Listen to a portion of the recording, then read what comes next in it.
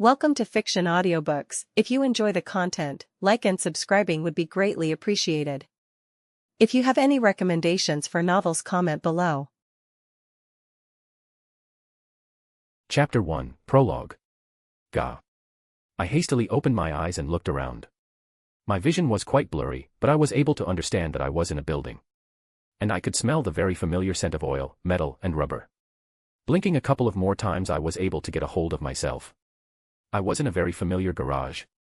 "Isn't this Dad's garage?"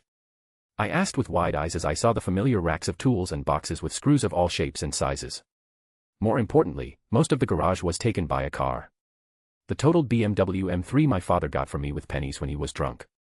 Yeah. When you want something from your parents, always try to get it when they are drunk. My father was drinking with my uncle back in the countryside. Over there I saw a brand new but very much totaled BMW M3. The car was going for parts and then into a junkyard.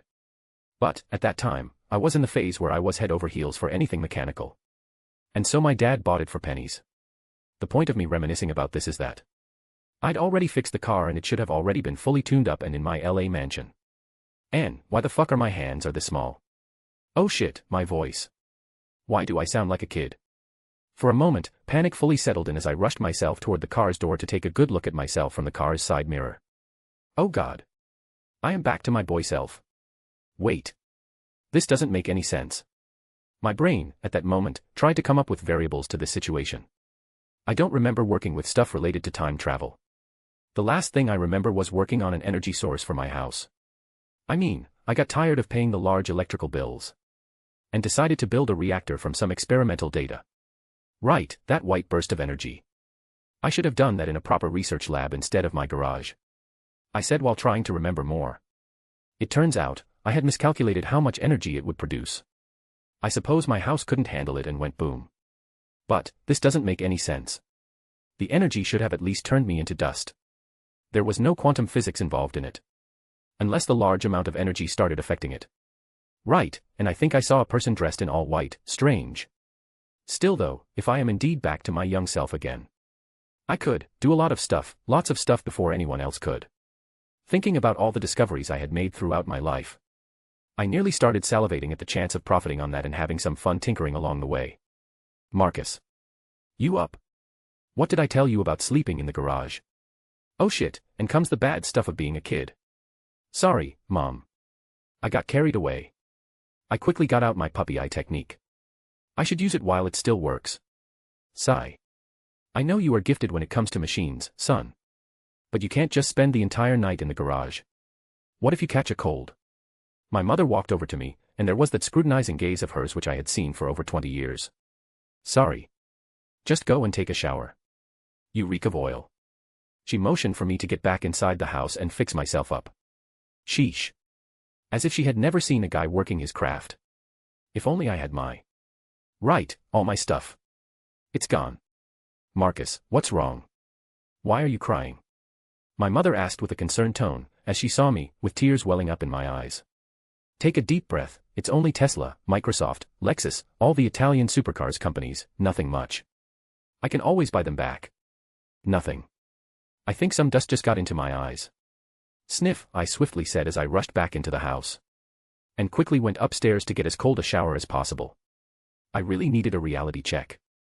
ASAP can't cry like a baby each time remembering what I had lost. And so, my trip to the past has begun. Me Marcus Goldman. The guy who spent his life tinkering with things in the basement and getting rich from it. As weird as it sounds, working from home is quite lucrative. It started with my dad taking me to his garage for the first time and me falling in love with it. From then on out I'd spent more time in the garage than he ever did. I pretty much took it over from him. Working from wood to metal, then going higher and higher to the point where, well, one can guess what level it is when you start building a self-sustaining energy reactor in one's basement garage. Exploding or not. Still though, I found it weird, how easily I could pick things up. Sure, I was called a once-in-a-lifetime genius and whatever other things there were.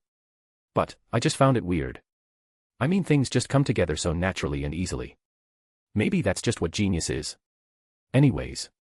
After waking up in my younger self's body, I found that things are a lot easier than it was before. After getting an extremely cold shower of which I nearly turned pale blue too, thankfully it was the summer holidays, and the weather was still hot. I returned back to my garage and saw my first ever car there. My desire to forget drove me to start fixing it with the things I had laying around in the garage. That moment I found out that I already knew the vehicle from the inside out. It reached the point where I could improve on the already existing design of this German car. It was at that exact moment that I realized I may not be in my past self, but instead I may have possessed or fused with another version of Marcus Goldman. The reason I was thinking like that was because I was certain things were different. For example, some companies which I used to work with and used to own a portion of the stocks on don't exist, and most importantly, the dates don't match. I remember getting my car back in 2004, but this time I already have it in 2003. It's either I am missing something or that Blast has sent me to an alternate reality, like in one of those light novels I used to read in my free time. Nonetheless, this doesn't change anything big in the scale of things. And after double-checking the technology level, well, I cried again. So I had decided to first work on the most essential of things, the smartphones, touch screens, the fiber optics, etc. The list is quite long. I mean, I started crying when I saw the fat TV which can barely even display 480p. While I had never worked on them before, as it was the basics among basics. By the time I had moved on to technology for machinery, everyone already had smartphones and fast internet. So I didn't really need to improve on any of it since it was already there. Instead, I spend my time on app creation. That's why I need to change my thought process, as by this point it's like knowing how to build the building but not knowing how to build the foundations for said building. In other words, back to basics. But then it happened, the event which changed my perception of the world as it is. It is totally not strange when a posh white book with golden letters engraved on it appears on my desk first thing in the morning, I said with a deadpan as I saw that a book had just appeared on my table. By this point, I am no longer surprised that the supernatural of some sorts exists. My crafting and creation skills can already be considered supernatural, and my existence in the body of my former self in an alternative reality is another clue of sorts that it can and does exist. Nonetheless, the book's appearance was like the icing on a cake. Slowly I walked over, not touching it, instead inspecting from a safe distance. After getting a good angle I was able to read out the cover. The Magic Arts of Solomon the Great. I read out loud as my eyebrows were slightly raised in interest. Okay, this is out of context, but why Solomon? I mean, I would take someone like Tony Stark's journal or something, or even Reed Richards, but this is, well, magical sounding. I thought out loud for a second before deciding to satisfy my curiosity and check it out. Slowly, I reached out and touched it.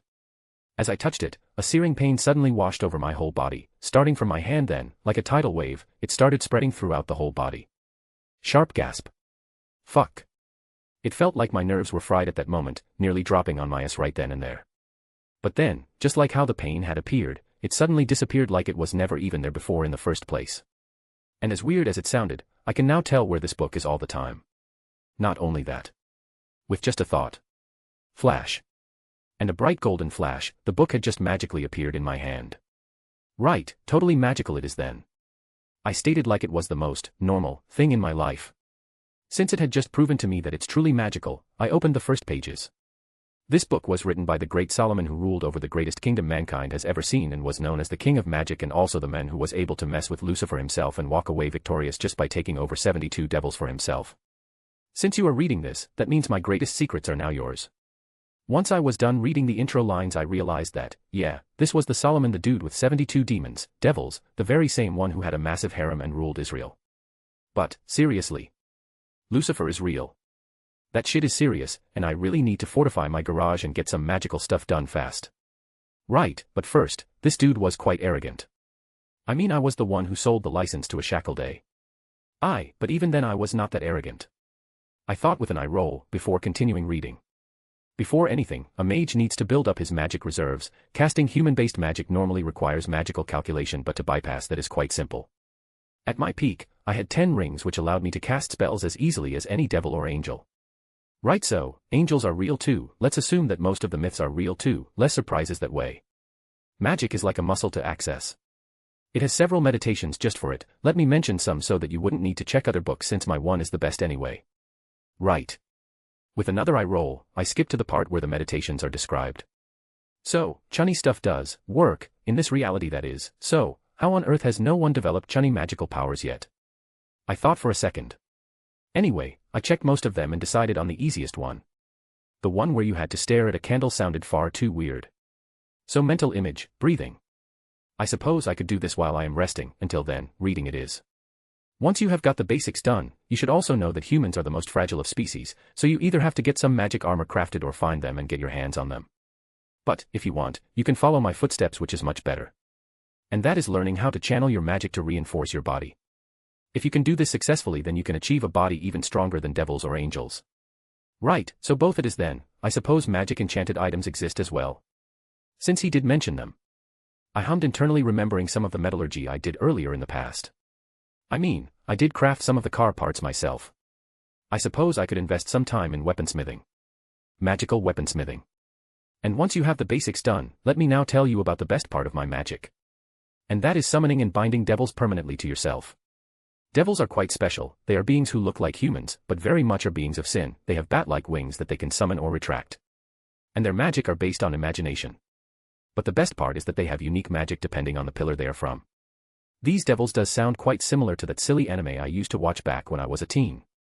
What was it again? Something school. All I remember are those nice armors though. As I thought about it, I checked the next page and saw a bunch of summoning circles, and just damn. I will truly be able to bind them just like that.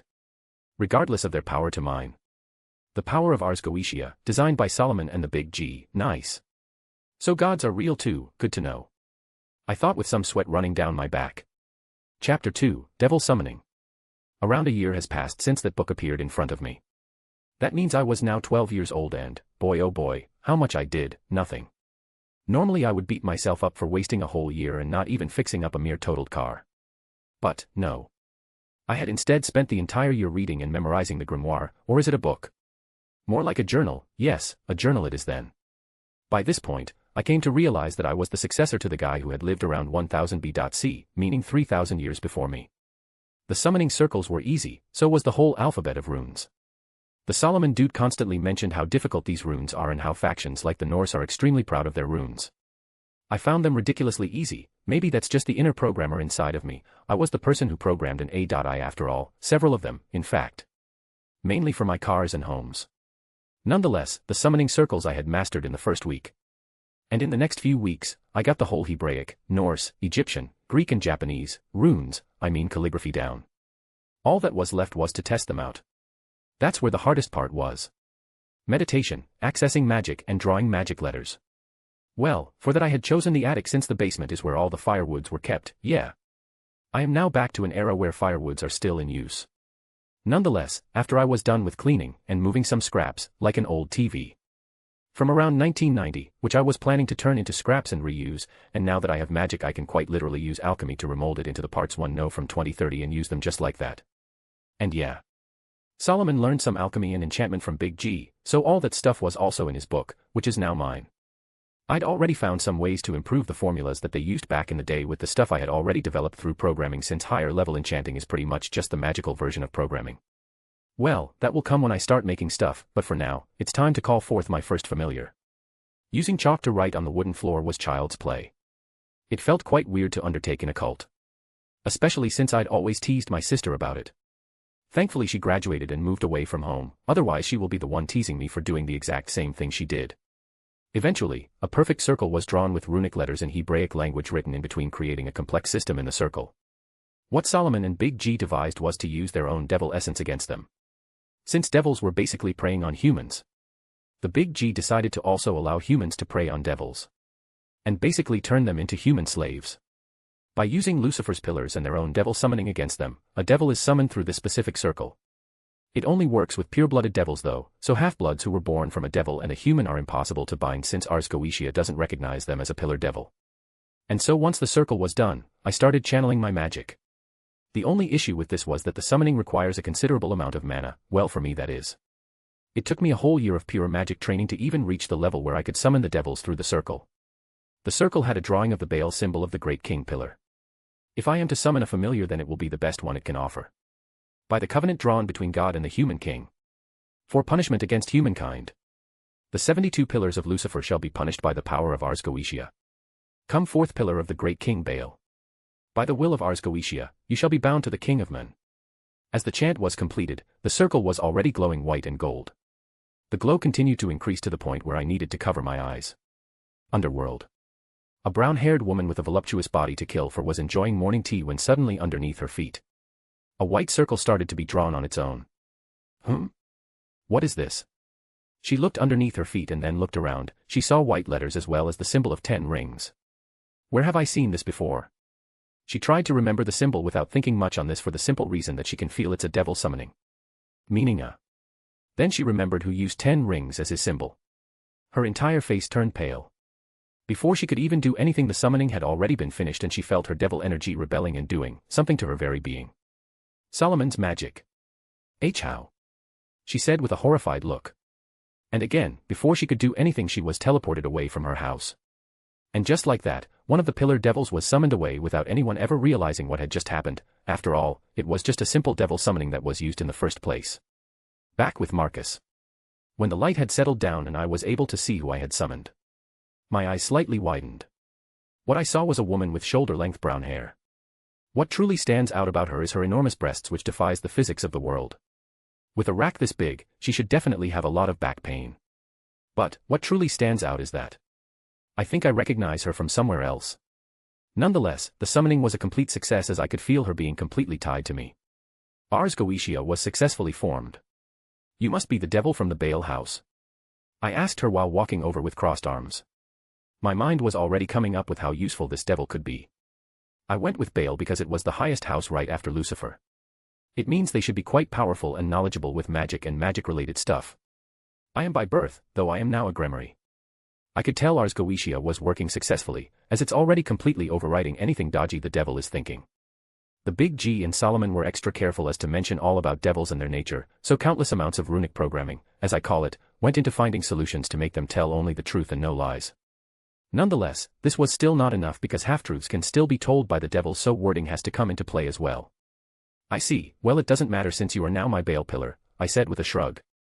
The brown-haired woman slightly frowned. From the looks of it, she wanted to be extremely angry, but Ars Goetia binding is absolute. You know what you did with this summoning? She asked coolly.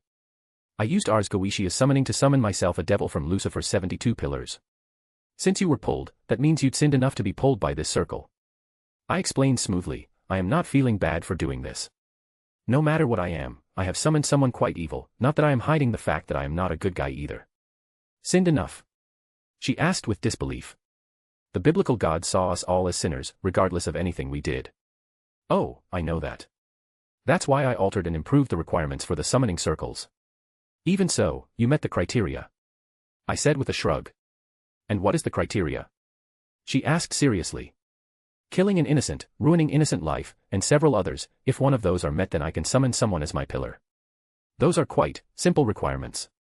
Devils, one way or another, did one of those things, especially in the older times. She said while grimacing. I assumed that she just remembered her past. I have no idea what older times you are talking about, and that's why you are here. You will be teaching me everything I want to know. I said as her eyes widened. I see. May I know how you achieved this? Where did you even find the means to summon a devil and bind one to yourself? The brown-haired devil asked me curiously. Maybe I will tell you one day. Tell me, what's your name? I asked curiously now myself, since I definitely did see her somewhere before. It's Quinnella Grimoire. The brown-haired devil lady introduced herself. That moment I remembered where I saw her before. I see. So, somehow, I got transported to my alternative self in that weird reality where the main character gets stronger from his perversion and women with physics-defying breasts.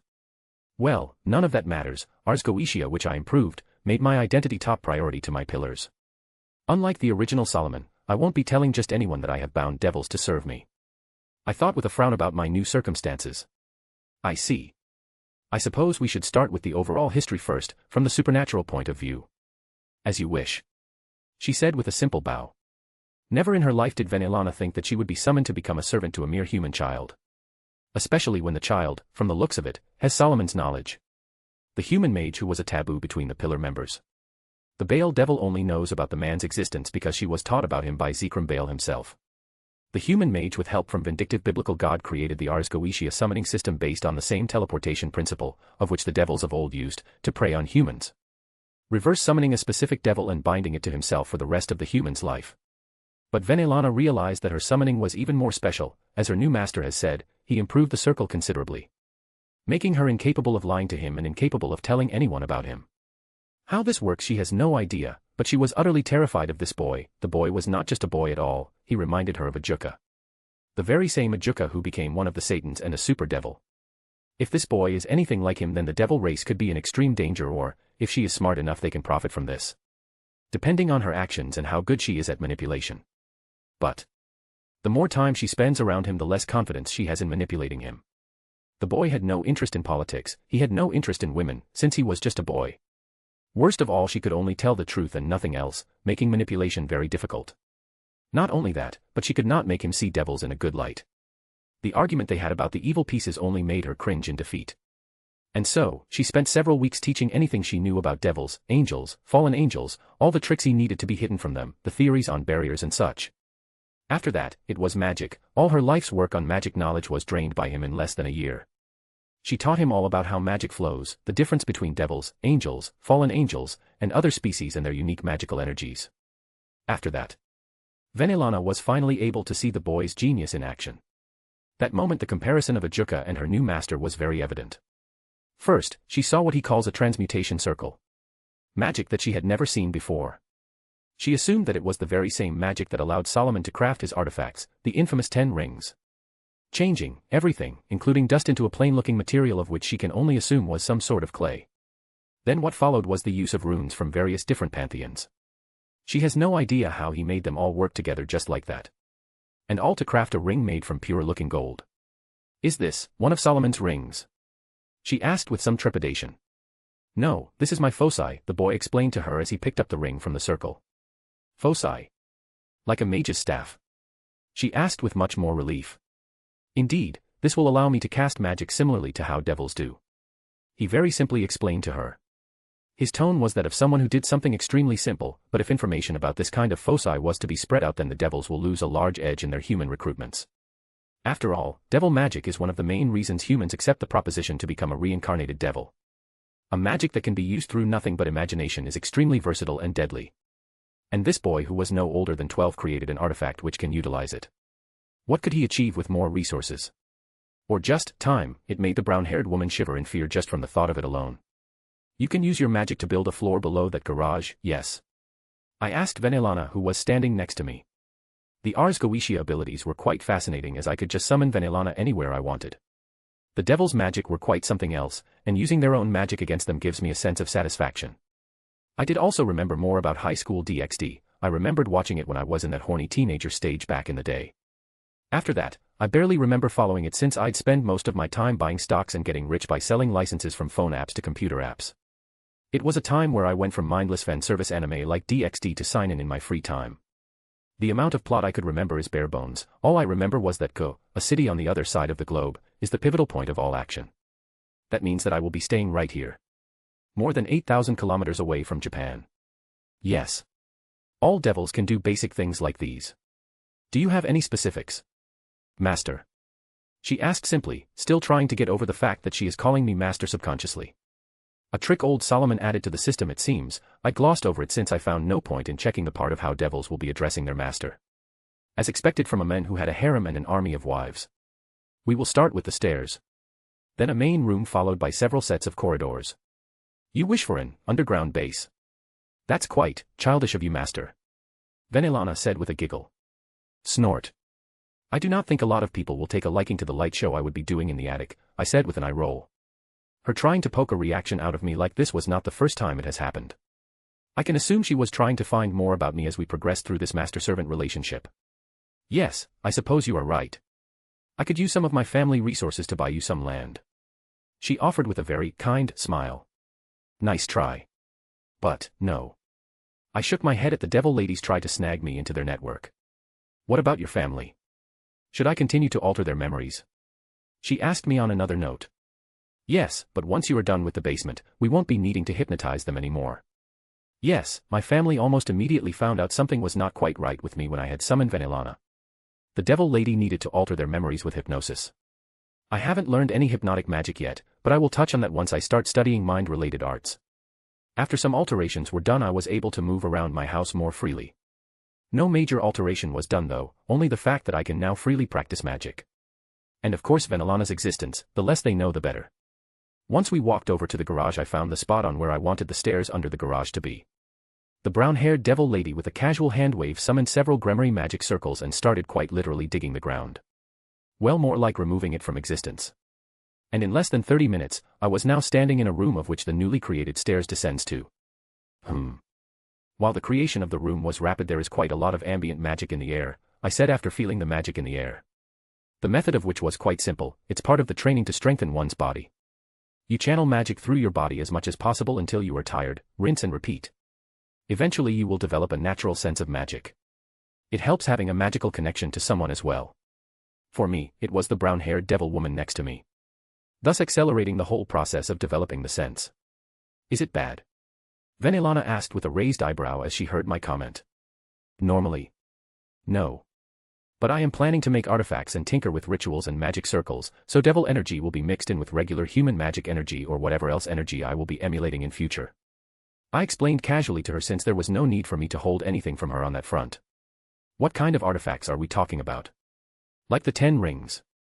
I could hear how on edge she was when the topic of the 10 rings came up. Yeah, the rings are simply absurd even by DXD standards. The Solomon dude could negate any type of energy, including Tukey. The only way to beat him was through pure physical combat. Which was also quite impossible since he could use any magic from any pantheon plus his 72 pillars. One could say he was the biblical god's trump card against the devils. In other words, if the dude didn't die, the underworld would have lost and Lucifer's 72 pillars would have become Solomon's Ars Goetia 72 pillars. The rings are quite good, but I'd already improved on that formula when I was reading up on sacred gear construction. I am planning on making much greater stuff, I said with a shrug, as I was looking away from her and looking around imagining how I would want to make my new workshop. I could feel how the devil lady turned completely stiff for a moment. So it's true that the biblical god had left the method of sacred gear creation to Solomon? She asked with disbelief. Not quite. There is no true method or specific blueprint. They are all artifacts of which are two-dimensional. I decided to explain this since she needs to be on the same wavelength as I am. Two-dimensional. Indeed. A human is a three-dimensional being, made from the physical body, soul, and essence or spirit energy. The sacred gears upon creation are transformed into a spiritual item, then it is attached to one's soul. And detached after host death. There are ways to make the gear physical. But two-dimensionality is much safer as one can't truly touch it without some sort of training. I explained to her as simply as I could. Big G has a system or a foundation of how all his gears were made physical and spiritual, but that system by this point already has many cracks in it. Especially by the fallen who is trying to crack the mysteries of his items. It's like a firewall for one's OS, now that brings back some memories.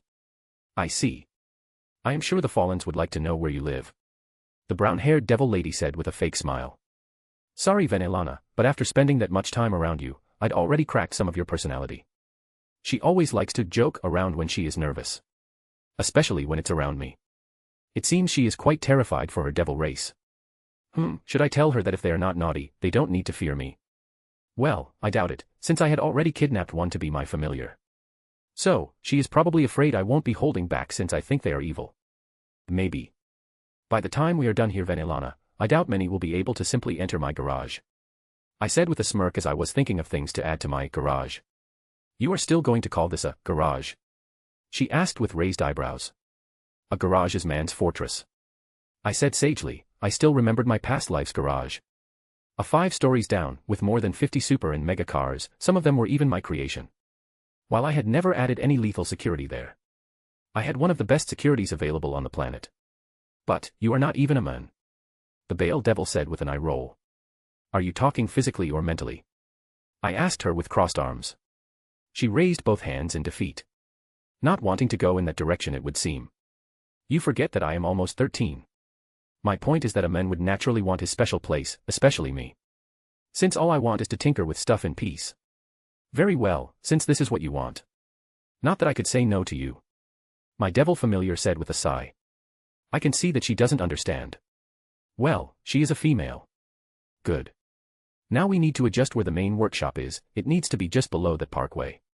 So that once a car is finished the section can lower itself and the car can drive out. I said while remembering my villa in Germany. The nation where I used to test my cars out on their highways. Sigh. As you wish. The brown-haired devil lady just sighed and continued with her work in expanding my garage. By this point, Finalizing was already a builder, a teacher, a psychologist, a profession where a person is listening to another person's story for money. And then the reverse happened when she ended up being taught by a 12-year-old nearly 13. About magic of all things which she still can't wrap her head around. Nonetheless, she finds this time of her life quite fascinating. But then, it happened. Her husband with quite an arbitrary decision decided to engage their baby daughter to the youngest phoenix. It was so random that even Venelana was out of words, and her baby daughter Rias. She went hysterical that they took the choice away from her hands. Master, please. I need to return home. Can I take a week off? The Baal devil pleaded to her master, who has finally moved into his new garage. Sure. I don't have any use for you right now. He motioned for her to leave. Marcus had several white circles drawn and a bunch of plain-looking clay laying next to them. The very same material he will use to make his artifacts. The Baal can assume her master was already thinking of plans to make some of the crazy artifacts he told her about earlier. Not that Venelana can remember much, as she was still in shock that her master knows how to make sacred gears and she can't tell anyone or write it down to anyone. Her brain does not even operate in that direction when she is not around her master. Meaning that her train of thought was already affected by Ars Goetia. That is just terrifying. Well, for now, she should stop thinking about this, and focus on her baby girl who had just learned the grim truth of being the heiress of a pillar house. Few days later. While Venelana did her job perfectly, she uses her magic extremely loosely, meaning the moment I dispersed and collected it, the whole underground garage of mine turned dark. Meaning that I needed light, and then I realized that I needed water as well. Since I was not planning to go to the surface just to wash my hands or take a piss. So, first light. Extremely simple, with magic especially, I was done with that in just a few days.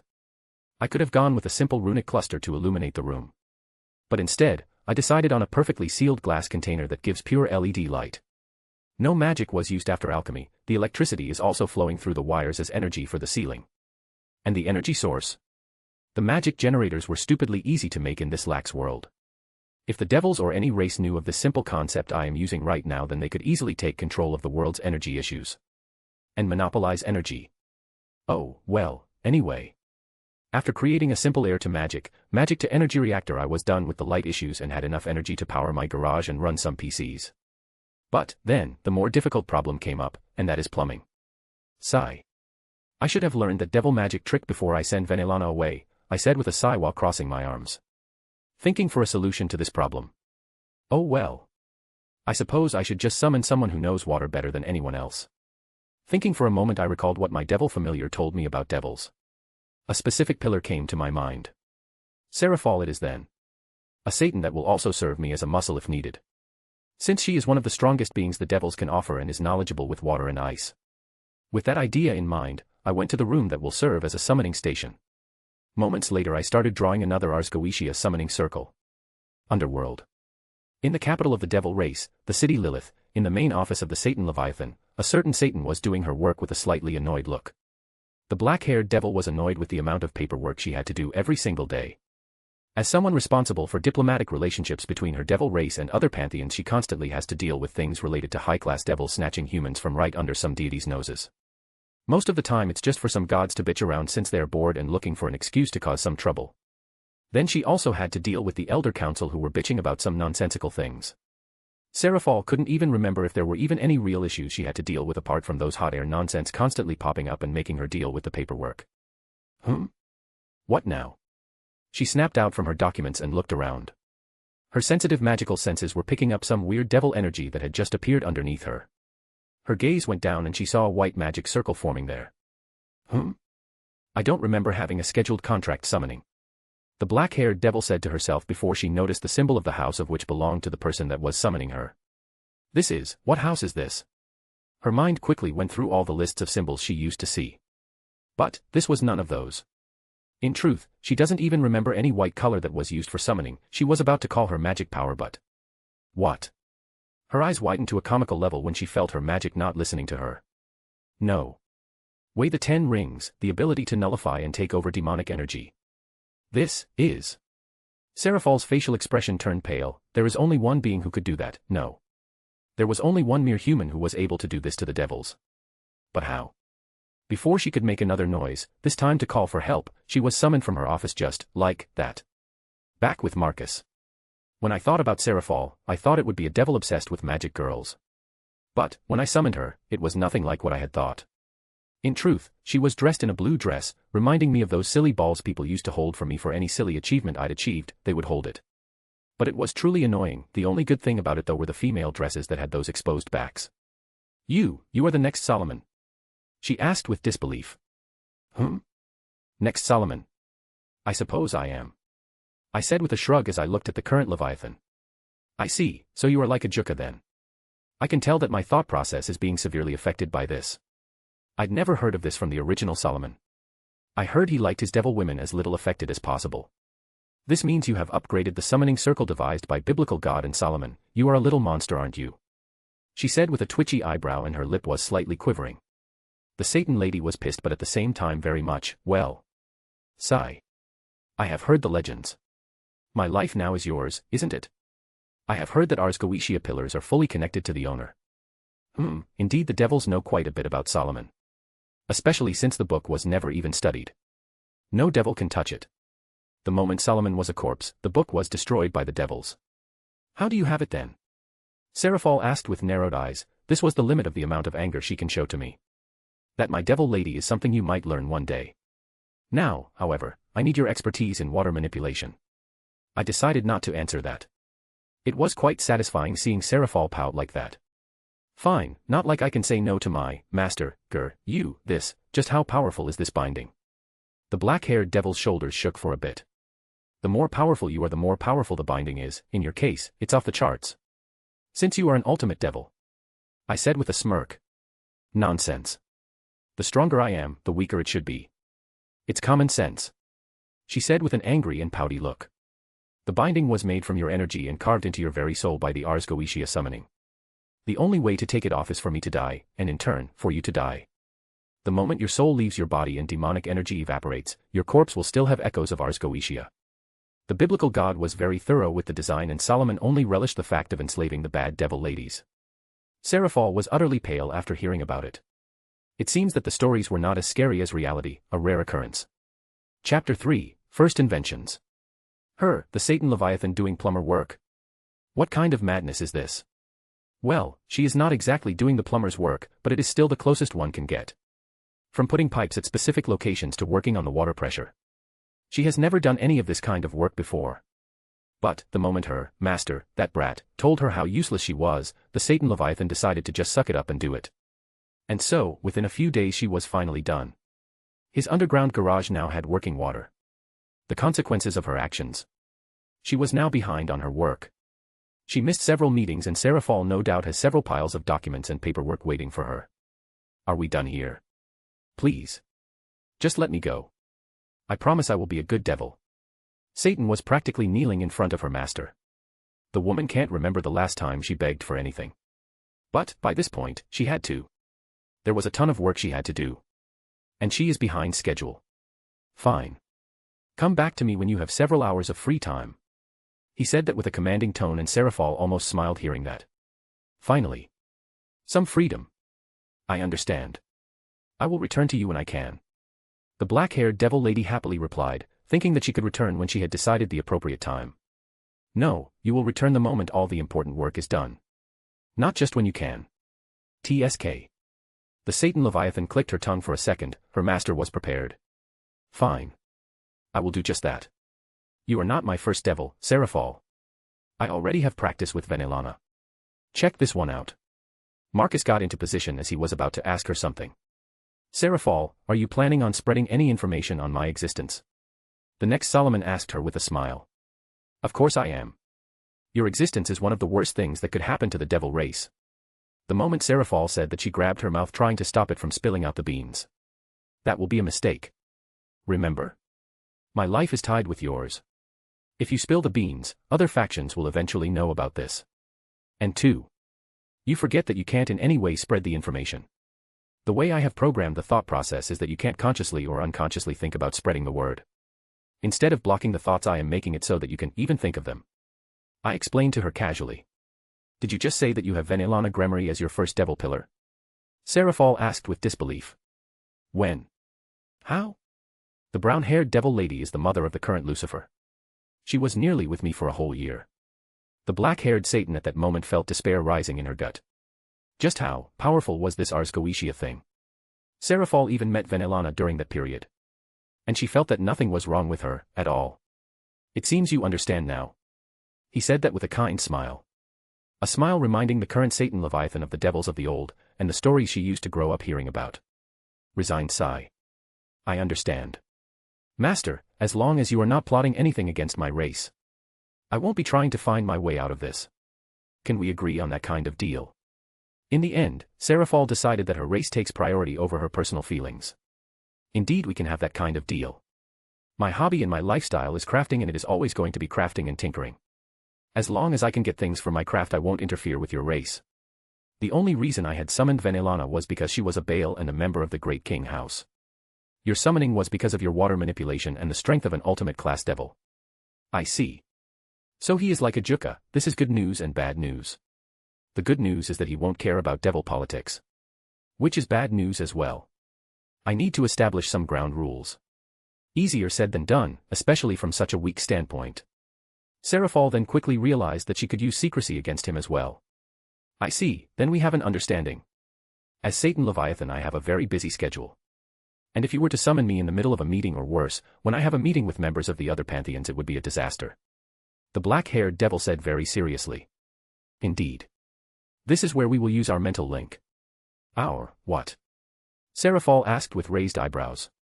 Ars Goetia attached you to me. I can feel your emotions to a certain level, Anne. Marcus stopped talking and instead.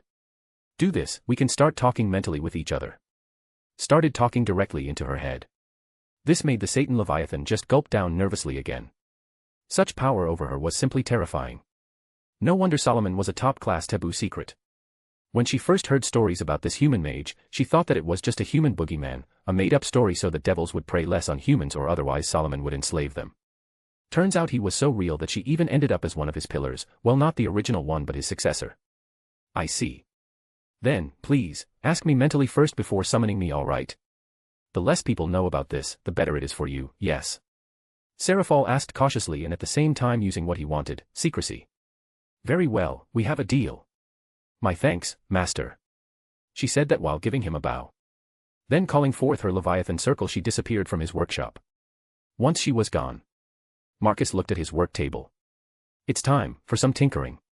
He was nearly jumping up and down just from the thought of it. At first, I decided to do some basic trigger-based weaponry.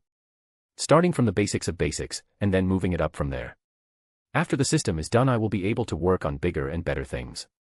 Like adding elements to things and stuff like that. After getting the neutral clay material done, I turned them paper thin and spread it evenly through the table. Once that was done, I started drawing the runic circles.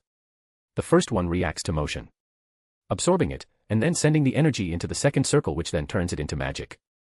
Once the transformation of energy into magic energy is done, it then flows into the accelerator circles. Where it gains more power, then it passes through the magnifying circles for a magnified effect before reaching the final release circles. After finishing with the runes, the thin paper-like clay was now full of circles. The system of shooting magic was done. Now all I need is to give it a form. The most obvious form is a gun. Alarm clock. It's already 1700 hours. Damn, this stuff is quite time-consuming. I said to myself as I looked at my handiwork on the table. But first, some food. The next day I was back and had started working on the layout of the form. From the paper-like form into that of a gun which can fit into one's hand. It took me several days, which then turned into several weeks. Along the way, I had also spent a lot of time simply typing down the future upgrades for this magic caster. A magic gun. Castor. The plain-looking clay had transformed into a metal, and the item now finally looked like a plain metal gun.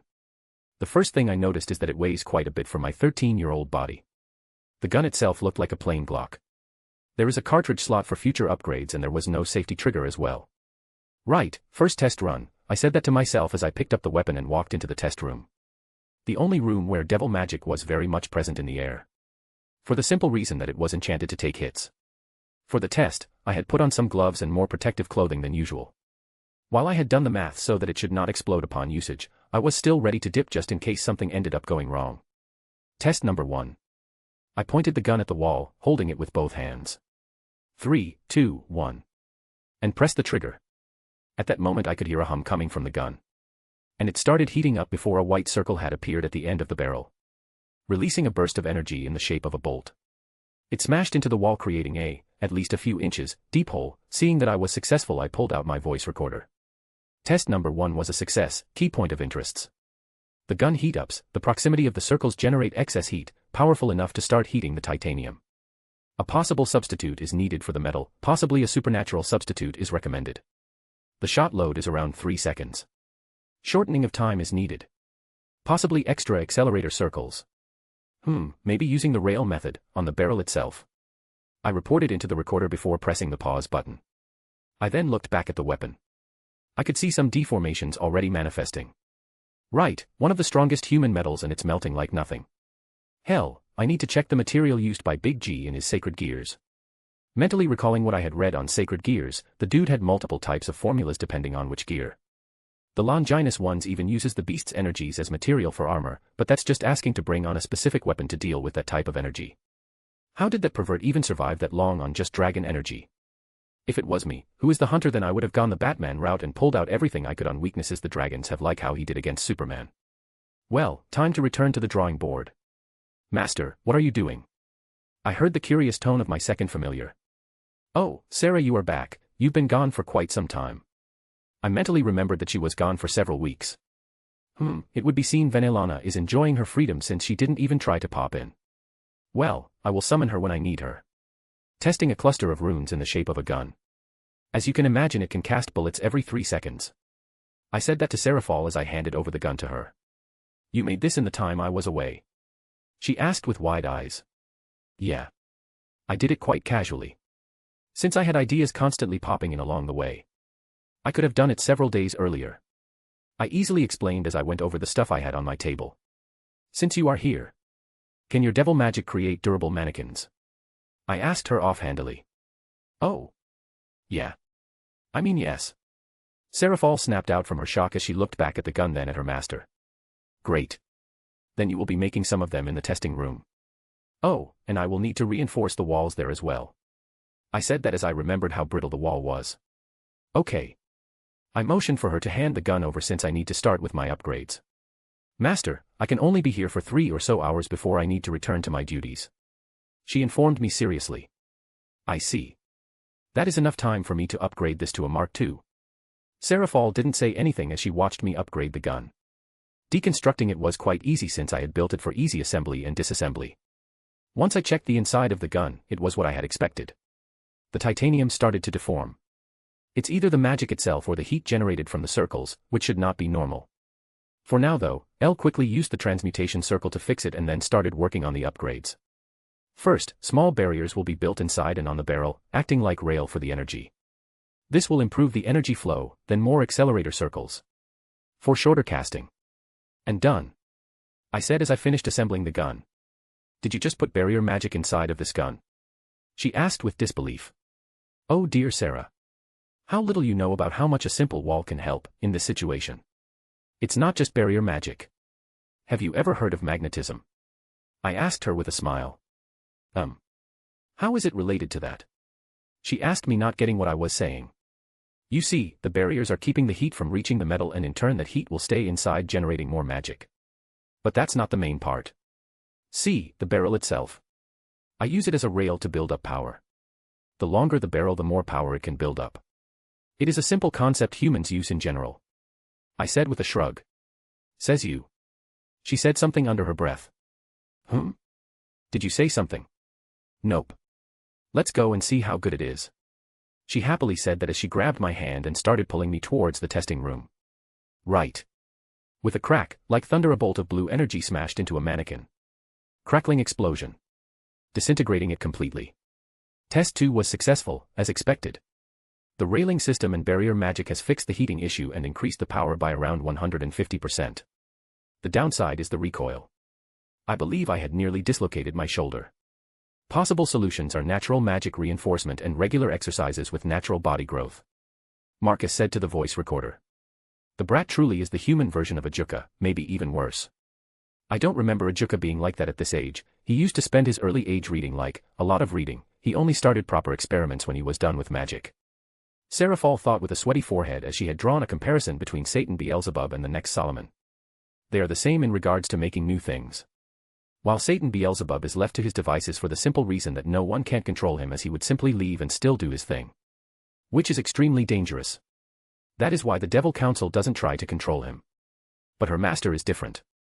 The boy is barely 13 and he already created a superior weapon to the ones used by the church. Worst of all, she has no idea how to control him. Any comments? Marcus asked Seraphol as he walked over to her side. Well, it's superior looking to the weapons used by exorcists. The Satan Leviathan said with a sigh. What can she say? Please don't sell these to the church. Yeah. Thought so, the point is that I made the ammo cartridge area act more like a program. He said that as he showed the empty slot for the ammo cartridge. Act like a program? She asked, confused. You know about video games, right? He asked her, remembering that Seraphol is a magic girl Leviathan. Yes. Well, you know the old-style ones where you put a cartridge to play a specific game. Yes. She had a look of realization as she started putting things together. So think of it this way. Depending on the cartridge the gun can shoot, demonic energy, holy energy, dragon energy. He said that with a smirk. That's not all, depending on the cartridge it can be a minigun, a particle cannon, or even a magic cannon, Marcus clarified more with a smile. But it's a handgun. Did you miss the part when I said that it's an item that turns motion into energy, then energy into magic which is accelerated and released like a weapon? He said with raised eyebrows. Yes, but it looks like a handgun. She tried to process how a handgun can be like cannon.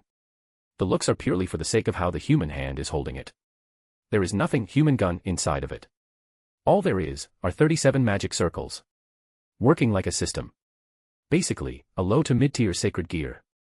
Since low ones generally only have 31 circles inside. But, I digress. I can only call this a pseudo-gear since I used human materials as a base. He said to her as he swirled the weapon on his finger. He felt satisfied. Inside his element. Back to making stuff. Finally, he is back. The moment Seraphol heard him mentioning sacred gears she remembered the infamous 10 rings of Solomon. The pseudo-sacred gears built by Solomon for Solomon. The very same ones that made most of the supernatural regardless of their powers quite simply useless in front of the human. One of the reasons why he was called the boogeyman of the devil race. So, it's true then. That Solomon could make sacred gears. Seraphol asked with more fear than ever before. Does this mean her master isn't just a Juka-level genius, can bind devils to himself, but also have the biblical God's blueprint to make sacred gears? Just how dangerous is he? In layman's terms. Yes. So far with some testing I could craft a high-level one. But a Longinus. I need to check one in action. Do some surveying. Check the energy readings. Big G used a concept as a base for some of them, I could do the same. With the right emulation of dragon energy, I could make something similar to boosted gear and divine dividing. The moment the black-haired devil lady heard that he could make something akin to boosted gear or divine dividing, her mind stopped to a crawl. The way he said it sounded as if it was only a matter of time for him. Impossible, there are only 2 heavenly dragons. And they are serving as the cores of those gears. Satan Leviathan reasoned with him as she wanted to believe that he can't do it as he was already dangerous enough as it is. But, the more time she spends around him the more fear she felt towards what he can do. Oh. Do you think it's impossible? He questioned her, amused. At base, tell me what a dragon is. He added another question on top of it with a raised eyebrow. Basically, a dragon is just a sapient energy which is crystallized into the physical realm. All I need to do is mimic it, create artificial intelligence for a blob of energy and it will be a dragon core for me. Give it some previously programmed dragon abilities and I will have something similar to Boaster Gear or Divide Dividing. Even so, they won't be as powerful as the original pair of gears. Seraphol reasoned with him. True, but what about Mark II? Mark III? Or Mark XX? He asked her with a curious look. Now, the black-haired devil lady has realized what this means. Once he cracks how to make it, well, it will be chaotic. Everyone will want a piece of him. That moment, the fear which she had felt towards him disappeared. Instead it was replaced by desire that she needs him on her side. Since she can't kill him. For the simple reason that she will die as well. It only leaves a simple desire that he needs to be on the devil's side. Knowing the current angels, they will never want second Solomon to be around them since the majority of angels hated the men, only the biblical God liked him for the simple reason that Solomon wanted to control and enslave the devils instead of killing them off. Don't worry, since you are mine I will make some for you. He casually said to her. You would? But why? She asked with disbelief as her brain stopped for a second and couldn't understand. Because you are mine, my pillar, my power. You forgot that already. He asked back, also with disbelief that she still hadn't understood her situation. Or are some of them just that slow? That moment Seraphol almost facepalmed herself. A small groan escaped from her lips. How slow am I? Of course. I am his power. I don't need to think in this regard. Giving me his creations will make him more powerful.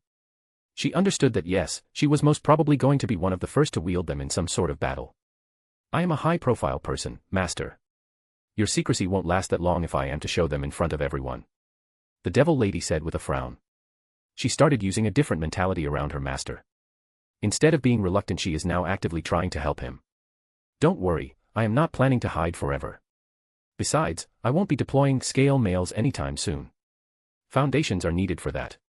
But that doesn't mean I can't help you with gadgets. He said with a knowing smile. A smile that means that he knows something important about her. Help me with gadgets. What gadgets are you talking about? Seraphal tried to understand what he could give her. All she cares about is Sotan and her work as Leviathan. The one which will shrink the amount of paperwork you do as Leviathan. He said that with a knowing look. That moment Seraphal's opinion about her master went from +10 to +70.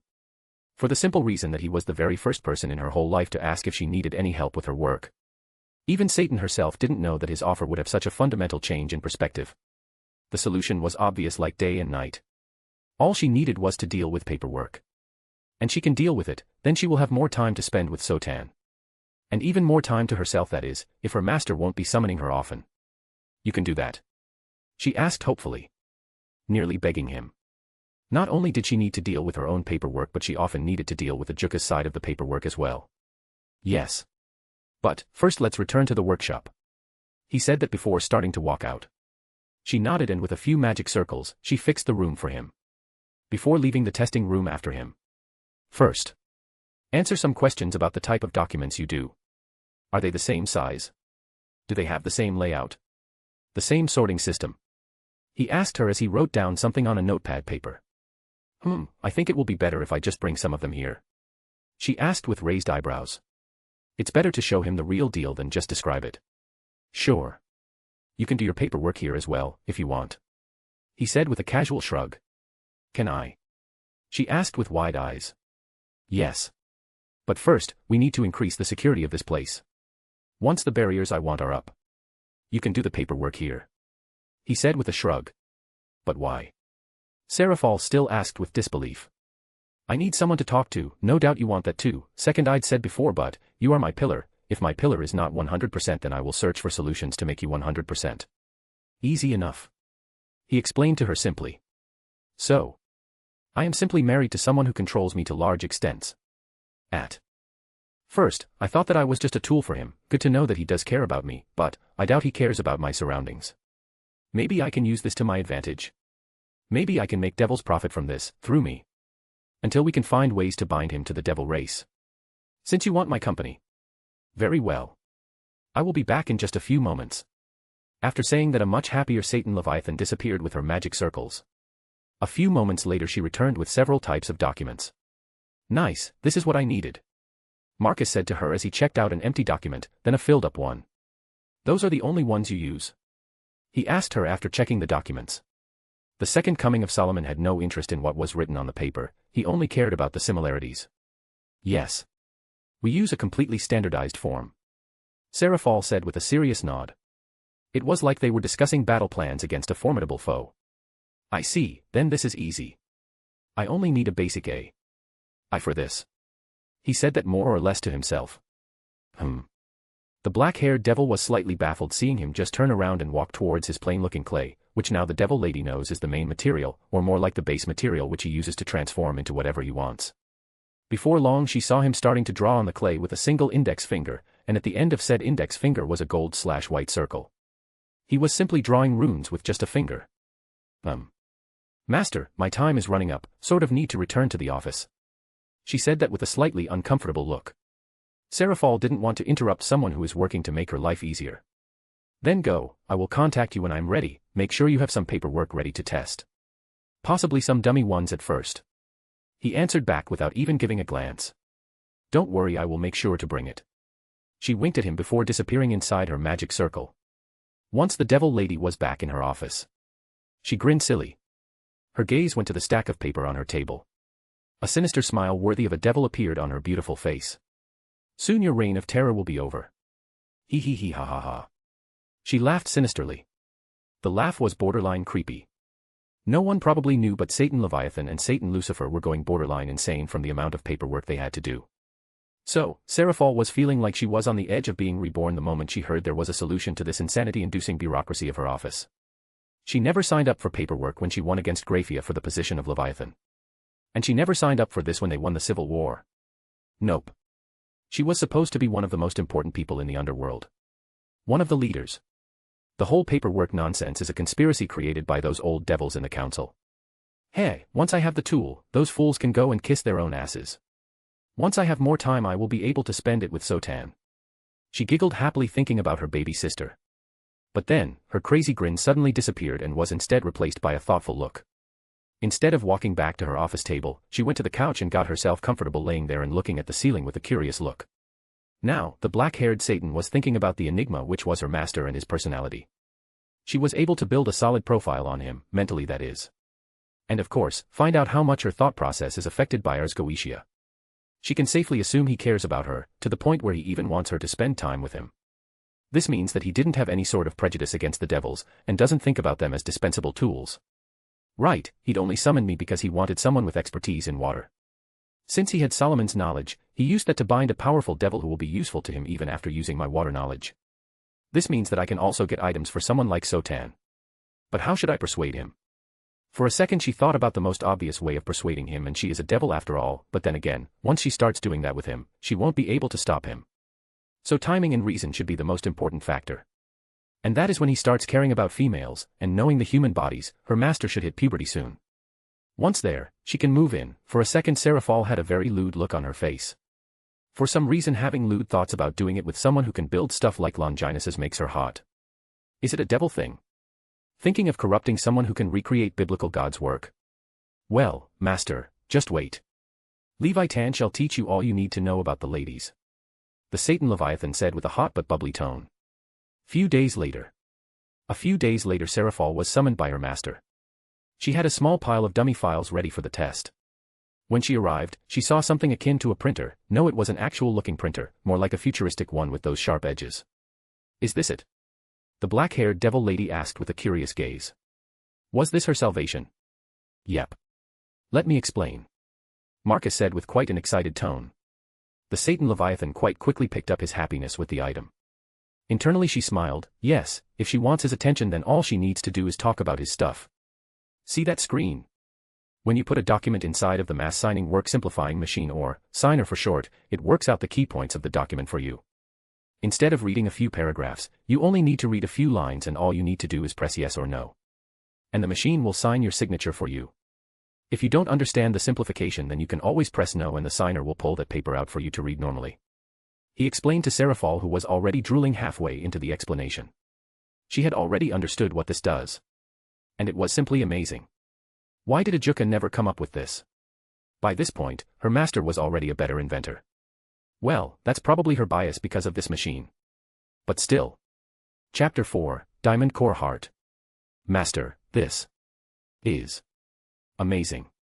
Seraphol nearly started dancing after returning from finishing her work in absolutely records time. I did a whole day of paperwork in less than an hour. And like you suggested, I also tested it out for a bit, tried more difficult documents. But the thing worked just like magic. And I know that there was no magic inside of it. She proudly said to me. I see.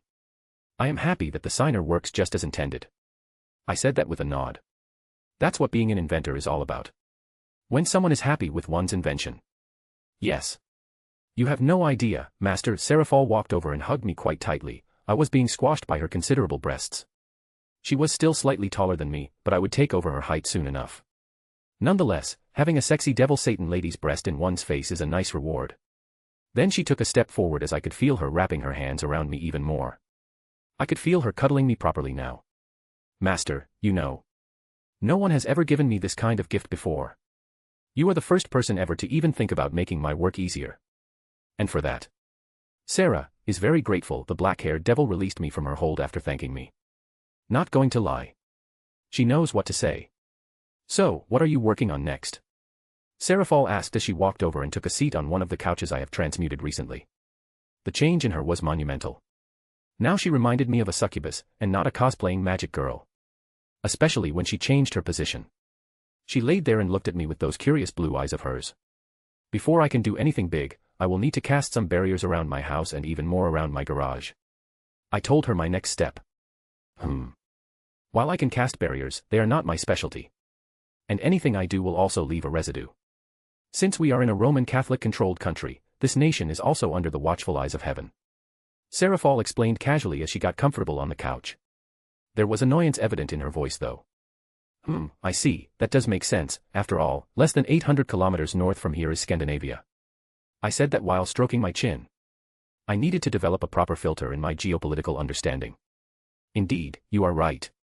The majority of the Baltic countries are under the eyes of the Church. And since the population is quite small, much more supernatural things could occur here. She explained our current situation from a supernatural standpoint.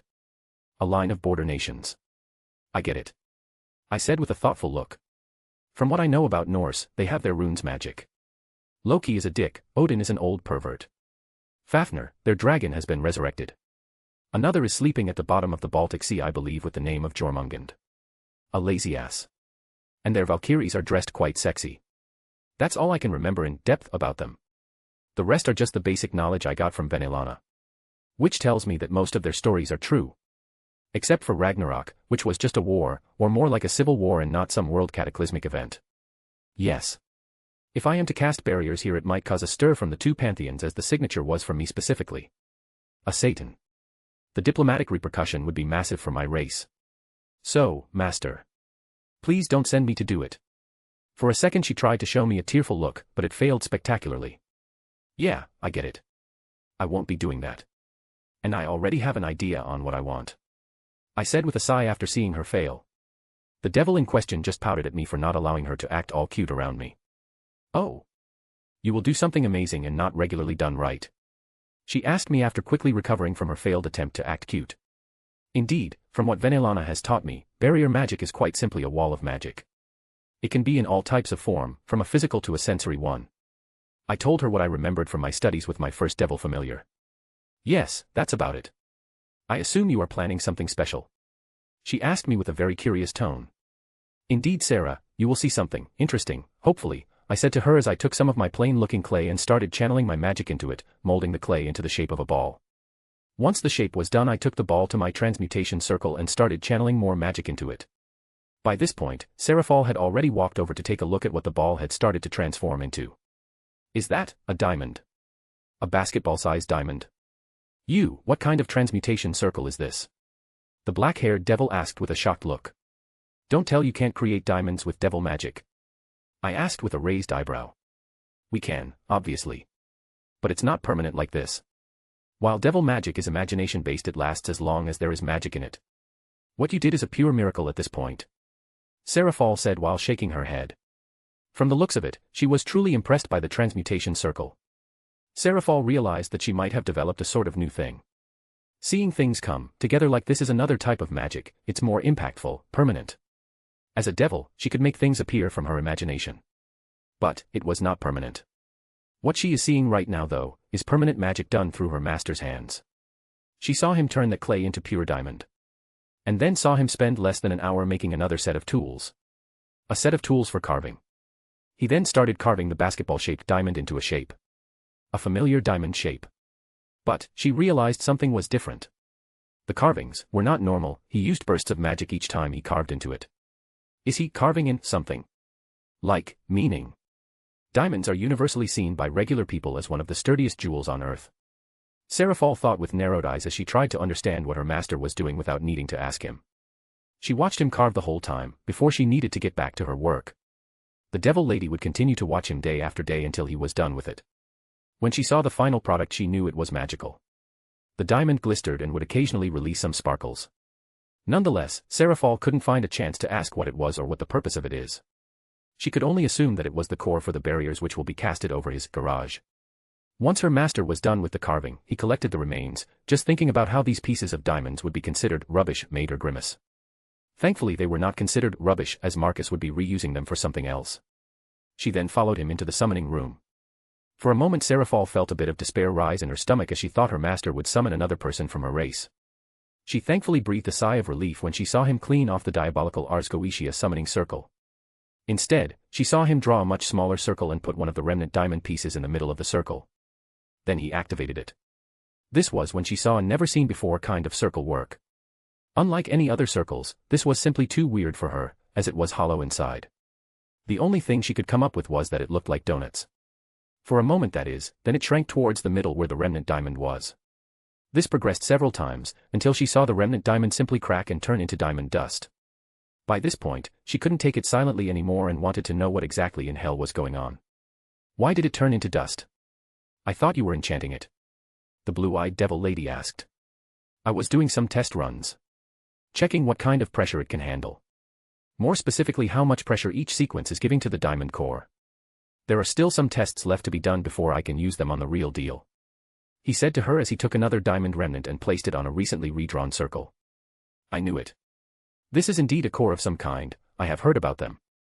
I think my family has one. Sarah Fall said with a knowing look. You think? You don't know yourself.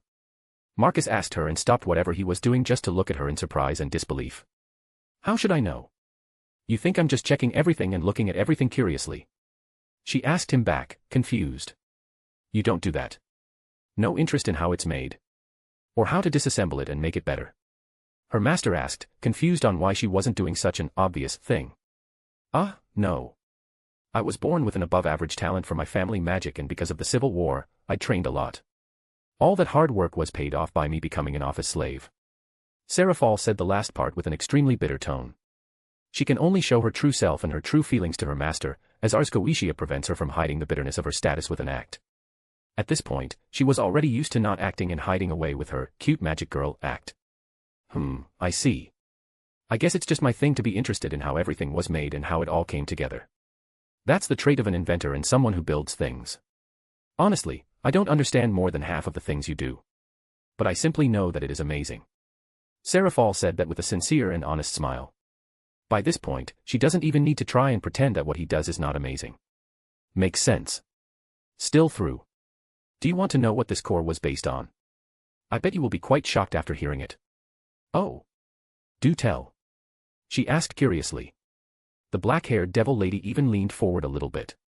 This method was based on the very same one which the heavens system uses. Seriously. Very much so. While the scale, the material, and the purpose is different, the method of programming magic is very much the same. Marcus said in an excited and very serious tone. He likes this thing a lot. Master, does this mean you could, theoretically speaking, make your very own system like heaven have? Sarah Fall asked with a gulp. Her mind was going thousands of miles per hour, as she realized the possibilities of this. He could control the flow of souls, sacred gears. Or even create his very own angels. Theoretically I can do anything if I put my mind to it, will I do it? Probably not. Making a pantheon of my own sounds like a ridiculous amount of work. I only need to look at your situation, Sarah, that is all I need to know that it's simply not worth it. The gains dwarfs the losses, I prefer making physical things, not creating religious pantheons. I see. She said with a distant look. What could such a system do for her race? Maybe help with pillar magics. The possibilities, in a way, are endless. Now she needs to find a way to convince him to do it. So, Solomon knew about heaven's system. I didn't think they were that close. Sarah Fall asked absent-mindedly. Snort. Of course not. He only knew how to make sacred gears, more like he remembered what Big G said about them and used that to make his rings. Marcus explained to her while testing the unique-looking circles on the remnant diamonds. Then, how did you learn about heaven's system? She asked with wide eyes. This doesn't make sense to her. In simple terms, they were talking about the engine of a car. At this point, I already know how the engine looks, so the only thing I need to do is design and make the car. And the best part? I can design it however I want. Marcus said that to her with a smile. A smile telling her that he might or might not possibly just come up with something which will make everyone gulp down in astonishment. Isn't that just great? He asked her with an even brighter smile, like he found a truly fascinating tool. Yes, great indeed. She said with a small gulp of her own.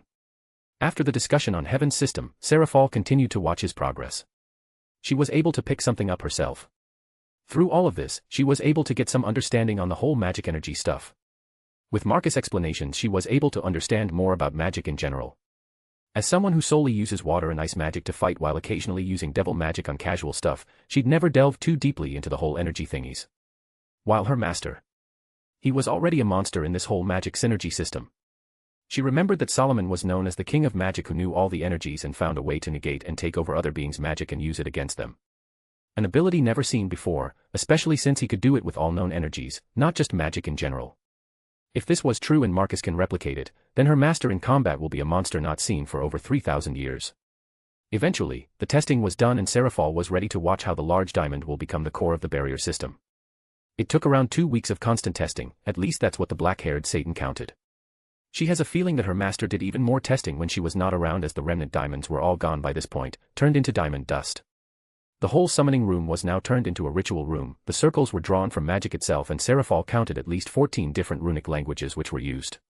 To her knowledge, her master only knew 7, now he knows 14. What is he even doing in school at this point? Well, are you ready? This is going to get a little bit shaky.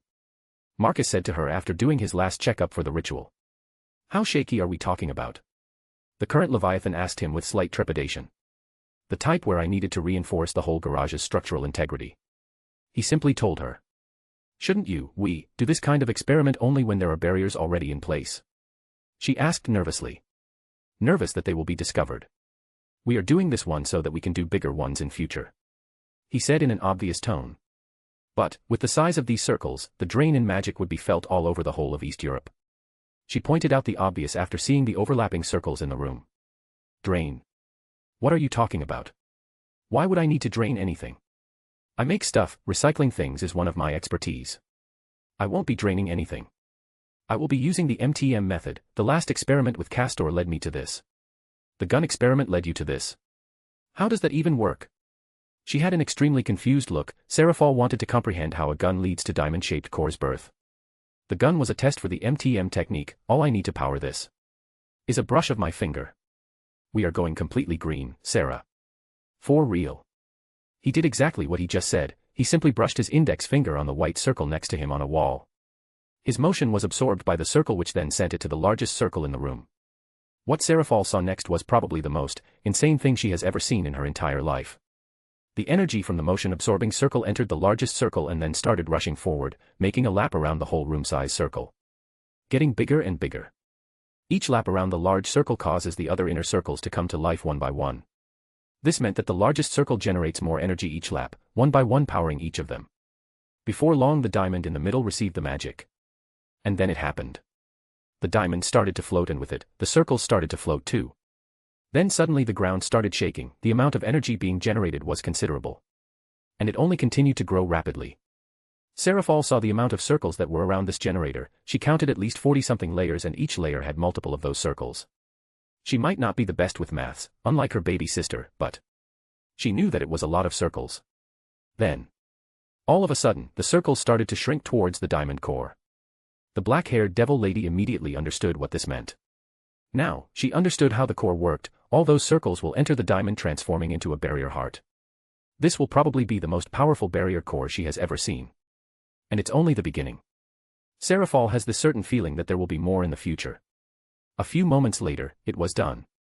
The diamond glowed, bright white light consuming the whole room as it shined with its radiance. After the blinding light settled down, and the current Leviathan was finally able to open her eyes, she saw how the beautiful diamond core was releasing whitish particles. This looks so beautiful. I wonder. Could I get this particle stuff for my place? Preferably blue. Then red for Sirchan, green for Ajukachan. He. She giggled inwardly, before immediately snapping out of her trance over the beauty and realizing the repercussions of such an item. As it is now, the underworld doesn't have any pillar house that could produce such specialized barriers. Meaning that if this gets out. Sigh. What's the point? Everyone would want a part of him. This just cements it more and more. Seraphol, just focus on the fact that you have the best shot of getting him yourself. For the devil race, of course. She slightly blushed as she realized he was now at her height. Oh, his growth is so fast. So how does this work? Sarah asked me as we were standing in the new room meant only for the core. It was another floor below. So, with 2 floors underneath, my garage has finally reached the next stage. We are going to mark the areas, as this could theoretically cover the whole globe, I said with a thoughtful look. It could. She squeaked out with disbelief as she stared intently at the core. I said theoretically, the diamond size is too small for that. At most, it would only be able to cover the whole nation. But, I am only going to focus on my town. Anyways, there are 3 layers to it. First is the recon, which covers the whole city. Then the in-depth observation, which covers the entire block we are in right now, and the core security, which is my garage. This means that you can't just teleport in, you can't even use magic if you don't have the permission. And most importantly, it will all be connected to the garage's structural integrity. Which means it can reinforce the walls, power the tech inside of it. And it's also going to last as long as the diamond lasts. And how many years is that? She asked him, trying to remember how long diamonds last. If it was exposed to the weather conditions of the outside world, it would last for 3 to 4 billion years, but since it is fully encased and the case itself is powered by the very same magic, it would last pretty much forever since the core can just last that long. I explained the loop of my barrier core. But the diamond is only. Wait. Those circles. They send specific magic which keeps the garage in pristine condition. She said with realization. Her gaze went to the diamond in the middle of the room and saw the cables attached to the whole thing. All that from a single stroke of finger, beautiful isn't it? I said that while staring at the diamond core in the middle of the room. Even with the case, the white particles were still appearing. That just shows how much power the core was generating. Unlike my previous attempt which had killed me. This time I have put shackles everywhere. No more one silly miscalculations. And best of all, the computers were not needed for anything. As I did all that with a regular calculator. Yes, quite terrifying. Sarah said as she looked on with disbelief at the diamond core. Now that this is done, time for the hardest part, I said with a resigned sigh. The hardest part? There is more. She quickly snapped out of her reverie and stared at me in shock. Yeah. We are going to place boundary markings around the city. Do you know what this means? I asked her seriously. We are going to leave the garage. She tried to understand what I meant. Exactly. Nonetheless. This is a must. So, we are going to have to leave my garage. You don't want to go outside? Sarah asked with a baffled look. I don't want to go when it's not necessarily needed. I find it a waste of time unless I am doing field research. I explained to her, while I am not a hikikomori, I don't like wasting time outside for pointless things. I have seen most of the world and had several of my garages all around the globe. Then think of this as a field expedition. Sometimes leaving your garage is good for you. You never know, you might just get a spark of inspiration. She said the last part with a smile. I thought about it for a second. It was only a few moments, but Seraphal was already fiddling around, waiting for the answer. I guess you are right. I knew I had chosen wisely when I had chosen you as my second pillar. I said that with a proud nod. Don't forget that I am a devil with several hundred years of experience. She said that quite proudly. And also got educated by a 13-year-old boy in magic, I said with an eye roll. Sarah quickly deflated after hearing that. Right. After the activation of the barriers, Marcus' pace truly exploded. For Seraphal though, it was just like a blur. As someone who has a long lifespan, she doesn't have the urge to rapidly do things or be in a hurry. But her master thought differently. The black-haired Satan saw how rapidly things were changing in his garage. One day she had appeared in his workplace just to see it at least twice as big. The floors have been laid down with tiles. The day after that she saw the walls redone, repainted in a soft blue accent. Then the day after, the lighting was redone. There was now a unique chandelier placed in the main working area. The progress of his workshop was monumental, especially for a human who was not even using any devil magic. She can't remember the last time she truly helped him. While she was more than disappointed and even annoyed at herself, Seraphal didn't give up. She knows that there will come a time where she will be able to truly help. And so, days turned into weeks and weeks turned into months. The black-haired devil lady saw several futuristic furniture making its appearance, including a table with a long bent computer screen which Seraphal was sure Ajuka would gladly visit this place for. Then she saw holograms starting to appear on a pool-like table slightly away from the computer. It was quite big and she already knew what it was for. Designing, she already saw him programming the thing. By this point, she understood that calling him just a monster or genius is far too disrespectful. She needs to find a proper term for him. The hologram technology was still something devils themselves were working on. Ajuka doesn't focus on them as he does whatever he pleases. But, if he is to see it from this perspective, then he might have invested more time into it. What do you think? Marcus asked her as he noticed Seraphal's arrival. The black-haired Satan looked around. You should get some paintings. I can assume that the majority of that place will be used for cars. She pointed at the large empty area in the middle of the workshop. Probably, most likely, while the walls won't be like that for long since I am thinking of putting my scale mails there. He said that last part with a smirk as he saw her reaction.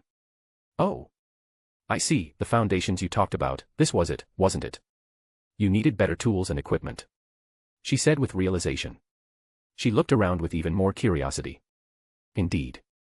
Although, the first few models would not be as amazing as boosted gear or divine dividing. He said with a somewhat pained look, he didn't like that those relics, from the previous generation, were still better than anything he could make as of right now. Says the guy who created a diamond core that can just last forever as something interesting. I'd stopped caring about that part. Seraphol just shook her head and looked at him deadpan. Well. I thought you guys have this kind of stuff in your mansion. He said as an excuse while shrugging at her. Right. I checked the barrier core in the Citri household. It's barely the size of my palm and it was just based on some sort of pearl. It is quite fragile compared to your glowing particles dispensing diamond core. She said with an eye roll.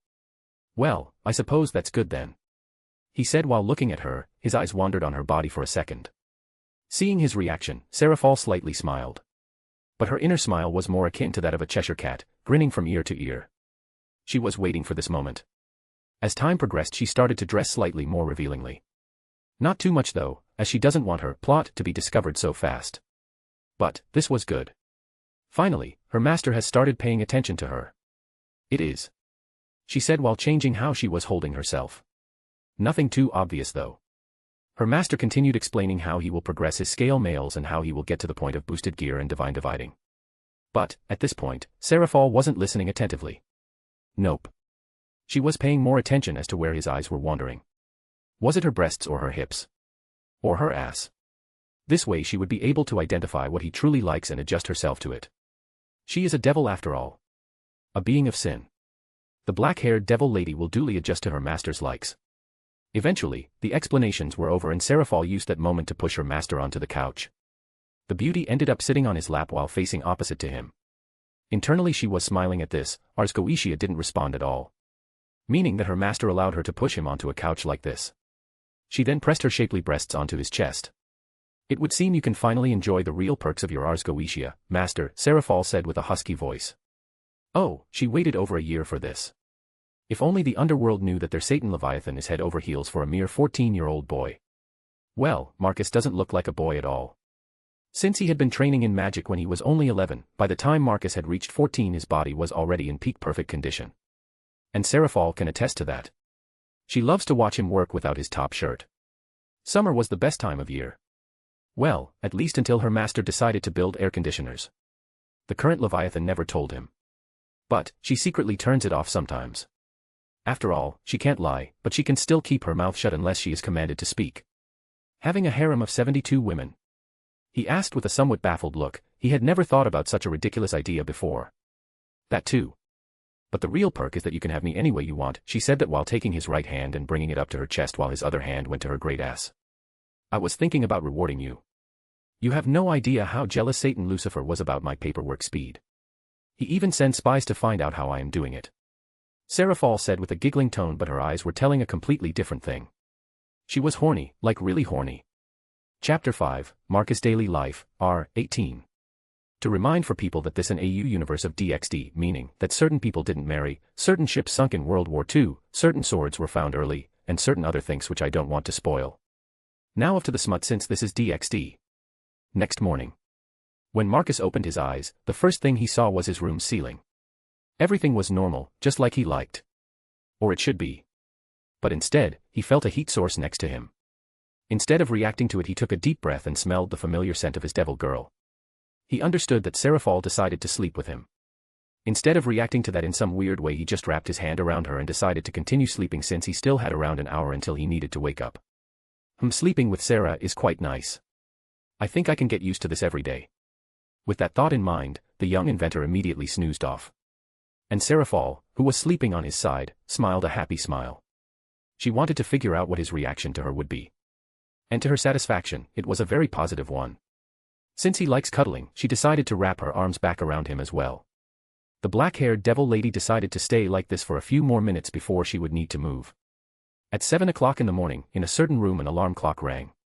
Marcus opened his eyes and got out of bed. He rushed into the shower first thing in the morning, to get rid of his grogginess. After he was properly woken up by the shower, he went to dress up in his school uniform. That moment he realized that his heat source was gone. He turned around and scanned his room with his gaze. His room was kept as simple as possible, as he prefers to customize his workshop over this room. After looking around he realized that Sarah was not in his bed. Meaning that she left before he had woken up. I didn't even feel anything when she moved. She is either really sneaky or I am just that deep of a sleeper. He mused to himself. Since she is registered in the system as his familiar, his barriers didn't even bother to pick her up. Once he was fully dressed up, he fixed his bed and descended to the kitchen. The moment he arrived in the kitchen, his brain stopped for a second. He saw Seraphol talking to his mother and father very animatedly. She had her hair done into a high ponytail and was wearing smart glasses. She was also dressed in his school uniform, making her look no older than a smart-looking 16-year-old girl. That's the thing about the current Leviathan, she can easily pass as an early adult or a late teen. Mark. You never told us you were friends with an older girl. Marcus' dad said with a grin as he purposefully emphasized the word friends. The reincarnated inventor simply rolled his eyes. He was trying to spend less time with his family on purpose. So that, to anyone else, mainly the devils, it would seem like he doesn't care much about them. The less attachment his enemies knew he had, the more leverage he had over them. But it would seem that the moment he gave some space to Sarah, she took it to the next level. Fortunately, he knew that she has a large amount of affection towards him, and his Ars Goetia was telling him that she was only curious and wanted to learn about his parents. And not use them. That was the only reason he was allowing her to act like a 16-year-old cute girl who is interested in the loner Marcus. Yes, we are for quite some time now. She only decided to come here now because it was convenient. The teen inventor said with a sigh as he took his seat. Amusingly enough, it was right next to Seraphol. Seeing the coincidence, both his parents were grinning like idiots. Indeed, I have known him for over a year now. And yet, I still find new things about him each day. The black-haired disguised devil said with a smart-sounding tone. Her acting was utterly and insanely on spot. Even Marcus could feel a chill going down his spine at how good she was with it. It was no wonder that she is responsible for diplomatic relationships. I see. Honestly, son, I thought you were going to marry your BMW at this rate, his father said sagely. He was expecting Marcus to marry his car. The teen inventor rolled his eyes as he started drinking his tea. His mother coughed in amusement while Seraphol simply just smiled. Don't worry. I will make sure he doesn't do that. The current Leviathan said in an assuring tone. We leave him in your hands then, Sarah. His dad said with a serious nod. This made the teen groan. Why do they have to take these small inconsequential things so seriously? Is there any reason as to why you suddenly decided to insert yourself into my morning rituals? I asked with an eye roll. Nonetheless, I do love how she is hugging my arm and acting like a doting girlfriend. And why not? I have already altered some of the hypnosis done by Vanillana. They are much happier knowing that their son has a girlfriend. Seraphol said to me while continuing to hug my hand. We were reaching the school and I can already see some people staring at the black-haired devil girl of mine. Her beauty is supernatural, and to be perfectly honest, I began to completely dismiss the regular girls. It was like they were colorless and didn't have that color Sarah has. I mean, I could still get turned on by regular girls but actually being interested in them. No, not anymore. As long as I have my time and they are not snooping around the area behind the garage, it's fine, I said with a sigh. I suppose I could accept the fact that Seraphol is advertising herself as my girlfriend. Don't worry, I dealt with it the moment I started the hypnosis. They think that area has some miscellaneous stuff laying around. They won't be checking it unless some sort of cleaning is done. She explained to me. I see. I suppose I could make it look like that. I said with a nod, thinking of dealing with it. Indeed. Now why don't we act like an actual couple for once? She proposed with a suggesting purr. As long as you don't overstep your boundaries, Sarah. I will entertain this idea. I agreed with a nod. She smiled hearing that. Don't worry, you forget that, I am a devil, I can adapt to any situation. I know my boundaries. I won't be interfering or demanding too much attention. But, I will be there when you are free, or more precisely, you should call me when you have the time. I can always help you in some way, she winked seductively before entering the school. I can assume she already inserted herself in the educational system of my birth country. Hopefully Heaven or Norse won't notice her profile picture. Well, I don't think they even have profile pictures here yet. Marcus. Let's have lunch together. Seraphol entered my classroom with a lunchbox in hand. I lifted my head from my notebook and saw her smiling at me. The people who were in class were looking at me as if they had just seen me for the first time in their life. For obvious reasons, I am much more reclusive in this life than I was in the first one. And my school attendance is nothing more than to keep the charade of a regular life going on. Plus it helps me think about stuff and actually be away from my workshop. Dude. You have a girlfriend. But you never even leave your desk or talk to anyone. Yeah. Like how? Some of the guys started talking and even had a jealous look after seeing Sarah. The devil girl's supernatural aura and looks just suck everyone in. Marcus is like, super smart and top of the school lists. Did you know that he is also super good with his hands? Like really good. Her words made girls blush as they were thinking of it as a sexual innuendo. He is also fixing a completely broken car from top to bottom in his free time. He is super cool and hot. Seraphal acted the part of a doting girlfriend, making more people jealous. I decided that it was time to leave the room. So, I quickly collected my stuff and left the classroom. I could practically feel the amount of eyes on me, especially when the black-haired devil hugged my arms tightly. Let's find out what your tastes are, Master, Seraphal said as she opened the lunchbox. There were a ton of sandwiches there. Just from a glance, I could tell that each of them are different in their own way. I have prepared multiple sandwiches with different ranges of tastes. This way I will find out what you like and from there I will work my way up to make even more things you like. She said happily as she offered the sandwiches to me. Or, you could have just asked what I like. I said while picking up a random sandwich. Where is the fun in that? Besides, this way you might also find a liking to a new taste yourself. She said while waiting for me to taste it. True, let's see then. I took a bite, and the first thing I noticed was that my mouth was suddenly assaulted by the spiciness which was then washed over by the sauce the next moment. This is good. I dislike spicy stuff, but this is good. Especially this. It allows me to taste spicy stuff without burning my mouth. Very good. October 10th. I praised her. The smile she gave me reminded me of a cute animal. If she had a tail it would be wagging right about now. I know, right? Anyway. Try this one. She quickly pulled out another sandwich after I finished the first one. Well, this might be a good thing. My school time is quite dull after all. For a second I thought about how different this was from my previous life. Back then I only had a few people of which I used to talk to cars about, since nobody watched anime or played video games during that time. Well, they do, but no one talks about them in school. It was too embarrassing in front of the girls, so we ended up only discussing cars. But, ever since I ended up in this body I didn't bother making any sort of friends since I had little time for it. Now with magic, it's even less possible since. Well, magic and the supernatural. Regular people don't have a place in any of this, and because I got myself involved with the devils I would rather not get close to any of them. That, however, came to a question with Seraphal coming into my life. What do you think? Are they good? The devil lady brought me out of my reverie. I turned towards her. This is good. All of them are nice, some better than others. I can assume you will be making them every day. I asked with raised eyebrows. Since she is spoiling me like this, I won't be holding back. It all depends on you, remember? You did say that I belong to you, no? She asked with a coy look. Indeed. Then I request this daily, since you started this trend yourself. I had to. You were turning into a machine. It was up to Sarah to fix it. I see. I suppose I was turning into that. But that was so that the basics could be done. I said with a sigh. Basics. You mean inventing futuristic technology and making a Pantheon-level protection barrier were only the basics? She asked while shaking her head. Indeed. One needs to fortify his base before expanding outside. I sagely said with a nod while thinking about precautions in case Seraphal's actions would raise any suspicion. Actually, it has already raised some suspicions. I heard Surzex was already looking into her. Sarah, you mentioned spies yesterday. Has anyone been snooping around you lately? I asked quite seriously, and Seraphal stopped in her tracks. Nothing of concern. Surzex only sent some people to find out about my increased speed in paperwork. Naturally, he could not find anything as there was nothing of note in my office. So far, nothing that is going requires us to act. But, knowing him, he isn't going to stop until he finds something. In conclusion, we need to prepare something, otherwise he might just push me to the point where I need to have an answer of some sort prepared for him. Worst case, he will send Graphia after me to spy on. Seraphal gave me an answer. And this was exactly the answer I was expecting. Surzex will do something. Graphia is an issue. She is a devil from an extra house. My Ars Goetia does not affect her. That means I need to come up with another binding method. Another concept to base the binding. She is a servant of Lucifer if my memory is right. Venelana barely covered the extra houses since there are so few of them left.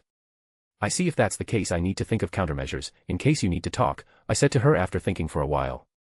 Master, I hope you are not thinking of making me fight them. I might be strong, but Surzex is on a completely different level. No such thing. There is no need for you to fight anything. Ars Goetia will pull you to my side in case you fall under some sort of suspicion. The course of action for you is to reveal that you have a contract with a genius inventor. This will cause some publicity for me, but it's better than you losing your position.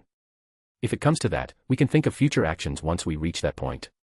For now, we need to think about countermeasures in case my location is discovered. I said while continuing to think.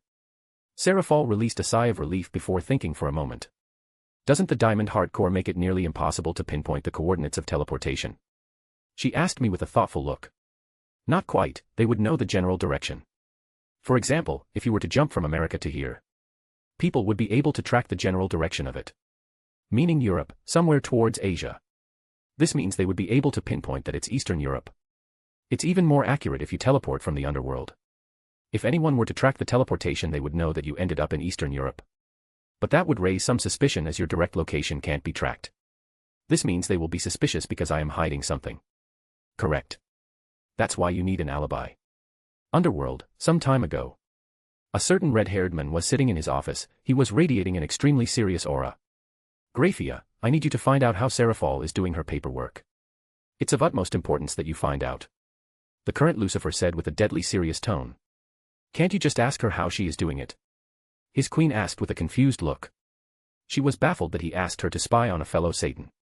Already did, she dodged the question multiple times. I realized that she didn't want to share it, the red-haired man explained to her. Then, there should be a reason as to why she doesn't want to share it. Graphia reasoned with him. Indeed. But, I need the truth. She finishes all her work before midday. Such a thing is unheard of. If I could do such a thing, then I would have much more time for other things than just paperwork. He said the last part with a chilly, icy tone. His eyes slightly glowed red as he looked at the mountain of papers at the edge of his desk. He was about to use power of destruction on it but changed his mind at the very last second. Very well. If this is what you wish, I will do this for you. My thanks, Graphia. The current Lucifer nodded before returning to his work, while his queen left after bowing to him. Few weeks later. The strongest queen has been trying to figure out what was going on with Satan Leviathan. At first, it was just her mission entrusted by her king. But then she realized something was going on with one of the strongest members of their race. Seraphol was much happier. Not that fake magic girl act. In truth, she has not seen Leviathan wearing a magical girl outfit for some time now. This points towards something that is going on with the fellow devil. Graphia concluded that the black-haired Satan was most likely dating someone. The happiness, the changed behavior, she has seen this kind of thing before. But, this still does not answer the question, how is Seraphol doing her paperwork this fast? While the silver-haired maid didn't like the fact that she had to continue with her spying, she still tried but, in the end, she couldn't find anything. This only leaves her with the fact that she needed to track her down in the human world. Easier said than done, as Seraphol really doesn't want to be discovered. Secrecy to this kind of level for some reason disturbs the silver-haired maid. She can get the fact that Leviathan is a public figure and she wants her own private life, but this amount of secrecy even towards the teleportation circles is over the top. No one in the underworld hides their teleportation destination to this level. Eastern Europe, that's dangerous, Seraphol. Why are you going to church-controlled territory? Graphia tried to pinpoint the teleportation with her magic, but she found out that she had immediately lost the black-haired Satan in Eastern Europe. Nonetheless, she now knows the general location, although this might take several weeks, maybe even months, of careful searching. Marcus. It was finally time to test the holographic design table. After finishing the basic OS, the table was now functioning to a usable level. The whole PC and table designs were done months ago. But the OS took ages to program. Even with my augmented talent, it still took months since I was working on making it a self-updating one for the sake of saving time. There are shackles in places. I don't want a rogue AI capable of designing tech and magic weaponry running in the supernatural world after all. So it has certain restrictions on how it can self-update.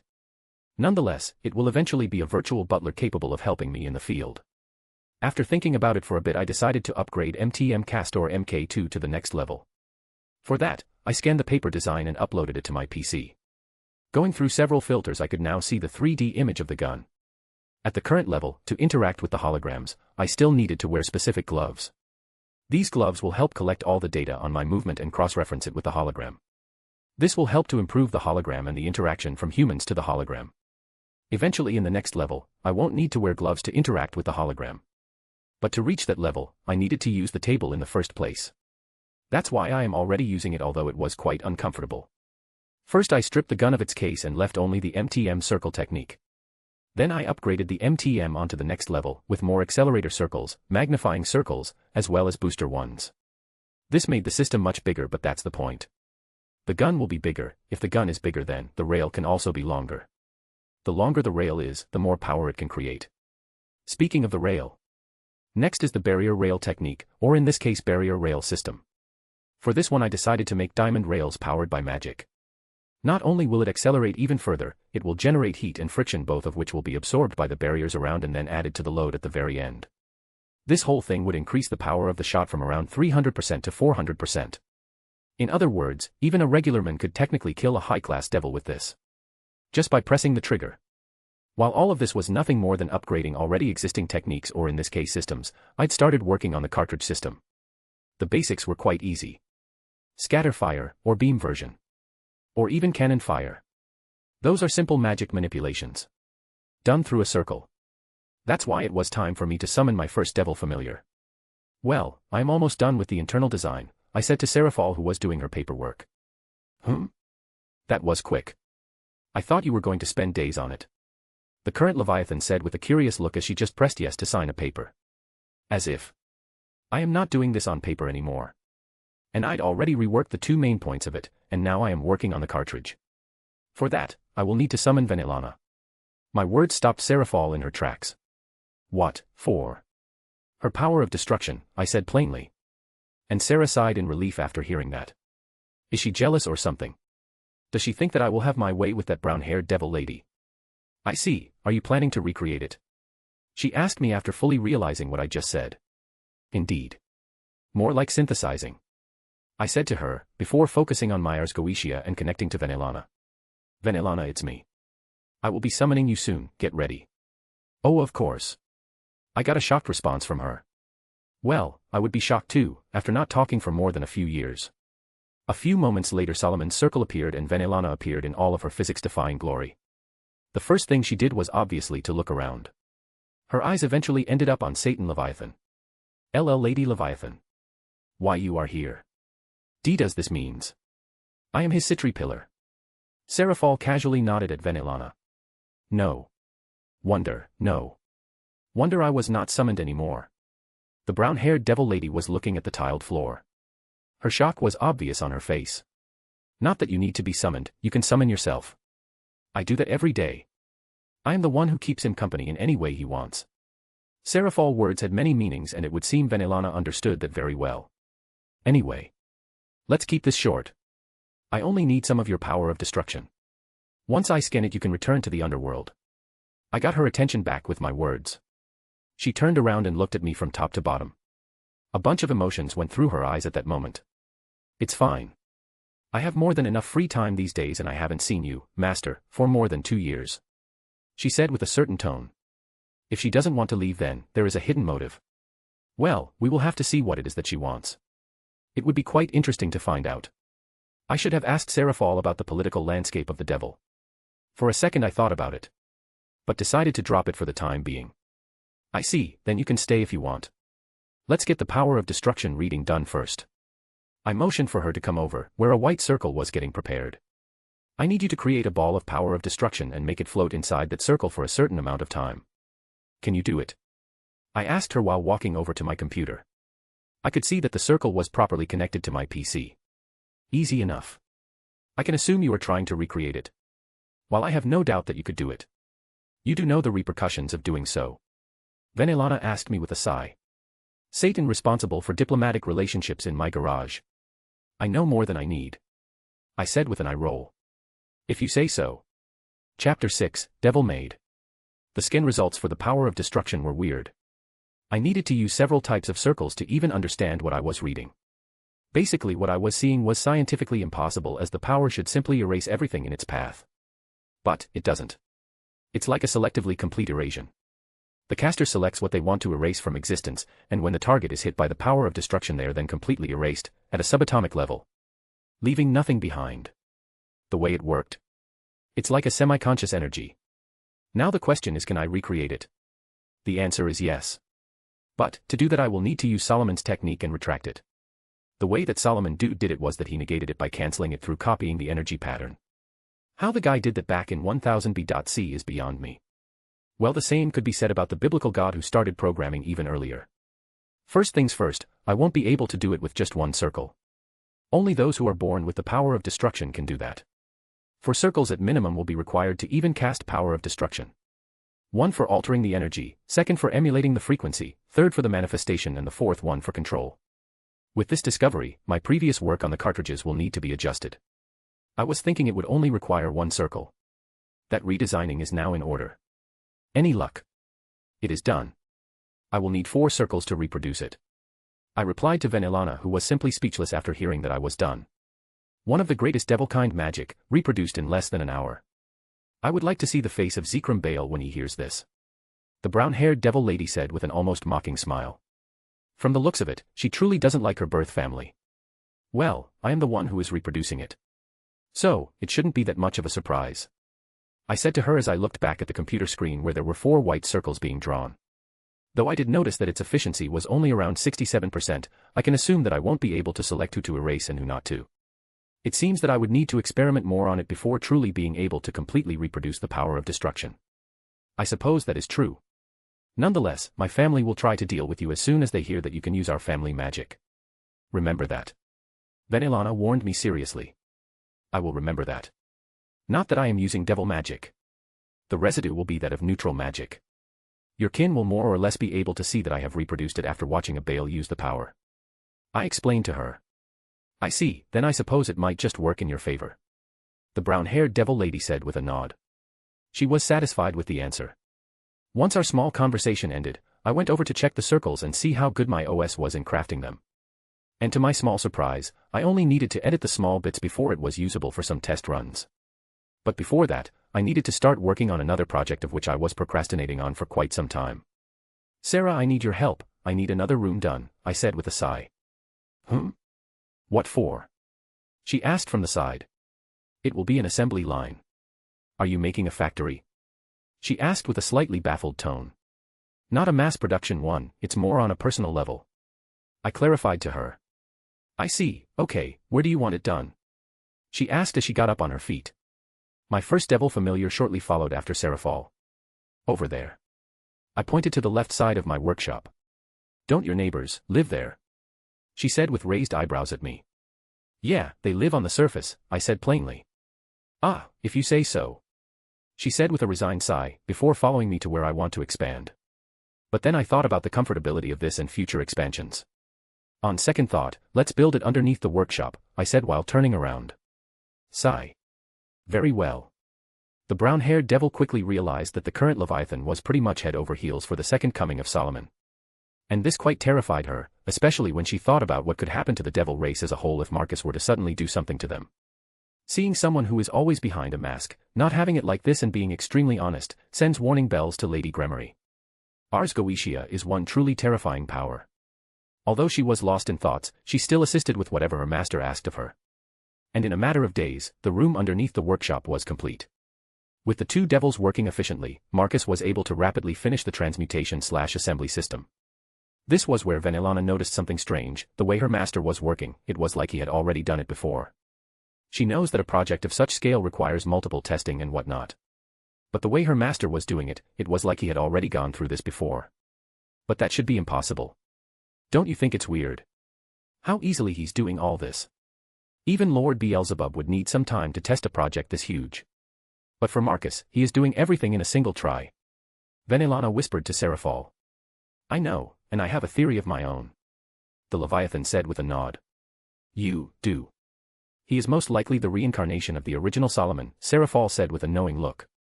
Like those heroes? But that still doesn't explain how he is this good. This is already a realm beyond what even Lord Beelzebub can do. And he is, as we know, a super devil. Finalizing said in a somewhat frantic tone. Indeed. I can only guess that he has partial memories from the original. Since he is far too mature for a teenager, but he also only started looking at me as a woman after puberty hit him. And as we know, Solomon was a massive pervert who wanted to conquer the entire devil race just for the women. Seraphal said the last part with a deadpan. True, it is the most likely answer we are going to get. Finalizing said with a sigh. She then decided to ask something important. Is it true then? You did it with him? Marcus first familiar asked the second one. Oh yes. Master is quite natural at it, in fact. That's why I think he is the reincarnation of Solomon to a certain extent. He is very good for someone who has never done it before. Seraphal nodded with a lewd look as she remembered all the times they had done it. It was almost daily. That's why she wanted him to get all pumped up for work, because once he was done, he would have his time with her. You do realize that he is a human and you are a Satan? Finalizing said with a sigh. That is the silliest excuse I have heard. In front of Solomon's. Magic, devils, and gods are just easy targets for the king of magic. And Marcus is his successor. She said as she watched Marcus, who was sitting at his computer looking over something. Moments later, a portion of the floor opened and a pedestal came out. It was another golden ring. It would seem he has his second ring. Seraphal said with a knowing look. So he is bringing those things back. Finalizing had a horrifying look as she saw Marcus putting another ring on his finger. I asked him about them before, and he said that Solomon rings were just shortcuts to his magic. This means that he had 10 different shortcuts to specific magics. And the negation one was only one of those 10. The other 9 are different ones altogether. The black-haired Satan explained to the other devil lady. That makes it even more terrifying, don't you think? How can a human achieve such power? Finalizing said while using one hand to cover her face. No idea. That's why I am watching over him as much as I can. That's why I am afraid of what he will do to our race if we are to cross him. You don't know, but he has already established barriers worthy of a pantheon around his house. Before he even had a proper setup for his workshop. Seraphal said seriously as she remembered the diamond core heart. I see. I suppose we should try guiding him away from our race and towards other races, the brown-haired devil suggested. That's the wrong way of thinking. He doesn't care for the race, only what it can offer him. As long as no devil offends him, the devil's race is safe. The current Leviathan said with a knowing look as she already had a clear image of their master. You think that he would just erase an entire race? Finalizing asked with wide eyes. I have a feeling that it would escalate to the point where Satan's would need to act as soon as he revealed Solomon's magic. Devils would panic and would want him to get captured. Which would lead to a very bloody and one-sided fight. The Leviathan said as she had already predicted how the fight would progress. Marcus is not a fighter. He would simply crush what is in his way. He doesn't have that sportsmanship spirit that many devils or just fighters in general have. I see, then let's hope nothing like that will happen. Let's go and test this ring out. Both of the devils were brought back from their thoughts when they heard their master's words. Marcus and the pair of devils entered the testing room. Finalizing noticed that it was much bigger than she had initially remembered and the flooring had been improved considerably. There were also rows of mannequins at the end of it. The teen inventor pointed his right-hand palm at one of the mannequins. There was an around 50 meters distance between them. In the next moment, 4 circles that were very close to each other appeared at the end of Marcus' palm. And at the last one a familiar black/reddish orb started to form. Power of destruction. It's familiar, but different, there is no demonic energy in it, Finalizing said after she had felt it. After all, she was very familiar with the demonic energy and the power of destruction. Marcus didn't say anything, and instead was focusing on controlling it. The power of destruction started going through several forms. From a lance, to small orbs, then other shapes such as a rectangle or a triangle. Is it just me or is Master better at controlling it than most Baal? Seraphal whispered to Finalizing. It appears so. The brown-haired devil lady replied with twitchy lips. Marcus then decided to test its destruction capacities. It morphed back into a ball before charging up and releasing like a beam. With a loud cutting-like sound the beam rushed forward, completely erasing several mannequins and digging into a wall. Test number 1, result, success. Things of note, as previously predicted, copying selective destruction at the moment is impossible, unless the control can be increased through one more circle. The reason for the selective destruction comes from the demonic nature of the energy. Marcus monologued as he was recording this through his earpiece, his gaze went toward the destruction caused by the beam of destruction. So, you still can't replicate that, huh? Finalizing said with a slightly relieved tone. She was happy that some of her family power specialness still remained. Indeed, it most likely comes from your demonic energy nature. I still need some more testing done before I can replicate it or deciding to find some sort of replacement for it.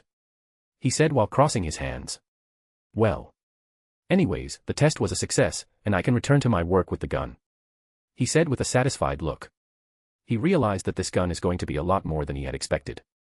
For the simple reason that if he plans to shoot beams of destruction then he needs to revamp the whole MTM system he has created. The cartridges need another makeup, while the variations of what form the gun is releasing will need to be added directly into the gun itself. Possibly a voice-based system at first then an intent one later on. Sarah, if you would. Marcus asked the devil lady. One moment. Seraphal called forth her circles which fixed the entire room in just a few moments. The teen inventor returned to his workshop where he immediately went over to the holographic table and started working on the design of the gun. He reworked the whole MTM system once again, this time with the idea of the cartridges having more than one circle. If the power of destruction has 4, possibly 5. Then he was planning to add that extra control.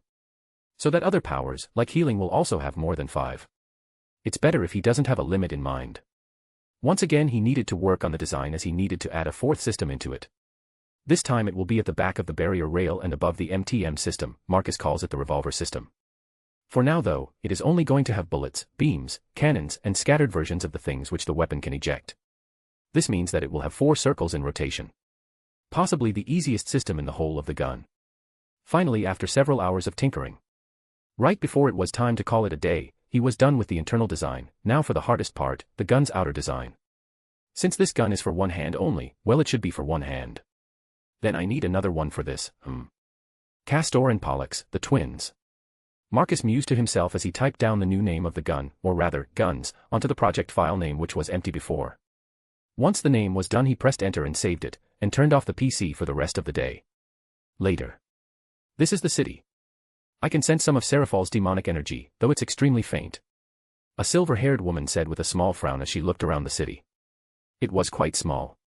Similar in size to the one her king got rented out for the devils in Japan. The very same city where Rias and Sona are moving in soon. Is Seraphal in this city because of the relations to the one in Japan? Apart from the size, there are no other similarities. No, such an idea was brushed aside by the silver-haired devil lady. After looking around she started to look for clues on where the Leviathan could be. In the end, she ended up not far from a building which looks like a school. Seraphal pretending to be a student. Graphia thought with a frown. She looked around for more after this sudden discovery. In the end, she realized that the time for classes was over. So, instead, she decided to return the next day. At least now she knows where she needs to go. The next day she finally noticed her target going to school while holding a teenager's hand. The teenager in question was a good human specimen. His physique was of someone who takes good care of himself, with short black hair and quite developed muscles. But there was something else around him which was interesting. It's an aura of self-confidence in something. Graphia can assume that it's Seraphal who combed his hair into a more modern fashion, making it slightly spiking up. From the looks of it, the Satan was telling him how much better he looked now. She is definitely in love with this human. And I can sense a considerable amount of magic coming from him. Now, how did he make the Leviathan herself fall in love with him? The silver-haired devil thought curiously to herself. She was in truth fascinated by this discovery. The Queen of Lucifer is very much curious about this unprecedented event. Countless pureblood devils wanted to court Seraphal, but none of them even came close to seeing her real face. Yet, this teenager from a small town in a church-controlled territory no less, managed to make Seraphal Leviathan pretend to be a schoolgirl just so that she could attend school with him. By this point, the silver-haired devil lady was more interested in this juicy story than learning the method of doing paperwork fast. So, she waited for the time Seraphal and her human boyfriend were done with school. And then decided to track them down to the human's house. Thankfully it was not as boring as she thought watching them over the distance would be, as she saw that they spent quite a bit of time outside enjoying each other's company. To say that Graphia was impressed by the Leviathan was an understatement, as the devil lady spent the majority of her time on his lap. From kissing to cuddling to feeding him food. If not for the fact that the Queen of Lucifer personally knew how dangerous Seraphal is on the battlefield or with her ice magic, then the one she was looking at could easily pass as a normal teenage human girl in love. Eventually, her wait was over and she tracked them down to the house of the teenager. Once she was in front of the 2-floor regular-looking house, she decided to ring the doorbell. Only that, the moment she stepped into the territory of his house did she feel her magic stop listening to her. Her eyes went wide as she quickly looked around. Cold sweat started rolling down her forehead. What is this? I am sorry, Graphia, you should not have tried to track me down. A familiar voice of Seraphal appeared behind her. Seraphal, what is the... Before she could say anything more, she lost consciousness. Marcus. I wasn't expecting for Serzex to send his queen after me like that, Sarah said to me as she was looking down at the form of the silver-haired devil. Not going to lie, the silver-haired devil lady has the same type of body Vanillana does. What is with these female devils and their absurd bodies? So she is the strongest queen and the rival to your title? I asked curiously as I looked at her. The amount of magic she was emitting is off the charts.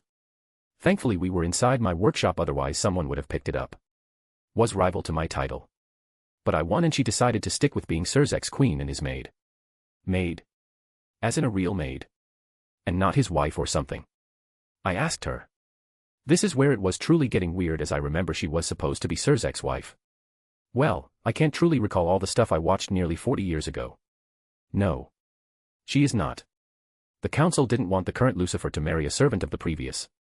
Instead, they allowed him to have her as his queen for the legitimacy of his title. As no Lucifer should be without a Lucifuge to serve him. Seraphol explained to me, slightly annoyed and distressed. This council has quite a bit of say in the affairs of Satan's. I said with a frown. This reminds me of a constitutional monarchy of some sort with politicians bitching constantly at their king. They are ruled by Zekrom Baal, the first-generation devil and great king. One could say he is the one who is truly running the underworld. The man is old and very knowledgeable on pretty much anything. And no one wants to end on his bad side. Surzek's included. Seraphol said with a serious tone. I see, so he is like the old man who has a lot of connections. Precisely. Now, what are you going to do with her? Ars Goetia doesn't really have any power outside of the pillars. The black-haired devil asked with a slightly nervous tone. Indeed. Ars Goetia doesn't work, so I am going to make one for the extra houses. I said with a shrug. That's. I guess my concern was not needed here. She sighed in relief before turning back to look at Grafia.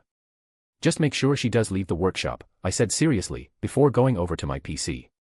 Going over the list of countermeasures I had, I selected the case a high-ranking devil arrived option. Once I'd selected that, there were several other countermeasures I had cooked up. Since she is Lucifer's queen, I have a good chance of having the perfect spy at the very top.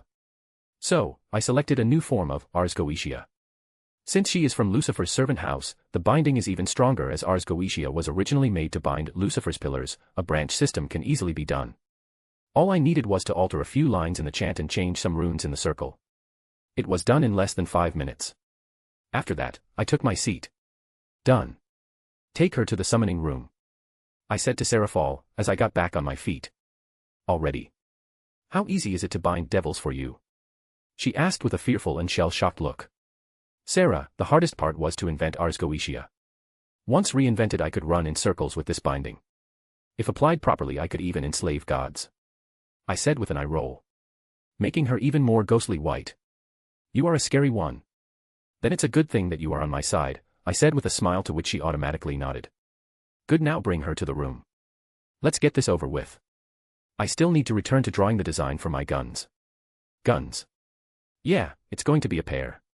I can't wait. When Grafia opened her eyes, she saw an unfamiliar ceiling. One thing for sure was that she was laying on some sort of couch, and the sound of multiple fans reminded her of the computers in Ajuka's lab. Was she moved to some sort of lab? She tried to move but was then assaulted by head pain. You're finally up. I hope I didn't hit you too hard. That moment she heard the familiar voice of Seraphol. Grafia quickly moved through the pain and looked around. Finding the black-haired Satan Leviathan sitting not far from her on another couch. You knocked me out.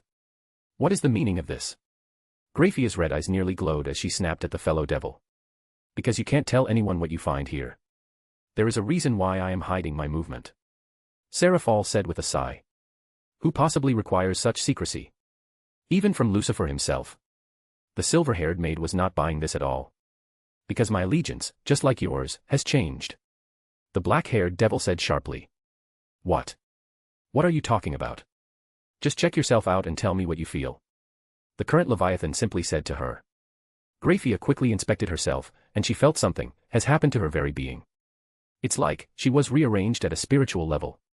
What is this? Ars Goetia. Impossible. Solomon is dead. His heirs are dead, his magic is lost to time. The silver-haired devil lady screamed while shaking her head. She was in denial, but she can tell that it truly was what had happened to her. How did a simple, even absurd mission end with her in the hands of the devil race boogeyman? Well. He is indeed dead without any heirs, but his magic is very much alive.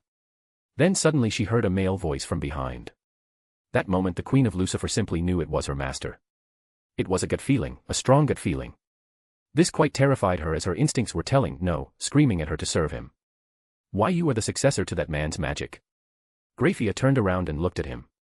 Now she was not seeing him as just a mere human. Nope. That evaporated the moment she understood that he inherited that man's diabolical magic.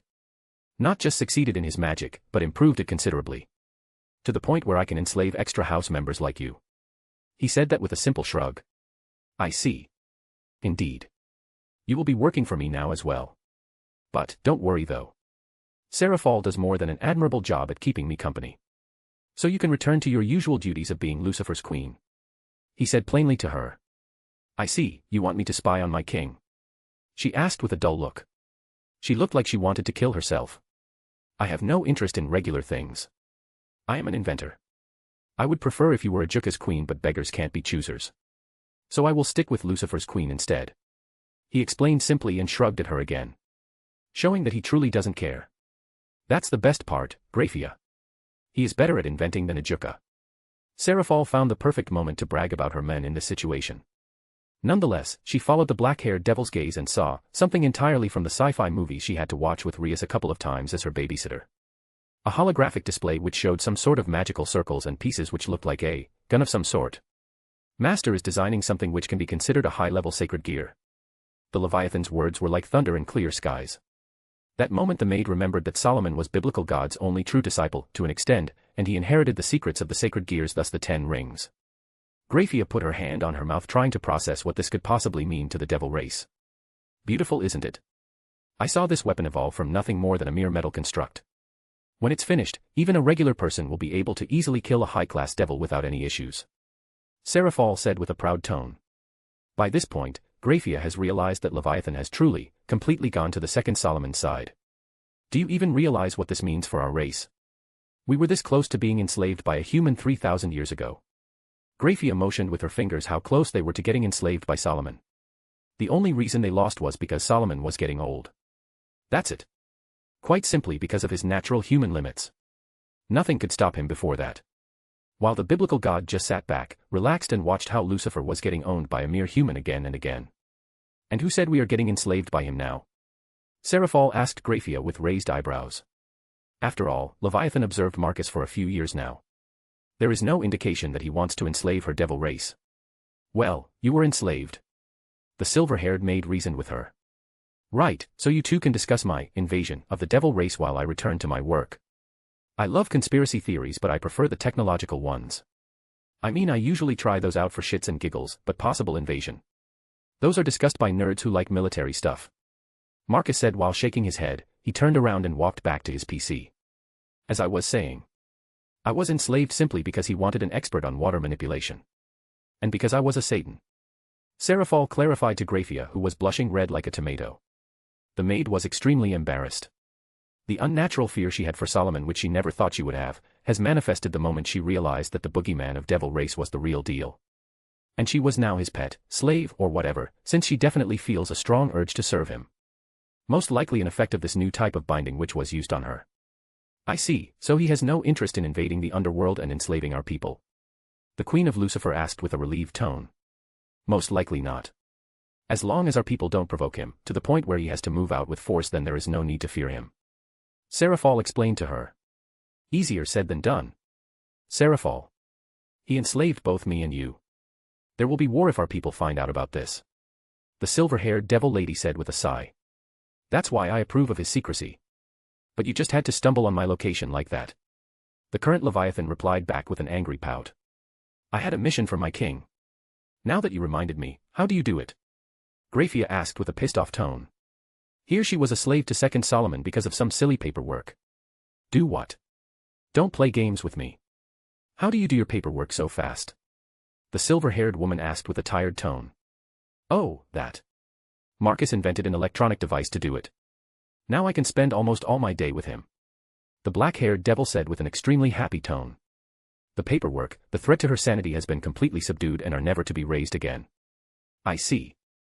I still need to return this information to my king. The strongest queen said with a sigh. She massaged her eyebrows. How is she going to do that? Indeed, we have prepared the information for you if you are out of commission, Seraphol said as she handed over a piece of paper with the information the maid needed. Graphia read over it a couple of times before freezing it over with her magic and turning it into dust. Are you sure this is wise? If Surzex learn about the genius of our master, the Queen of Lucifer grimaced, then the rest will also learn, and there is the possibility that the connection will be made between us and him.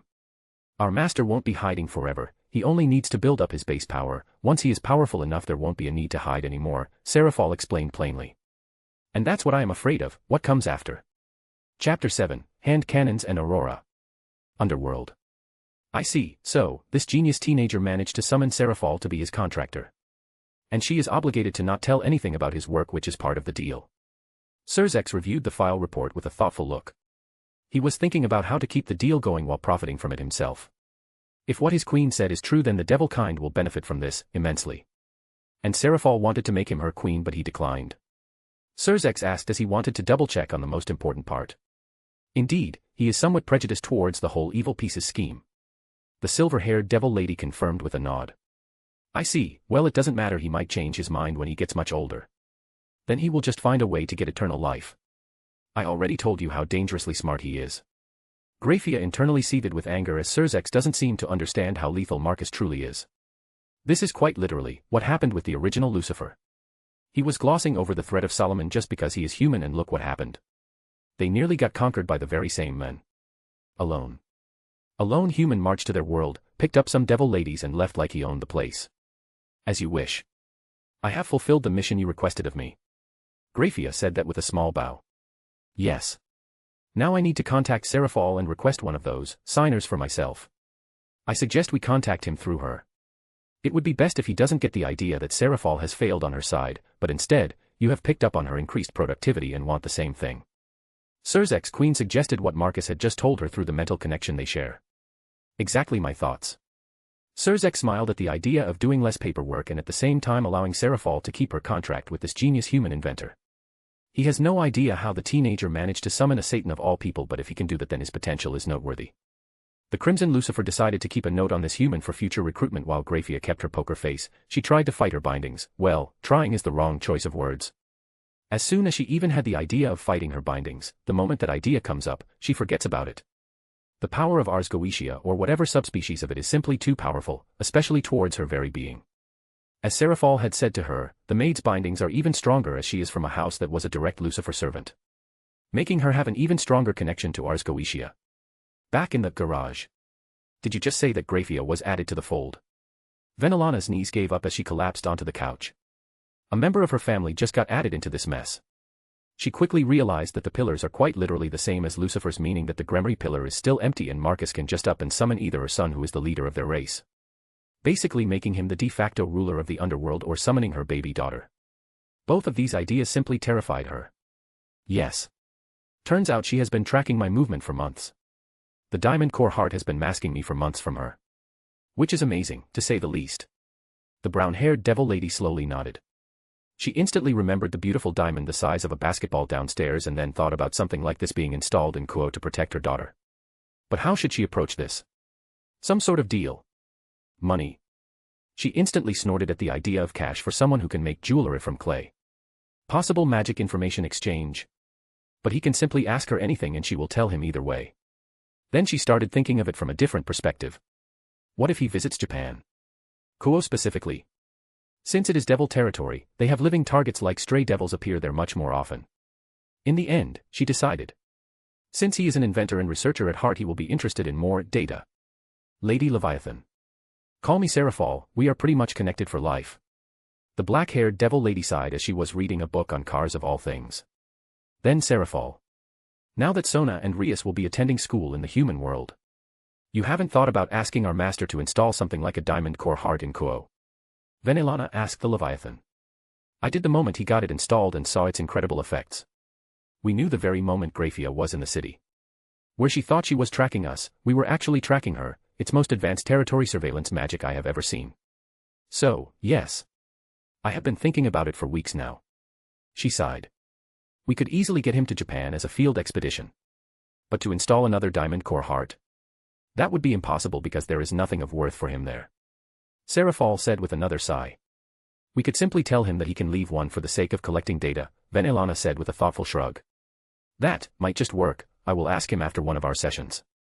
Seraphol said that with a lewd smile.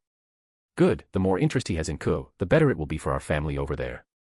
Indeed, have you thought about asking for his help in that marriage contract Rias is stuck in? The Leviathan asked with raised eyebrows. No. I have not. I hope Rias will think of something now that she is moving to the human world. Venelana said with a sigh. Seraphol didn't say anything, but she had the look of someone who doesn't quite believe that Rias will do anything at all. The girl was just simply running away, unlike her baby sister who is just going there for field experience. Nonetheless, it's not her business. She will try to help Sona if she can. But her priority is to make sure Marcus doesn't think of the devils as enemies. Time will tell. Marcus. Now that Graphia is in place, I can breathe a sigh of relief. With her there I will know exactly what Lucifer himself is doing. This incident was a close call, reminding me that I should have some means to defend myself and go on the offense if need be. That's why the moment she was gone I dived back in to continue my work on the guns. All that was left was the gun designs itself. The Glock design was quickly thrown out of the window since the circles aren't going to fit. That's why I went with hand cannons. A slightly bigger and bulkier version of the Desert Eagle for the right and a slightly more slender and sleek one for the left. After all, they were Castor and Pollux. And since Pollux is female, the design on the left is slightly on the slender side, which in turn makes the barrel shorter. And since my left hand is less used, I am planning on using the scatter mode much more than on my main hand. The guns themselves had inscriptions of stars on them. On the side of the barrels, there were carvings of stars and wind, implying that the stars will show the way to target graves. While the design is done I won't be using them just yet. Instead, I went with something much more plain looking. It was time to test. Since I had the feeling that I won't be able to use them as it is, the recoil will be considerable. A few minutes later the creation of the pair of guns was done, one of the perks of having an assembly line. The downside however is the need to constantly update and upgrade, but in the end, it is worth it. Is this it? Yeah, Castor and Pollux. You named them after Greek twins. I wonder what they would think if they found out that there is a pseudo-sacred gear named after them. Seraphal chuckled saying that. No idea, I named the first gun after the word cast as in casting magic bullets, thus Castor, but then I realized that I was making a weapon just for one hand, so I decided to make another one, and remembering the Gemini twins, Castor and Pollux, I named the other gun Pollux. I explained to her how the names came to be. I see. I would have never guessed that the name came to be from such a simple naming term. The black-haired Satan said with a fascinated look. Well, it came up naturally, so I am sticking with it. I have no idea how the Greek pantheon will react to this. Not that I care. I shrugged at her before picking up Castor with my hand. A frown appeared on my face. Even after using an experimental metal alloy combination, the gun was still quite heavy. As heavy as the original Mark II. Meaning that yes, the alloy made the weapon lighter, but the size difference made the weight difference non-existent. Now the problem was the recoil. That's why I needed to test it so that I can move on to the ways of fixing the issue with said recoil. Well, I doubt they will react too harshly, probably, not sure. From the words, even she wasn't sure of it herself. Aren't you responsible for the diplomatic side of things? I asked her while inspecting Castor. Having a feel for the weight. I am, but the Greek pantheon is old. And they don't quite like our faction in general, calling us the newcomers and such. And I would have no idea how they would act if they found out that a sacred gear was named after one of their lesser gods while the bigger ones doesn't have one. As you can imagine, it could either be quite good or very bad. Zeus would go on a jealousy streak. Poseidon would join him, because why not? As I said, it would be like a coin toss, depending on their current mood. She explained that in a single breath surprisingly. Wow, I thought around the same lines as you had just explained, and here I am. I haven't even met them yet. I said while shaking my head, they were exactly as I had just thought. I guess the myths are not that far-fetched. Most of the myths are true in some way. They are either extremely exaggerated or are just right on spot. Anyway, let's stop with this discussion. I'm starting to get a migraine just remembering some of the meetings I had with certain deities. She said while messaging her temples. From the looks of it, she didn't like these meetings one bit. Right, let's go and test the gun first. I motioned for her to follow me to the testing ground. Less than a minute later I was standing in position for the testing. I suggest you use all of the magic you can to augment yourself, Seraphal said with a serious look. You think? Woman's intuition. Just do it. She said with crossed arms. Sure thing. I was thinking of using all of my magic for this. When I said that, she just rolled her eyes at me, not buying it one bit. I really was thinking of reinforcing it a bit, although not fully. Nonetheless, I followed her suggestion and channeled all of my magic, took a deep breath and pointed Castor at the mannequin on the other side of the room. Here comes the first test of Castor Mk3. 3, 2, 1 and fire. I pressed the trigger. I could just feel the energy being created in the gun. It was like a tidal wave. A few seconds later around 2 or so white circles appeared at the end of the barrel and a bolt of energy loud enough to sound like a clap of thunder escaped. Bang. In the next moment it passed through the mannequin as if it was made from paper and slammed into the wall. A massive explosion followed after. Earth shook for a moment. The dust from this was enough to darken the whole of the room. And my hand. I feel. I couldn't even feel it. Well, it was there. But it was so numb that I could not feel it. Thankfully, because of my augmentation, I did not dislocate my shoulder. Nonetheless, the gun slipped out of my hand and dropped to the ground. Cough cough asterisk. That was. Seraphol coughed for a moment before calling forth her magic circles, and the dust was quickly erased. Since there were countless reinforcements done on the structural integrity and because of the diamond core heart, the room didn't cave in. But the destruction was still enormous. The whole end of the room was simply gone. This is enough to kill me if I am not prepared for it. Seraphol said with wide eyes. You mean to tell me that even in case of a surprise you still could easily take an attack of high-class devil? I asked her, thinking of how magic truly worked. For example, can one in case of surprise still be able to survive from a fully powered attack? The magical power is never truly suppressed, it is more around the lines of compression. That's why when I felt the output of the gun I was able to feel the power of that bolt. Meaning that you just created a weapon possibly capable of killing an ultimate class devil. And most likely capable. Not one shot though. But, that was still just a single bolt of magic. How rapid can you fire it? She said that with a thoughtful look before looking back at me. Every 2 seconds. Then this is definitely an ultimate class devil slayer.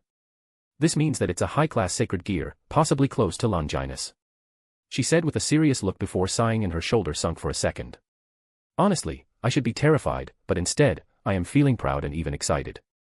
I mean, I saw this coming together just as much as you did. She said with a small smile. I could see her having an internal fight for a moment. How is your hand? She said while coming over and inspecting me closely. Her blue eyes were scanning me from top to bottom.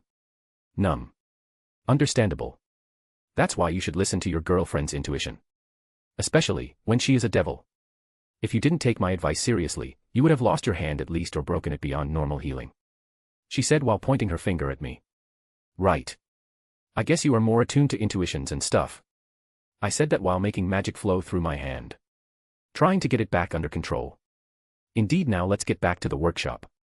Your hand needs some rest. She picked up the weapon before taking my left hand and pulling me back into the main room. We still need to patch up the room. Don't worry, Sarah will fix it for you later. When Finalizing teleported into the workshop, the first thing she saw was her master using Seraphol's lap as a pillow as his right hand was encased in a makeshift holder made of ice. What happened here? She asked with raised eyebrows. What's with her and always arriving late to these events? Master tested his gun. It was a complete success. Well, it was too big of a success and his hand could handle the recoil. Seraphol said with a sigh as she was stroking her master's hair gently. I see. You can see it for yourself in the test room. The black-haired Satan said. And Finalizing was far too curious to not check it out. So she quickly went there and saw how the other end of the room was destroyed.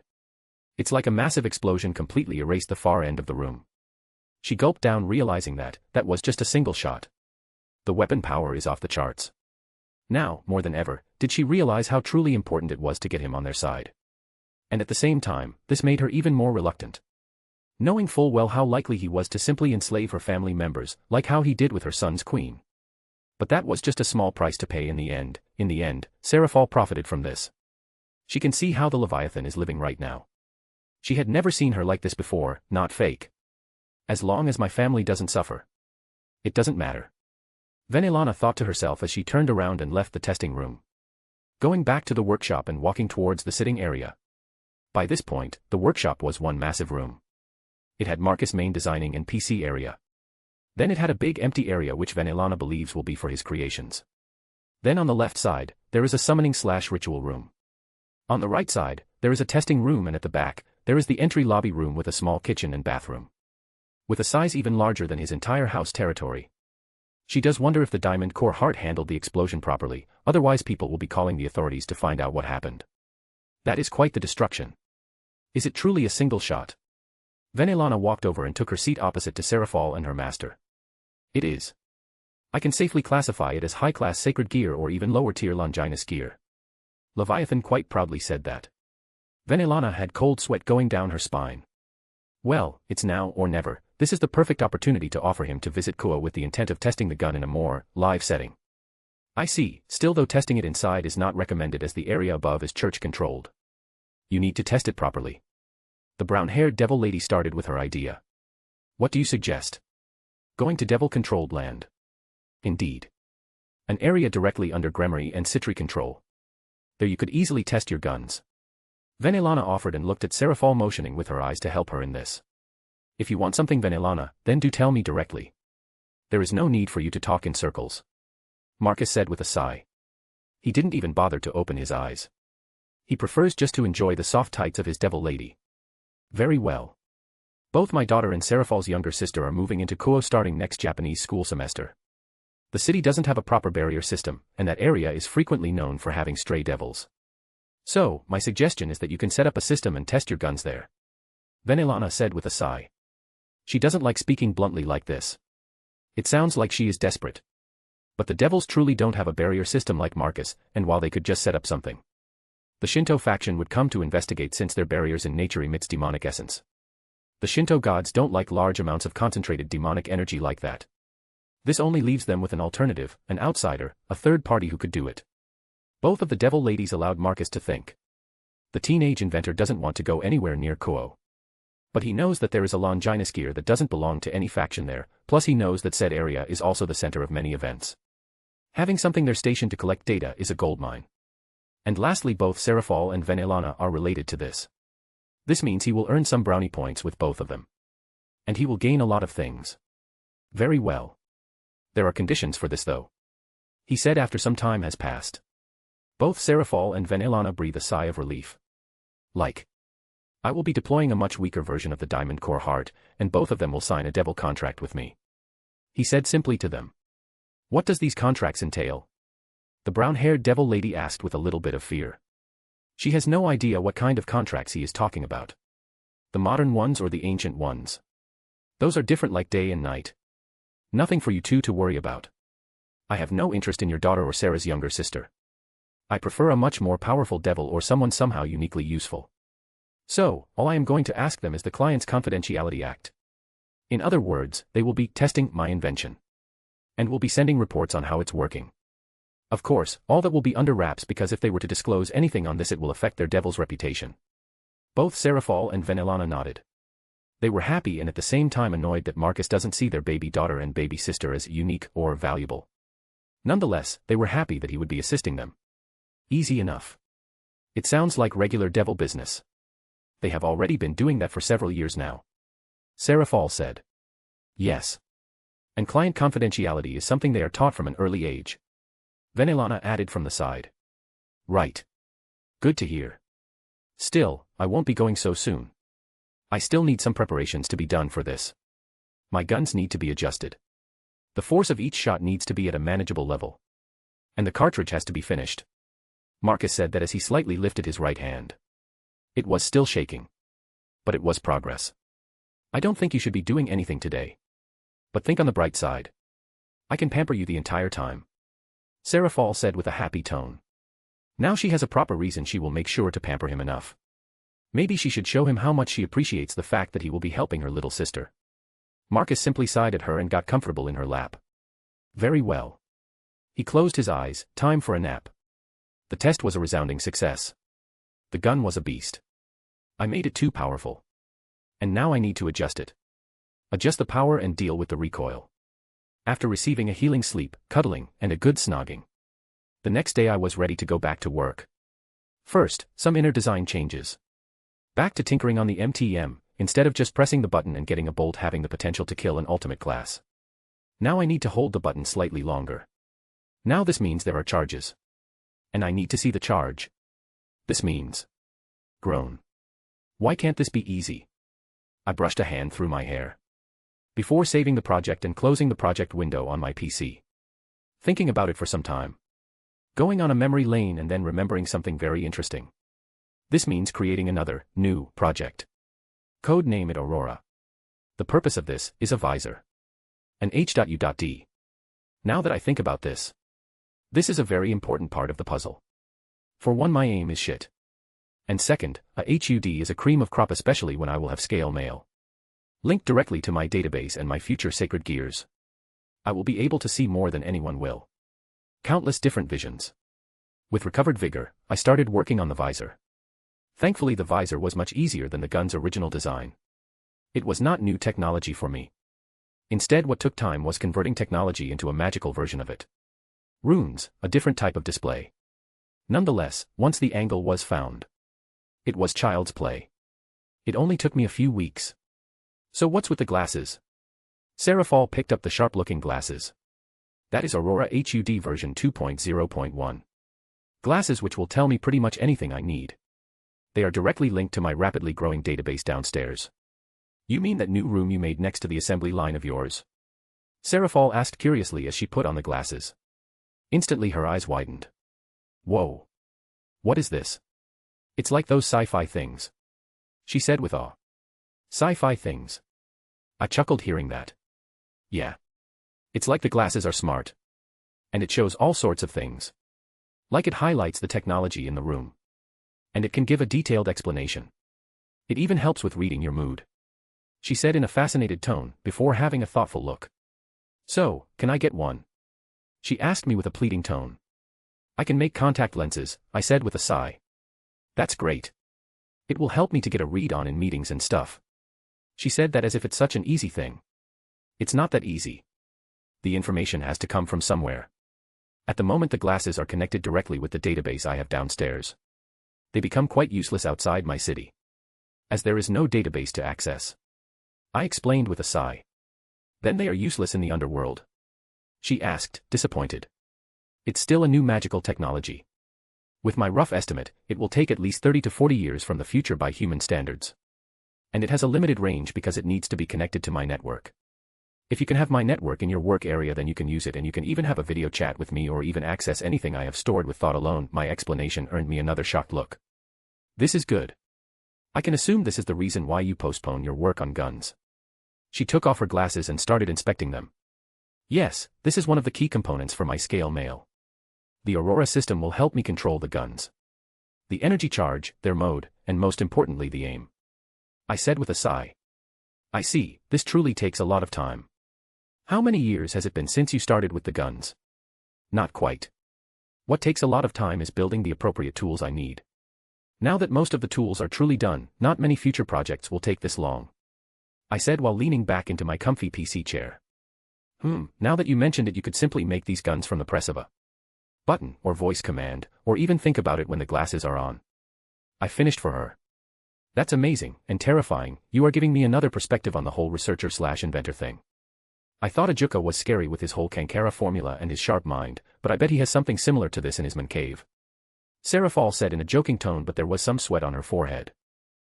Possibly, but from what I have understood about him, he is more into laws of the world and energy things. And I am more into engineering. Probably, but you're going into the whole energy thing with power of destruction. I am sure Ajuka hasn't delved into Baal family magic, or did but didn't say anything. That's why I said you two are similar. One thing for sure is that I don't want you two to meet. She said the last part with a terrified look. If not for Ars Goetia she would have been even more scared. And why not? I am pretty sure we could make some interesting projects together. See? That's the point. I will lose you to him. She pointed at me. I deadpanned. I am pretty sure I am into the female side of the spectrum. And he could sell his niece to you and you would have his family and stuff. Seraphal didn't give up on this. Right. I will leave you to your conspiracy theories. I still need to add Aurora to Castor and Pollux. With that in mind, I returned to my work while Seraphal started having a paranoid look. It would seem she truly has a wild imagination. And here I thought I am the one with the imagination to build stuff. Or is it a female thing? I should probably get a consultation with one of the love goddess, preferably when one is chained up and her powers sealed off, as they will most likely try to drain me. With a future minor goal marked, I continue to work on the MTM system again. This time adding the Aurora system into it. By this point, I should create a core system instead of this mess. Thinking of it for a bit, I looked at Seraphal again. She was still thinking about that stuff. Right. So did Surzex enjoy the new toy you gave him? Oh, that. You only now remembered that you gave him one. She asked me with a deadpan. It's already a finished invention. I forget about those quickly enough. I said while shrugging my shoulders. Besides, I needed her to forget that weird idea she started to think about. I am getting goosebumps. Right, he said that you have a favor from Lucifer himself. It's a big deal. I don't know how long this will be under wraps, but the rest of the devil kind will eventually find about this favor. Since Surzex is over the moon with his signer, and yes, it's the greatest invention any civilization has ever seen. Seraphal said that with a serious look, her blue eyes slightly glowed. I could feel the sheer presence she was radiating. The paperwork, just how deadly was it for them? I mean, she fell in love with me because of it. This is strange, this world is strange. I internally shook my head, at least she forgot about the whole Ajuka nonsense. Chapter 8, Lewd Maid and Kuo, R. 18. With the sound of a whistle and a soft thunderclap, the upper portion of a mannequin disintegrated. Within seconds, several more received the same treatment. Marcus lowered Castor and changed his stance. He pulled his right foot back and put forward his left, slightly standing sideways. He lifted Pollux. Pulling the trigger, a much larger white circle appeared at the end of the barrel. Moments later, golf-sized balls of the power of destruction started raining out from it and rushing into the partially destroyed mannequins. The barrage of energy destroyed the remains and made multiple holes in the wall. Test number 5 is a success. Castor and Pollux are working perfectly. There are no errors in the Aurora targeting system. The revolver system switch is around 1 to 2 seconds. Charging time for maximum output is around 5 seconds. As Marcus said that, he could see on his visor that his voice had been recorded and could see that Aurora was writing it all down like a log, under test number 5. After he finished the log, he sighed and holstered both of his guns to the sides of his thighs. He already had some simple holsters ready. Honestly, he was thinking of making a maintenance version of the holsters, but then he remembered that it was not needed at the moment. Marcus lifted his glasses and turned around looking at his newest addition to the fold. The silver-haired maid has been staring at him for the past 5 test runs, right after he had finished the Mark IV of Castor and Pollux. With the Aurora systems, he is now a very sharpshooter. Nonetheless, he still has some things to do before he can go to Kuo. A few more gadgets to make. May I know what's with the staring? He asked with a sigh. He got used to Seraphal's staring, which was quite comforting, since she always had a curious and fond look. This, however, was different. Your power, you based it on the fact that my family are servants to the Lucifer. You made a simple servitude into power, which crystallized into some sort of bond of servitude. Now, I have an instinct to serve you. It is like trying to fight a water current. I could only resist it for several weeks before it fully consumed me. She explained in a single breath. Her gaze never left him. So, what you want to say is that you want to serve me? He couldn't help but ask her with raised eyebrows.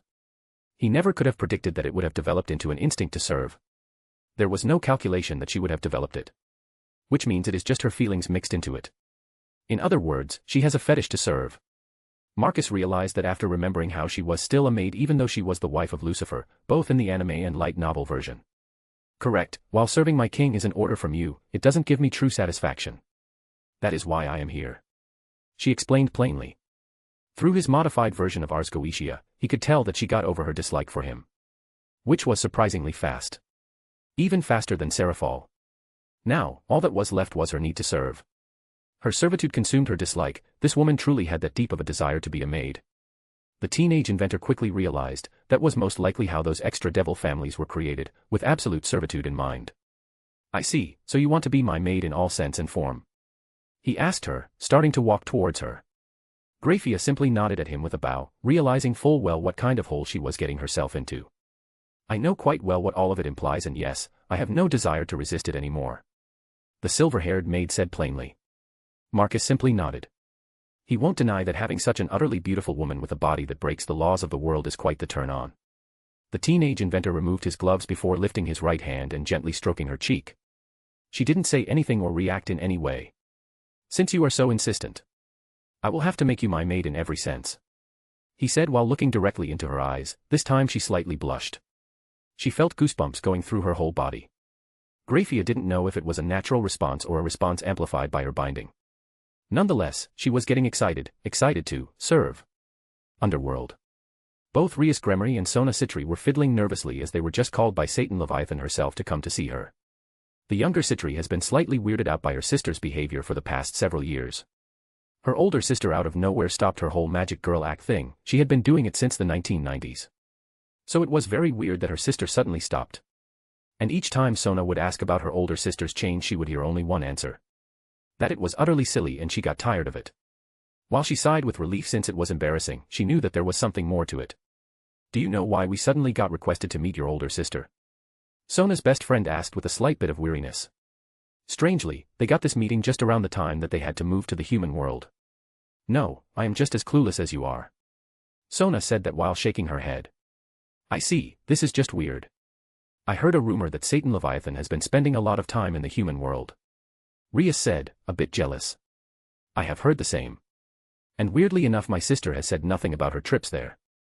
Sona said while fixing glasses. She looked quite sharp thinking about the reasons. That's because I can't tell you anything about it. Both girls heard Seraphal's voice as the Leviathan circle appeared, and with a burst of dark blue one of the Satans appeared dressed in a blue dress and high heels. She looked like she was about to go into a ball. Both of the younger girls slightly gulped down seeing a serious-looking Satan Leviathan. You can't. I can't because I am under a devil contract, she said plainly as she walked over and took her seat opposite to the pair. She got comfortable while the pair got very uncomfortable. They were seeing a very different Seraphal to the one they used to see. I see, might we know what this meeting is all about? Sona asked professionally, but internally she hoped that it's not something bad like they were not going to the human world or something like that. The reason for this meeting is very simple. Both of you are going to the human world. While there is nothing bad about it, Kuo doesn't have any proper protection or surveillance installed to help the both of you control the supernatural flow there. Since both of you are high-profile peoples, there will be many who will wish to mess or simply to see how good the siblings of the Satans are. Seraphal explained plainly. While I know both of you are talented, there are many beings who are stronger than both of you. Are you going to send someone to babysit us? Sona asked in a slightly pissed-off tone. No. We already discussed that. There won't be any bodyguards. But this doesn't mean we can't have a powerful surveillance system installed in the city that will assist the two of you. In case a powerful being appears in the city, both of you will be able to notify the underworld in time for help to arrive. As Seraphal explained that, the pair looked at each other. From the looks they give each other, they were planning not to notify anything. And the Satan Leviathan knows that already. That's why she likes what Marcus has planned. That's why I used the person, which I am under contract with, to assist us. As Seraphal explained, she got extremely serious. Now listen up. It took me years to get his assistance in any form, so you two won't be destroying the trust one have built with him. Ah, is he a human? Assuming this is the reason why you are going to the human world. Indeed, he is a one-in-millennia genius inventor. He summoned me as his devil and I formed a contract with him. Seraphal said the very bare bones needed for this. He summoned a Satan. Sona asked with wide eyes. Rias was also surprised. They both know that Satans are summonable, but only the leaders of nations or extremely influential people can do that. Because the prices for it are very high. Since they don't take in souls anymore, it's usually in the form of money or items. So, summoning them is practically impossible because the summoner has to intrigue Satan in the first place with something of worth. Indeed. By this point, his inventions are at least advanced by 40 years in human standards. This made them even more shocked, while Rias for some reason was getting a very anime-style vibe from this human. That's why when I asked for his assistance in building a surveillance system for Kuo, and he only agreed under a form of contract. Meaning that, the both of you will be under a devil contract and will be following his request to test the surveillance system which will be deployed in Kuo. I see, this is more than acceptable then. Since we will be getting a reputation by having a contract formed with someone who has a contract with Satan. Sona said with a small smile. This was good for her. Rias nodded as well. She was curious about this human. But, since it's under the care of a Satan, she can't ask such an individual to join her peerage. Yes. Now remember. Seraphal leaned forward and her eyes were glowing and her magic presence manifested around the whole room. Both Sona and Rias gulped down nervously. I am sticking out my neck for this. We can't lose someone who is at a level that's even above the likes of Da Vinci. He has already created a Pantheon-level worthy security system in his hometown. If we lose him and he joins fallen angels or worse, that bitch's Gabriel side. It won't be pretty. Both of them paled, hearing that they quickly responded with a nod. We will treat him as a worthy guest. Don't worry, sister. Sona quickly added. Now she knows what is going on. Her sister has a thing for him and she demands proper behavior from her family. The younger Citri has no idea how this human did all that. But one thing is for sure, he is very good. So good that he made her sister fall head over heels for him. Now she truly wants to meet him. Possibly her future brother-in-law. Well, there are only a few days left till that day. We will see. I will be there as well. Don't you have work? Sona asked with disbelief. Snort. One of his inventions cut my working time by 80%. I finish most of my work before midday. Seraphal quite smugly said that. Oh, now I remembered. Brother was bragging about something similar as well. But he is quite tight-lipped about it too. Rias remembered her big brother spending more time at home now than ever, and he is quite smug about it as well. Yes, client confidentiality. Which you two will be signing. This is only going to last until he is ready to reveal himself. So you two only need to keep quiet for a few years. After that, you can discuss this with anyone you like. Seraphal said as she snapped her fingers and she summoned two pieces of documents. Both Rias and Sona quickly picked them up and started reading. It was in the basic form. They have seen this in Devil School. And know what it entails. Without wasting their time, both signed them and then the document disappeared. You may reveal the information to your peerage under conditions that they can't talk about this. Seraphal with a serious tone explained. I understand / thank you. Good, then it settles it. The Leviathan was satisfied, for now. She will be watching though. So, sister, is he, well, you know. Sona fiddled with her dress for a second. She is not used to the serious and, well, Satan-like version of Seraphal. Know what? The older Citri moved her head aside for a second, trying to see what her little sister meant by that. You like him? Sona asked with slightly flushed cheeks. Seraphal slightly giggled for a second. You didn't hear this from me. But, yes. It would appear that I have things for men who can build wonders from scraps they find in a garage. She started talking animatedly before getting serious once more. That's why you two will be on your best behavior. I was working for years to build trust with him. And I don't want to lose it now. Sister, won't it be easier for you to just say that you like him? Sona tried to reason with that. Snort. I was summoned by him because I am Satan Leviathan. I was summoned to help him to set up pipes for his workshop because I am Leviathan and an expert in water manipulation. She said while rolling her eyes. I told you, didn't I? He has already installed a Pantheon-worthy security system in his hometown, being the same age as you two. What? He is the same age as us, / he summoned you for what? Both of them were shell-shocked to hear that. This means that I was qualified enough to be summoned. But, you are a Satan sister. Sona pointed out with disbelief. And he single-handedly, with a blob of clay, built a surveillance system which will last as long as Earth rotating around the sun. What of it? Seraphal said with an eye roll. Which made both of the younger girls shut their mouths before they could say anything. Creating things is much harder than destroying them. While my power is impressive, he has already found ways to beat me. He did. Sona squeaked funnily. Sigh. I already told you that he is a once-in-millennia genius. Do you think I will fall in love with someone average? Seraphal was getting tired of everyone looking down on her Marcus like that. Sirzex did, well, not anymore. After seeing Signer he became a fan, and now her sister still doesn't get the message when she said Pantheon-level security. It means security is good enough for a Pantheon. No. I mean, he is a human. And what is that supposed to mean? He can't be smart. Seraphal said with raised eyebrows. Is her sister getting biased? How does smart have to do anything with strength? Rias asked from the side. Earning a couple of stares from the Citri siblings. Sona just groaned. It seems she was too short-sighted. Easy enough, for example, he could build a gun which could kill an ultimate-class devil. Seraphal gave them an example with a smile. That's simply impossible, Rias said while shaking her head. You want to bet on it? The Satan Leviathan said with a smirk. The redhead girl quickly shook her head. No, she won't be betting on this. While Sona started to understand the scale of things. If her sister is willing to bet, then this human indeed is capable of doing such things. Then this is very big indeed. This means that he is smart to an absurd level. Now the younger Citri indeed wants to meet him. Wise choice. And since we are discussing him like this, I expect both of you to keep this to your peerage and nothing more. You can tell them that if they fail they will have to deal with me. I understand, sister. There is no need for you to threaten me so many times.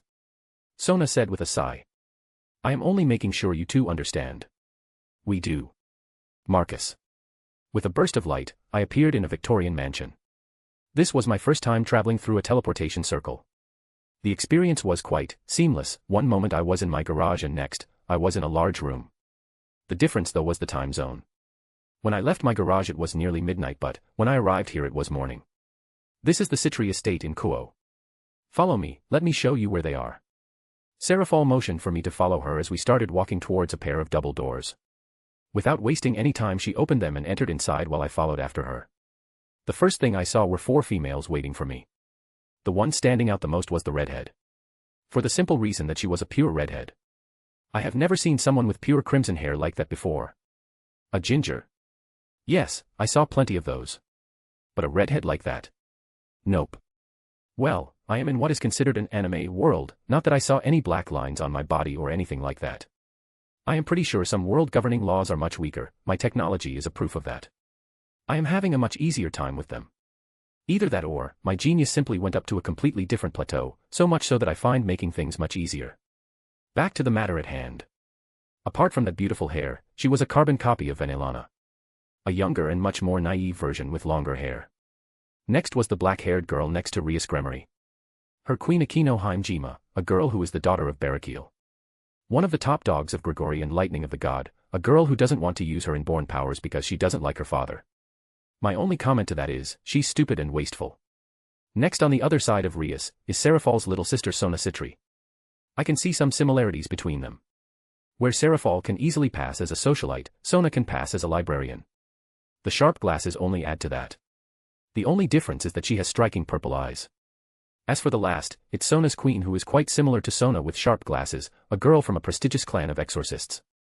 With a sacred gear no less. Just like Rias' queen, this one had similar treatment because of how different she was. All I can say about this, it is basically like saying, one's trash is another's treasure. Now that I think about it, this place has an enormous concentration of sacred gears. I have not even found one in my hometown. Yet this small town has more than a few running around. Well, it's either something to do with the amount of magic in the air or just some main city bullshit. Internally I sighed. Since I am here I might as well find out all those little secrets. Smiling to myself I walked forward toward the group of girls. They all looked nervous, like they were standing on extremely thin ice. It seems Seraphul words have cut them very, very deep. The small group of devil ladies waited with a nervous look as they knew the current Leviathan would soon bring over the genius inventor Marcus Goldman. The moment they learned his name they tried to find anything they could about him. All they got was classified information under Satan Leviathan's seal. So they tried to do the same in the human world. It was the same, they could not find anything for the simple reason that he lives on the other side of the globe. In other words, there was nothing on him. Even if it was, it's under Seraphul's watchful eye. They didn't even know what he looked like. When the doors opened their backs strengthened and they tried to look as professional as they could. The moment Sona and Rias saw him they were having a hard time believing that he was the same age as they. He looked far too mature.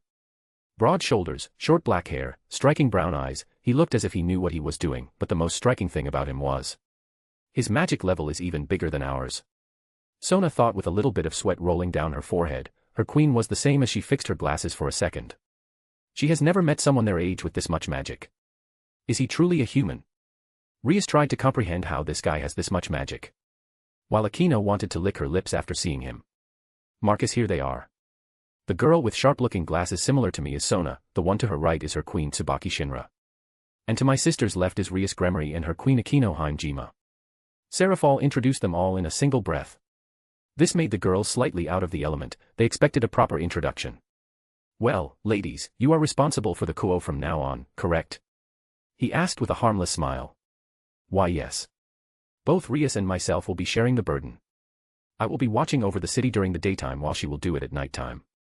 Sona quickly explained simply and as professionally as possible. I see, simple enough. Have you two decided where you want the core of the barrier system to be placed? He asked them as he instantly moved towards the main dish. Both devil heiresses did not expect for him to move directly at that. Now they know why Seraphul did such a simple introduction. He simply wants to get this over with. Well. I suppose since Ko Academy is our seat of power here, so maybe the school basement. Sona answered after thinking for a bit. She then looked for Rias who nodded back at her. Very well. He nodded at them and then looked back at Seraphul. Sarah, where is the exact location of the building compared to the city? He asked her. Both Sona and Rias looked with a little bit of wonder and awe hearing how he calls Leviathan by her nickname. The academy is located more to the north of the city center. I can assume you are going to need to adjust the deployment. Like back in your town. The black-haired Satan answered after thinking about it for a bit. If it's true. Then yes, I will need to adjust the dispersive magic from the core. Nonetheless, I need to double-check that on the map. This would be a good moment to add map tracking as well. Marcus said the last part more to himself than to the rest of the group. Right. Then let's go to this academy of yours, ladies. He said after turning back to the group. Now. Sona asked with disbelief, all she got back was Seraphul's stare. The younger Citri gulped down. Sure, we can teleport there before anyone comes for classes.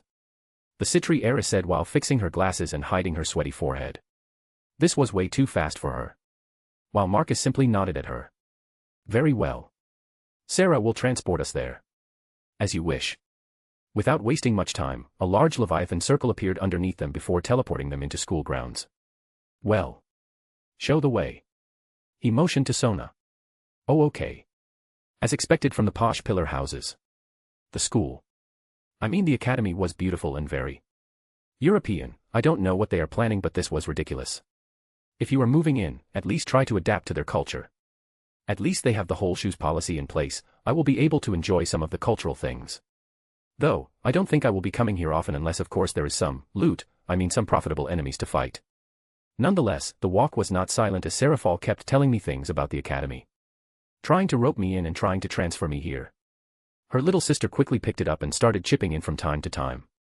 My reaction to all that was an eye roll. Seraphal saw that and showed her tongue at me. All she got was another eye roll. Very cute, especially when it comes from one of the top leaders of a supernatural faction. Who is acting all cute and cuddly with me. It was even better when Rias and the other two saw our little exchange. They were quite shocked. This is the basement. We haven't touched anything here. Sona spoke professionally as she showed the large empty area. Nice, this will do. I said while looking around. It was built from strong concrete. The walls were done through a combination of magic and regular means. I see, so this is how you guys build. To keep things from disappearing you use magic to create the reaction which, in turn, allows the result to stay. While this is quite energy consuming, it still allows you to keep things after the demonic energy runs out. I said while inspecting the walls. The younger devils looked at me with slight disbelief while Seraphal just smiled. Not fair. I'm still trying to figure out your transmutation circle. The Leviathan said with a pouty look. It's not my problem that you prefer to stare at me when I work, I said with another eye roll. This time she huffed and looked away. You figured that out from touching the wall? Sona asked while trying to keep her glasses from falling off her nose. Indeed. Quite easy, the residue is still there. While very faint, I can still feel demonic energy in the creation of this. I explained while pointing my finger at the wall as I looked around for more. But. Chapter 9, Finding Boosted Gear. The group of girls truly wanted to stay and watch how Marcus worked. But. They have school. And since Seraphal is here and they didn't want to look like they are incompetent and can't do their duties properly. Especially since they were the ones who asked to come to the human world in the first place. They needed to attend their classes. Thus leaving the genius inventor alone with the Satan. It was the first day of human school for Rias and Sona, but their minds were not on the classes. All they could think about was the guy downstairs setting up a surveillance system for their town. Especially since Seraphal has hyped him up so much, they needed to see him work. And so the moment the last bell rang, they rushed downstairs to see what was going on. What is that? Rias asked with wide eyes. It looks like a diamond. Sona said while adjusting her glasses. I know it looks like a diamond, but diamonds don't glow or emit white glowing particles. The redhead said with an eye roll. True. And I am just telling you what I see. Sona snarked back as she shrugged. After their small shock, they walked into the room. Looking around, they could see that it was now some sort of a ritual room combined with a sort of sci-fi reactor-type room. Some types of glass panels were spinning around the diamond. The two devils assumed that they were absorbing the magic energies which were being emitted by the diamond-shaped thing. There were also runic carvings spread throughout the whole room. Walls, ceiling, ground. Nothing was spared, and by this point, the pair were wondering just how quickly this man worked. Even a devil takes his time when doing rituals like these. Yet, he did all of this during the time they were attending classes. I thought barrier things like that are magical. Why is there a computer terminal of sorts there? Rias asked Sona with a confused look. Why are you asking me? You think I have a clue of what's going on here? The younger Citri almost hissed at Rias from annoyance. And frankly, she is feeling quite inadequate. She saw runes from at least 3 different cultures, and she can bet that there were others that are from different supernatural cultures as well. Meaning that Marcus knew more than her. And she spent most of her life in a library. Her brain was trying to come up with some sort of explanation on how this is physically possible. I thought you knew more than I did. Rias said with a casual shrug. All she got back from her friend was a hiss. The younger Citri just hissed like a cat at Rias, who found it incredibly amusing. No I don't, this is beyond me, Sona said to her redhead friend before looking around for the teen inventor. Moments later she finally found Marcus. The genius inventor was sitting in front of a table with a futuristic laptop on top of it. There were several cables connected to it, these cables were also connected to the diamond-shaped barrier reactor. Sona then saw her older sister sitting on the table with a book in hand. Meaning that her older sibling was here the whole time. All the younger Citri could think of this situation was that, yes. The Satan Leviathan is pretty much infatuated with a human inventor to the point that she spends the whole time with him regardless of anything, even work. She wonders what would happen if the people of the underworld learned of this. A shiver went down. Just imagining the chaos. One of the most powerful devil females infatuated with a human. You two are here. Nice. Come over. Let me explain some things. Hearing his voice, both of them were stiff for a bit. Nonetheless, they quickly went over. Seraphal lifted her head from her book and looked at the pair. She smiled before going back to her book. Sona didn't know if it was a good type of smile or a bad type of smile. Well, time will tell. First, the barrier core. Marcus pointed at the diamond-shaped core casually from his chair. And yes, it was a comfortable PC chair that he got from somewhere. The official name is the Diamond Core Heart. It's something I have designed and created myself. The core reactor was carved with magical intent to give it more sturdiness. It has 3 protection layers. Since this one has a slightly different purpose from mine, the first 2 layers are spread throughout the whole city. The first layer is surveillance, the magic that spreads throughout the city observing its population. Once a certain threshold of magic is reached, the magic will react to it and let you know. This is where the second layer comes in place. Observation. Once that threshold is reached, the magic will show you who it is and where it is. And lastly, the third layer. The third layer is protection. It can only be activated manually from this area. It turns school into a fortress that even ultimate-class devils will have an issue with breaking through. Marcus gave a long yet brief explanation without even breaking his facial expression. Both listened with abrupt attention. The pair were quite fascinated and awed by what they heard. This thing protects against ultimate-class devils' attacks. Where does it get its power? I do believe the Shinto pantheon will be dissatisfied if they learn that we drained Japan of magic to kickstart this. Sona said with some concern. It's based on Marcus' MTM technique, Seraphal said from the side as she was playing with her. What do those letters stand for? The younger Citri was very curious about this technique. Motion to magic. The core was kickstarted by a motion that created magic. Once that is done, that magic enters what is called a loop of magic creation. A loop-based reactor. In other words, it creates magic from nothing, and it will last forever. The older sister of Sona explained with a casual shrug. So you did listen to my explanation, Marcus said with fake awe. Of course I did. She exclaimed, almost angrily. Well, it was hard to tell, especially since you were spacing out. The genius inventor shrugged at her. Of course I was spacing out. You just told me that the reactor will last as long as the planet. I was shocked and awed and all the other stuff when one is gobsmacked. The Leviathan said that in a single breath. Right, well I went through that days ago when I finished the maths behind it. I guess you need real proof. He said with a shrug. Are you still awed by your stuff? She asked curiously, forgetting about previous comments for a moment. On a theoretical level. When I realized that I got it down in the item's possibilities. He explained to her as his gaze returned to the pair who were listening attentively to what they were saying. Now for the part in which I need you to, Marcus said as he got up from the chair and started walking towards the computer terminal. I will add you two into the system. At this moment the core is only working in this room. To make it citywide you will need to send your peerage members to mark the boundaries of the barrier. I understand / I will do it. Both nodded and answered at the same time. Marcus prefers them this way, after all, he watched the anime and knows how these two can be and how much trouble they can end up in. Now, it will be even better. They are going to get monitored by him 24/7, meaning that, the moment they are slacking in their jobs he can instantly report to either Venelana or Seraphal. He might not be their father but they are part of his tests, and he has fired people for less in his previous life. Good to hear. He nodded at their response before walking over to the computer terminal and starting to press buttons on the screen. It's a touch screen. The redhead whispered at Sona. Who nodded, looking very curious. All she could see were letters and numbers on the screen. She has no idea what is going on. That was until the screen went dark and then restarted itself. This time the screen showed Aurora Borealis, before the lights formed into letters showing Aurora Terminal version 1.0. Seconds later the letters faded out and showed a very futuristic terminal. To Rias, it looked like something ripped right out of an anime or a video game. She could see the terminal taking readings from the diamond core. Showing them in numerical values and lots of spinning icons, the redhead felt that it was way over her head. After pressing on the terminal, Marcus looked back at the pair. Put your hand on the screen. It will register and link you to the barrier. After saying that he took a step back and made some space for the pair. Both of them nodded seriously. It looked like they were about to do something intensively big. The genius inventor internally rolled his eyes. The first one to step up was Sona. She looked at the screen and saw a window that said, Register new user, and below it was a simple image of a palm.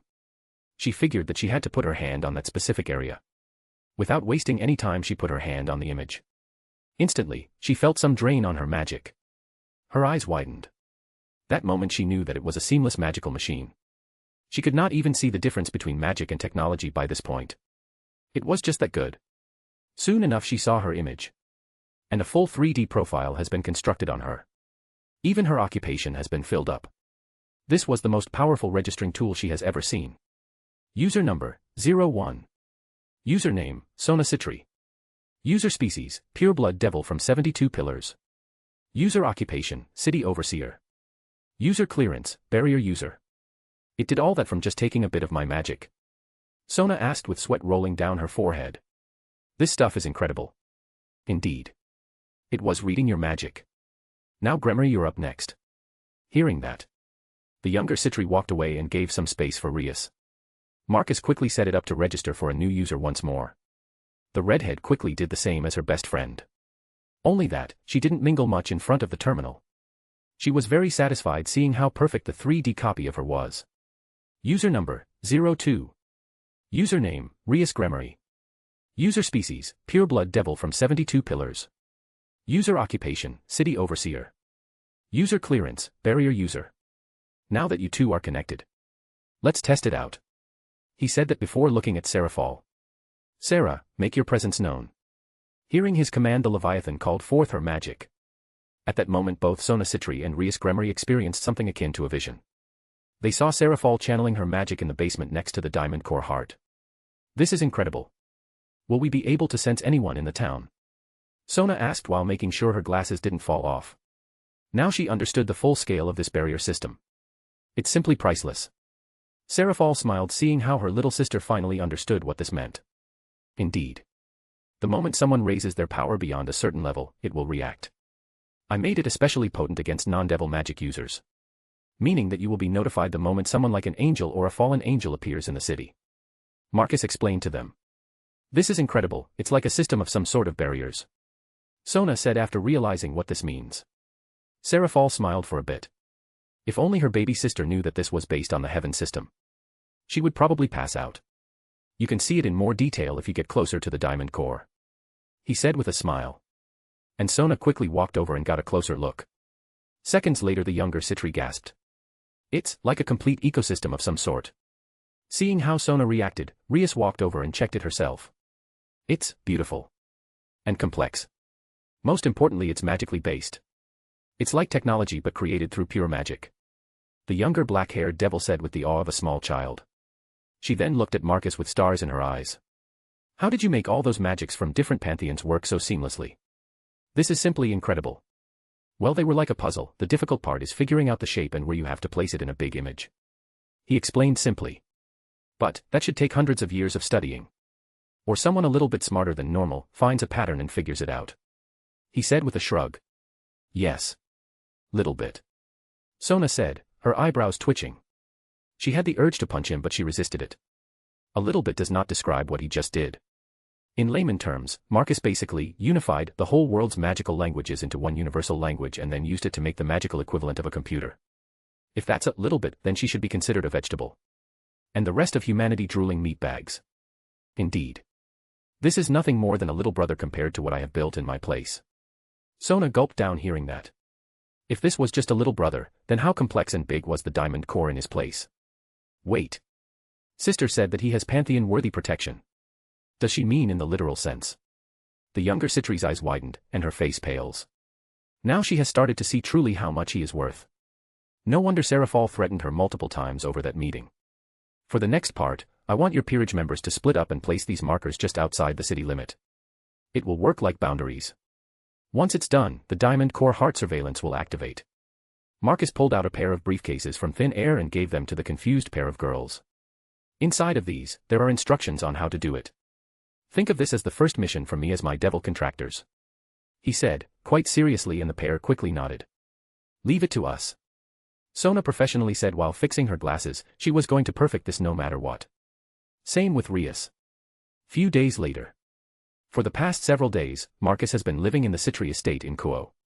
Even then, Sona had no chance to even have a proper conversation with him. And it was just infuriating. A man which she sees as the next genius of the millennia is living under the same roof as her and she has no chance to ask tons of questions. It was just annoying. Nonetheless, it was partially her fault as well. Because she spent countless hours with the markers and testing this incredible surveillance system. Once it was set up, she could utilize something akin to the view from the eyes of a bird and check the city from the top. It was just that great. Not that her happiness will last for long, as she soon realized that Marcus will be leaving. Since officially he was just on a holiday leave. And because Japan doesn't have those 2 weeks of Christmas holidays like the European countries do. On paper, he was just on holiday in Japan. And he will be going back to his country soon. This means she doesn't have much time left. That's why she decided to look for him and befriend. Maybe get some missions.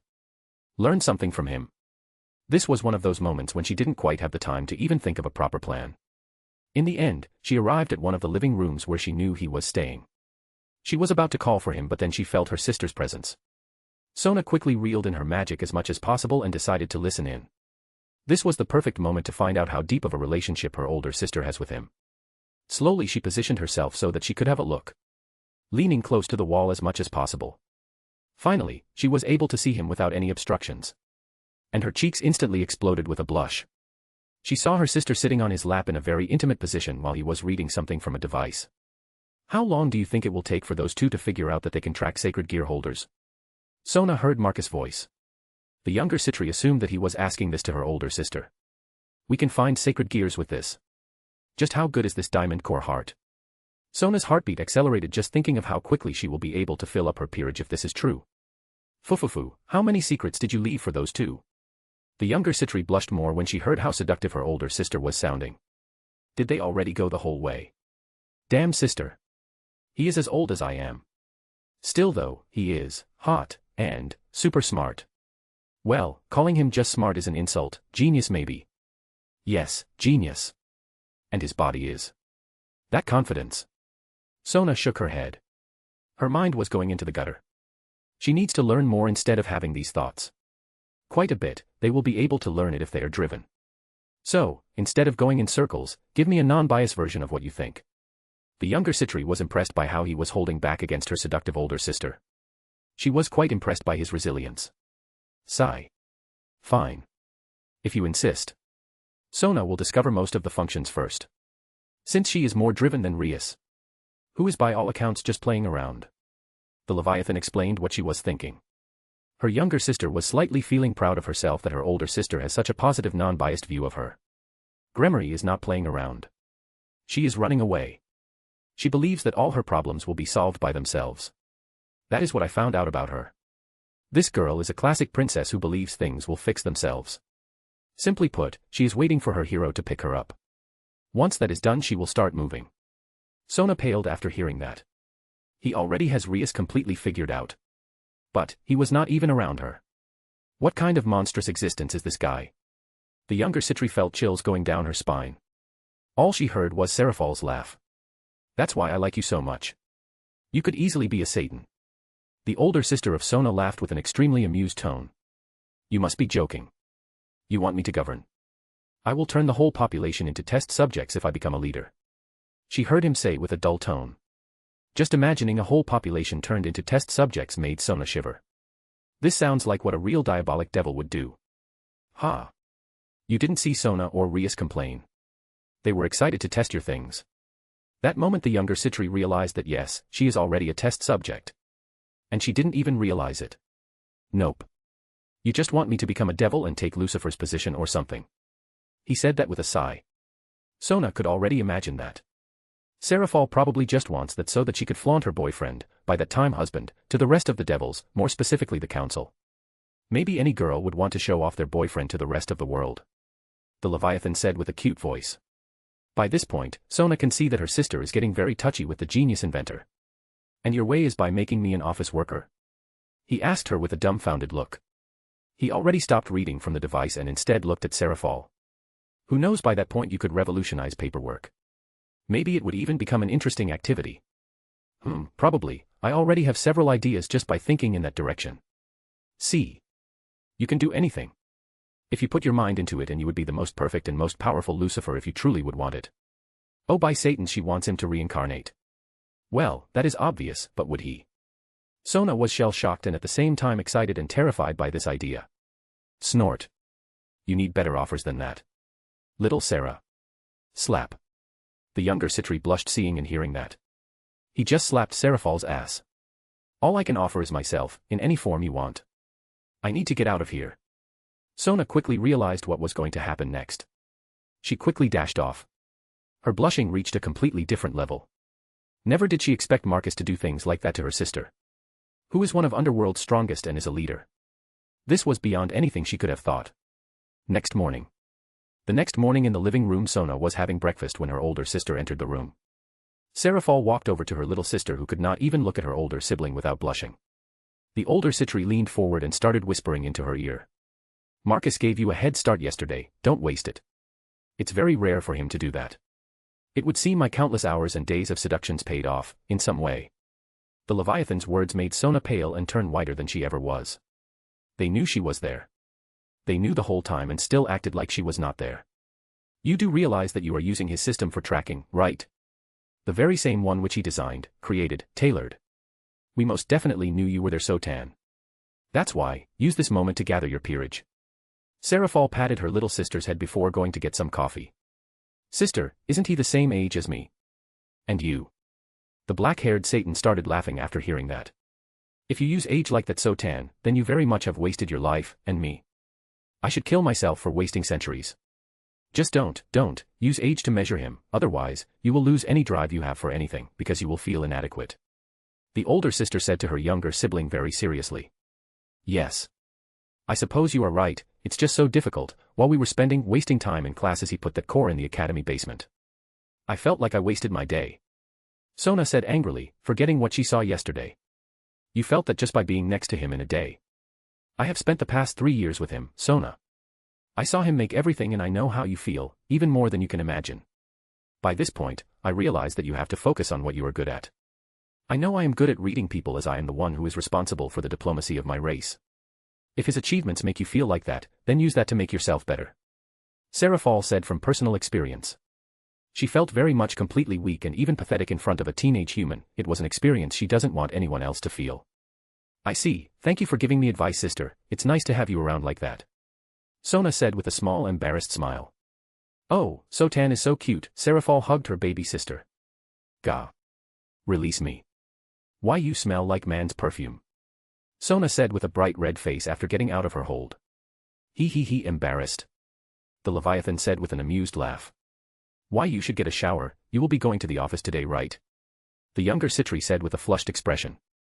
Don't worry, the older sibling said in a sing-song voice. She started walking towards the kitchen ignoring the previous comment. Marcus. Target located. Unique magical signature detected. Scanning. 78% visual fit according to the previous description of the target. Possible Longinus boosted gear host found. I lifted my Aurora glasses after reading the latest notification. Finally, I have found the target. Finding him like this was annoying, for the simple reason that his magical signature was that weak. It's even below regular humans. So he was like, swimming below anyone's radar. But, there is an easy way to find him. Just apply a specific filter and he will stand out like a sore thumb. There is only one guy in the whole of Kuo who has that below average amount of magic. After finding him I did some tracking and Aurora did some routine observation. Building up his daily schedule, after that was done I went to the location of which he would most likely pass and simply waited for him. Putting on my glasses I tracked him through diamond core surveillance. Seeing that he was quite close I pressed a button on Castor's handle and a thin card-like object came out. That was the cartridge. Storing it into my cartridge deck, I pulled out another and inserted it into the gun. Castor loaded with stun cartridge. Reading the notification and dismissing it mentally, I simply waited while leaning against a wall. A few minutes later I saw a brown-haired teen with a silly grin on his face walking towards the road of which I was waiting for him. He was going home after watching hentai with his 2 idiot friends. Going home quite late, alone, the best time to mug someone, but, this is Japan. The crime rates are extremely low. So, the perv is not even afraid of going home late. Nonetheless, this time it's going to be different. Lifting Castor, I pointed at him and pressed the trigger. The brown-haired teen turned around and saw a bolt of electricity slam into him. His whole body twitched as quite a bit of electricity smashed into him. Before collapsing on the ground. I holstered the gun and walked over. Aurora did a scan on him through magic, the guy was perfectly fine, his body just went into an unconscious state. I got on one of my knees and put my right hand on him. Several white magic circles appeared around him. I quickly did a quick scan, checking if he truly held the boosted gear. So, it is. Good. This means that I didn't waste 30 minutes of my life waiting for this waste of oxygen. I stopped with the scan, while mentally connecting to Ars Goetia. Sarah, come to me, I said while getting back on my feet. Moments later a Leviathan circle appeared next to me and Seraphal was now standing next to me. Master. Who is he? She looked around before spotting the downed pervert. Meet the Red Dragon Emperor, I said plainly. What? He is this generation's Red Dragon Emperor. But, I can't sense anything from him. She exclaimed for a moment while focusing on the downed form. Her senses were digging into him. Put your hand on him, send some magic to check, I said with an eye roll. Sarah did just that as she scanned him properly. Yes. I can sense faint dragon energy, how did you even find him? She stopped with her scan and turned around to look at me. I found him when I did a scan of the city's population. He has a remarkably low, extremely low amount of magic. But for some reason it emits dragon energy. So a check later and I found out that he is this generation's Red Dragon Emperor. I said with a shrug. Before getting serious. Take him to Citri Estate. I will do a proper scan on boosted gear over there. He will make a perfect subject for those two girls. I want to see which one of them will find him first and recruit him as their peerage member. She stumbled for a bit after hearing that. Nonetheless, she cast an extra sleeping spell on him before sending him away in another magic circle. That's quite devil-like of you. Treating a poor little human like some test subject.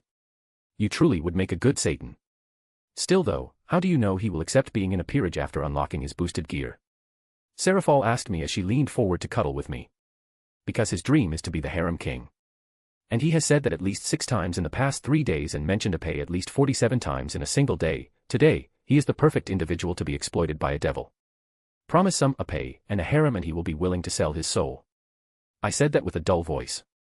Nonetheless, I gave the glasses to Seraphal to read over the file on this guy. This. Issei Hayadu, what a weird human he is. My money is that he will be Rias peerage member. My Sotan would probably kill him or trade him the moment she can. The Leviathan said with an amused look. True.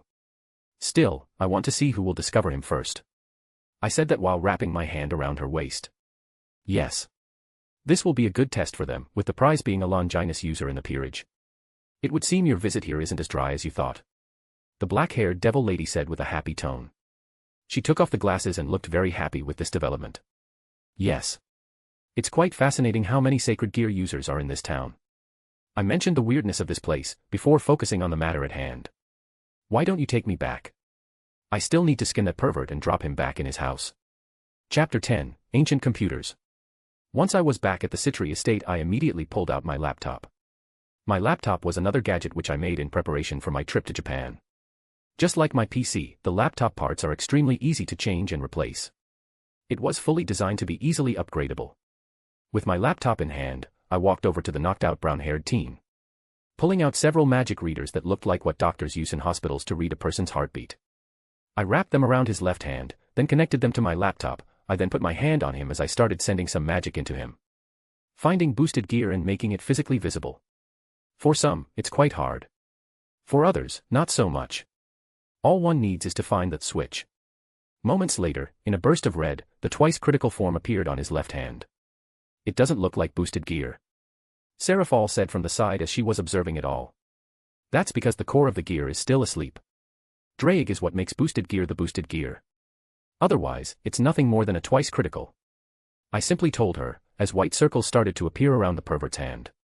Seeing all that I immediately started operating my laptop, starting the gearscanner.exe. Seconds later a window appeared and the magic circles started spinning. A progress bar for the scan appeared on the screen. Once the scan started I leaned back into the Victorian-era couch and simply waited for the basic scan result. Scan completed. Sacred Gear Boosted Gear Scan complete. Scan uploaded to Aurora Network. Do you wish to read the log? Without wasting any more time I pressed yes. I saw the 3D image of boosted gear and its core, drag. The scan has fully scanned the dragon's signature and its energy readings. Meaning that just from the readings alone, I could now start developing either dragons since they are beings of pure energy or start creating weapons to fight against them. Finding out how energy got consciousness will be an interesting side activity. Nonetheless, the dragon's soul at the moment was not interesting. What is interesting though, is the data boosted gear has collected over the centuries. The moment I pressed on it, my laptop lagged for a second. The amount of information it had was astounding even for me. When I started reading, I realized that all of boosted gear's previous hosts had left a small bit of themselves after their death. Basically, it's like a cache of an app or something like that. According to the logs, the admin of the system should be cleaning it after each cycle. But since the admin, the big G, kicked the bucket, no one could maintain the gears at their proper condition. Thus the cache continued to pile up, eventually starting to affect the gear itself. Since the gear is directly linked to the host's emotional level, it can also affect it fundamentally. If this was any less sturdy, then boosted gear should by this point crumble and turn into dust, but instead, it started mutating. I explained to Seraphal since I knew she was waiting for an explanation. What do you mean? The black-haired devil lady asked with bated breath. She is super focused now that we were researching one of the Longinus. The boosted gear is full of the remnants of previous hosts. It reached to the point where the gear started mutating, unlocking something classified as Juggernaut Drive by the system. It's something that should not be possible and dangerous for the gear, and it would most likely kill the host. It's quite simply tapping into Drake's power without any restraints. No human should be able to do that without decades of training. There are logs stating that it has killed countless hosts over the past 2,500 years. I explained to her as I showed her the, now sorted out, logs. Showing a host's name and reason of death being error, Juggernaut Drive. The gears are like miniatures computers or something? She asked with confusion and lots of disbelief. In a sense. They are magical computers, yes. But boosted gear is extremely simple. It's like tinkering with the very first Windows. I answered honestly. Then again, they were first created when humans were still playing around with clay and trying to figure out how to make bronze weapons. Snort. Tell that to Azazel, who has been tinkering with them for the past 1,000 or so years. Seraphal snorted at me with a cute pout as she crossed her arms and looked away. It's not my fault that he is cluelessly walking through a forest without the right direction. I said with an eye roll before returning to the logs and digging deeper, finding the files related to the balance breaker, which is recorded as system error //bug // Welsh dragon scale male. Hey, it's amusing how everyone is praising the scale males and its power. Which in truth is recorded as nothing more than an error in the system. I pointed at the screen. By this point, Seraphal had walked over and ended up sitting comfortably on my lap. So it's true then. Balance breakers didn't exist when the biblical God was around. The black-haired devil lady said with wide eyes. No. Because they are spiritual level artifacts, they get affected by the host's raw emotions. Most of the time rage, on a lesser scale than willpower. For example, our boosted gear here has an 86% ratio of achieving scale male through anger and rage alone. The other ones are the need for power or lust for more power. I explained to her while pointing at the statistics. This is incredible. The boosted gear is like an open book to you. Could you recreate it? She asked that while thinking for a bit. I am already using what you all know as the boost ability of the Welsh dragon. It's in the diamond core heart and castor and pollux. I said with an eye roll before checking out more on the scale male. What I found is extremely disappointing. Well, this is primitive beyond belief. I thought the scale males were a masterpiece worthy of studying. But this is basic. The dragon energy is spread throughout the whole body and is then crystallized as an armor. It's simple. I said with disgust. All I need to counter this is an anti-dragon field. The crystallization will fail, and the boost in energy will disappear. The gear user will be naked after that. And that's just an anti-dragon energy field. I could also just use anti-dragon magic and this Longinus user would simply be dead. Tell me, Sarah, you call this God Slayer worthy? It's nothing but the basics among basics. If gods are this basics, then it's just sad. I said while shaking my head. I thought there was more. But this is just sad. If they are so reliant on a single thing like this, then I will abuse it, until they learn their lesson. After my short outburst, Sarah didn't say anything else. She knew that she was not so different as she was purely reliant on her demonic magic. Still, there was some noteworthy stuff to look over. Specifically, boosted gear's boost ability. Turns out it's not that mysterious after all. Hey, so to use it you just need to transform willpower into magic, I said while having a thoughtful look. A perfect ability for an emotional being, I said to Sarah. Who nodded back. Indeed. Dragons in general are very emotional beings. The pair of heavenly dragons were especially like that. At least that's what I have heard. They were killed way before my birth. Seraphal added her own 2 bits. I nodded at her before continuing to look for more. I do know that Drake had piercing ability. But none of the recent hosts had it, so I went to older logs. The last Draic host to have the pierce ability was around 1,500 years ago. After that, there was a spell of the average host, resulting in the ability being drowned in the remnants of the lost souls. Truly, I don't even remember boosted gear having such ability. The current Leviathan exclaimed, from the looks of it she never knew the gear even had this ability. That's because the last host to have it was around 1,500 years ago, I said simply. That's a long time ago even by our standards. And the world started to move away from the supernatural as the supernatural started to hide. Meaning that there were fewer chances of boosted gear even awakening. The logs prove that. The period between awakening of the gear is getting wider and wider as time progresses. The world was simply a less dangerous place. I sorted out the files before focusing on the last host, which didn't even have the scale mail. The last host was around the Napoleon Wars, making it close to 200 years ago. And the guy didn't even achieve the bug stage. I gave her an overall view from what I have read. Bug stage? She asked with a confused and slightly amused look. The balance breaker is a bug stage which developed from the fact that no maintenance has been done to the sacred gears for the past 2,000 years, I explained to the beauty as my fingers stroked her long hair. I thought it was because no one was sitting in the chair upstairs there. She said while pointing her finger towards the sky. It's the same. The fact that the chair is empty and because no one can properly maintain the system. I said with a disappointed sigh. Pity that the dude is dead. He would have made a good friend to chat over stuff with. I can assume that his art would have been much better after so many years have passed. You sound disappointed. Of course. I lost an interesting individual to chat with. I bet his gears would have been much better if he was around. I said honestly to her. Only you could see the biblical God as a chat buddy. Sarah Fall said while shaking her head in disbelief, the beauty in my arms simply couldn't believe it. Possibly. Anyway, time for me to run some maintenance for the gear. I said while starting to run some diagnostics for the gear. What are you going to do?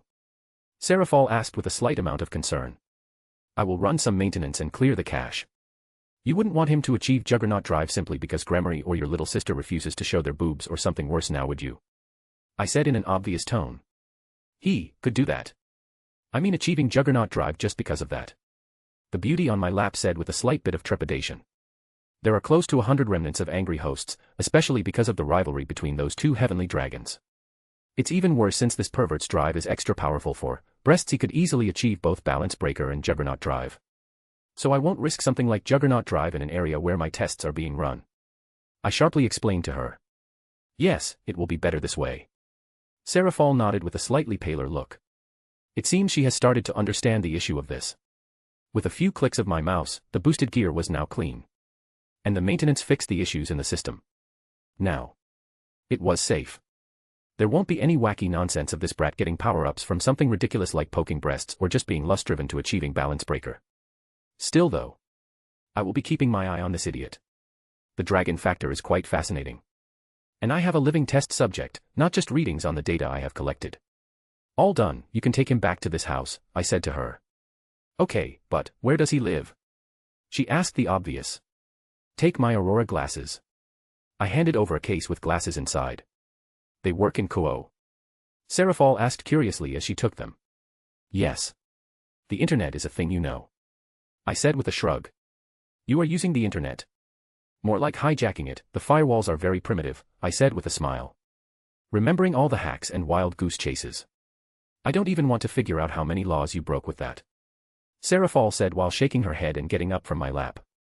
A devil thinking about human laws. Well, that's new. She rolled her eyes at me. I don't care about them. But, it's you who broke them, so that's why I care. She said that simply but honestly. Trying to earn her brownie points along the way. As expected from my cute and sexy not-so-magical girl Sarah. I see, anyways, let me first disconnect this guy before you send him on his way. Skipping the conversation about me breaking the law, and I got up from my couch instead and walked over to the pervert's side, removing the scanners and recalling the sacred gear back into his body. On a different note, Master. Can you recreate the boosted gear? Sarah Fall asked me as she was about to teleport away. Recreate? I can't recreate Draic. Not yet. But, make something better. Quite easily. My MTM is already superior to Draic for the simple reason that he has a limited amount of energy while my MTM can generate indefinitely. Both boost and pierce can be easily replicated. I could even tamper with transfer. There are many ways to make this better, Sarah. You forget that this gear was created close to 3,000 years ago. They were not created to improve like the Juggernaut Drive or Balance Breaker Scale Mail. People in a sense are slowly breaking these toys. And since they are not receiving maintenance, I won't be surprised if the stronger gears with being sealed inside start to explode or break apart to some level. I said with a shrug. I thought he made them impossible to break. Such thing doesn't exist. The sacred gears are resilient because of the alchemical metal they were created with. Now that I scan the boosted gear, I will be able to recreate this adaptable metal. But, like I said, there is a breaking point to them. 100 or 1,000. Or maybe 10,000 years.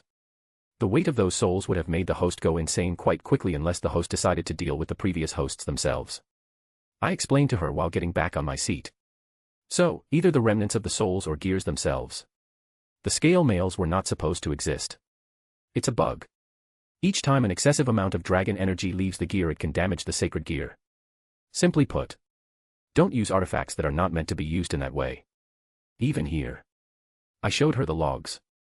The gear had to adapt to 1340 different cases of burst of energy. While it survived and will survive much more in future, there is always a chance it might just break. I explained to her. I see, this means that you could simply create a gear which can and is supposed to achieve a balance breaker instead of being a bug in the system. She said with an understanding nod.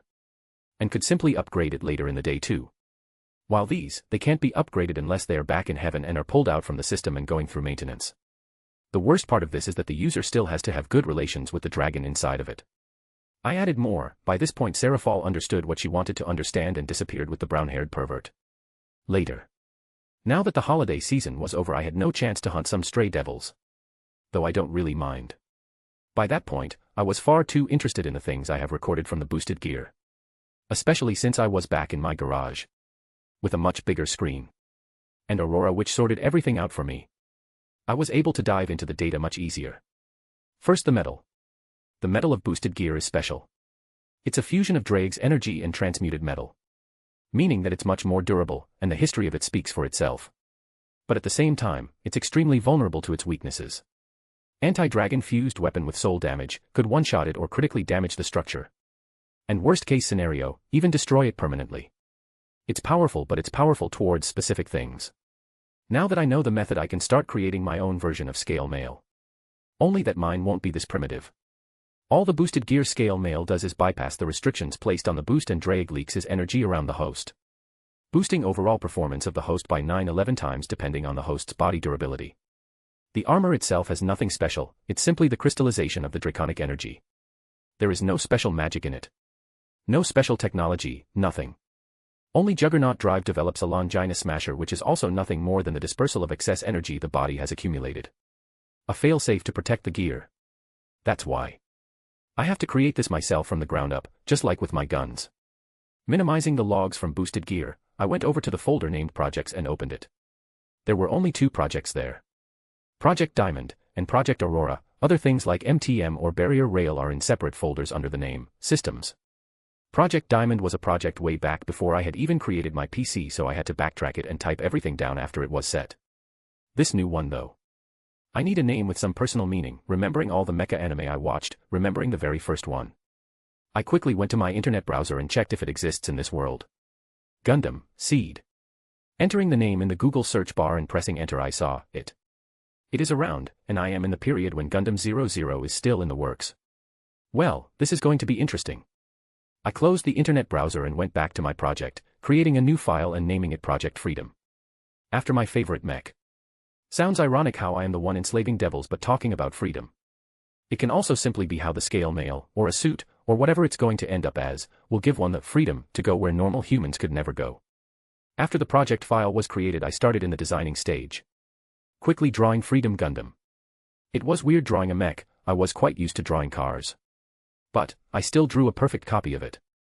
Funny how the last time I saw this anime was around 30 years ago. I should rewatch it in this timeline to see if they changed the plot in some way. Nonetheless, once I got the front done, I drew the back of the mech. Then from the sides as well. Once those were done, I sent it to Aurora for 3D rendering. Turning around and looking at the mech appearing on the holographic display, I went over putting on the design gloves and the stylus. It was time to make a drawing come to life. First was the obvious. Making a human fit inside of it. Unlike the original Freedom, it won't be a 50-meter tall machine but instead around 3 to 2 meters tall. So resizing it then putting a human inside was the next thing. Nothing too scientific. The only real issue was adjusting the suit to the world. First, the chest piece. The thrusters are to be discarded. The suit will run on magic, not uranium. Once the thrusters were gone, I started working on the main power source. And for this, it will be a customized diamond core heart. Unlike the one here in my hometown or Kuo, it won't be shaped properly like diamond. Instead, I am only going to have it look like a prism. To make up for the lessened durability, I went with extra layers of protecting casing. After this was done, Aurora did some basic rendering, adding some basic systems and laying down the technology. Next was the arms, readjusting it for human physiology, and continuing with spreading the network of magic systems and technology like the servo motors for the elbows, for extra power of the limbs empowered by magic. It could generate even more power. Then for the legs, I simply repeated the same process with the arms. Moving on to the helmet. The design of freedom is to remain. And instead, the inside of the helmet was adjusted to the human head, adding an Aurora visor and making a full holographic support display. Once that was done, comes the hardest and most important part. The energy wings. Probably the most difficult part, as no matter what I came up with, I ended up in failure. Meaning another system needed to be created just for this. Hey, let's go with magic crystallization for this. After thinking about this, I went over to the boosted gear logs and found this in Juggernaut Drive. Tinkering for a bit, I created a basic circle for this, adding it to a handle. A basic MTM circle, an sound of beam. A blue lightsaber. Is that a lightsaber? Seraphal asked me as she heard the sound of a lightsaber. Nice, right? Pity that it has no force behind it. I swirled the blade like an amateur for a bit before showing how harmless it is. You could make a bunch of money if you were to sell these, the older devil said with a thoughtful look. Right. I am not sharing MTM with the whole world, I said with a dull tone. You could always replace it with something else, she reasoned with me. I am sure magic crystallization is not widespread either. I haven't heard anyone even using it, I said while turning off the lightsaber and returning to my PC table. Now that I can turn magic into energy wings, I need to make it fly. That's quite simple actually. After thinking of it for a bit, the energy wings will be channeling flight spells. Not only that, it can emit other spells, like Solomon's signature spell. Adjusting the designs quickly and inputting specific changes, I pressed enter for Aurora to do the math to see if my ideas are feasible. A few minutes later, after spinning in my chair and making Seraphal pout at me again for ignoring her, the math and emulation was done. The design rendering is complete. The armor is possibility at 99.97%. In other words, the current design is possible. I thought seriously. This means the rough design is done. Now for the real deal. It's done. The rough design is done, I said to the still pouting devil lady. Oh. Already? But you have only been working on it for 2 months. Isn't this like a large step forward? Tons of new systems, making things come together. Seraphal walked over, checking the computer screen. Instead, I pressed the mouse button and dragged it into the holographic display. You. I wanted to say this before, but you just decided to make Gundams into a reality, the Leviathan said while shaking her head and walking over to the holographic display. Hey, you know Gundam? I asked her, thinking that she only knows Magic Girl stuff. I should be the one who is asking this. You never said you were into Japanese anime in the first place. She pouted hard on me. You could easily ask me to cosplay if you want, you know, she said while taking a stance from Sailor Moon. Yeah, for some reason I remember those. Right, we can discuss that at a specific time. Sure thing, as I said, I can dress however you want, she said that with a seductive wink before looking back at the armor. So, what are the specs? She asked me while crossing her hands. The material it will be made with is the very same one Big G used to make his gears. The MTM inside of it will continuously make the armor stronger, making it indestructible in a sense, while also being powered by a diamond core reactor. Meaning that I don't even need to use my magic in any sense. Her eyes widened for a second before calming down. In a sense. Indeed. The space inside is limited and there isn't much I can do to make it better, I said while putting my hand on my chin, thinking for a bit. Meaning that G-force or any outside elements can affect it. Magic circles or magic spells can't sort it. She asked me with crossed arms. I will be using both tech and magic to fix those as much as possible. But I won't be flying to space or deep underwater with this. While it will protect from extreme cold or heat, it does still have limited protection from extreme radiation. I will be using barrier magic in future though. At this moment this is nothing more than a mark I, so as to have some data to work on when I am making the next model. I explained to her while looking at the holographic display of Freedom Mark I. Even when this is not done, I am already having extra ideas for future models. But for now, I need to make this into reality first before I can add those new ideas. I wasn't just working on my scale mail. When I was resting, I would occasionally check on how the girls were doing in Kuo. And as expected of Sona, she progressed with her powers and also progressed with her peerage. The girl regularly trains with her peerage. While Aurora showed me that she improved 0% since I had installed Diamond Core Heart. The only peerage member who improved on their own was her knight, the blonde kid with the sword's sacred gear. The devil girl played the regular school student, did her devil contracts and spent time watching anime and indulging herself in modern human society. When she has a marriage hanging on her head. Right, that's the wisest thing to do. I deadpanned after going through the data. She constantly talked with her queen about the marriage, but she never did anything, didn't try to look for new members even with the Diamond Core Heart. In truth, she did use the barriers a lot. But, that's mainly to satisfy her devil nature and observe humans. Unlike Sona, who did use the power to check if the people had gears or not. After taking a deep breath, I decided to show this to Finalizing. Either she straightens her daughter out or the redhead won't be receiving any help from me in the future. Before long, the brown-haired devil lady was in front of me. Seraphal and even Graphia were there as well. All of them were curious about my abrupt calling. So around 9 weeks have passed since I installed the Diamond Core Heart in Kuo. As you all know, I have been monitoring everything that has been going on there, including the pair of devil heiresses living there. That moment Seraphal and Finalizing stiffed for a bit.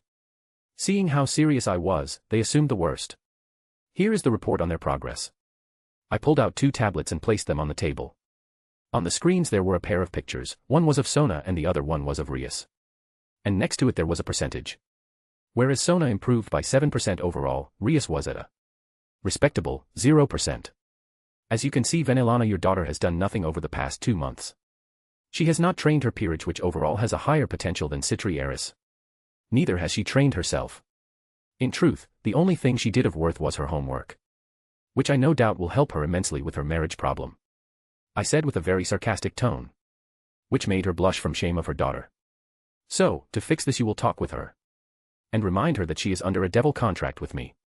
And as a contractor, I am disappointed in her. This disappointment can lead to the point where she will lose any help from me in the future. I do not need people who just use my invention to peep on people constantly and watch what they are doing. The brown-haired devil lady nodded seriously multiple times as she was fighting back her shame. I understand. I will talk with her as soon as possible. Please give her another chance. We will see. I suggest you go and talk with her now. It's morning in Japan at the moment, I said to her as I looked at the clock on the computer screen. Quinnella. The Lady Gremory was furious with her daughter. She has positioned her in the perfect place to receive attention from a genius inventor like her master. The only thing her daughter needed to do was show some motivation to get stronger. She saw what Sona did in the report. The girl did basic things and it was enough for Marcus. All she needed to do was not be lazy. Especially when there was the arranged marriage coming up and her master wanted to see how Rias will deal with this issue. What all she did was nothing. Even if she doesn't know what to do, you could at least spend some time practicing your family magic, like Sona does. That's why she was infuriated by all this. Especially for getting scolded instead of her lazy daughter's place. Without wasting any time, Finalizing teleported directly into Rias' office. Mother. What happened? Why are you here? Rias asked with disbelief and complete shock. She did not expect her mother would come to the human world like this. We need to talk, Rias. We need to talk about your laziness, for which I was scolded by Leviathan herself. Finalizing said with a pissed-off look. Rias gulped down seeing her mother like this. Chapter 11, Freedom First Test Flight. By Satan Leviathan. Rias asked. She had a very bad feeling about this. Yes, by Lady Leviathan herself. Do you know how embarrassing it was? Lady Gremory walked over and dropped a file on top of Rias's table, before taking a seat. Read this. This is the summary of what you did in the past 9 weeks as an overseer of Kuo. At that moment Rias quickly realized that she might actually be in trouble. She didn't need to read this, she could easily see that she was in a deep mess just by looking at her mother's facial expression. So, without wasting any more time, she picked up the file and started reading it. A few minutes later, she put the file down and realized that, yes, she was in a very big mess. You want this to end up in the Devil Council? You are an overseer of Kuo City. Worst of all, you are under a contract, the very same contract Lady Leviathan is. She was scolded by Marcus Goldman for trusting you to test the Diamond Core Heart abilities. But mother, I did. You were only spying on people. You never tested the magic reader. You never tested the other capacities of it. He was even interested in how you were going to train for your inevitable raiding game against Riser Phoenix. You were contracted to do it. He even left secrets for you to figure out. Sona already figured out half of the capacity on her own. Rias looked down, not daring to meet her mother's eyes. To make it worse, this revealed that you were doing nothing in that period. Neither were you studying to be the heiress of Gremory House nor were you training your peerage in any way. It even stated that your greatest achievement in this period was doing human homework. Finalizing finished her rant as she started staring daggers at her daughter. Finalizing was already frustrated. The brown-haired devil lady was scolded by Marcus himself. It was humiliating for a person who is much older to receive a scolding from a 16-year-old. She doesn't want that to ever happen again, period. Lady Leviathan positioned Sona and you for the perfect opportunity to be close to a one-in-millennia genius inventor. To test his tools and inventions. He could have even helped you with making pseudo-sacred gears to fight against Riser Phoenix. He already has those according to Lady Leviathan. Rias's eyes widened, so did the rest of the girls' peerage who were forced to listen to Lady Gremory rant. Well. This is what is going to happen from now on. If I receive another complaint from Seraphal Leviathan again about this, you will be returning to the underworld, permanently. Until your marriage to Riser Phoenix, since you don't care about this at all it would seem. I care. Rias snapped when Finalizing mentioned Riser Phoenix. No, you don't. The past 9 weeks you haven't even used your demonic energy once. You didn't practice power of destruction. You didn't practice teamwork with your peerage. Sona does a weekly teamwork training. Weekly magic training. Weekly tactics training. This is your last chance, daughter. Mess it up again. And the next time it won't be me who will be scolding you but Lady Leviathan. She mentioned something about sticking out her neck for you. You don't want her to be angry at you. Lady Gremory finished, this time for real, as she got up from the couch. I hope the next time we will have a happier meeting than this. I will see you later. With a flash of red, she disappeared from the room. The moment her mother was gone, Rias collapsed into her chair. She looked like her soul had been sucked out. This didn't last for long as she quickly opened one of the drawers and pulled out a contract. She started rapidly reading through it properly this time. Going page by page. Then she groaned loudly after finishing it. Rias. Her queen asked with some concern. The contract, it's not a regular one. I thought it was just a regular summoning with the doing it and then being done with. But, this one is a long-term one where you have to follow the contractor for over several years. The red-haired devil heiress exclaimed loudly as she realized that she was being dumb. It didn't just last for the 2 weeks that Marcus was here. Instead it lasted until he decided to reveal himself at large. Thankfully she didn't tell anyone what kind of technology he has developed, otherwise, she would already be packing her things by now and going back to the underworld. Still, although she was on thin ice at this point, she still can get it back into the game. I thought you read through it properly before signing it. That's the basics among the basics in Devil Society. Her queen exclaimed loudly, she can't believe her king just slipped at the basics like that. Especially on such an important contract. Like you could read this properly when Leviathan was breathing down your back. You could not imagine how serious Sona's older sister was. Rias said with a flustered look. Aquino rolled her eyes and sighed with a resigned tone. Of course she was serious, it's important to the whole devil race. And you just showed an important contractor how lazy devils can be. The black-haired queen said with a resigned tone. Maybe so. But he didn't cancel the contract. We can still fix it. Rias pumped herself up. Although, there still was some cold sweat on her forehead. I hope so, just don't provoke Lady Leviathan more. I doubt even Lucifer can save you from her wrath. Especially when it's related to this contract she is so seriously safeguarding. Rias nodded at her queen's words. From what she had seen between Seraphal and Marcus, she knows that something deeper is going on between those two. Especially for Leviathan to suddenly contact her mother like that. Meaning that the Leviathan is probably infuriated with the fellow teen. And the redhead is not going to lie, he is eye candy. Pity that Marcus found her in a very awkward situation, probably dropping his opinion about the Gremory heiress considerably. Nonetheless, she still has one chance.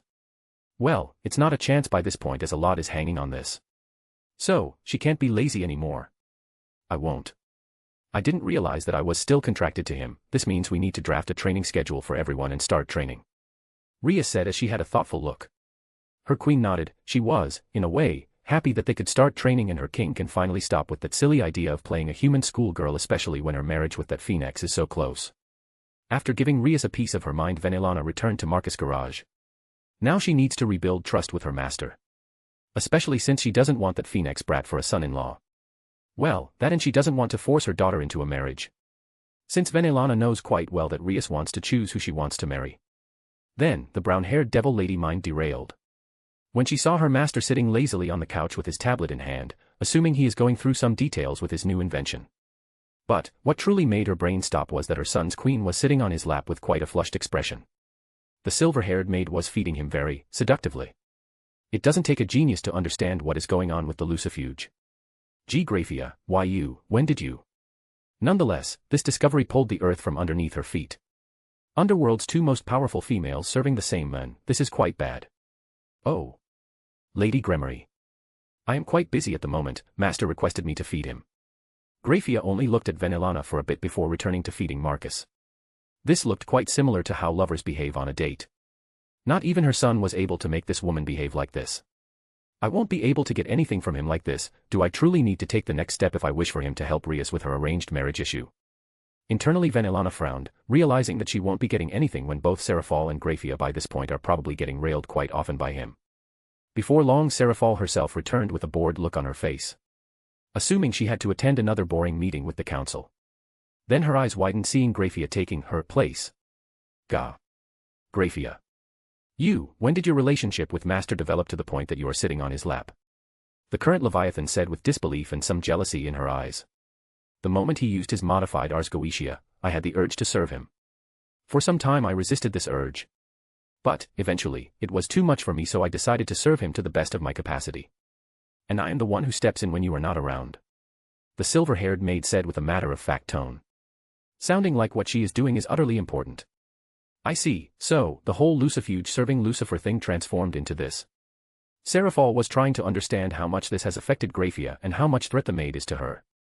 She has a massive servitude fetish. Ars Goetia turned that into power, somehow. Even Aurora can't figure it out. I have run several emulations on this. The only thing which makes sense to me is that she wants this herself. Marcus said from the side, his eyes never left the tablet's screen. Master, that is embarrassing. You can't just say that out loud. The maid said with an angry pout. Making both devil ladies see the new face of the silver-haired maid. Both Seraphal and Finalizing looked at each other with disbelief. This is the ice-cold maid they used to see. I am only stating the truth. And return to your duties. He said sharply, making the maid tingle. Oh, she has turned into a masochist. No. Or maybe. It is linked with her desire to serve, so if her master is not satisfied she will try harder. Seraphal thought to herself. She realized that Graphia may even be a bigger threat than she thought. But, then again, Graphia is a maid. And Seraphal can always take a different position to be close to her master. I need to think more on this. While the Leviathan is thinking about her future, Finalizing is already thinking about getting his help to solve Rias's marriage. At the moment Marcus is the best candidate for that. He is not related to them in any way and he can support her daughter with gears and other things. But, as it is, Rias herself has messed up her chances. Meaning that she might need to take drastic measures. Let's wait and see for now. Rias might get herself together and I won't need to do this. The brown-haired devil lady thought with a frown before hiding her frown behind her casual smile. Now that Marcus has two devil ladies who constantly want his attention, she wasn't forced to show her real feelings like that. So, a light mask can easily be placed, well, as long as she doesn't get too much of Marcus' attention as her master is meticulous that way. One needs to be like that when surrounded by experienced devils. Over the past few months, she have heard multiple times on how Seraphal tried to recruit him to become Seraphal's queen. But no matter how much the Leviathan tried to seduce and by all means, fucked her master, he would always joke about it. Meaning that he already sees devils, in some way, as a lower species. Well, at least subconsciously. Thus always denying in any way to become a reincarnated devil. Well, let's sit back and wait. I still have around 3 years until Rias needs to marry that brat. Finalizing sighed internally thinking about her lazy daughter.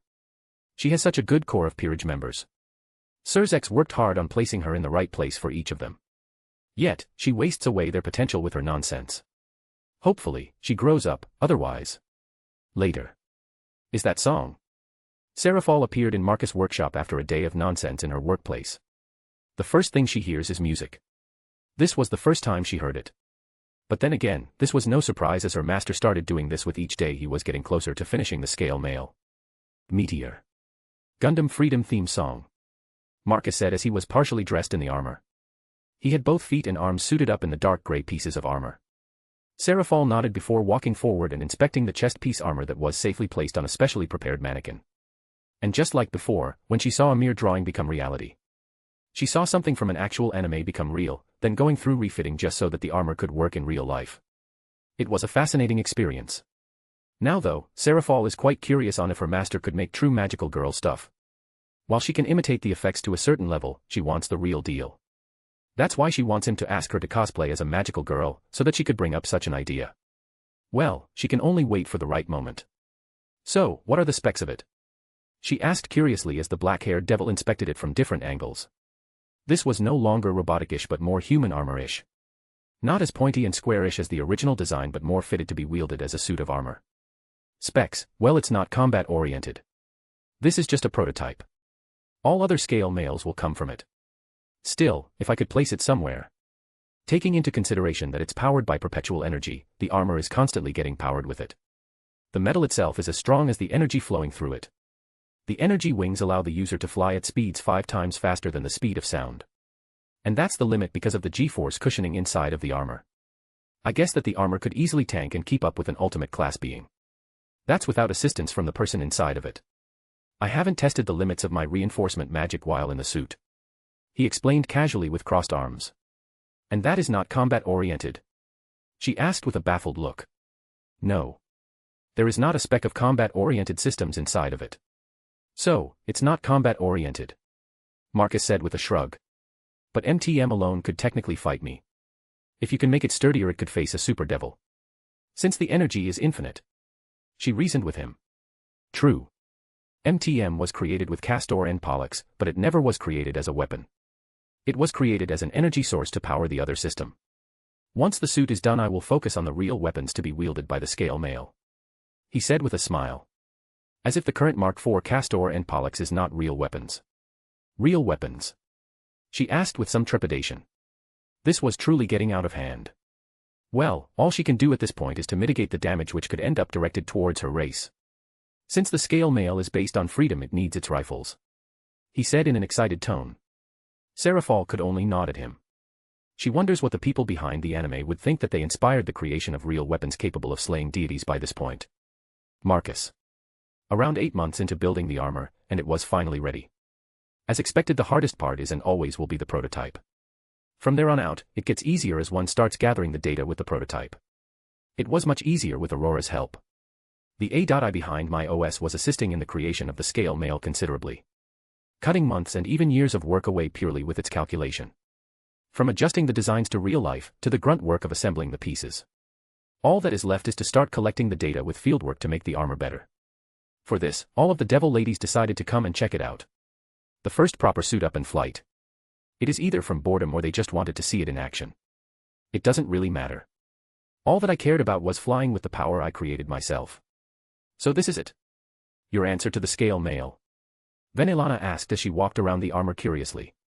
She was looking at it from all different angles. It is, while not space or deep water worthy. It is still possible to fly to the Arctic with it. I said while putting on skin-tight gloves. I made a special suit which will absorb some extra G-force, as well as assisting in vital readings specifically for this. My words made her quite baffled. She decided not to comment on the whole space and deep water exploration thing. As if I will be satisfied with only exploring the regular places. I see. I guess, we have different types of perspectives on things. You guess. You are Master's first summon and you still don't understand his perspective. Seraphol said with an eye roll before looking back at me. Master, we shall follow your progress from the workshop. Let's see how good it is. Worst case scenario, we shall teleport to your location. The current Leviathan reminded me about the countermeasures for the worst case scenario. Although it's impossible for something to happen to me, unless a super devil class is to pop up or a meteorite smashes into me. Nonetheless, Seraphol is always ready to earn her brownie points. I nodded at her before approaching the platform. Seconds later 2 pairs of boots came out from the ground. With 2 easy steps the boots got locked in, I then spread my arms as the mechanical robot arms started putting the armor piece by piece onto my body. Did I copy Iron Man with this? Most likely yes. Although this step came naturally, as the future models will be something closer to nanotechnology. But for now, I need it to be set up the same way Iron Man's first models did. Once all the body parts were placed and done, with the last one being the helmet. My vision turned completely black before the HUD kicked in. Aurora OS boot up. Boot complete. OS startup in process. Aurora HUD online. Exoskeleton system online. G-Force support online. Diamond Triangle core stable. CEFS on online and on standby. SNMSS on online and on standby.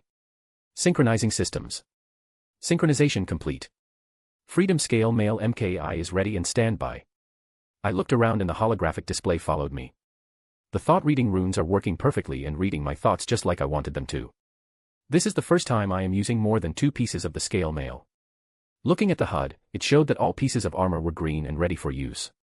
The Diamond Triangle core is supplying an unlimited amount of energy. I am only looking at the readings to see if the flow is good enough and not to check if I will run out of juice, since as long as the core is in place, it will never run out. After doing a simple manual check, I walked forward, the ceiling started lowering itself and I could see the driveway leading out of the garage. Getting outside properly, I looked around. It was just past midnight. Best time to test this. Still though, the suit is very visible. That's why Aurora is in the background to make sure no photos or videos are leaked to the internet. Not that I care much about it, nonetheless, if someone sees me they will have a hard time uploading it to the internet. Taking a deep breath, I finally spoke the magical words. Deploy energy wings. Deploying CEFS. A pair of wing frames came out of my back and moments later, pure white energy wings ignited from them.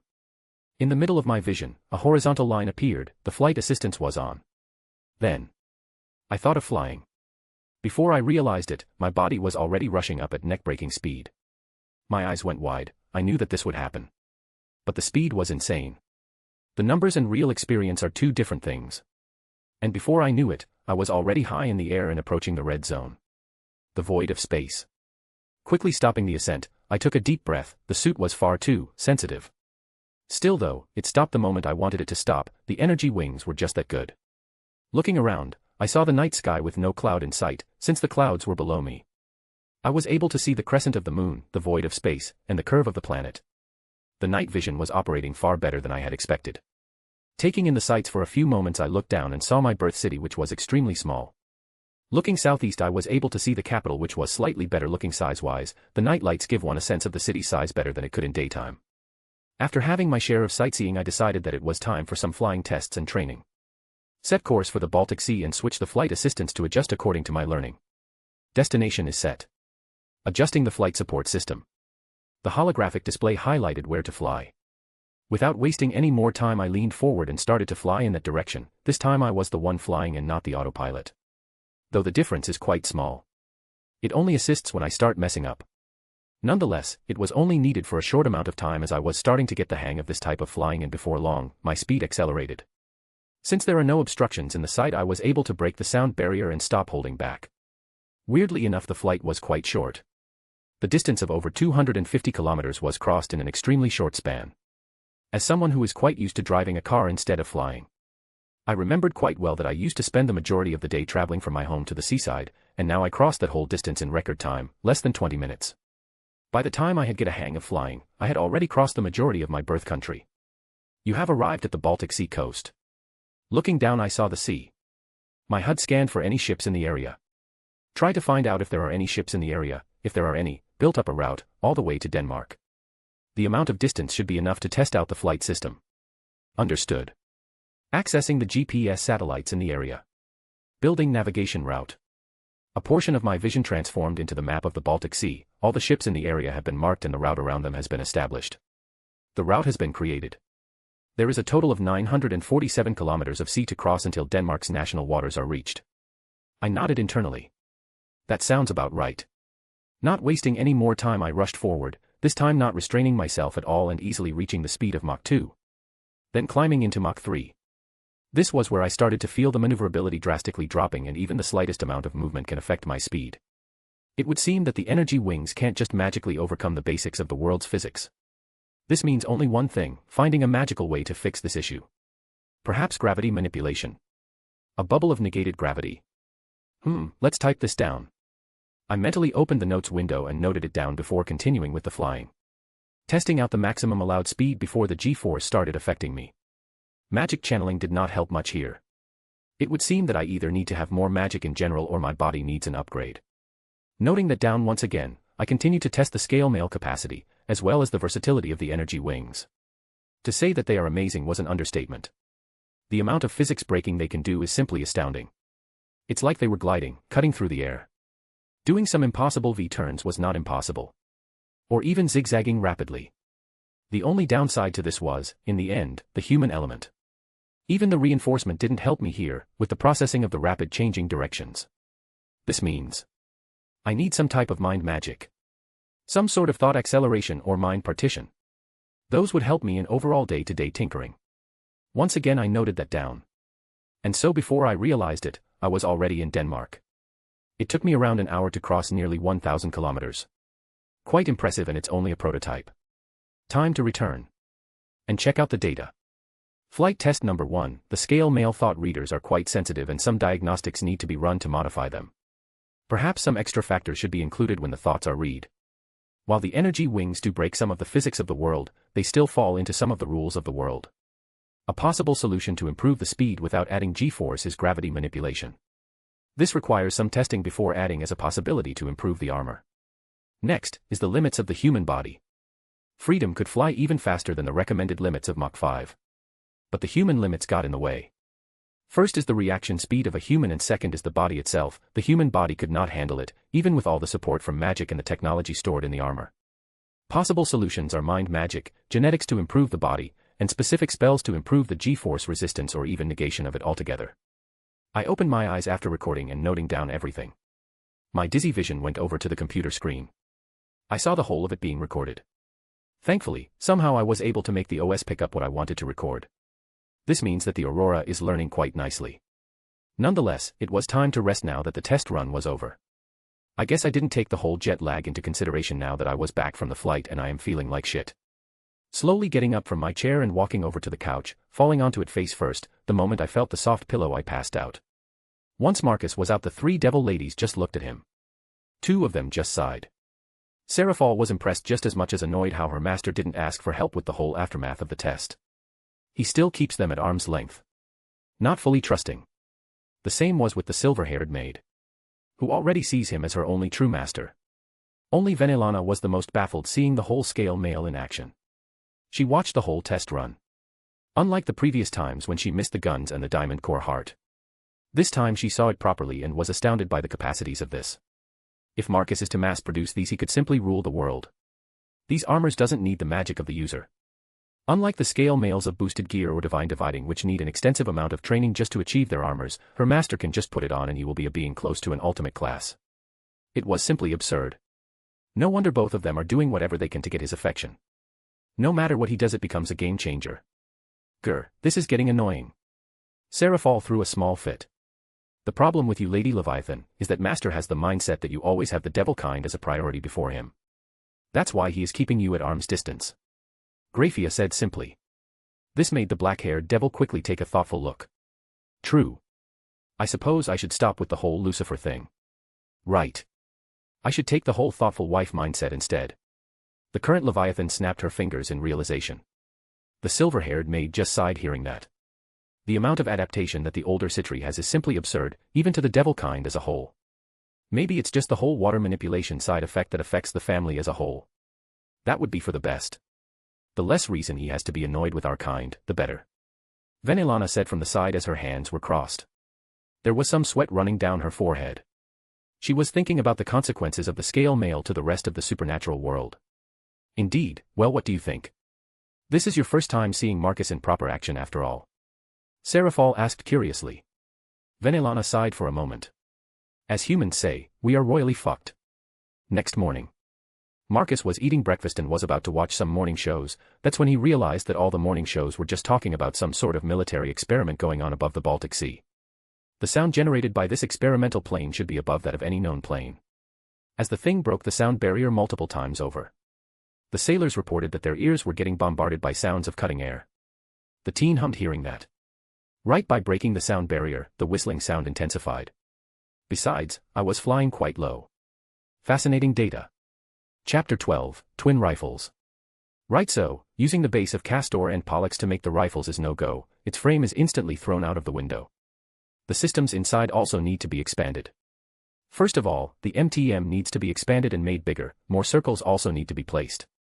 And then the barrier rails. They will be receiving the biggest upgrade out of all the parts. Firstly, instead of just 2 diamond rails, there will be a total of 6, creating a hexagonal shape for the barrel. The rails will be connected by barrier magic, just like before. Now however, the whole heat thing is meaningless because of the new frame. It's magical, unlike the original, so it doesn't heat up. No idea how that happens, but it's probably because the whole molecule composition is different, and it's magical to begin with. Nonetheless, the frame is now much bigger and thus I can add more stuff. Aurora access the balance breaker relevant information and synthesis it. I want it simplified. Understood. A notification popped on the screen which I just brushed aside and returned to my design. This time I will add balance breaker to the guns. And for that, a core is needed. So a small piece of diamond will be used. A miniature computer will be made for the gun. The placing of it will be just above the trigger, below the MMBRS or mass magic barrier rail system, the hexagon-shaped barrel of the rifle. The revolver system was kept mostly the same, as only the switching speed was slightly improved. All that's left is the diamond core of the gun that will be added in the middle. Since the frame of the weapon will be the same as the sacred gears, the magic flow will increase the overall durability of the weapon. Not only that, but the programming will also help the weapon rebuild itself. This function works till the core is broken, which is quite a smart way to increase the overall durability. My gaze went from the design desk to the computer screen of which Aurora has sorted the balance breaker data on. So the high emotions generate excess magic, and because of the lack of maintenance, the hold on the core of the gear is quite weak. This makes the core react, which in turn causes the mutation on the frame to accommodate the excess energy. This causes a side effect which is more power generated, thus creating the so-called boost in the overall performance of the sacred gear holder. After reading the overall report, I realized that, yes, this is quite easy. The rifles will have a diamond core which will generate a perpetual amount of energy while the trigger of the gun will be running on M.T.M. The rifles won't be needing the excess energy to mutate. In other words, I don't need to reach some sort of threshold in my strength to achieve balance breaker, and I certainly won't be needing to train to build up strength so that I could achieve the transformation. All I need is to program the core to activate the balance breaker and the rifles will transform. An extremely easy programming at that. The blueprint and the design were done in a single day. I even had enough time left to finish the basics of the programming for the rifle's cores. Now all that was left is to send the order to the assembly line to assemble it. Before I could do that though, a pair of hands wrapped around me from behind. "You've been sitting here the whole day, you need to rest, master." The warm voice of Seraphal entered my ear. After the whole test flight, my little devil lady changed her approach. I didn't need to use my Ars Goetia to see through her. It was obvious. She is a devil after all. If one tactic doesn't work, she will use another. In truth, I don't care. As long as she stops with the whole reincarnation thing, I am more than happy with her natural affection which doesn't have any hidden meaning. Quite on time. I was just done with it, I said while turning around. This made Seraphal pull back for a moment as she waited for me to pull her back into my hands. Before long she was back in my lap, cuddling for a few moments. "Is this it?" she asked curiously as she looked at the image of the rifles on the designing table. At the moment, the gun was in the drawing stage. It doesn't quite need to be 3D designed as rifles are not a new thing. And the basic maths behind it was already done. The first ever sacred gear made by humans. A perfect Longinus capable of killing gods every 2 seconds. I said with a satisfying smile as I pressed the mouse button and showed the balance breaker. Something similar to the positron cannon wielded by Gundam Destiny. Not only that, but the balance breaker of the rifles magnifies the power of the cartridge stored in the rifle. And I also made the rifle capable of being loaded with 3 different cartridges. "So, you did it. The first ever sacred gear built since the biblical god," Seraphal exclaimed with wide eyes. "Indeed, and unlike the original, this one has balance breaker built in.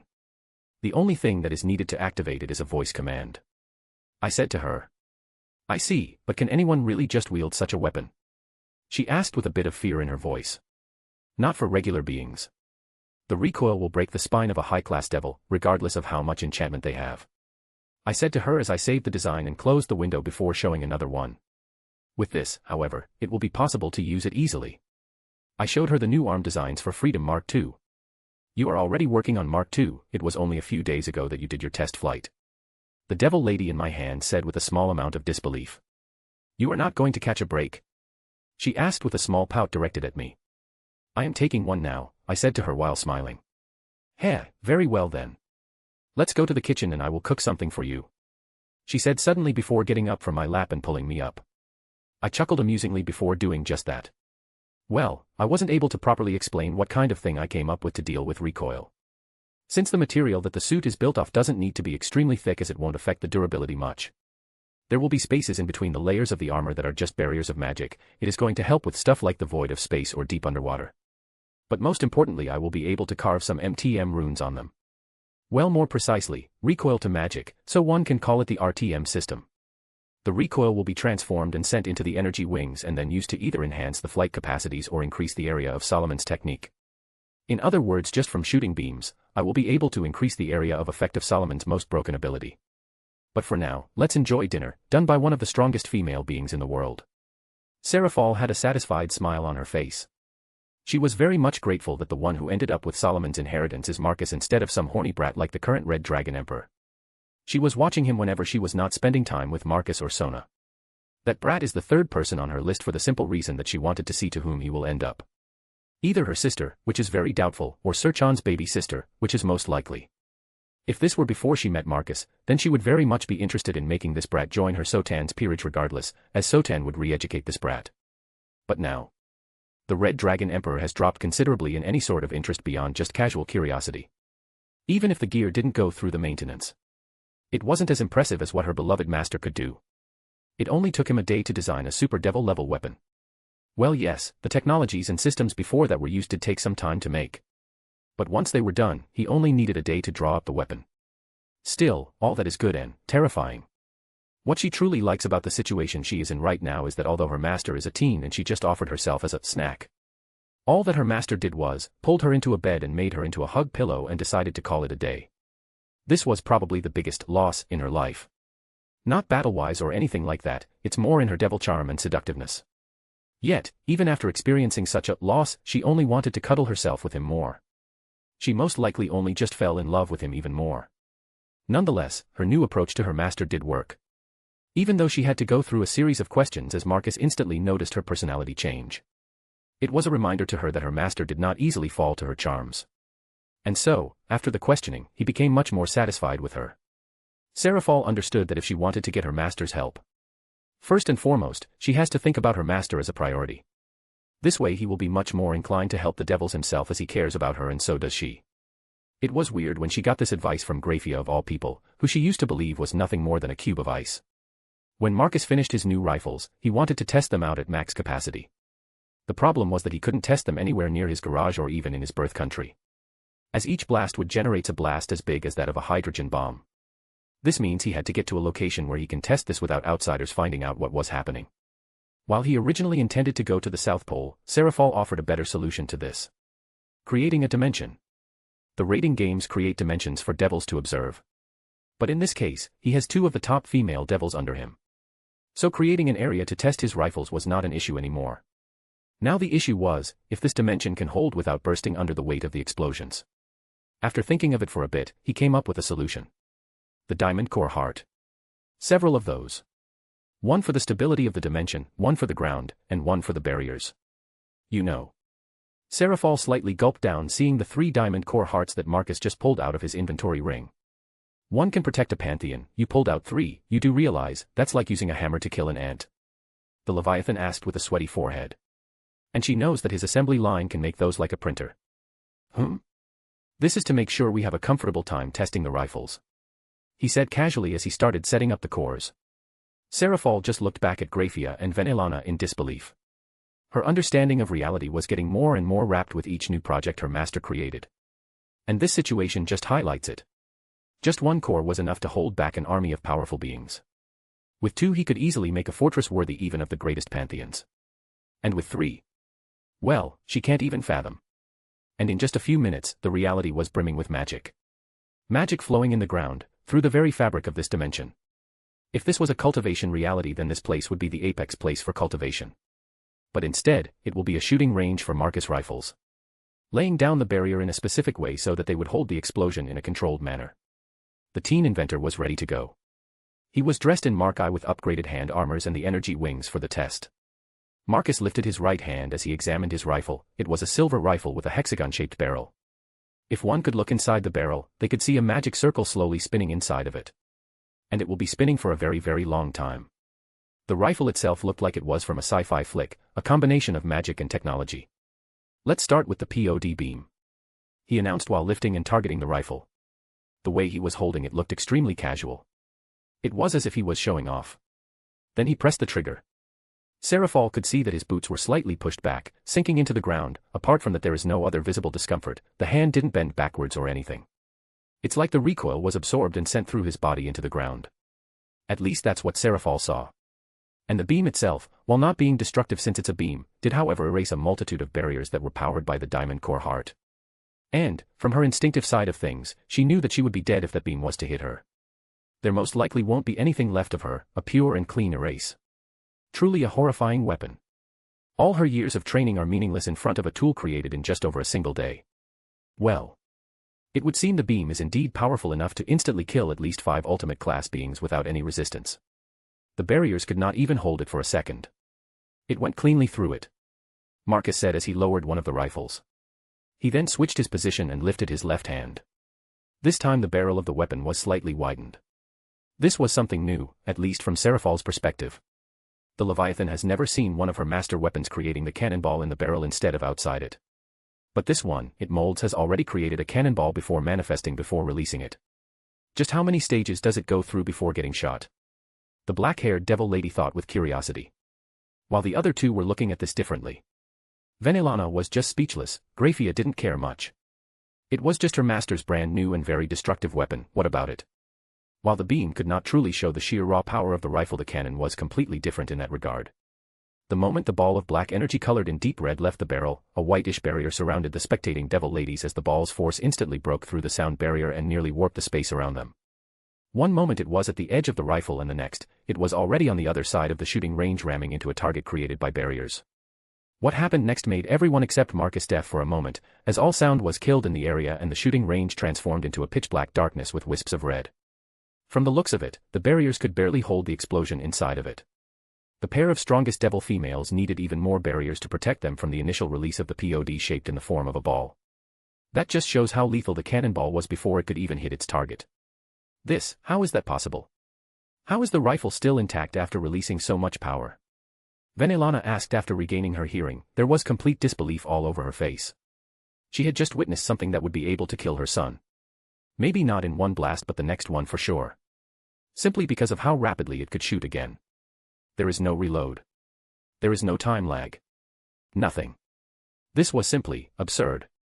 The rifle has 2 completely separate magic energy ecosystems inside of it. The MTM is still there, while the weapon frame itself is powered by a separate perpetual energy system. This makes my sacred gear powerful and even eternal time-wise. Marcus explained to her as lowered his left rifle and once again switched to the right one. This time he released a casual bolt of energy. Or so it should have been, but the explosion once again darkened the shooting range. Thankfully their ears have been spared from another moment of deafness. How is that even possible? The energy needed for that. It's called perpetual energy for a reason. I don't need to care about energy. Only how to pull a large amount of it. Energy has never been an issue. Marcus casually explained to her as he started testing the scattered shoot. And once again it should have been casual, but these golf-sized balls of POD are able to easily erase something on the scale of New York into rubble. This is bullshit. Venelana could not control herself anymore and swore under her breath. Both Seraphol and Graphia looked at the brown-haired woman in shock. She probably never swore in her life. In public, that is. My son spent decades training his power to reach this level. He is the strongest devil living at the moment and he can only demonstrate this kind of power by transforming. But all you need to do is press a trigger. The devil lady said with a bit of annoyance. Impressive, Marcus replied simply, as if they were discussing the weather forecast. Impressive that someone can achieve that through training. I guess I need to try harder if there are beings like that. Venelana opened her mouth from shock hearing that. She realized that she might have just made her master try harder to make even crazier stuff. No. She quickly shook her head and hands in front of her. She looked like a panicked teenage girl for a second. I mean, what you achieved in such a short time is simply astounding. That's what I am saying. My son spends an incredible amount of time training and you did all that in such a short time. There is no comparison. By this point, Lady Gremory was trying to butter up and flatter her master as much as possible. Like hell she wants him to create something which could crack the planet by accident or something like that. Obviously. Your son trained his magic to achieve that level. But, where he builds a castle from things he finds. I brought materials to build mine. Where he built it by hand. I built it with instruments I created myself.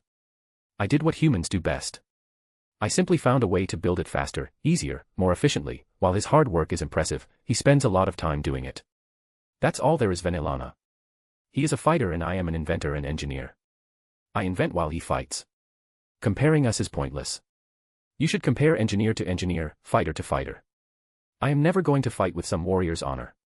That is for warriors to do. More specifically, I am not even going to fight.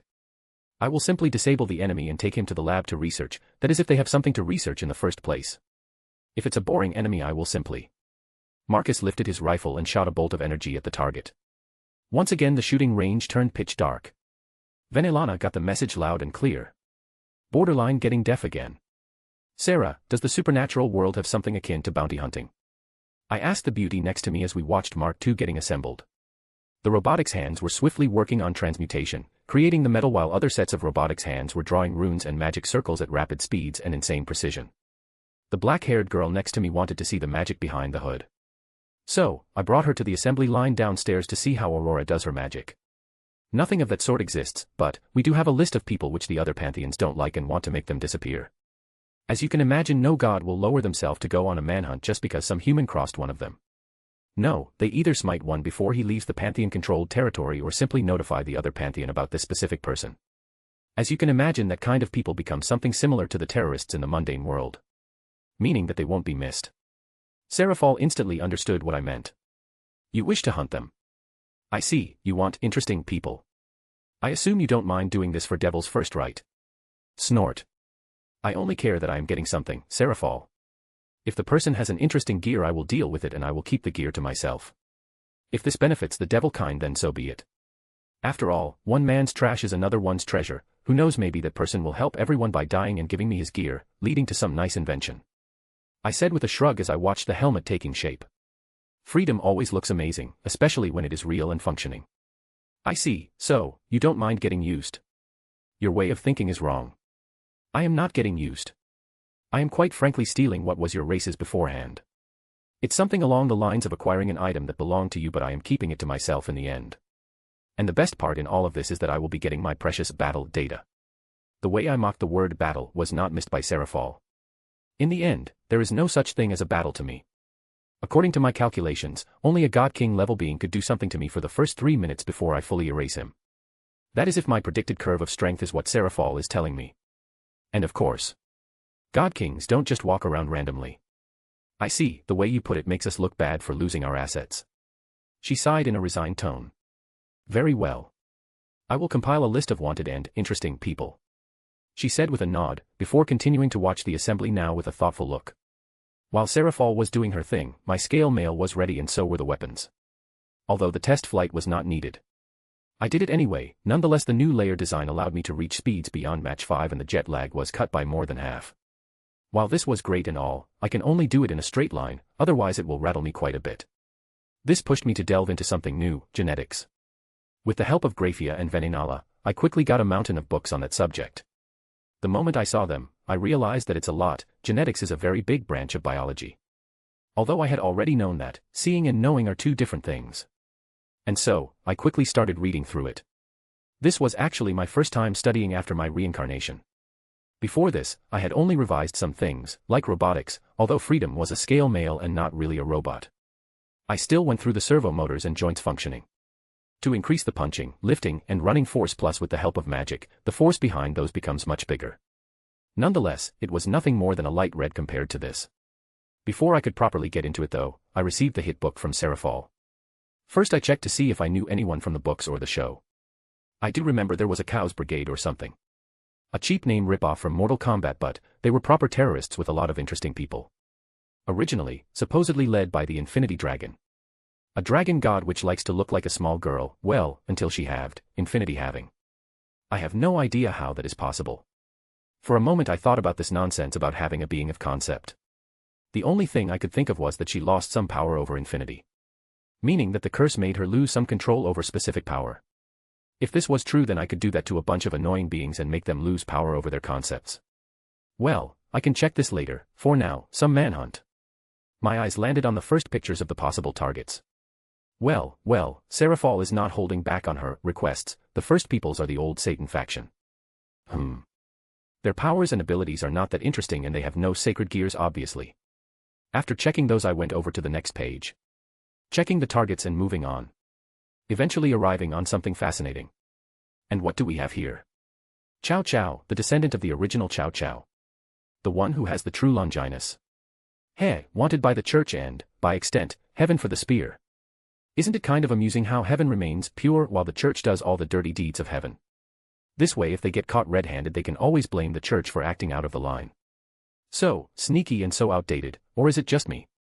Anyways, we can leave Chow Chow for later. Knowing him, he will just do what his ancestors did. Collecting talent, or in this case, humans with sacred gears. For now I will need more info on him. When he has that hero band of his then I will swoop in, until then I shall collect the stranglers. My gaze ended up on a stray devil lurking in Siberia. He has the interesting and quite common gear with the name of Sword Birth. The creation of demonic swords. Not going to lie, this was nothing more than a confirmation. I already have several theories on how these incredible swords were made. So, this hunt for the stray is nothing more than to find the truth. I will make Sarah find a little more on Chow Chow. Siberia. Shit. Who the fuck is that guy?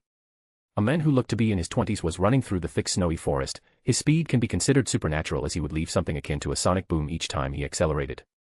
Showing that he could break the sound barrier with nothing but his natural speed alone. Not that it mattered in this situation as he would occasionally turn around and look at the sky to see that there was something similar to a white star following him.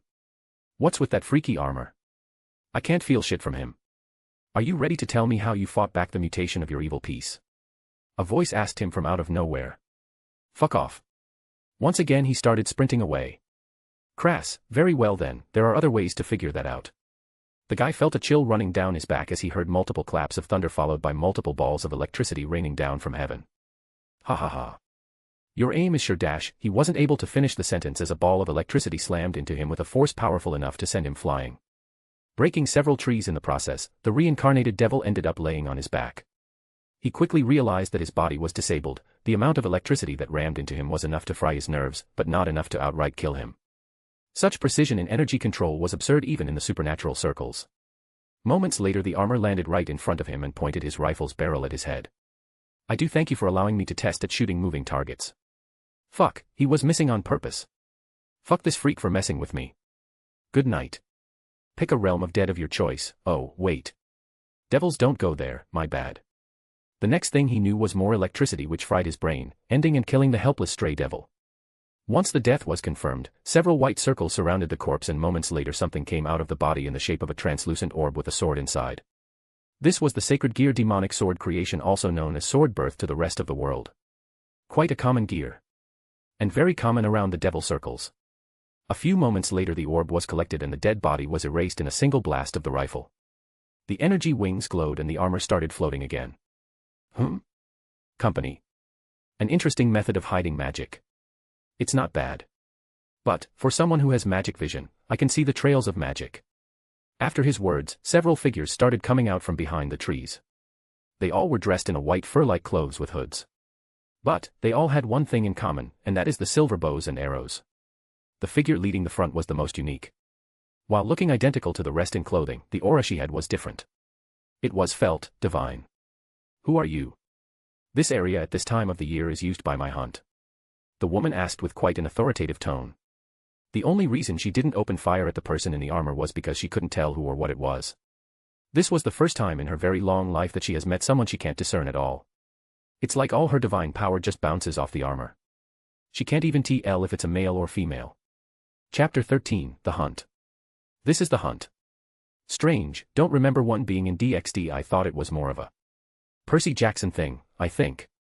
Nonetheless. Energy reading scan complete. SNMSS ready and on standby. So, this is divine energy. Quite the fascinating type of energy. I looked at the reading. Divine energy is in a somewhat higher tier than regular magic. It is also connected to certain aspects depending on the different concepts the god has. Her power was flowing through these girls. Not only that, but she was getting more power in return. Something akin to a network. She was feeding from their beliefs whilst at the same time her power was flowing through them. Quite the fascinating piece of specimen you are, Artemis. Sadly, I don't have any facilities built for someone like you. And my binding magic is not set up for someone like a Greek god. I guess I will have to leave you like this, pity. My gaze turned and looked at the hooded person from a higher point of view. Who are you? This area is under the Greek pantheon's jurisdiction for 2 months. No other supernatural being should be here without direct permission from me or Zeus. The female, whom I believe to be Artemis, stated to me. She was quite arrogant. Oh. I didn't know that. I thought Siberia didn't belong to any supernatural pantheon. I said to her, my voice was mechanically synthesized so she can't tell my gender. Plus with the multiple layers of barriers around me, she can't feel anything from me. Her divine energy just can't touch me. So, you are new then? Very well, for a newcomer, it is forgiven. Still though, you trespassed and caused damage to the surrounding areas, at least reveal to me who you are. Not bad for a man-hater, she knows some politics even for someone who spends the majority of her time in the wild. I suppose the Greek pantheon went up slightly in my liking bar. Sadly, I can't do that. My identity is confidential until the right time comes. The moment I said that, all the hunters of hers raised their bows at me. That's foolish of you. You are surrounded and trespassing. In all sense, I should simply kill you. She said, and with a flash, her bow appeared in her hand. Oh. For a mere godling, you are quite confident. SNMSS deployed. Freedom's wings glowed and a burst of energy was emitted. And in the next moment, the bows held by the huntresses lost their glow. Especially the one wielded by their leader, whom I assume to be Artemis. She still hasn't introduced herself yet though. What is this? Why can't I use my powers? What did you do, Dash? Before she could say anything more, I was already in front of her, and Phobos, the right-handed rifle, was already pointing at her face. It's called science. Both regular and magical. I have already figured out how your divine energy works. Even though I warned her, she lunged forward anyway. My eyes widened in bemused surprise as she moved forward and tried to brush Phobos away. My suit reacted on its own, and with the help of magical energy, I dodged. I raised my right leg and kicked her away, sending her flying. The hit was quite powerful as she passed through several sets of trees. Lady Artemis. The huntresses quickly moved in, switching from their bows into dual knives. This is just ridiculous. Steel knives. What are you going to do with those? Cut me. I asked with disbelief as Aurora had already finished scanning the composition of the metal. Metals are something I have been tinkering with for decades now. I can spot steel. Miles away. The girls ignored me, as they quickly rushed forward anyway. That's it, no more taking this easy. The revolver spun inside the rifles. Selecting scattershot. I pointed Deimos and Phobos at the incoming huntresses from all directions. Time to show these people why Wing Gundam was very dangerous in its time. Although I was aiming for the Freedom Gundam style where one machine can take on whole armies, the Wing Gundam dual rifle style was quite similar. Pressing the triggers, white magic circles appeared at the barrel's ends as volleys of electrical balls of energy started rushing at the females. While I was spinning, shooting in all directions. What is this? Ah. It's electricity. Damn. And just like flies, all the girls collapsed with twitching bodies, before they could even reach me. Before I could sigh in annoyance, an alarm flared and the suit reacted on its own to intercept the attack. It was a spin kick from the side. My body moved on its own as I spun out of the path. My eyes widened in surprise as I saw a bona fide cat girl. What the fuck? You, who are you? I asked with disbelief. You're going to pay for what you did to Lady Artemis in the hunt. As she was saying that, Aurora was already building up a profile for me. Greenish blonde hair, cat ears and tail. No, it's not a cat, a lion. Atlanta, fascinating, you should be a lion by this point, I said as I was finally able to put a name to that face. I heard a pissed off hiss as the woman took a martial arts stance. Oh. No bow, I asked in a teasing tone since she can't use the divine blessings from Artemis at the moment. Instead of answering my question, she just lunged forward. Ah, yes, Greek martial arts. Aurora quickly recognized it and the battle assistance kicked in.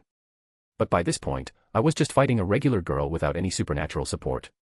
Though, she most likely still has her lion physiology for assistance. Meaning stronger than normal. But then suddenly, I picked up several arrows flying towards my hands. Oh, fascinating. Trying to make me want to lose my rifles. In that case. Before the arrows could hit me, the pair of rifles disappeared as I recalled them back into my inventory. I did that mid-dodge from Atlanta's attack as she was aiming for my weapons as well. Pity. Girls, while my rifles can kill Satans, my armor can kill ultimate class with its fists alone. The sudden disappearance of the rifles made the lion girl's eyes widen. Sacred gears, sweetheart. They can disappear and reappear from mere thought alone. Oh, and you are wide open. As I said that my fist went to her stomach, the feline girl quickly tried to use her hand to block it. Since my movement was faster than hers, she had to use whatever she could to mitigate the blow. Oof. The blow from my fist sent her flying towards the similar direction where Artemis should be knocked out. Once I dealt with Atlanta. Not going to lie, catgirls in general have a soft spot in my heart. Especially one with a personality like Atlanta's. That's why what she received was nothing more than a love tap. All that was left was the huntress who shot arrows at me, even after losing the divine blessing from Artemis. My gaze ended up on her as she jumped from a tree and pulled out a spear. Masterfully she took a fighting stance. Oh. Who are you? You have a divinity of your own. Fascinating, a demigod. I thought gods stopped the whole nonsense of interfering with regular humans, I said to her, as Aurora was trying to build up a profile on her. I see, you are one of those blacksmiths types. Never expected to find someone of your talent. So good that you can even deal with divinities. Nonetheless, I request a proper duel. She said seriously. You know that I am a blacksmith type. Yet, you ask for a warrior-like duel from me. I asked with disbelief. Now I know she is not from this era, meaning that she probably is quite an old huntress under Artemis, probably as good as Atlanta. My honor as Queen of Amazons demands that we have a proper duel. She said while removing her hood. My eyes widened. She had a hair color that of Rheus Gremory. Well, slightly darker. She also has very striking yellow eyes. What truly blew me away was her hairstyle. Where did I see it? Right. The female King Arthur or Artoria, this world is quite unique. Now that I think about it, Atlanta looked like she was from Fate altogether. I see. Hippolyta, you should be dead too. What is with these historical characters being alive like this? So, you know of me.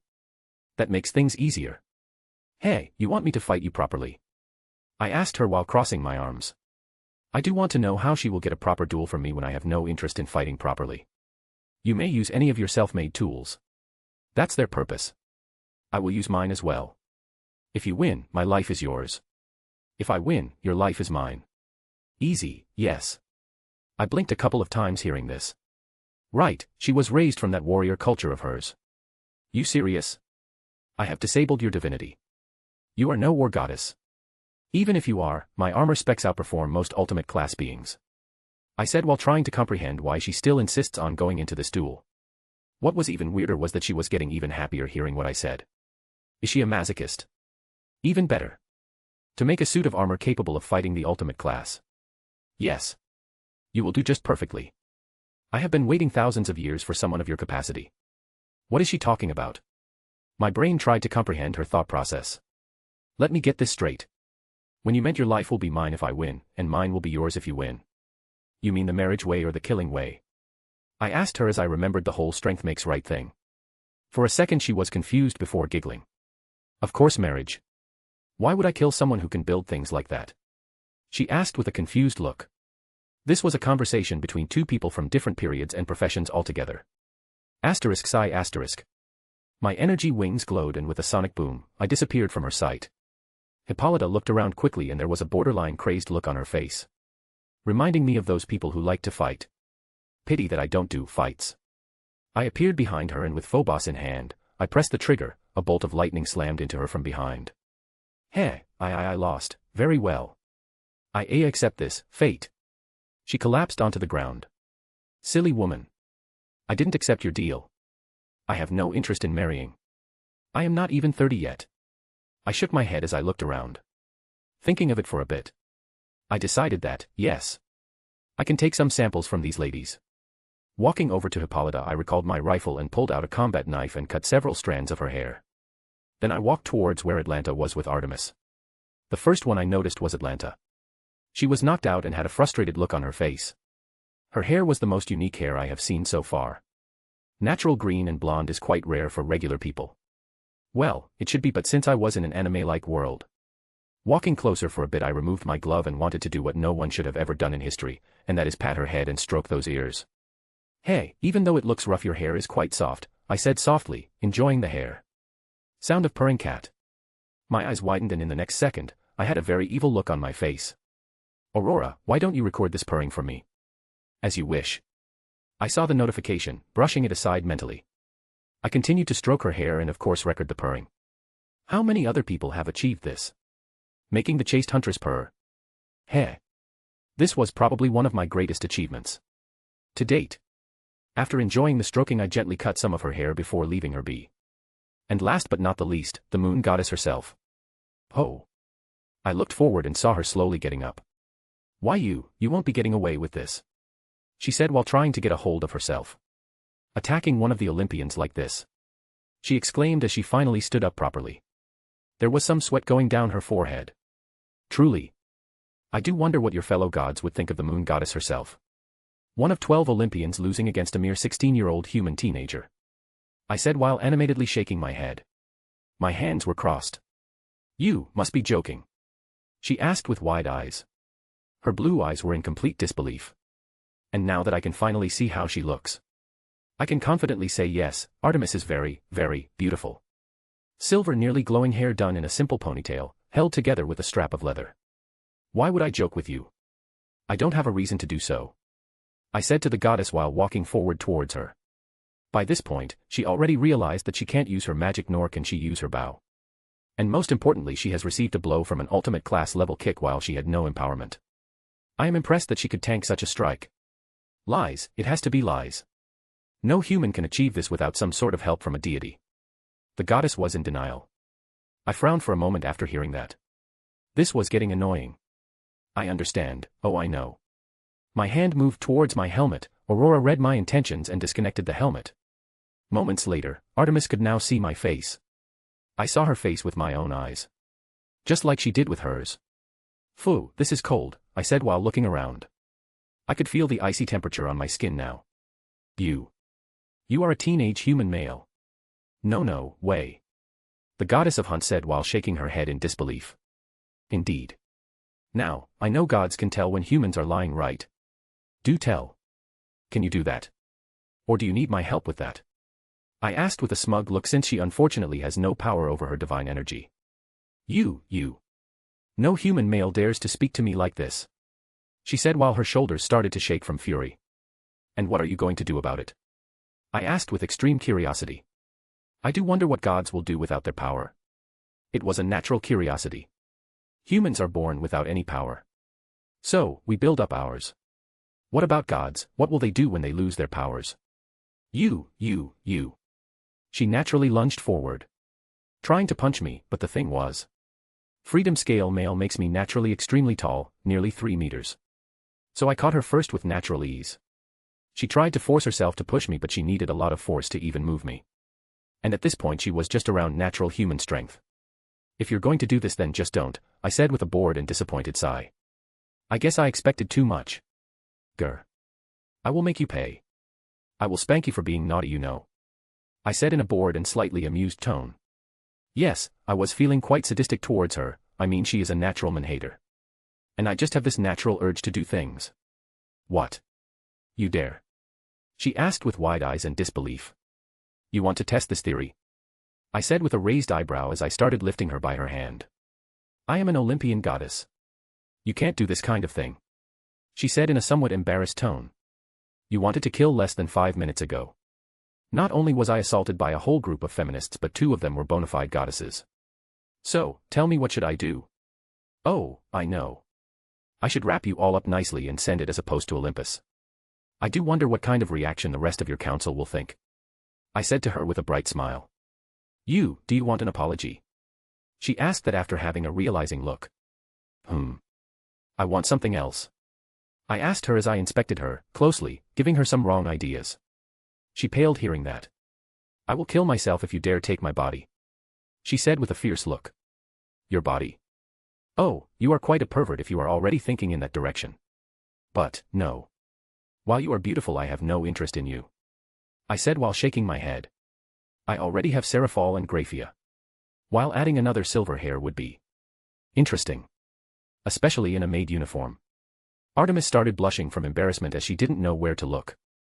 I can assume normally she would have either killed the one responsible or turned them into an animal. Then what do you want? She asked after some uncomfortable silence. Especially since she is hanging in the air. My other hand went towards her face. Her eyes widened and she was still confused, but eventually, she realized what I just did. Seeing some strands of her hair being pulled out like this, she had a weird look on her face. She has no idea how to act in this situation. Eventually, I got her hair and lowered her down. What are going to do with my hair? She asked, a bit worried. Since I already know about Greek gods' energy. I want to see more. I said while storing the hair away and putting my helmet back on. Whereas you are a huntress. I am an engineer and an inventor. I make things. And maybe I will create something interesting by unlocking things from your hair. Besides, it's a souvenir that I beat Artemis and her hunt in less than 5 minutes. I will get you back for this. I won't stop until you are under my foot. Artemis said with a furious look, forgetting something important. Sure. My hand went onto her nose and squeezed it. Next time maybe you should bring your whole pantheon with you. I mean that way I will at least have more loot to collect. She tried to push my hand away with everything she got but it was no use. Until I moved my hand myself. This dash. You will get me back for it. I get it. Maybe I should just seal your power permanently and keep you as a maid. I asked curiously. She didn't say anything anymore. Only looking furiously at me, while stroking her cute nose.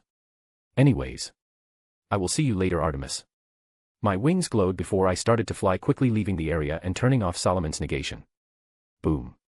Damn you. I will get my revenge. I could hear Artemis screaming with fury.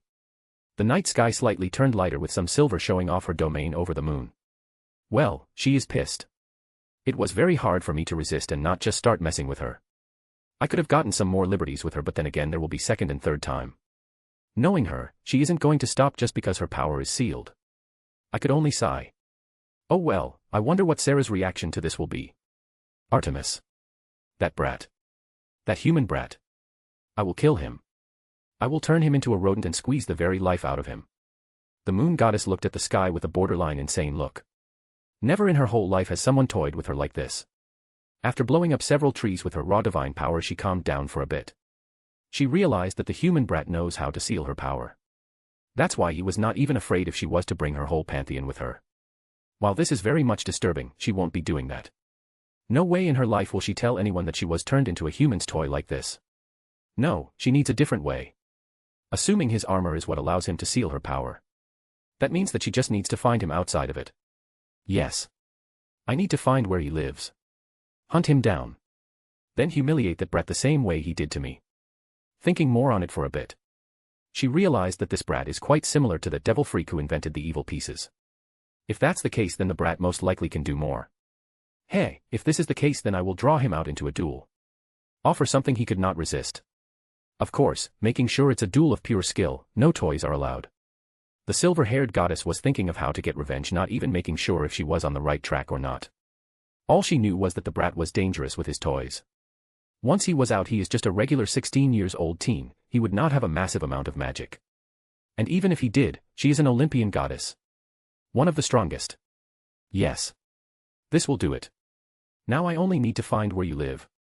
After making up her mind, Artemis had a self-fulfilling mission to do. When was the last time she wanted to track a human down? Whistle.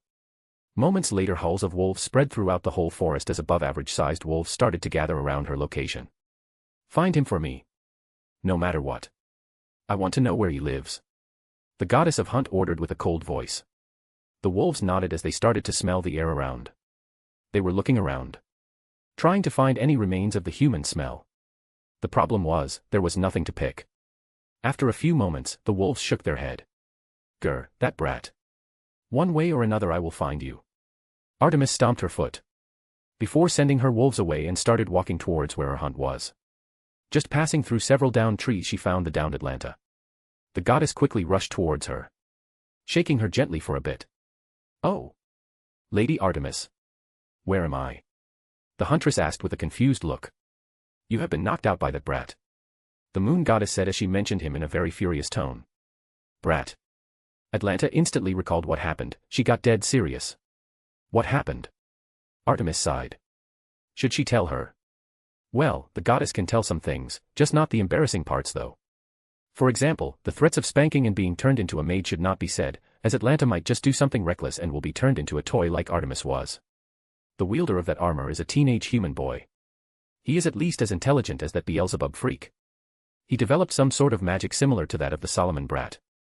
And he defeated all of us and collected our hair as a trophy. Atlanta's eyes widened for a second before getting furious. She touched her hair for a bit, trying to find anything missing. Thankfully she didn't find anything out of place. Nonetheless, for some reason, she felt violated. The huntress doesn't know why, but she simply had this feeling that something embarrassing was done to her. "What are your orders, my lady? Should we hunt him down?" The huntress said in a very icy tone. "We can't, he can fly and the wolves are useless, it's not recommended to face him when he is inside his armor. That magic of his turns us into a powerless state. We need to find him where he lives. Once that is done, then we can prepare an ambush and force him into a duel to regain our honor." "Why not just kill him?" Atlanta asked her goddess.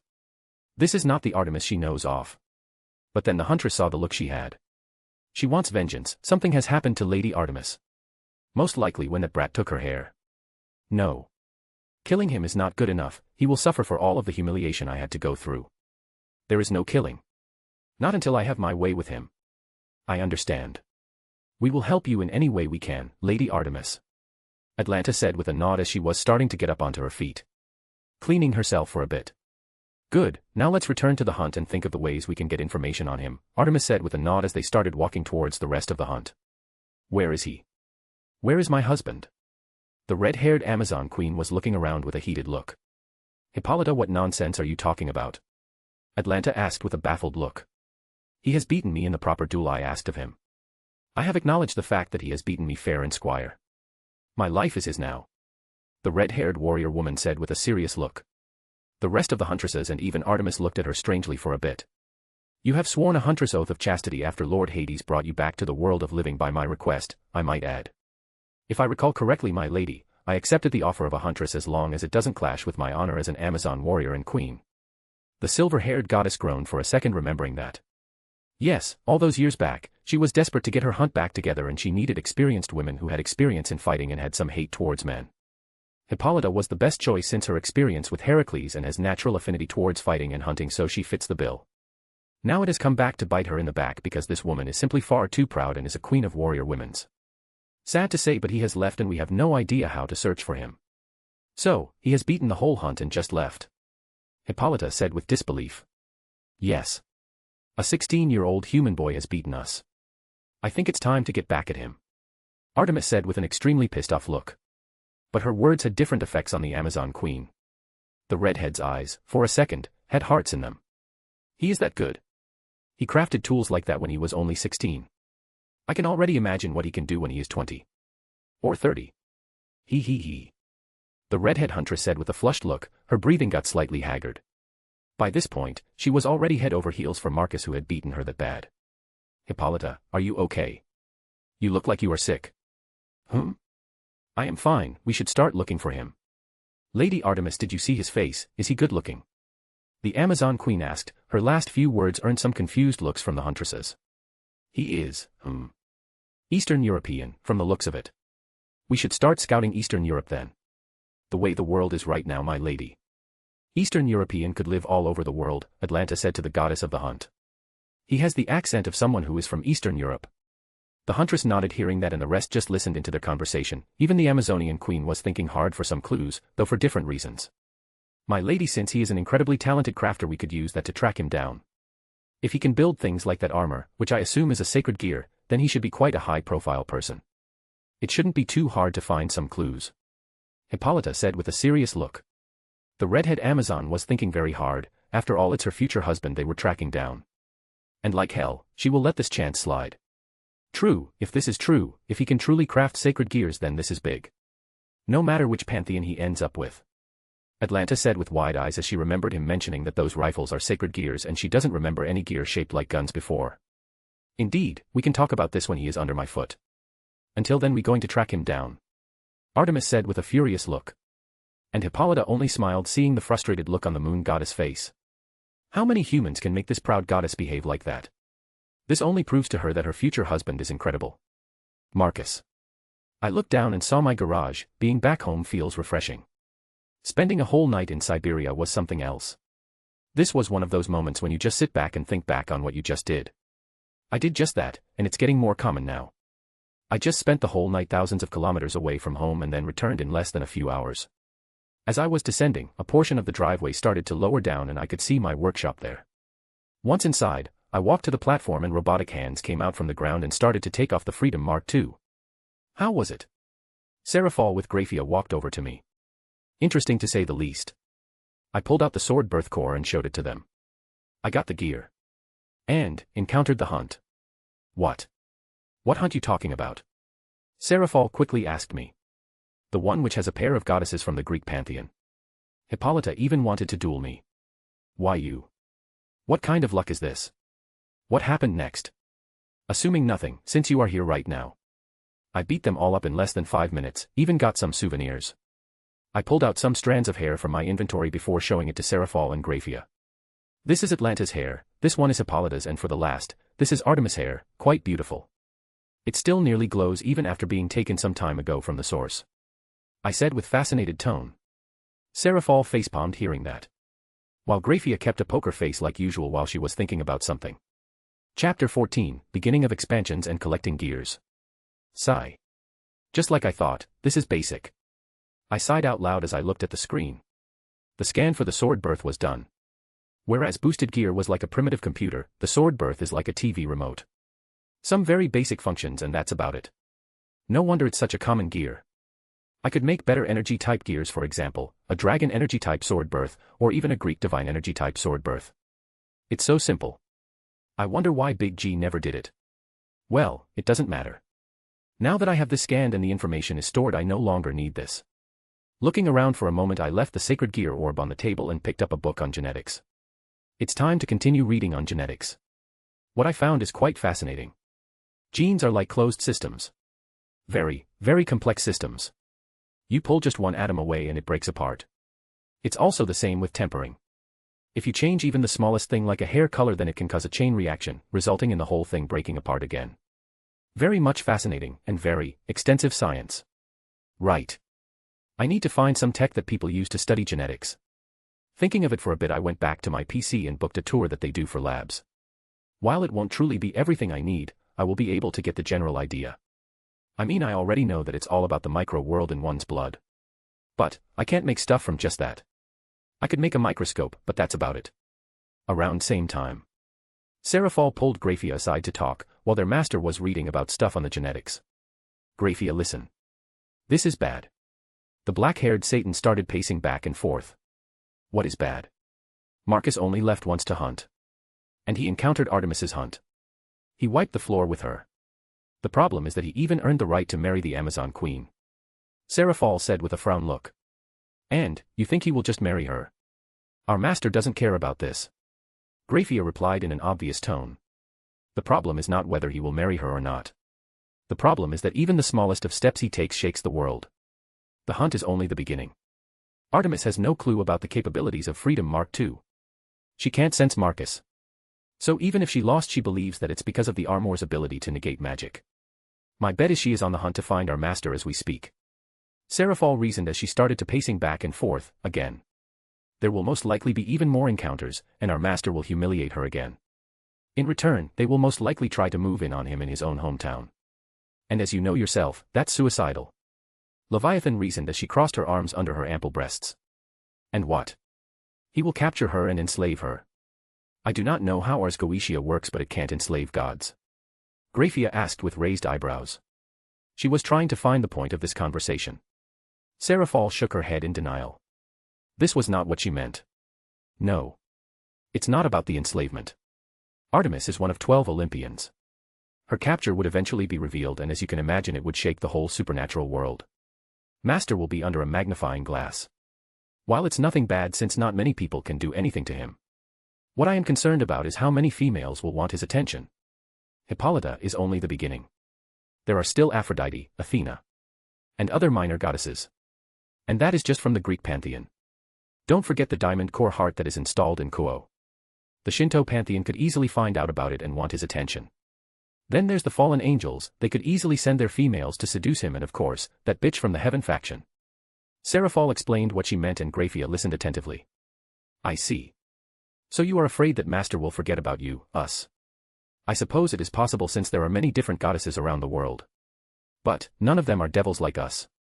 We are beings of sin. Where they won't do certain things, we can do it without even caring.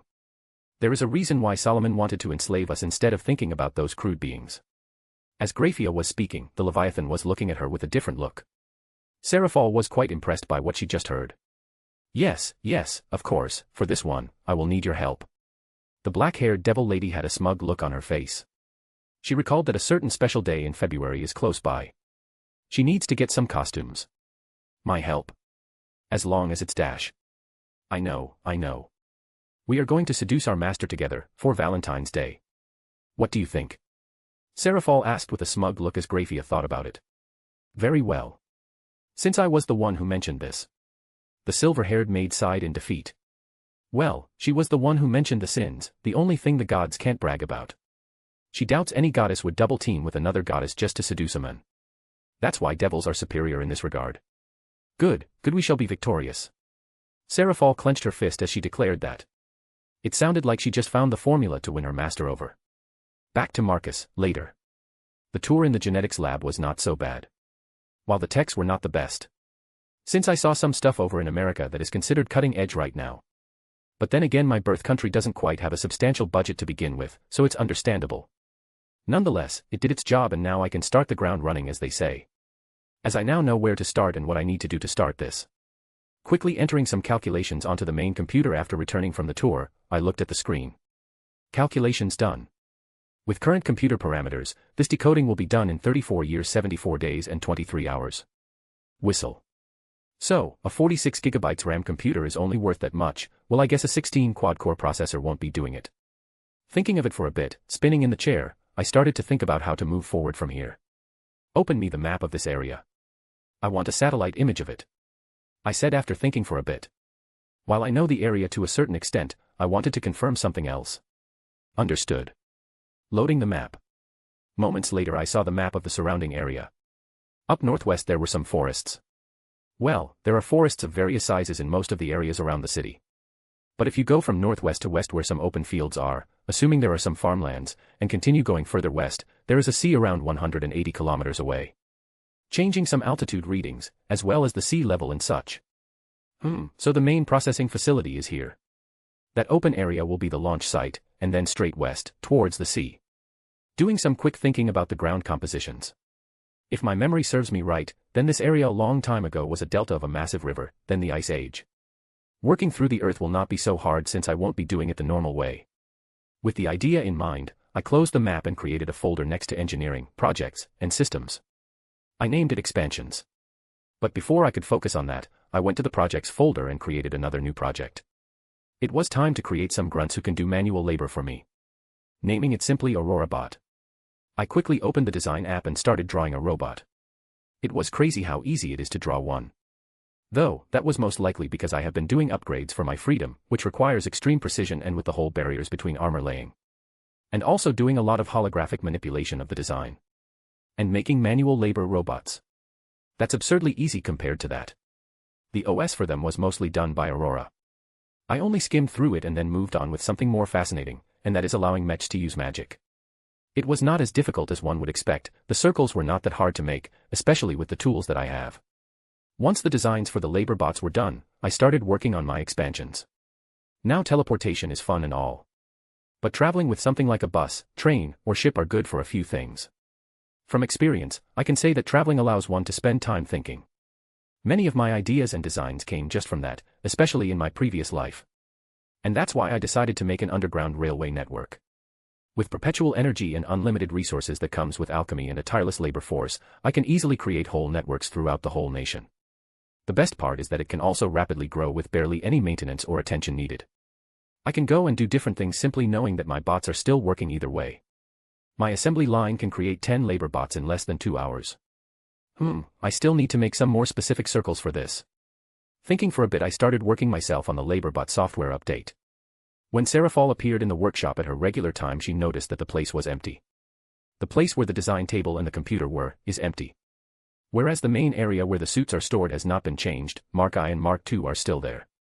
The current Leviathan was confused that her master was not doing something related to the genetics that he has started delving into. Even to this day, she has no idea why he was working on that. Nonetheless, she won't be questioning any of it. The black-haired devil lady knows better than to just ask things. Because for one, she will get lost in his explanation. And second, for better or worse she doesn't want to know, because it's most likely going to be very groundbreaking and she will need a couple of days to get over it. So, she would rather just wait for his reveal. Though, she still needs to figure out where her master is. After several years with him, she knows his schedule like the back of her hand. So she should know where he is going to be. But, today was different. She thought that he would start working on something with the sword birth he acquired or some genetic nonsense. Besides, she has some information on that Chow Chow fella, he asked. Where are you, master? Seraphal started walking around the workshop main floor.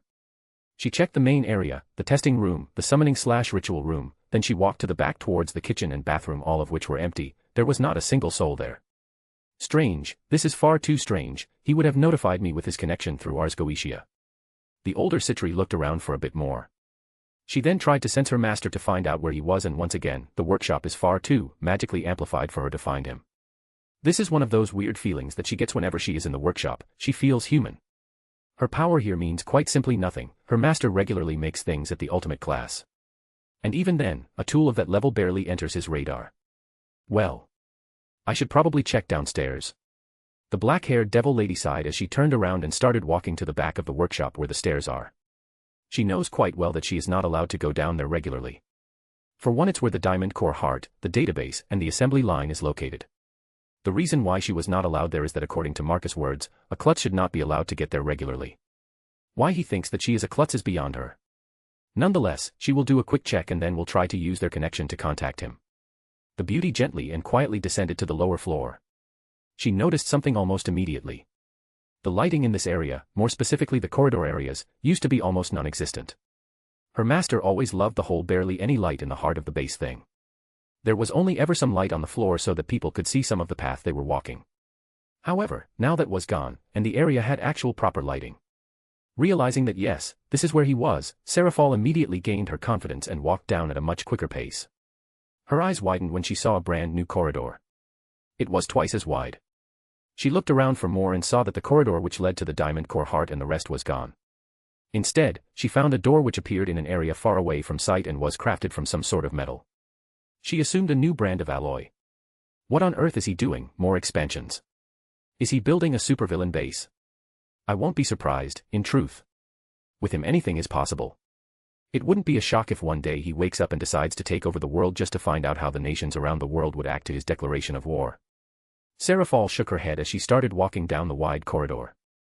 Soon enough, a few moments later, she heard sounds of hammers and the noises of metal cutting and melding. Her eyes widened and she rushed forward with an extra step. She heard the sound of multiple people working. And she knows that Marcus is always doing things alone, but now this. Once she arrived at the much wider area, almost as wide as the whole workshop upstairs. Is this? Her eyes scanned the whole area and saw something akin to a railway station.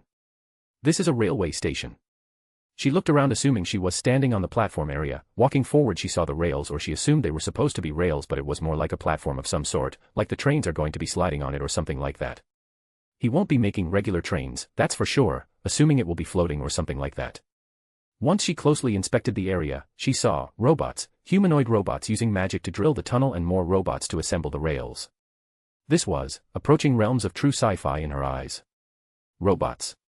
As in real robots, making posh armor is nothing new to her. Well, not at Marcus's level, but armors are nothing too fancy, but properly functioning robot-like workforce. Marcus, he is building his faction, with his bare hands. This is like the biblical God all over again. Seraphal thought with sweaty forehead. This was something she expected. But she thought he would only start doing this when he was in his 20s or 30s. But he is moving way faster than she had predicted. How did genetics push him to expand? Making robots. This doesn't make sense to her at all. Eventually, she found him at the end of a platform with a tablet in hand, doing something. He even had his glasses on. From the looks of it, he was in his designing mode. Only this time it was designing, on a grander scale. Seraphal quickly tried to sneak up on him, keyword tried. As her instincts already told her that he was aware that she was there. Master. I wasn't around for a day and this is what I found. You're building railways. The current Leviathan hugged him from behind as she was now smaller than him, so she was leaning onto his back. Yep. I will need a much bigger facility for processing information. Genetics needs a lot of processing power. It will take 34 years just to process mine. Not to mention, altering and improving. So, I decided to finally expand. I will build a processing facility, a space launching platforms and docks areas. He explained casually to her. Maybe even build up a new workshop along the way. Since having my place so close to my parents is quite dangerous. He added more on top. I see. Serafall slightly sweat dropped hearing that. Space launching pads. He was planning to go to space. This was the first time she heard that. Space launching pads, and docks. You never mentioned those. And here I thought you were telling stuff to your girlfriend. She said with a pouty tone. Just came up with the docks recently. I am thinking about diving as the suit's pressuring tests are much better deep underwater than in space. Besides, there are so many sunken ships, just itching to be rediscovered and brought back up for fixing. He said the last parts excitedly. This reminded Serafall about how males sometimes have weird tendencies to collect things. Does her master have a thing for ships? Or more specifically sunken shipwrecks? Well, it's better than world domination. Still through, will he bring back the Titanic? It's a kind of symbolic ship. Like the Titanic. Are you planning on bringing it back to the surface and fixing it? The black-haired devil asked him curiously. Pity that she wasn't there when that ship sailed for the first and last time. The movie, however, was quite good. One of them, yes. I am thinking of bringing back the Titanic, Bismarck, Musashi, Yamato, those are the first. He mentioned from the top of his head. I only know the first one. How are the other three special? Serafall asked with a curious look. Especially hearing the Japanese names.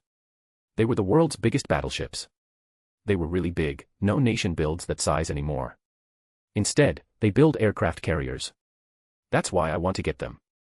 He said with a shrug. Men, and their toys. The beauty sighed hearing that they were military ships. You have no idea. I was thinking of doing that with cars, but meh, diving into the depths of the deep sea. Pulling up wrecks and then rebuilding it with state-of-art magic and technology, now that is beautiful. Marcus said with a dreamy tone.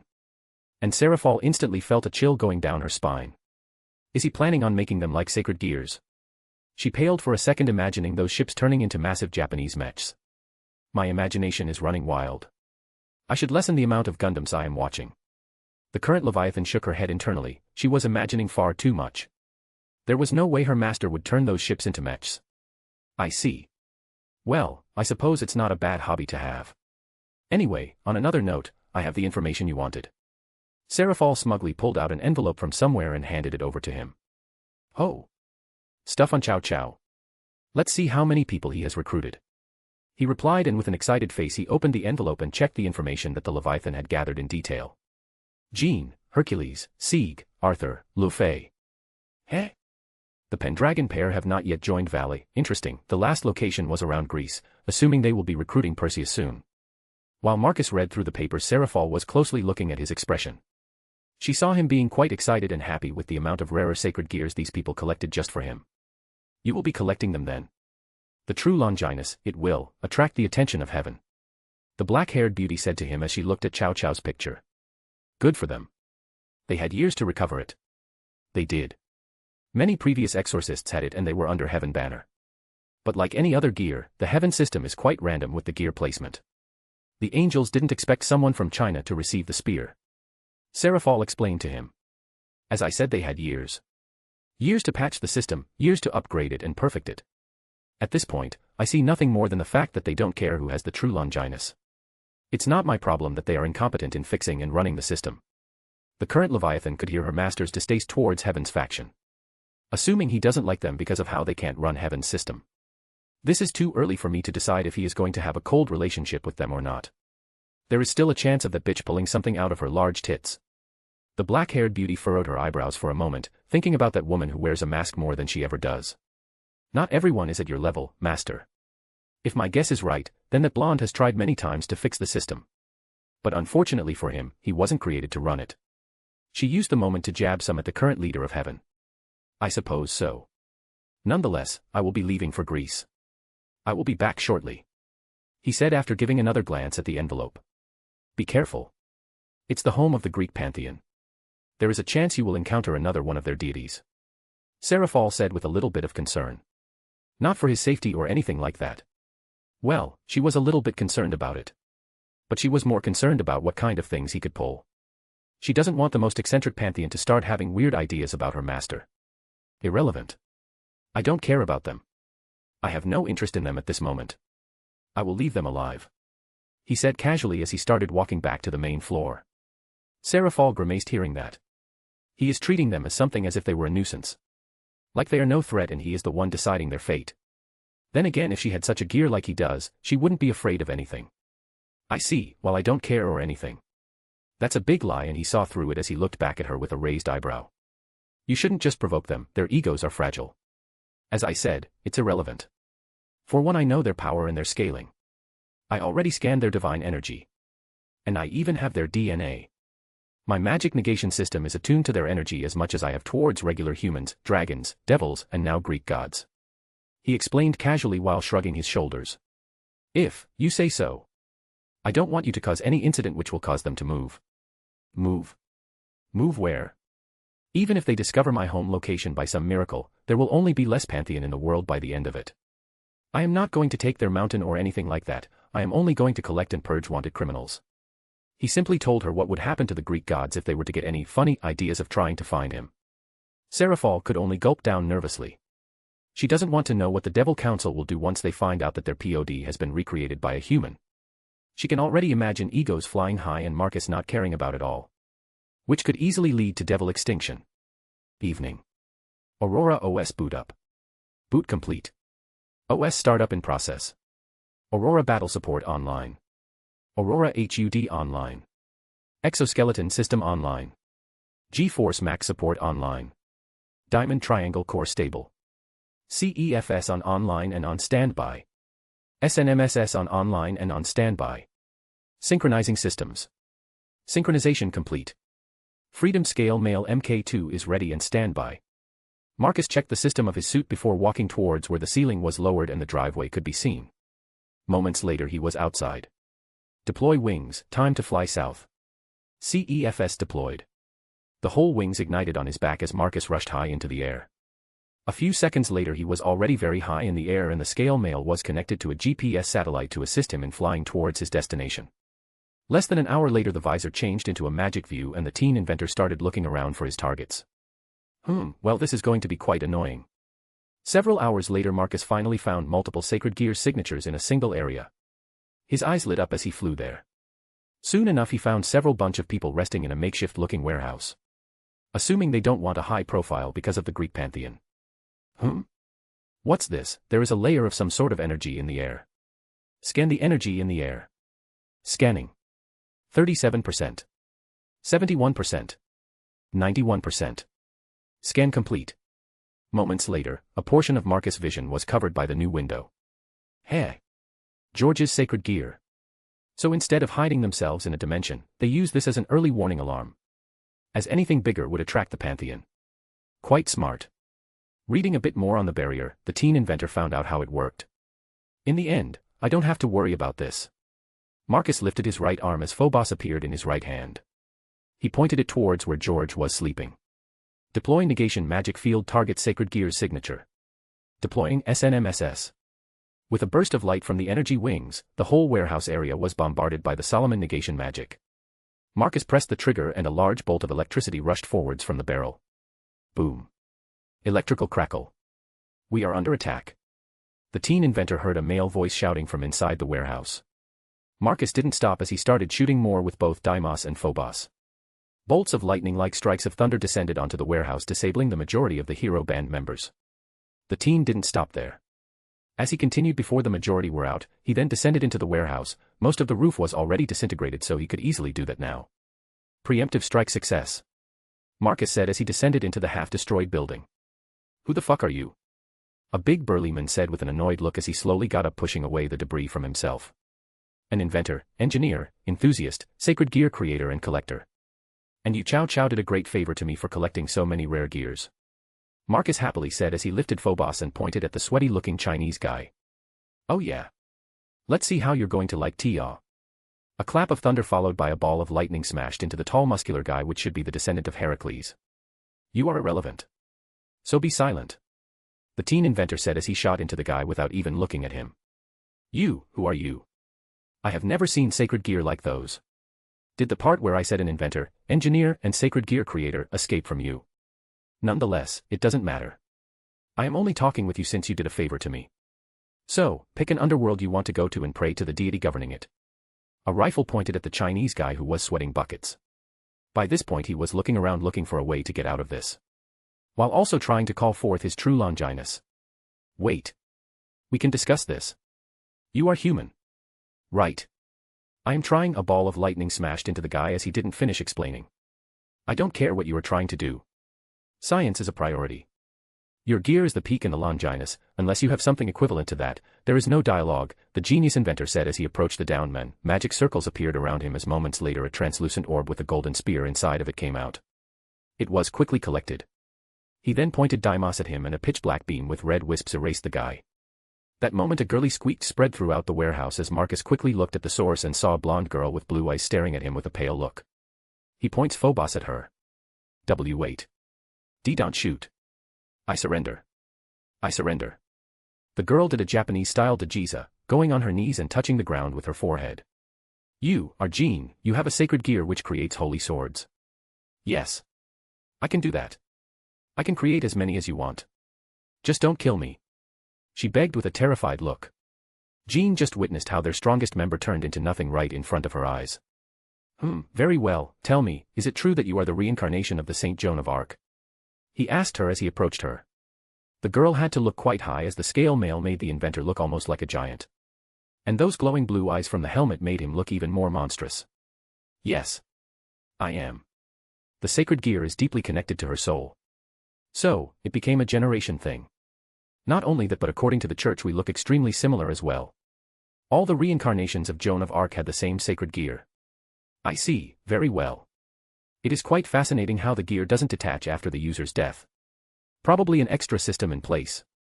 Jean gulped down when she heard death being mentioned so casually. She quickly realized that she ended up with a bona fide cold researcher. I have decided. You will be coming with me. I will make you one of my maids.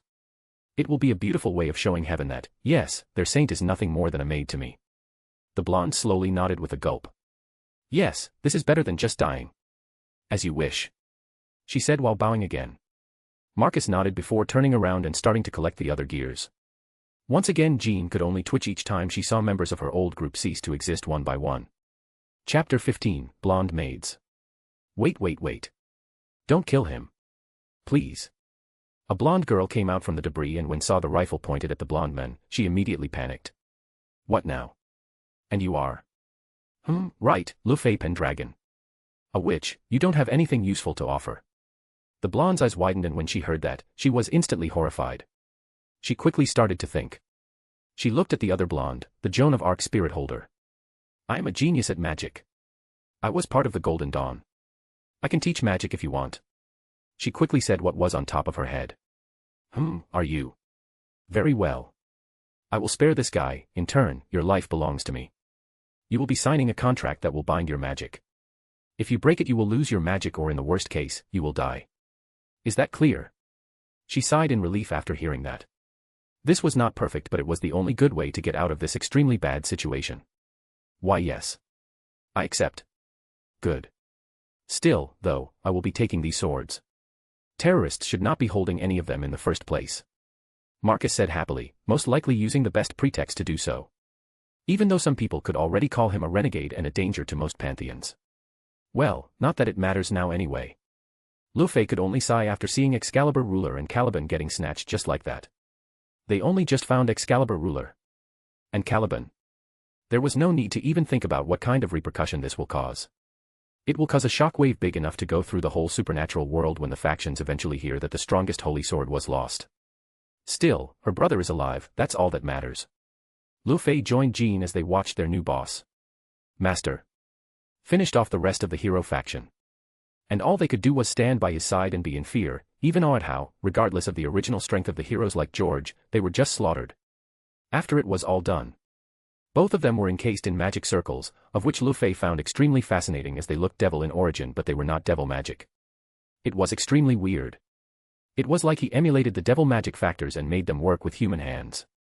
Whoever this guy is, he is good. Very good. I shouldn't be excited about the prospect of new magic in this situation but this is just too hard to resist. The younger blonde of the pair had a very hard time trying to not get excited by this. After all, she had just been kidnapped by some super scary dude who single-handedly made the whole hero group of theirs just disappear. Back in the garage. Jean was baffled and confused on why they were in Eastern Europe. She was able to make some sense of where they were flying. She saw Istanbul. It was not hard with the landmarks like the Hagia Sophia or the bridge connecting Europe to Asia Minor. Then of course there was the Black Sea, and she also saw the city of Kiev. Well, she assumed that it was the Ukrainian capital since the city was big and there was a large river flowing through the middle.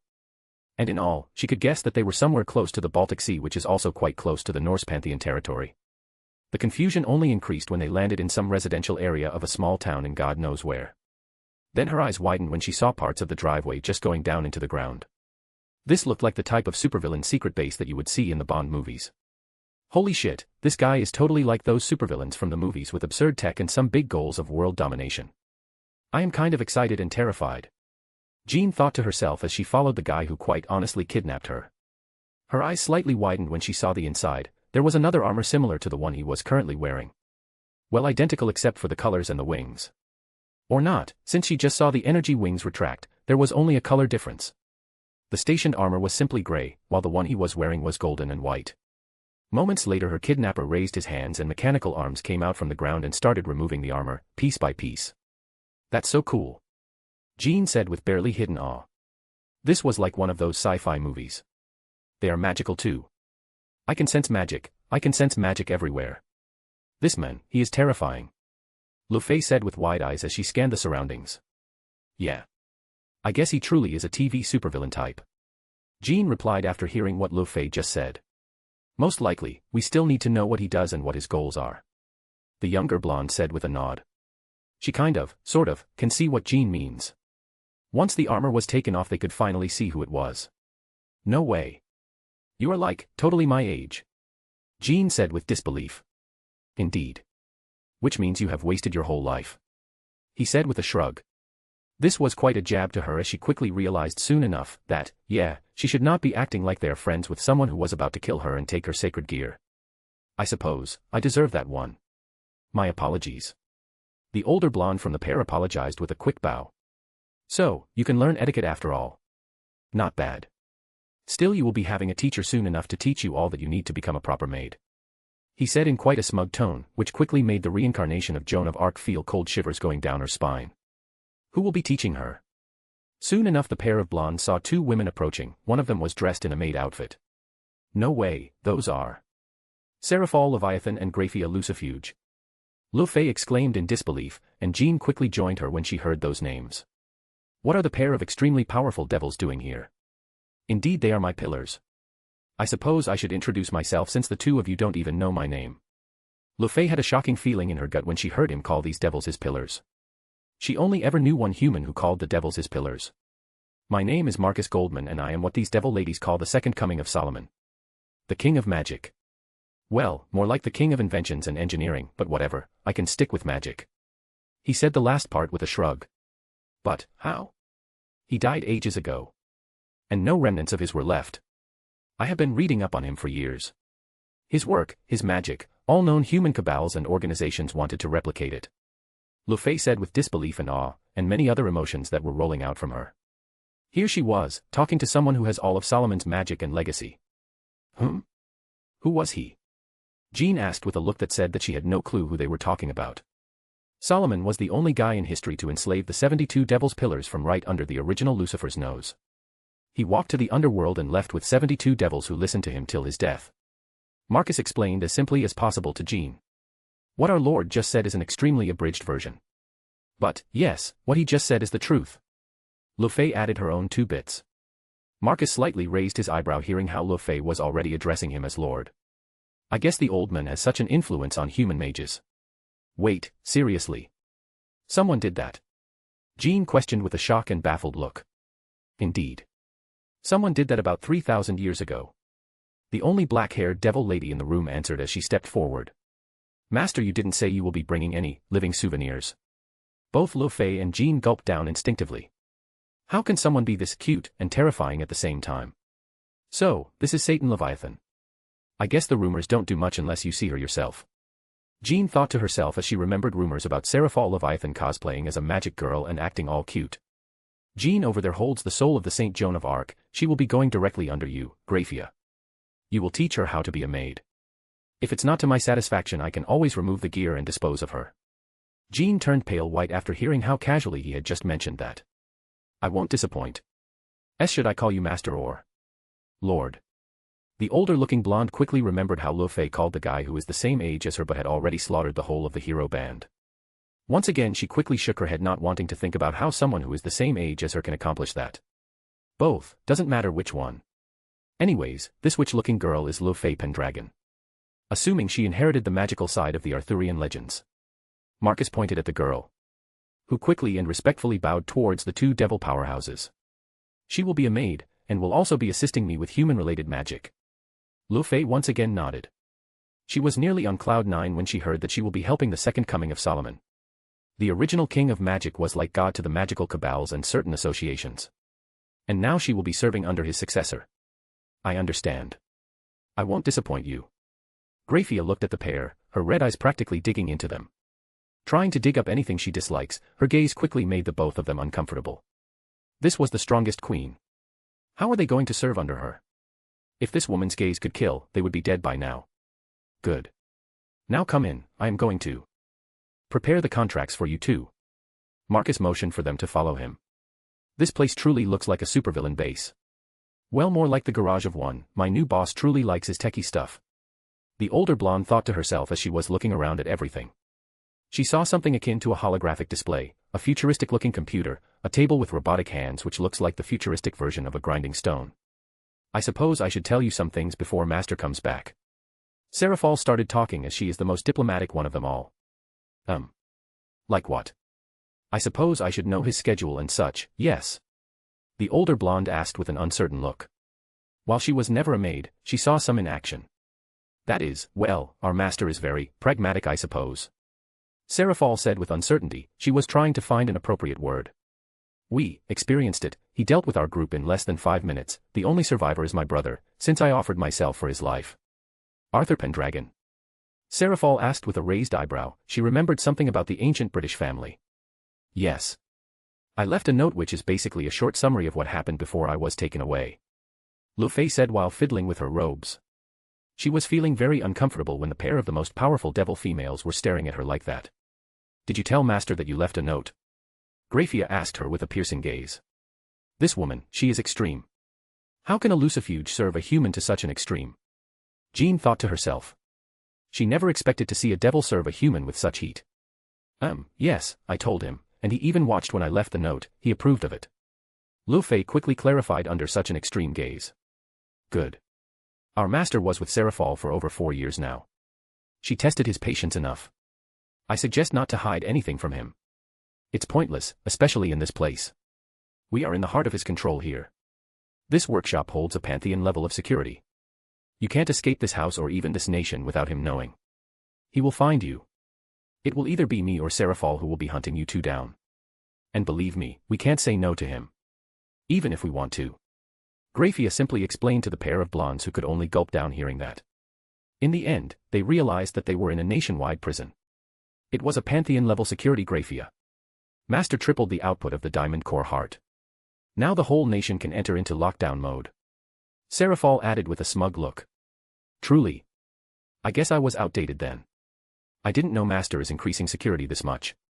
The silver-haired maid said without much care. While the two blondes sitting opposite to them tried to process what they just heard. Triple the power of a pantheon-level security. Aren't pantheons usually located in a different dimension? So, how can this place be that secure? Barriers. There are barriers here. But where? Lucifer tried to sense anything, but all she could tell was that there is a lot of magic in the air. Can he turn the ambient magic into barriers? Just how good are these diamond cores?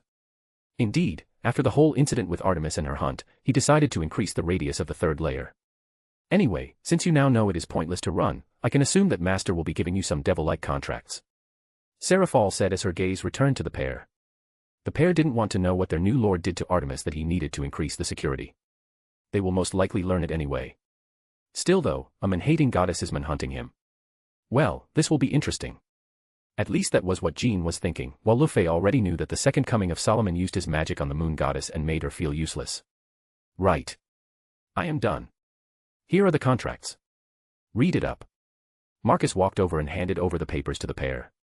The pair quickly stiffed and made sure they were sitting straight as Graphia's gaze was on them. It was somewhat like an instinctual thing towards a threat. That's just how scary her gaze is. Quickly though the pair started reading. This is, like a job, you're even going to pay me. Jean said with a confused look. She was expecting a bona fide slave contract where she is selling her life to a human who can enslave devils. It is, you will be working for me your whole life and you are going to get paid for it, Marcus said with a shrug. He might kidnap them but he will be offering things for the work. He might be a self-proclaimed bad guy but even bad guys pay their subordinates, well, except Frisia. I see, this is not bad actually. Jean continued to read until she stumbled upon something cool. Whoa, you are going to allow me to test things? She asked with a shell-shocked expression. She already saw the armors and the rifles. This is going to be so cool. She skipped a bunch of warning signs, something about the possibility of losing a limb and things like that. She was looking at the bright side. Yeah. Sacred gears and things like that, you will be testing and using them. It will be for future data gathering. Marcus explained simply. Jean nodded happily hearing that. She has no idea what the data gathering in specific was. But, she assumes her usage of it will be recorded to make even better gear. So it's like a double win for her.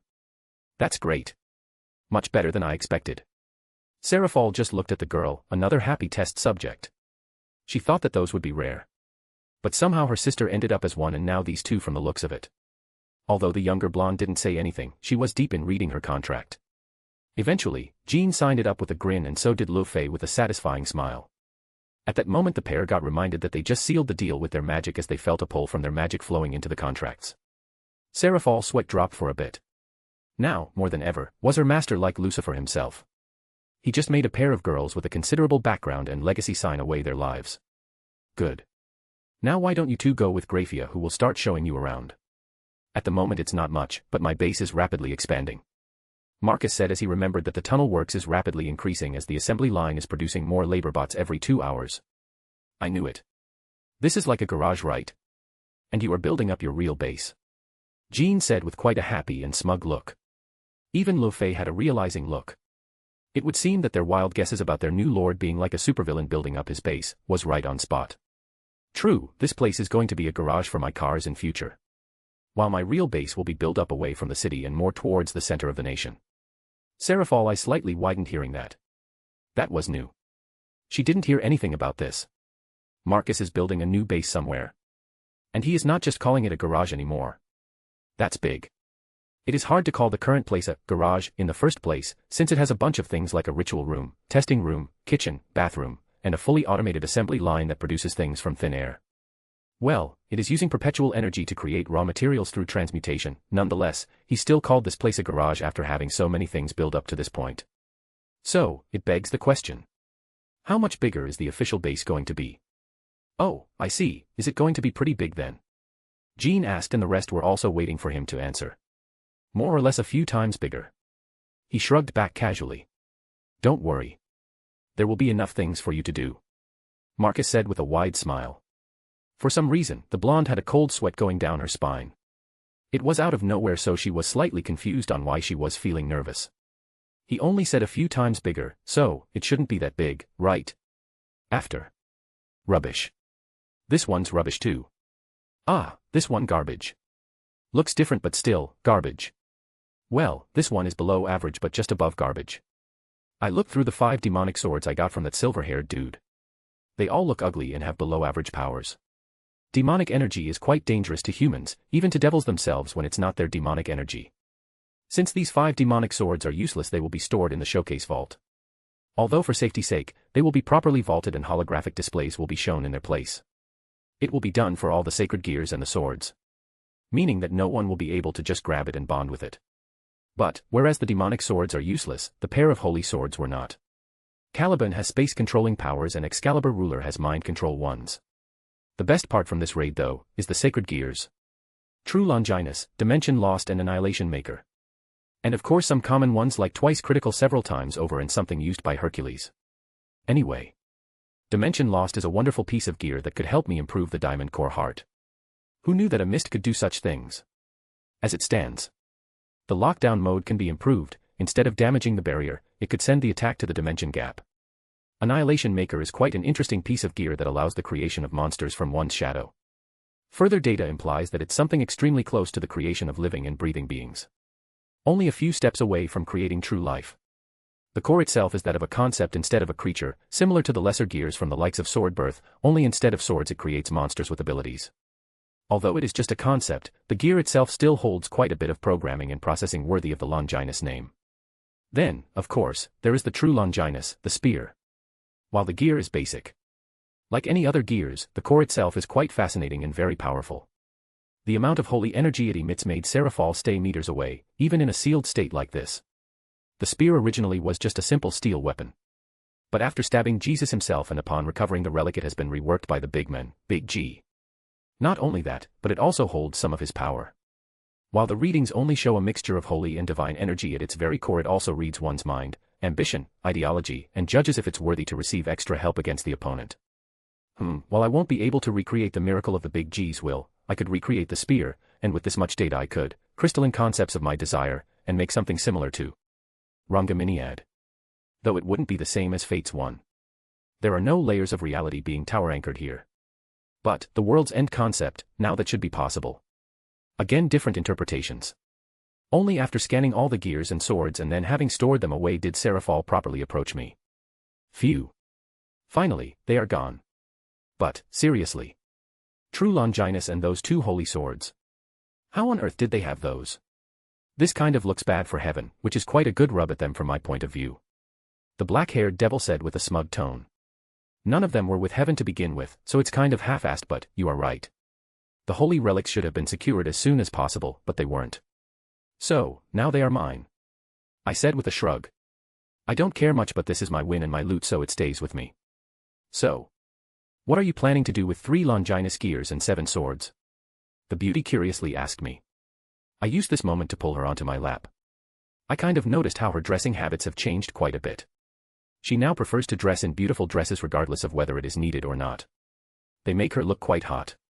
She instantly snuggled and moved herself into a comfortable position. Dimension Lost will help to improve Diamond Core Heart, Annihilation Maker will improve my understanding in genetics. Truly. But how? Isn't it just monster creation from imagination? Normally yes, but we are talking about adding magic to the mix.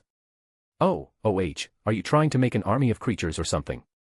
Seraphal asked in a joking tone, then quickly stopped as she realized that I might not be joking. Wait, you aren't serious, are you? Not really, but in a sense, yes. As I said before, since I am expanding the processing capacities of Aurora, I will be able to simulate a lot more things. That includes Annihilation Maker and its capacity. For example, if I were to create a creature of fire, I would be able to understand how fire abilities will affect the being up to the genetic level. If this works, I can alter any being to any abilities and standards. Her eyes bulged out, taking a few minutes to grasp what I just said. If this is true, what you just said, then you can basically make any being of any power, the level of true gods like Great Red or Ophis. Seraphal said with wide eyes. It's not as easy as it sounds though. For example, the human genetic code is, let's say, a 7-story building. We can work with what the 7th-floor building has. But, if we were to remove, for example, the 3rd floor, then the whole building would collapse. So when we are genetically altering something, we have to stick with what we have. If we add the 8th floor, which is too big, then it can collapse again. I explained to her as simply as I could.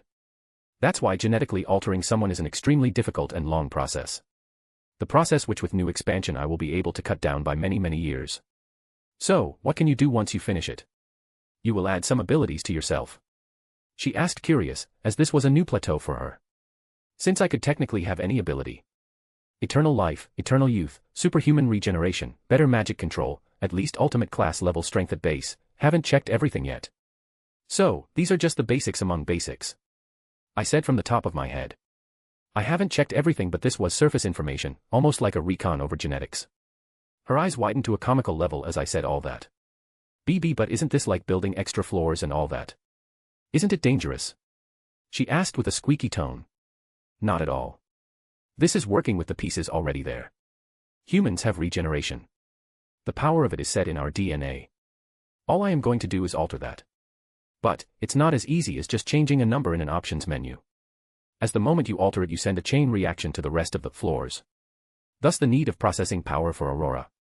I see, to figure out where the reaction is happening. She said while nodding. From the looks of it, Seraphal understood.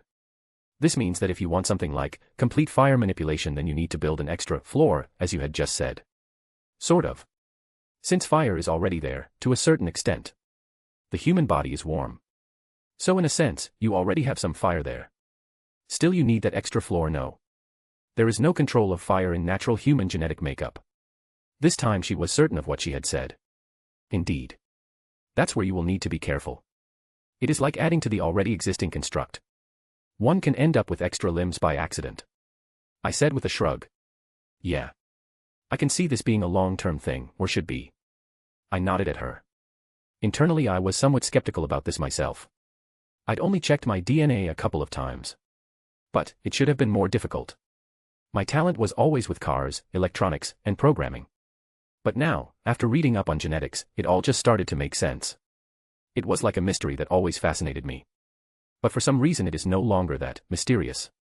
It is now like walking through a sort of familiar forest. While you may be going to get lost, you still will find a way to the exit. It's either the extra genius I got in this world or the DXD universe is just that simple. I hope it's just my talent and not the reality I am in. You had that look just now. What look? I asked with raised eyebrows, glazing into her blue eyes. That you had just figured something out. It usually leads to some crazy stuff. Last time you had that look you ended up making those rifles. I snorted after hearing that. This woman is reading far too much into my facial expression. Maybe, who knows? I said that with a smirk. Grease. It was like a white star had descended into the building. It released lightning bolts and destroyed the whole building. It was like God himself descended. A farmer explained with glassy eyes. Sleep. The farmer nodded and collapsed onto the ground. A silver-haired woman put her hand on the farmer's head as a silver glow surrounded the downed man's body. It's the same, they all saw the same thing. Yes. He was here. From the looks of it, he attacked something. If my guess is right, then he attacked someone who had sacred gear or gears. Lady Artemis, for him to raid something in the heart of Greece. The lion girl said with some disbelief in her tone. She can't believe someone had the balls to act so open. The silver-haired goddess snorted with a pissed look. He is not afraid if I am to bring my whole family to face him. He said that to my face. This is nothing. She pointed towards the destroyed warehouse as she said the last words. She knows he is not afraid to do raids like these. This might be her family's turf, but Olympus is leagues away from here. What I wanted from this is any clues. I want to find out his location or destination. Artemis exclaimed with a commanding tone. Hippolyta and Atlanta nodded at their goddess as they started searching the destroyed building for anything to lead her to him. She could have asked Apollo for help. Her twin could have shown some visions to her. But, like hell, was she going to ask him for anything? Especially with this. No, she will find him herself. And once she is done grinding him through the ground, then she will bring him back to Olympus so that he could slave away as their blacksmith. In a sense, this attack was good. She was skulking around in Eastern Europe without any clues. It was frustrating that he could so easily hide from her. Thankfully her father always goes to her for something like this. Especially when someone talks about lightning, thunder, and God in the same sentence. My lady, from the looks of it, he slaughtered at least 30 people, and there were also residues of holy energy, powerful holy energy, as well as Heracles' spawn. Artemis slightly grimaced hearing that. Hippolyta tracking is peerless, but sometimes she is far too good. I see, so, there were a lot of people with quite the special backgrounds. More than a few, my lady. Atlanta said as she used her nose and tracking skills which she has sharpened for over a few thousand years. Quite a few extremely talented people were here, Atlanta said as she looked around the destroyed building. Thankfully the inside of it was in good condition. That man hit a jackpot. If my guess is right, then he has quite a few Longinus gears now. The blonde lion girl said with a frown. Like? Artemis asked with wide eyes when she heard the word Longinus being mentioned. True Longinus and dimension lost. The cat girl said as she looked around, her senses were telling her that it was those gears. There is only one relic she knows of that can leave such a strong remnant of holy energy and those ripples in the air. It is similar to that of dimension lost. Chapter 16, Aurora 2.0, R18. In the garage. Lu Fei was aimlessly staring at the wall of her new room. She had just passed the tour of the garage. The blonde-haired girl has no idea why her lord calls this place a garage when the things he creates here are already superior to any other pantheon in the world. This was better than heaven in her eyes. A magic-generating core that produces perpetual energy. No one in the world has created that. And yet, he can make those like paper. The assembly line was also another thing that is in the realm of miracles. If Marcus could, he can easily take over the world with that assembly line alone. It could produce anything as long as the design is sent to the main computer. Although, some settings need to be adjusted accordingly to what it's producing. Nonetheless, even a 4-year-old could create a bomb with this. It only needs a few presses of a button. That's why she was just aimlessly staring at the wall. Her mind was still trying to process all of this. Perpetual energy is just a myth. It was before. It's even more mythological than anything the supernatural myth has produced. Infinite energy is in truth, truly infinite. By her belief only Ophis, the Ouroboros dragon god, has achieved such a thing. But, this was not all. According to Graphia Lucifuge, everything here runs on it or is based on it. So that means, the suit she saw, could technically exist until the planet is not around. His rifles are the same. The garage she is in right now will be around long after her death. It's utterly insane now that she was able to think. She thought her lord was amazing because he could use Solomon's magic, but all that he achieved in 4 years is utterly insane. He took Solomon's magic and used it in such a way that it surpassed anything else found on this world. Even Jean, who is mostly clueless about the true scale of things, was awed by the diamond core hearts. Yes, hearts, several of those are in use and it is simply overkill. But, still. This is bad for my brother. No matter what he does, he will lose. One can't win against someone like Lord Marcus. Solomon's magic alone made the whole devil kind drop onto their knees. And my new lord used that magic to create a completely new plateau of power. I need to find a way to tell him not to look for me. Otherwise, he will truly die against Lord Marcus.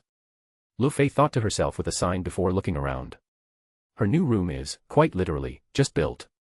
From the furniture, like the bed or the wardrobe, to the maid dresses hanging in said wardrobe. They are all brand new, just created from the very same perpetual energy. It's absurd even by mage's standards. Her master could solve the majority of the people's crises. From shortage of food to energy issues, which still plague humanity as it is. Well, for now I need to observe him and see who he truly is. Around 2 weeks later, after Valentine's Day, the information processing/storing facility was ready to begin the installation of the computer equipment. It was built 20 kilometers northwest to my birth town. In quite a large forest, deep underground. There are 7 floors in total, a total of 4 diamond core hearts will be powering the whole thing. Along with the assembly line and the robot maintenance facilities. All in all, it is a fully self-sufficient complex that won't be needing any of my help. Though, I still go check things in person.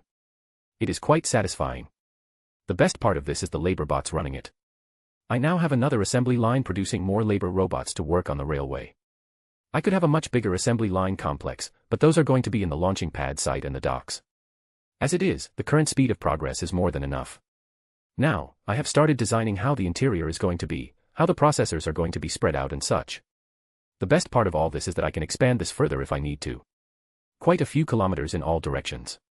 Nothing too difficult, as I had something similar in my past life, so it only took me a day to design the whole thing and the robots were finished with it in less than a week. While the robots were working, I was also improving my workshop. The computer was gone, all that was left was my bent computer screen. The holographic table was removed altogether and was replaced by holographic projectors from the walls, ceiling, and ground. Nextly, I redesigned my main table for more comfort and efficiency since the computer itself was no longer needed.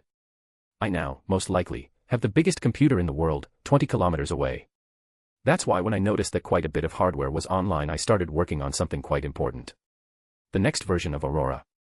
My main OS has more than enough untouched raw processing power to tap into. And done. With the last press of a button, the whole facility went dark. All the lights were turned off. And slowly, one by one, everything started to restart. Is this supposed to happen? Jean asked me as she was, quite honestly, freaked out. After all the lights just suddenly went out. Lu Fei next to her nodded as she looked around wearily. It should have happened as I just applied the update for the main operating system, I explained while looking at the screen, seeing all the systems rapidly restarting. The speed was awe-inspiring. After all was said and done, all the files, folders, and windows opened, closed by themselves, leaving only the background image of Freedom Mark I facing Freedom Mark 2. Aurora, are you there? I asked with a curious tone. This was the moment of truth. Yes, sir. Ready and waiting. A smile crept on my face when I heard the voice of a female responding. Good. How are you functioning?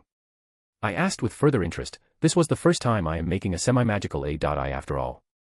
All of the systems are ready and on standby. My programming has been done perfectly. I nodded, hearing that. I was expecting such an answer. I wouldn't just let Aurora restart without going through a bunch of checks up. Letting lose such a powerful AI without any precaution is a very stupid thing to do. Especially an AI that I made, which has access to all my systems. That's the catch of this. Everything is operating on the same platform. For simplicity's sake as well as an operational one.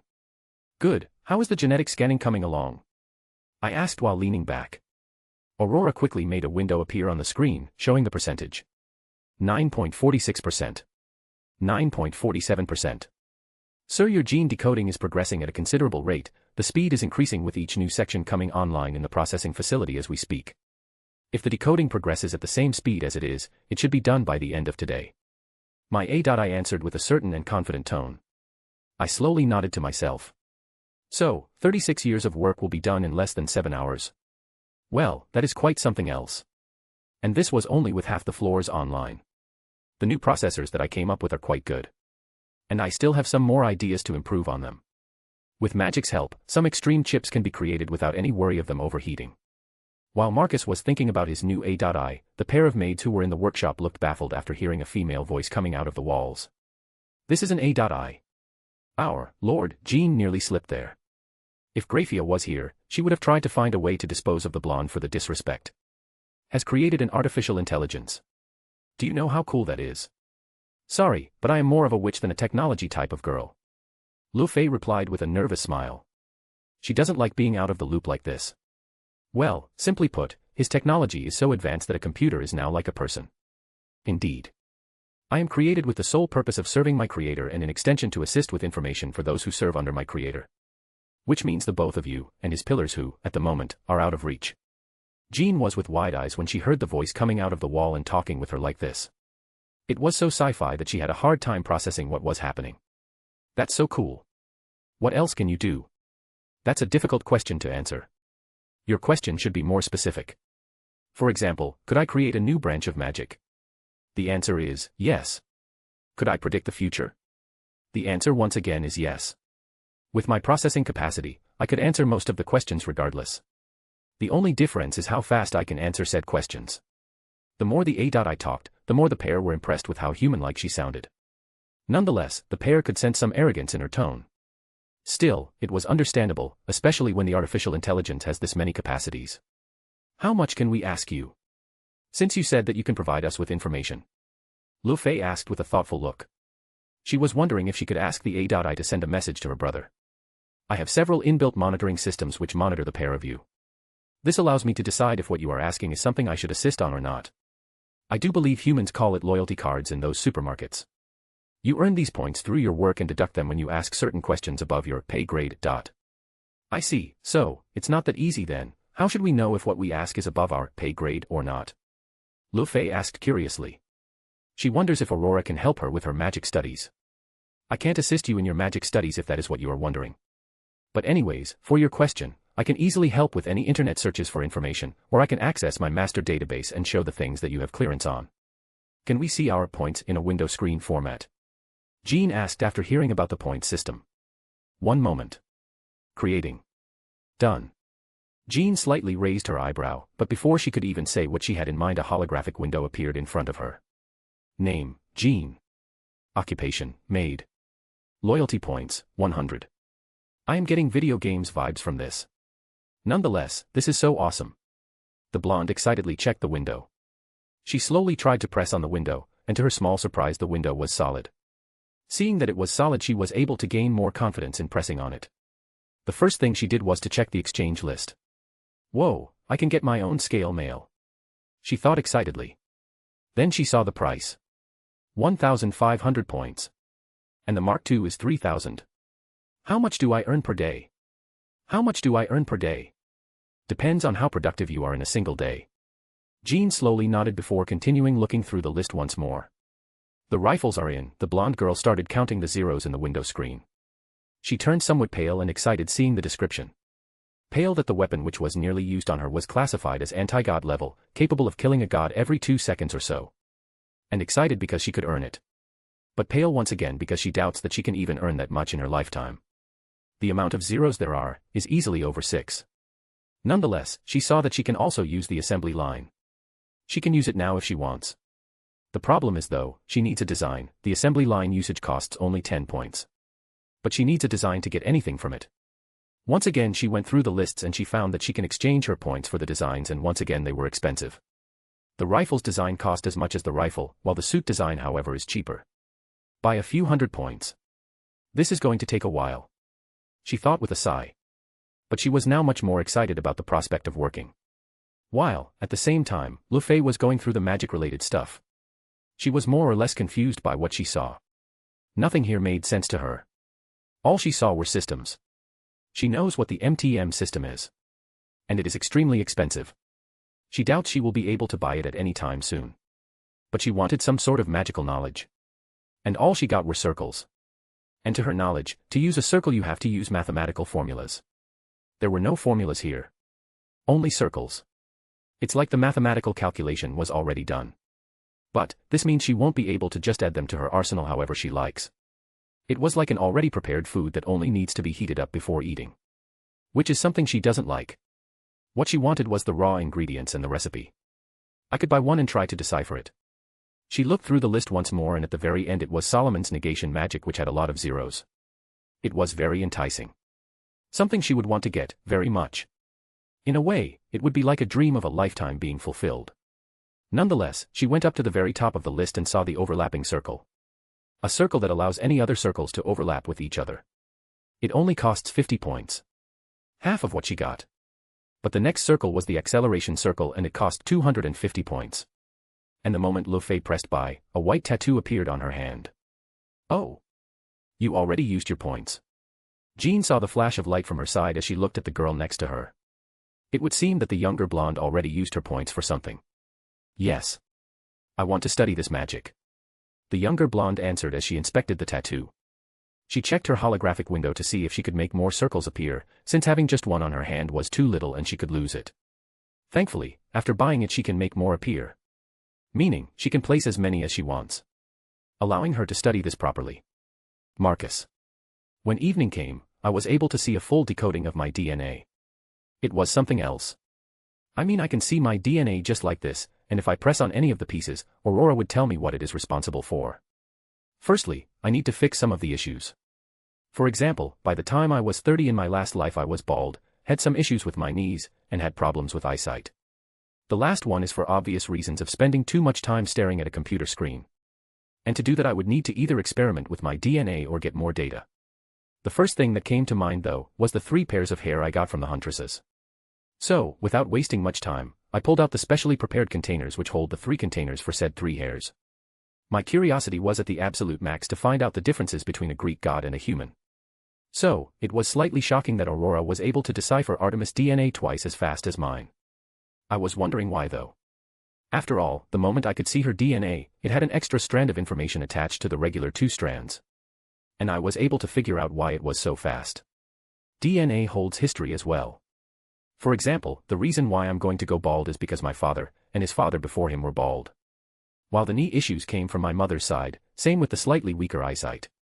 Now with the Greek gods, there is nothing of that sort of thing in Artemis. There is nothing inherited from Leto or Zeus, in truth, there is nothing human in her. She is extremely and biologically set into a specific standard. Her body is well fit, like someone who goes to the gym regularly. In other words, she is built to be a huntress, and body shape-wise, she is built for action. Neither her breasts were too big nor too small. This most likely comes from the fact that she is a moon goddess and needs to be beautiful. Meaning, being beautiful was as important as having a body ready for action. Making her a woman who is very beautiful but still very much fit. And yes, she is incredibly beautiful. I rebuilt her looks in my 3D display and safe to say, it was a mistake not to just take her home, tie her up, and leave her in my bed for daily play.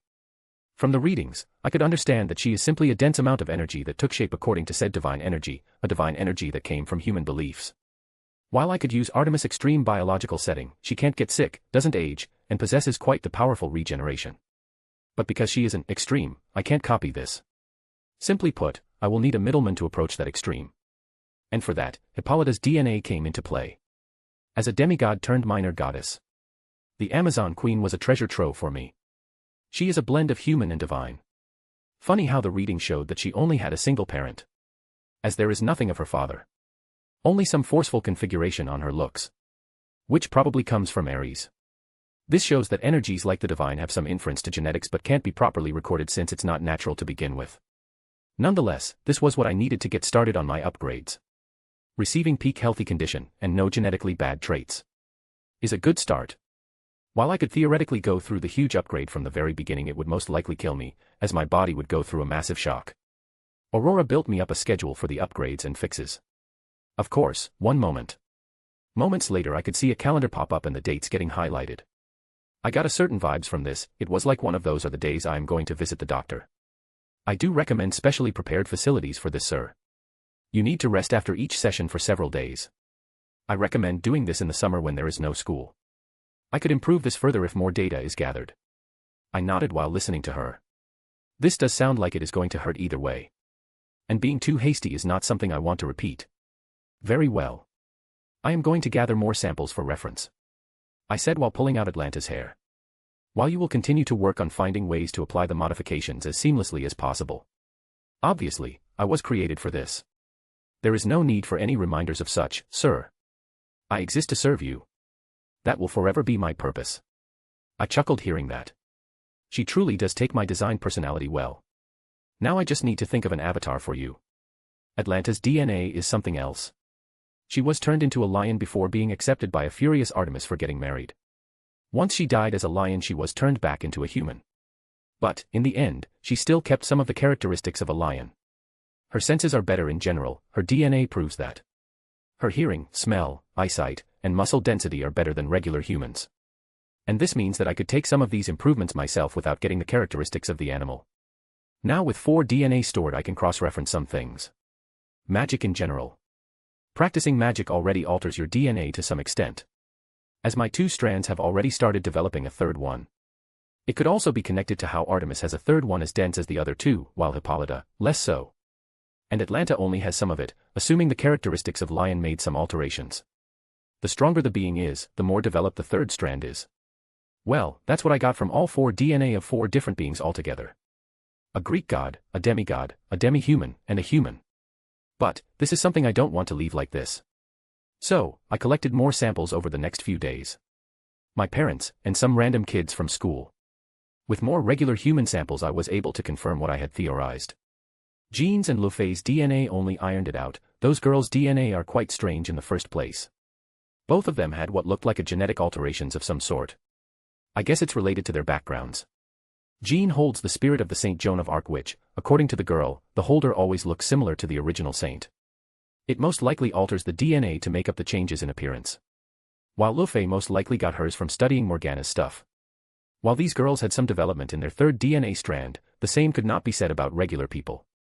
Neither my parents nor my schoolmates have even started developing the third strand. There are, however, signs of possible development. This led me to discover which parts of the DNA are responsible for magic development. Aurora was not even needed for this. With this discovery alone, I could now rip magic off from people if I want to. Targeting someone's specific magic DNA sequences could cripple them forever. At worst, this could also affect someone else's future bloodline permanently as well. Meaning if I were to strip one's magic off them, I could also strip their future generations, forever. Quite a horrifying thought. But a very much possible way to punish someone. While sticking to genetics is fun and all. It's more or less Aurora's thing as she was doing most of the maths. So, I decided to check on Kuo. It has been over a year after all. Sona Citri improved 47%. Rias Gremory improved 26%. Well, this is a surprise. Rias developed that much even before the events of canon. Not bad. Seeing as how Rias is training, well, training is a strong word. She is just doing regular exercises. And yoga, which is not bad. But, for her it is not that needed. What she really needs is some magic training. As she is a purely ranged fighter. While she is not lazy anymore, this kind of training is not going to secure victory against Riser. Next, is Sona. Sarah's sister is much better than the redhead. Her demonic power increased quite a bit. She has now recruited the majority of her old peerage from the novels and anime and is already regularly going through the data for a bit. I realized that the younger Citri will be a good choice for more data. Not only that, but she has the biggest selection of regular humans reincarnated as devils. Their DNA is something that I would want to get my hands on. And that's not all. The majority of them don't have sacred gears either. This means I could get double the amount of data just from her peerage. Plus, Sarah needs some rewards for her hard work. Thinking for a bit, I decided that this might be killing 3 birds with 1 stone. Data, rewarding Sarah, and also affecting Rias Gremory more, giving her an incentive to work harder. Chapter 17, Sacred Gears and Field Agents. Sona nervously looked at the mirror. This was it. Her hard work finally paid off. She knew better than anyone that she was being observed by Marcus for the past year, and so the diamond core heart is simply far too great of an item to be left behind without any precaution. And over time she has tried to study it, from a distance of course, but she has found almost nothing. The thing was so complex that it barely made any sense to her. One thing she learned though, is that her magic control has fairly increased since trying to study the runes on the diamond. It was quite astounding that her magic control could improve like that, just by studying an item. She can only imagine how good Marcus' magic control is, if he spends days in and days out around such items. Nonetheless, this was not about the diamond core heart but her sister calling her all of a sudden. With an extremely happy voice. She has already forgotten the feeling of such a thing, her older sister being this happy. Not to mention Seraph's random calls stopped a long time ago. Apparently, Marcus wants to meet her and her whole peerage. And from the excited tone of her sister, it's big, very big for Sona and her peerage. Big, because they will all be receiving sacred gears. The very same sacred gears that were created by Marcus himself. Not the pseudo-gears her sister used to talk about, but proper gears. This means that the men can finally create true sacred gears. Which is absurd no matter how you try and look at it. Right. Let's do this.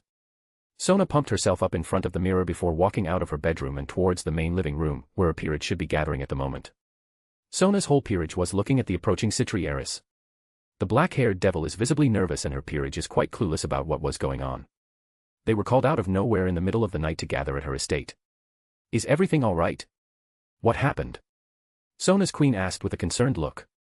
It's good news, very good news, our hard work has paid off. Sona answered in a nervous yet happy tone, earning herself several strange looks. What are you talking about? Citri-san. The newest addition to the peerage, Genshiro Saji, asked confused. You are new so you don't know, but more than a year ago my sister was able to get a contract for me and Rias with this century's greatest inventor. By this point, most of the peerage's members had a realizing look. They instantly got nervous and also somewhat excited. They have all heard the rumors and saw the diamond core heart several times. So, they know it's big, especially if it's, in some way, related to one of the Satans. Marcus Goldman was and is always monitoring us through the barrier system he has established in Kuo, Sona said very seriously but also looking extremely happy at the same time. Now, after more than a year, he notified my sister and said that we have improved by more than 40% since the installation of the diamond core heart. Most of the peerage members smiled hearing that.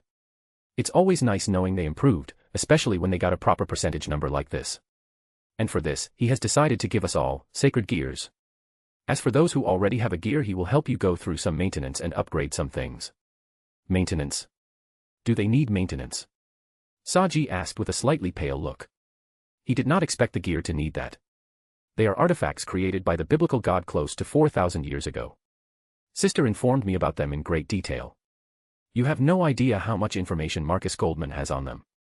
Sona explained with a proud face. She got some intel from her older sister. Seraphal doesn't mind sharing some non-classified information. As Sona explained to the group, she also omitted the fact that Marcus looks down on most of the original sacred gears. From what she has heard, he also calls them relics of the old generation. Although it is hard to believe, Sona can see it from his point of view, sort of. She isn't that smart, as hard as it is to admit. Though she would love to have a chess match against him, but well, Seraphal didn't allow it. Upon the host's death, the sacred gear returns to heaven where it should go through maintenance. But, for some reason, it hasn't done that for the past 2,000 years. So, it hasn't been taken care of properly for that long. The Citri heiress said with a casual shrug. Both gear users in her peerage paled after hearing that. They realized that the gears are old artifacts so they might break, but they are created by the big god, no. Then they should not break. Right. Don't worry, you too. The stronger the gear is, the higher the chance it might malfunction. According to my sister, after each cycle, some bits of souls stay with the gear. This is especially visible with Longinus gears like boosted gear and divine dividing. Those gears have an ability called juggernaut drive. Such an ability, according to my sister, is a bug in the system that should not exist. While nothing of such will happen to you too, it would be better if those gears go through maintenance and we can have some deeper understanding over it. Sona finished her explanation to the pair. Both of them sighed in relief. Neither Genshiro Saji nor Tsubaki Shinra wanted to have a ticking time bomb. No matter how little chance there was of it actually going off. So, Citri-san, how much do you know about Marcus Goldman? You said he is a genius inventor. I have heard you mention him before as well. Tomo, Sona's knight, asked curiously. She has heard about him a couple of times in the past from her king. Only a few members of the peerage knew more about him. Right, where should I begin? Around 5 years ago, my sister was summoned to form a contract with an extremely talented 12-year-old. Mind you, summoning my sister for anyone apart from the nation leaders or the extremely wealthy is quite simply impossible. Normal people can't summon the Satans. A few of her recent additions to the peerage squeaked after hearing that. Yes. My sister is one of the 4 Satans and she has been safeguarding this contract she formed with him more than anything else. Sona sharply said while thinking about something else. For obvious reasons, she has been head over heels with him for years now. Recently she told me that he has been doing something big, and she was more than a little bit excited. So, somehow, a 12-year-old summoned one of the Satans. How good is he? Momo, one of Sona's bishops, asked with disbelief. As someone who practices magic, she knows quite a bit on how summoning works. He is very, very good. We will be meeting him soon. He lives in Europe. It's going to be morning there soon. He is inviting us to his house. So we will be at our utmost best behaviors. You don't want to make my sister angry. The Citri heiress said with an icy tone. For a second her eyes glowed. Like hell, she was going to risk all her hard work just because of some misunderstanding. All of her peerage members quickly nodded with a terrified look. There is no way in hell they were going to cross one of the Satans. And their king, of course. Good to see that they are disciplined, Sotan. With a burst of a blue circle, Seraphol appeared in the room, and she quickly ended up hugging Sona. The younger sibling of the Satan could see that her older sister is very much happy about this event. The peerage members who have not seen her before were slightly terrified and interested in this new arrival. They immediately could see some familiar looks between those two. Assuming that this was the older sibling of their king. Sister, not in front of my peerage. Sona said with an embarrassed look. Seraphol just grinned like an excited kid. Nonetheless, she did stop hugging her little sister. Well, since Sotan warned you all. The Leviathan instantly got serious, which made everyone feel a chill going down their spine. How can someone flip their character just like that? I will warn you as well, don't annoy my darling. The last person to annoy him was the Greek goddess, Artemis, who got humiliated to the point where she had to ask for forgiveness, Seraphol said with a giggle, earning a couple of gasps. While Sona paled for a couple of reasons. One was that her older sister didn't even try to hide the fact that she was in love with a human, and second, did a human really humiliate Artemis herself? Sister, is it wise to tell this to anyone? The younger Citri asked with a concerned look. It doesn't matter to anyone. It's an open secret by this point. The underworld is abuzz about me as it is. They want to see who the mysterious lover of the Leviathan is. While I can't say anything, I can tell you guys since you are all part of Sona's peerage. So if anyone outside learn who my is boyfriend, then I would know that someone from Sona's peerage has snitched me out. When they heard that, everyone gulped down except for Sona, who already knew that it's much more than just a girlfriend/boyfriend thing. Yes, she saw how deep their relationship was a year ago. And assuming it has escalated further. Sigh. Don't worry, sister, no one from my peerage is going to talk about this. We currently live in the human world, so there are no other devils apart from Rias group to talk about such things with. The Citri heiress said while fixing her glasses. That reminds me. What about Rias peerage? The younger sibling asked her sister. Seraphol just shrugged her shoulders. Rias only achieved half of what you did, Sotan. While my Marcus was not disappointed, he was not impressed either. So, at this moment only your peerage, including you, are getting sacred gears handcrafted by him. Sona's eyes widened for a second before having a thoughtful look. She could see how this was going. I see, incentive. Heh? You already saw through it. Very good, Sotan. Seraphol quickly hugged her little sister. I see. So we will get the gears, which in turn will make Gremarican work harder. Quite a smart idea to make her work harder, since our king will also be benefiting and getting a sacred gear. Yes. Now let's move. The current Leviathan raised her hands as a large circle appeared under everyone's foot. Moments later everyone was teleported away. Marcus' new base. One moment they were in Citri estate, and in the next, the whole peerage was transported into an empty-looking room. Let's go. Marcus is waiting in the testing room. Seraphol said as she motioned for them to follow along. Sona nodded at her while looking around the room. It looked quite barren, or so she thought. The moment they left the room, they saw a corridor. But what got their attention was the corridor walls. It reminded them of some sci-fi alien ship. Patterns with a bunch of different shapes were carved out in the walls, emitting light. Instead of chandeliers or lamps, these patterns were emitting the light that lit up the room. The room isn't that brightly lit, as they were not too bright. But it was enough as they continued following the black-haired Satan and ended up in the living room. What got their attention immediately was the massive TV hogging most of the single wall. Are those human-sized Gundams? So cool. Saji said to himself, but the rest of the group heard him. They are replicas of Marcus' personal scale mail. They can turn on in case there are some intruders, and to make it clear, I won't stand a chance against even one. Not to mention the 4 in this room. Seraphol words made everyone, even Sona, pale. You must be joking, sister, you are a Satan. And we are in the center of his power base. Unlike other pantheons, his power here is unmatched. You saw yourself what the Diamond Core Heart can do. Marcus has many more installed throughout his entire home and workshop. The younger Citri nearly lost her glasses, they were close to falling off, but she controlled herself. I see, silly of me to believe we could do something. Snort. Glad you understand. Not to interrupt, but, is that an aquarium on the ceiling? Not quite, we are under a river at the moment. Seraphol happily clarified, earning several weird and shocked looks. We are underground. Marcus has a thing for underground bases. The Leviathan said with a shrug. I am getting supervillain vibes here. Saji said to himself, but everyone heard him, again, thanks to their augmented hearing. Sorta. If there were higher mountains in this country he would have built it inside one. Why not just build a skyscraper or something? Don't inventors like him, like that? Momo asked the Satan as she remembered the Fantastic Four and Tony Stark both having skyscrapers. He could. But then again, you will have limited ground to expand. But with going underground, he doesn't need to worry about land and owning the land on the surface. Seraphol explained what Marcus had told her. Sister, are you telling me that this was built on someone else's land? Sona asked with a slightly raised voice. Her older sister simply rolled her eyes and put her finger on her younger sibling's lips. Don't be so dramatic, the ownership exchange is a work in progress. The older devil said with not quite an assured tone. And to be perfectly honest, she has no idea if the legal side of things is all right. Most likely not. Marcus doesn't really care what the government thinks in the first place. Right. Sona sighed, before removing Seraphol's finger on her lips. The group continued walking after checking out the living room. They reached another corridor which had a lift installed in it. The doors automatically opened. And once they were inside, they realized that the lift had no buttons. Aurora takes us to the workshop floor. One moment. Whoa. Who said that? Saji nearly jumped out of his shoes hearing a feminine voice coming out of the walls. An assistant AI built by Marcus.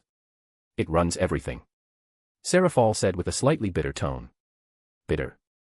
Because she has this feeling that this AI is going to be annoying. She can't put her finger on it. But her instincts are telling her that the artificial female is going to be a problem. Sona of course saw her sister's displeased look. She can tell there is a tale in this, but she was not going to pry.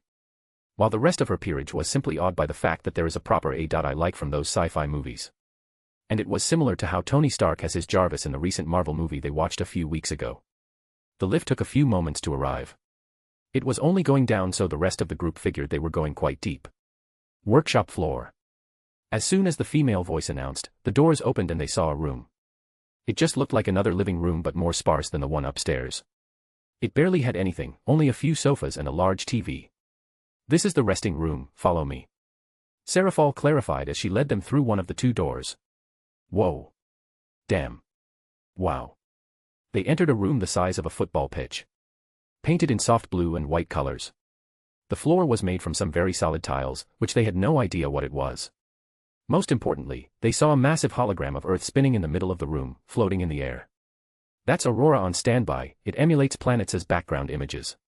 As Seraphol said that, the image of Earth switched to Mars. That's so cool. Whereas normal people have pictures as the background, this dude has a freaking holographic display of planets. Saji said with a twitchy eyebrow. In a room the size of a stadium. I know, right?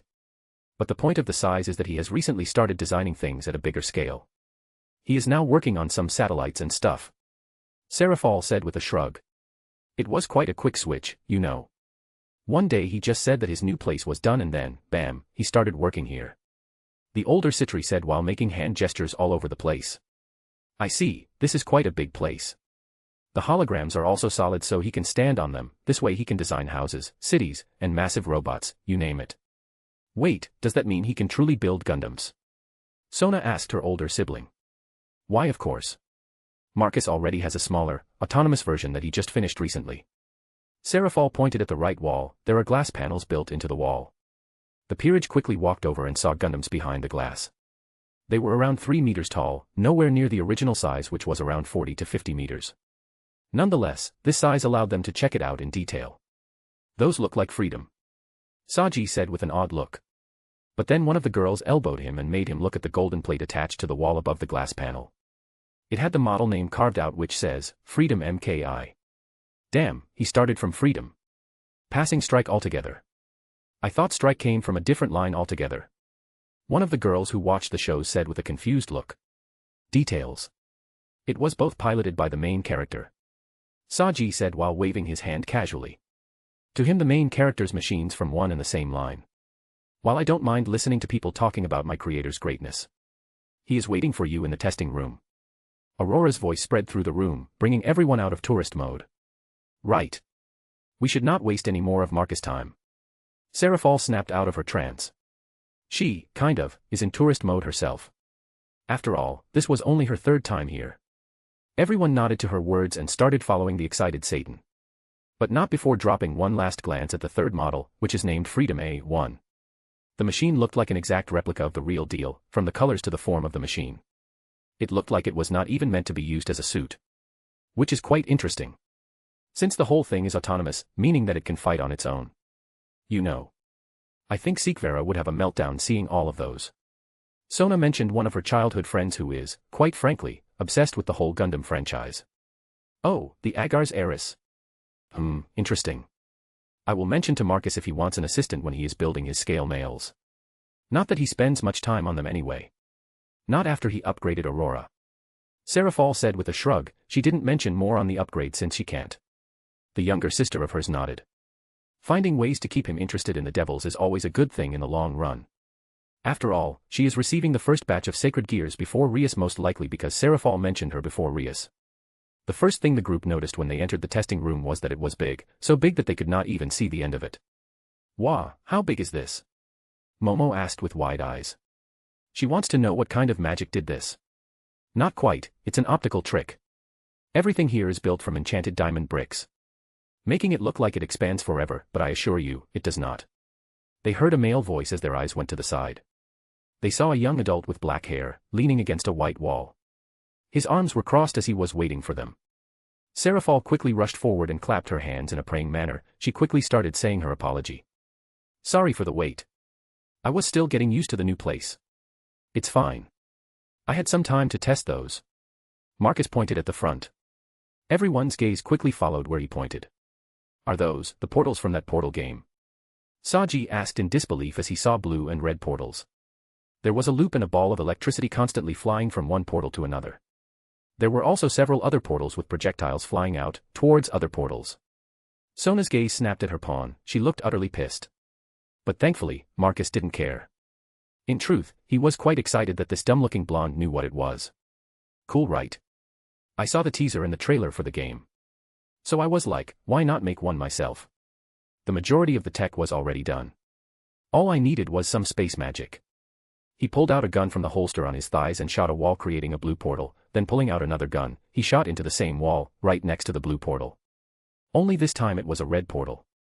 The coloring still needs some work as it is supposed to be orange. But Marcus replaced one of the gun's cartridges and shot a bolt of electricity into the blue portal, resulting in the bolt coming out the red one. It works properly. Marcus lowered the gun after the demonstration. He was quite satisfied with his work. It was not properly done yet. But the portal works, so it's fine. That's kinda cool, the blonde teen said, the only thing he could in this situation. You don't say. One of the Sona's peerage girls said with a deadpan at the only male of the group. Nonetheless. Once again Marcus changed the cartridge of his pistol and shot a ball of power of destruction, earning a raised eyebrow from several of the girls who have seen Rias Gremory use this power. Destabilizing the portal, which in turn, quickly made a wall of purple barriers appear around the area where the portal self-imploded. It's not the final product yet. Sir, as I said before, you should not use products that are in the alpha stage just yet. A pouting voice came from the walls. Yeah. I heard that before. No field testing with experimental tech, Marcus said with a tired tone. He might have overdone it with that pouty tone. He is finding it quite hard to ignore. Yes. The portal cartridge, and space magic in general, are still in the early development stages. I still have over 3 million calculations to do. The inventor rolled his eyes. While he takes security quite seriously, his AI takes health and safety even more seriously, specifically his safety, very very seriously. Sure thing. Take your time. I won't be making any more portals today anyway. He shrugged his shoulders before holstering his guns. Now that you guys are here, let's get to business. Everyone got stiff and serious when he said that. The purple barriers have already disappeared after the chain reaction of the portals destabilizing and breaking apart has stopped and closed. I was quite satisfied with how seriously you take your training and duties. So I decided to take the contract we have to the next level. Marcus said that as he started walking toward a table set up. It looked quite out of place in this, almost fully white, room. Nonetheless, the items laying on it was what interested them. To the next level. What do you mean? Sona asked curiously while also trying to be as respectable as possible and not show any childlike giddiness. As you know, I have been monitoring Kuo and collecting up quite a bit of data, from the energy readings I got when humans turn into reincarnated devils, to all the stray devils you and Gremory have slain. In total there were about 23 skirmishes that the two peerages had in Kuo altogether. To say the least, I am slightly disappointed that I only got the energy readings and not the sacred gears and blood samples. It's annoying. Marcus said with a sigh. He did not expect that there would be that many fights against strays. That's why your peerage will be promoted from simple testers to field agents. He said while picking up one of the items laying on the table. It looked like a phone. A very futuristic posh phone. In this phone, there are several apps which will assist you in your new mission. One of them is a built-in radar. And another is a shop app that is linked to my assembly lines. This shop is quite simple. You can get items and stuff for slaying stray devils and other freaks which end up in Kuo. The better the opponents and the more samples you collect, the more points you earn.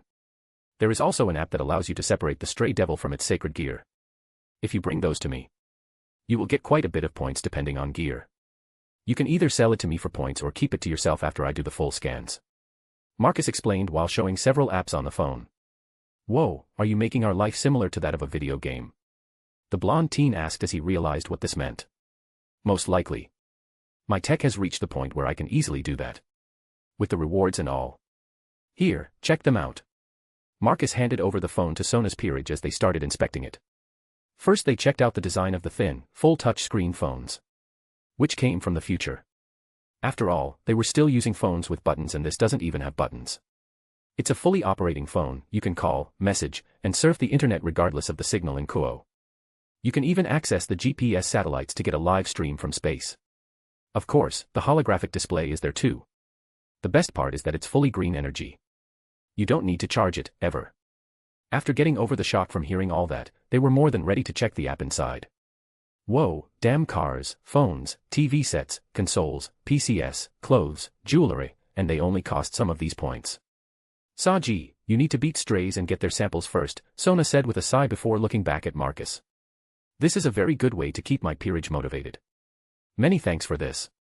Sona respectfully nodded. She can see this as a very good way to motivate them. The best thing about this was that they could keep the gears they collected. Marcus only wants the reading and full scans and they can sell it for points too. Now then, moving on to the reason why I want you here. These. The inventor announced as he showed the stuff on the table, getting everyone's attention once more. These are the gears which you will be using.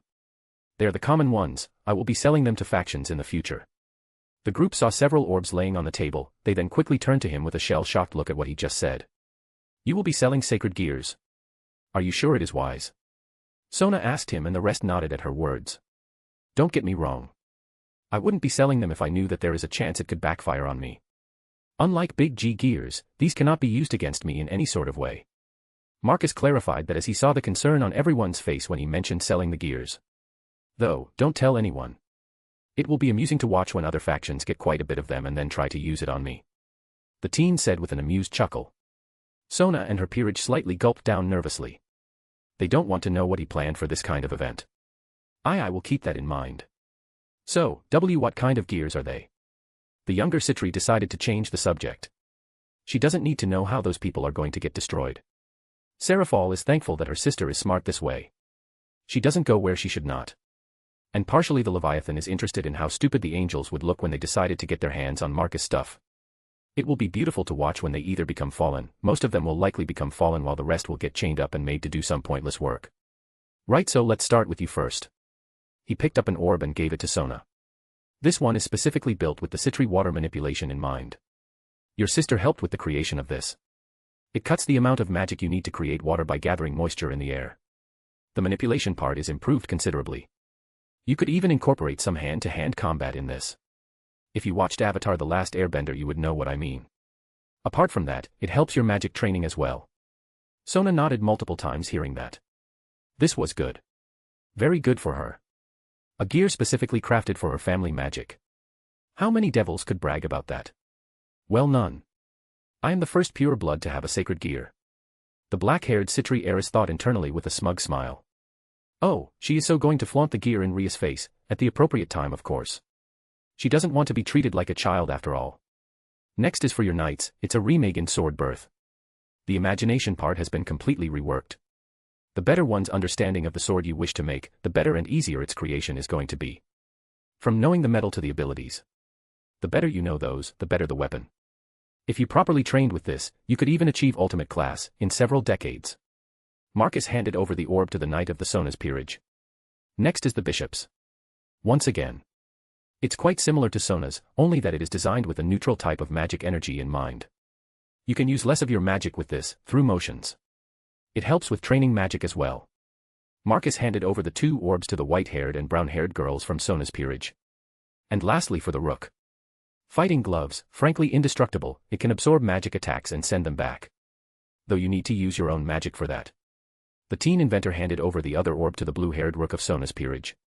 The group were quite awed by their new gears. But internally Marcus only sighed. They were so easy to make that it's even sad for him to see them being so impressed. To him, it was as easy as making tea. Chapter 18, Testing in Sailor Moon Uniform, R18. Let's be honest, this place doesn't need cleaning at all, Jean said with a sigh. The showroom vault is new, it's been what? Only a week since it was finished.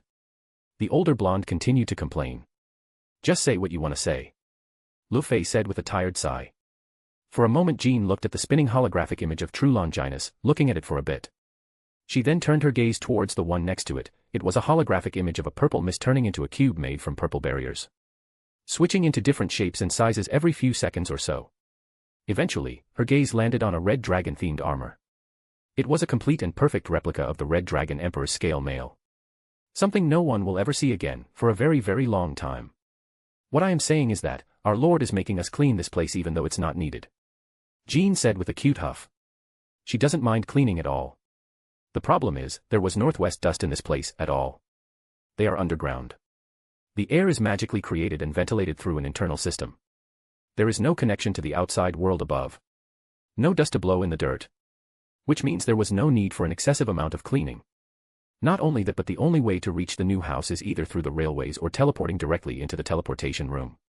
And because of this, they don't even have a hard time cleaning to begin with. But I see, so you don't want those guns you've been staring at, or a custom model scale mail, or the new fancy car you have been looking at as well.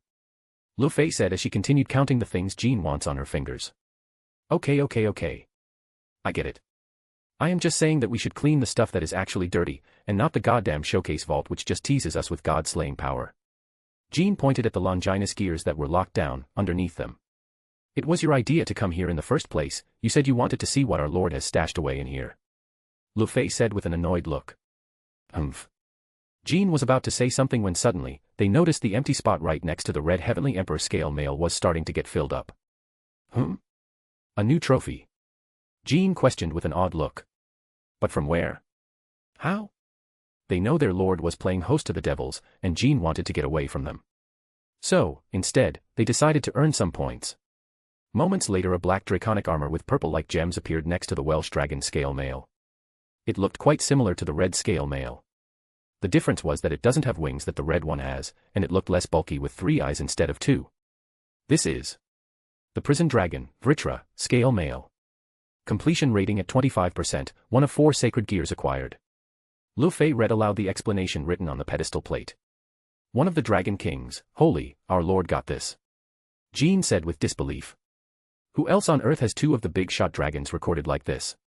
I think one of the Citri peerage members has one of the Vritra gears. And it just got scanned. With a hand on her chin, Lucifer explained what she thinks has just happened. Yeah, Vritra, isn't it also an evil dragon as well? As far as I know, it fought against Indra a long time ago. Got slain, chopped to bits and then sealed away into 4 different gears. Lu Fei gave an abridged version of what happened, knowing quite well not to drag it out as Jean would get bored halfway throughout the whole story. Cool. So now we have 1 out of all 4. Nice. Jean pulled out her phone and went to the points exchange shop. Hee hee. It's there. We can get a replica of the absorption line. The blonde exclaimed happily. Lu Fei just sighed. Knowing full well that Jean doesn't need the gear or anything like that. She only wants the gear to be added to the hold and that there is a chance of getting it if she wants, by. The longer she thought about it, the more she understood her lord. The men quite simply made Jean addicted to material items. Even though she is complaining a lot about doing useless work, she still does it either way just to get the points. If I didn't know any better, I would say that Marcus Goldman is the reincarnation of the original Lucifer and not Solomon. Lu Fei thought to herself as she pulled out her phone to check the amount of points she had. Name, Lu Fei Pendragon. Occupation, magic consultant/maid. Loyalty points, 47. Sigh. Why am I even pretending? I am just as much addicted to this as Jean. The girl sighed before returning to pointless work. Fei-chan, say. What if we ask our hot lord to get some sort of company running? And we could work there. I mean, I could be a waitress or something. Jean asked the fellow blonde after some time had passed. You're seriously clueless, aren't you? Lu Fei once again sighed. Look how we are dressed. The skirts are short. The stockings, you sure you don't know why we are dressed like that? The younger blonde pointed at her attire. To look sexy for our lord. The older blonde said with raised eyebrows. This one was obvious. And she doesn't mind dressing like that. It would be even better if she gets more of his attention. Exactly, and our head-maid dresses in a much more seductive attire, if you have not noticed. Even Satan Leviathan dresses in those revealing ball dresses. And it is obvious why. To seduce our lord, isn't it? I don't see the point of this conversation. Those are obvious. Jean asked with a sigh. The point is that we get more points being here than being tied up in some corporation or restaurant. Lu Fei clarified to her. Oh. I see, in other words we are eye candy. And trophies too. The younger blonde pointed that one out. It makes sense, you are descended from Arthurian legends and I am the reincarnation of Joan of Arc. And it should also be obvious that he is collecting women too, in some way. Our Lord's pillars clearly prove that. Yeah. I didn't expect the mother of the current Lucifer to also be part of this. It kind of terrifies me how much political pull a human has on the underworld. Jean said that quite seriously, surprising Lu Fei for a moment. The younger blonde did not expect such a girl to have some understanding about politics, she just didn't pass as one. I am not even thinking about the outside world at the moment. It simply terrifies me how everyone is clueless about our Lord's existence. It's like not paying attention to massive storm clouds just gathering in the air. You mean invisible storm clouds? One can't truly see what he is doing. Jean motioned around them. The place is quite literally underground. Still though, many deities exist that can see the future and destiny. I am sure they would have seen Marcus's existence by now. Lu Fei said while remembering the 3 fates from Greek mythology. I doubt their magic can even reach this place. The amount of barriers surrounding this nation, this underground facility. Lu Fei, even if Great Red tried to enter this place, he would not be able to.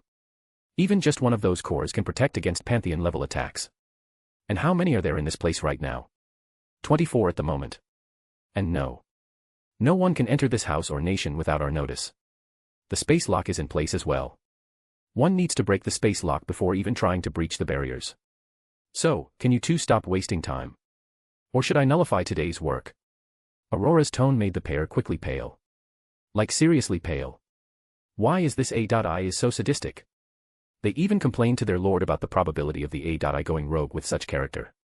But, to their horror, his answer made them realize that he made her like this, on freaking purpose. At first, they thought that he was a masochist, but then, they observed his interaction with the AI. And they realized that she was like a different person altogether. While proud in her capacities, Aurora was not even a little bit bitchy with Marcus as she was with everyone else. Meaning that he is building her in this specific way. Does this mean he likes girls like that? I'm sorry, we're going back to work. Jean quickly said that as she returned to cleaning. ***. Testing room. This was a bad idea. Saji said as he was running as quickly as he could through the jungles. He was trying very hard to move as fast as he could without tripping or getting trapped in the tree vines. You don't say. Why did you think it was a good idea to test the capacities of the holograms with a freaking predator? Couldn't you have picked a tamer creature? Tomo complained as she too was running away. It doesn't matter now. We need an open area to face this invisible foe. Sona quickly took command with a sweaty forehead. She was having an extremely hard time believing they were still inside the testing room. The sun, the humid atmosphere, the trees, the smell, they were in a very, very realistic imitation of the Amazonian forest. Sona looked behind while rushing away from the predator, the alien creature from the movie with the same name. The younger Citri didn't want to brag, but, when Saji suggested facing the predator, she sort of agreed. She remembered some scenes from the movies. And didn't think much about it. But, the moment they were transported into the simulation, they were picked up one by one. First was her queen, then her rook, followed by her bishops, one by one. Leaving only Saji, her, and Tomo. First of all, they couldn't even sense it. The optical illusion was not magical, it was technological. Not only that, but the sounds the creature makes are quite scare-inducing. Predator clicking sound. Shit. It's somewhere close. Saji asked with a horrified look as he looked around. He could only see trees, and more trees, everywhere. Moments later something landed behind him as he heard more of the alien clicking sound. Suddenly, a fist smashed into his back, sending Saji flying like a rag doll. The blonde flew into a tree sideways. His vision got blurry from all the pain flowing into his body from the collision. The thing hits with a lot of force. He remembered that the alien predator is based on all the movies related to the predator. And he vividly remembers that in one of the movies, the predator could quite simply pull out a spine from one's body with its bare hands. Meaning it has a lot of power. Even the blonde's devil physiology didn't help him much here. Since he can't quite tell where the hunter is. Saji could only predict the general location. But, the problem with this was that, the predator is a master in hand-to-hand combat. The thing will beat the shit out of him. If this was the real deal, he would have already been dead a long time ago. Before the alien hunter could approach the downed blonde, a torrent of water slammed into its general area, revealing the exact location of the invisible foe. There. Tomo. Get it. Sona ordered. On it. The Citri knight rushed forward with her new sword created through her new gear. A sword collided with the gauntlet of the predator. The moment the cloaking was disabled, Tomo could finally see the towering above 2-meter-tall alien creature. So, cool. She muttered in an excited tone. Before suddenly getting punched with the predator's left hand, sending her flying. Moments later, the shoulder cannon shot a beam of electricity, slamming directly into where Tomo was. Citri knight eliminated. TSK. I know it's an iconic monster. But seriously. I am trying to win here. Sona was pissed. And yes, she was also terrified. The thing is scary. Even though she knows it's just a hard light hologram. It could still freak them out even though they know it's fake. It's absurdly realistic. Groan. Sorry. I am trying. Saji said with a tired tone. He still feels the pain in his gut. Roar. The predator reminded them that he was still here as his shoulder cannon started firing beams of electricity. Sona tried to dodge, but the shoulder cannon was rapidly adapting to her patterns. And before long, Sona was cornered. The predator rushed forward to knock her out. But then, unexpectedly, absorption line wrapped around one of its limbs. For a second Saji was delighted that he caught the predator, but that happiness was short-lived as the alien hunter pulled him towards itself. The blonde very quickly realized that the shoulder cannon was pointing at him. Oh fuck. In the very next moment, the shoulder cannon released a bolt of lightning and the blonde was out. Citri pawn eliminated. The predator turned around and faced Sona, who gulped down seeing the thing facing her. It was a towering monster from space. I surrender. Citri King surrendered. The predator wins. Sona sighed hearing that, not gonna lie, this was so real that she, for a moment, was truly afraid that it was not fake. The surroundings started to disappear one by one, revealing the white room. And for some reason, the predator was still there. Not gonna lie, Saji was a genius reminding me about the predator.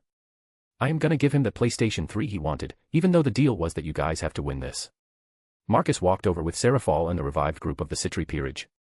Well, Tomo and Saji were still out. The teen inventor walked over to the tall space hunter and fist bumped it before the thing disappeared. Sigh. I can't believe we went through all that just so that he could get the upgraded PlayStation 3. Momo said while messaging her temples. Don't worry, it will be in my living room for the foreseeable future, Sona said with a no-nonsense tone. Her peerage snorted in amusement. They can't wait to see Saji's face when he hears about this. Soten, that was so cool, you just faced the big bad predator. Seraphal hugged her baby sister when she least expected it. Please sister, it's embarrassing. Sona said with an embarrassed look. Besides, I messed up badly. I didn't expect him to be this strong. The younger Citri said with a disappointed tone, her gaze was soft. She had underestimated the hunter very badly. Don't beat yourself up that much. I have another opponent which you could face if you want. Another shot. What do you say? Marcus asked with a thoughtful look. He has something in mind for Sarah's sister. I hope it's not Darth Vader. Momo said to herself.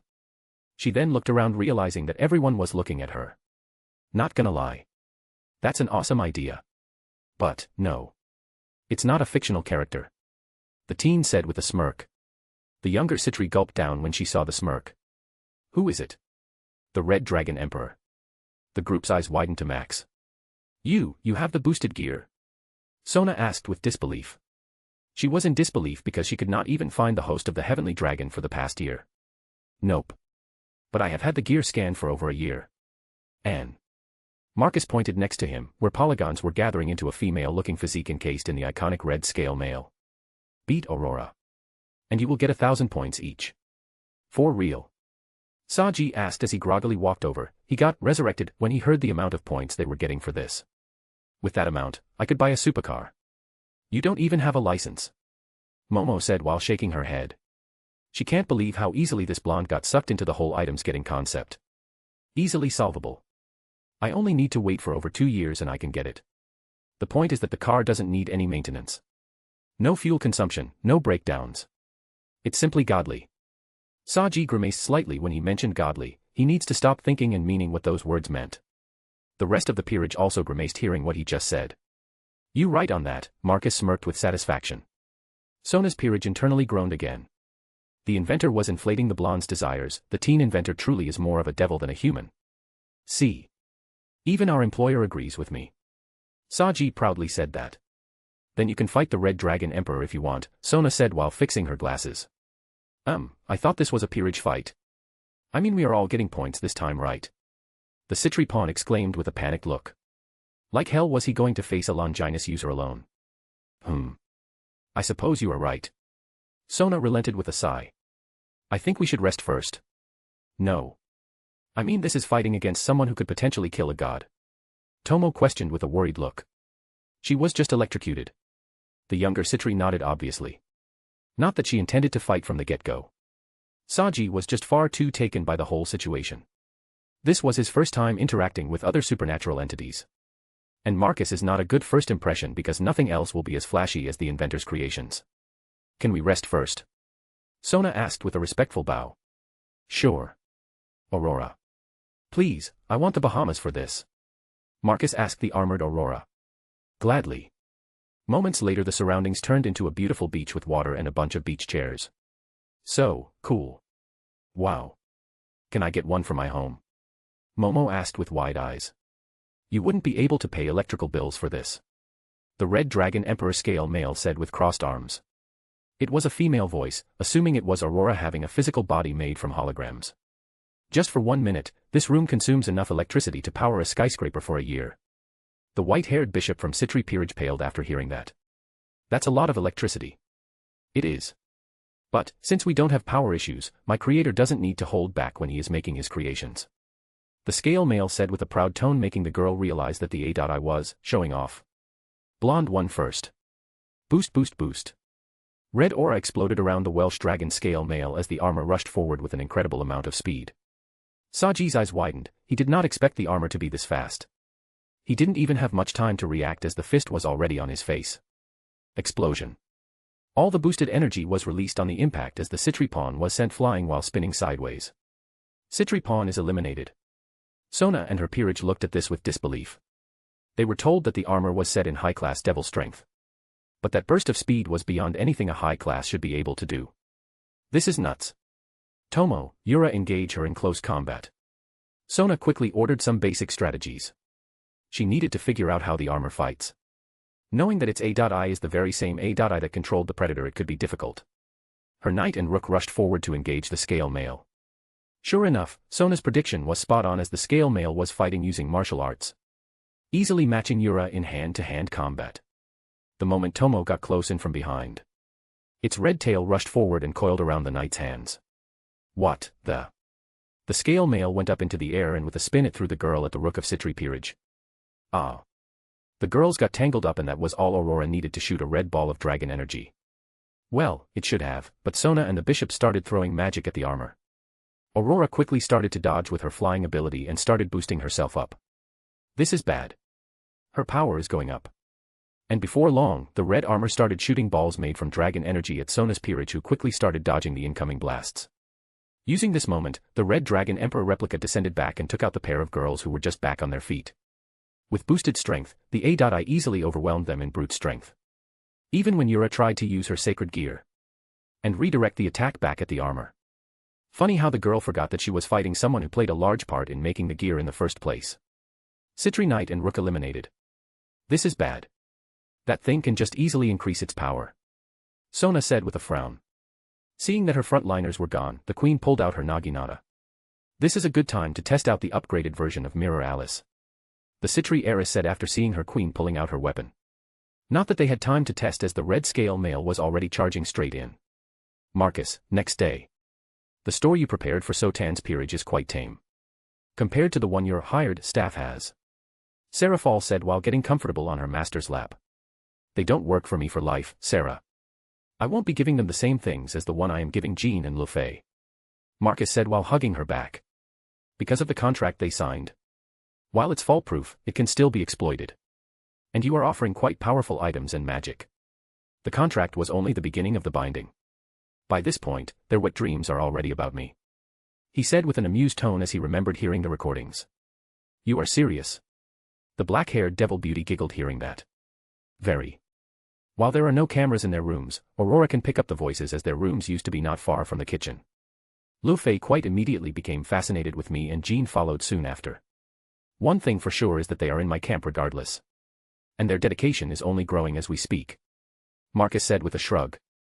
Quite devious as always, Sarah Fall said with an amused tone. It's a natural reaction. I don't have to do anything.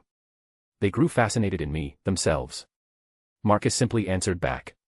He barely needed to do anything to make them get interested and attached to him. And Aurora quickly picked up their behavior patterns while constantly observing them when they work. At first Lu Fei was quite reluctant and wanted to find a way to escape. That, however, slowly diminished by the time his new base was done. She no longer wanted to run away. Either she knows it's pointless or she doesn't want to. It doesn't really matter anymore. Sarah Fall was a little bit baffled that Marcus doesn't even look remotely surprised that the pair of blondes have dreamed about him. He wasn't even excited or bothered or anything like that. This was quite something else. After all, he was currently at his peak teenage time, where teens would want to have their way with girls. Especially when the pair he has as maids dressed up sexy, and by his request no less. I see. I guess they need to try a bit harder to get your attention. She said while leaning into him, snuggling. That reminds me. I gave your sister something. But, I didn't give you anything. So here you go. The teen inventor pulled out something from his inventory and handed it to the curious girl. Is this what I think it is? Yep. I needed to read some wiki pages for the design, but now it's all done. She slowly took the fancy-looking pen. It was blue with some gold and there was something akin to a crystal planet on the top. How does it work? Sarah Fall asked with shaking hands. She was getting goosebumps just by holding it. Some sweat started dripping from her forehead. It's a sacred gear, you fuse with it by channeling some of your magic. Sacred gear? Why you made the Sailor Moon uniform into a sacred gear? She asked with utter disbelief. Never in her 500+ years of life did it cross her mind that Marcus could invent something so amazing, so good-looking, so incredible. She didn't need to be told twice. Quickly channeling her magic, the pen disappeared, but, with a simple thought, it was back in her hand. The best part of this is that you can still use it as a pen. He said with a smile. Sarah Fall could only giggle for a bit before losing control of herself and quickly tested it out. Jumping off his lap, she pulled out the pen, subconsciously knowing how to use it. And with a burst of light, she transformed. Starting from the hair, it changed into twin tails, with diamond-like clips holding it in place.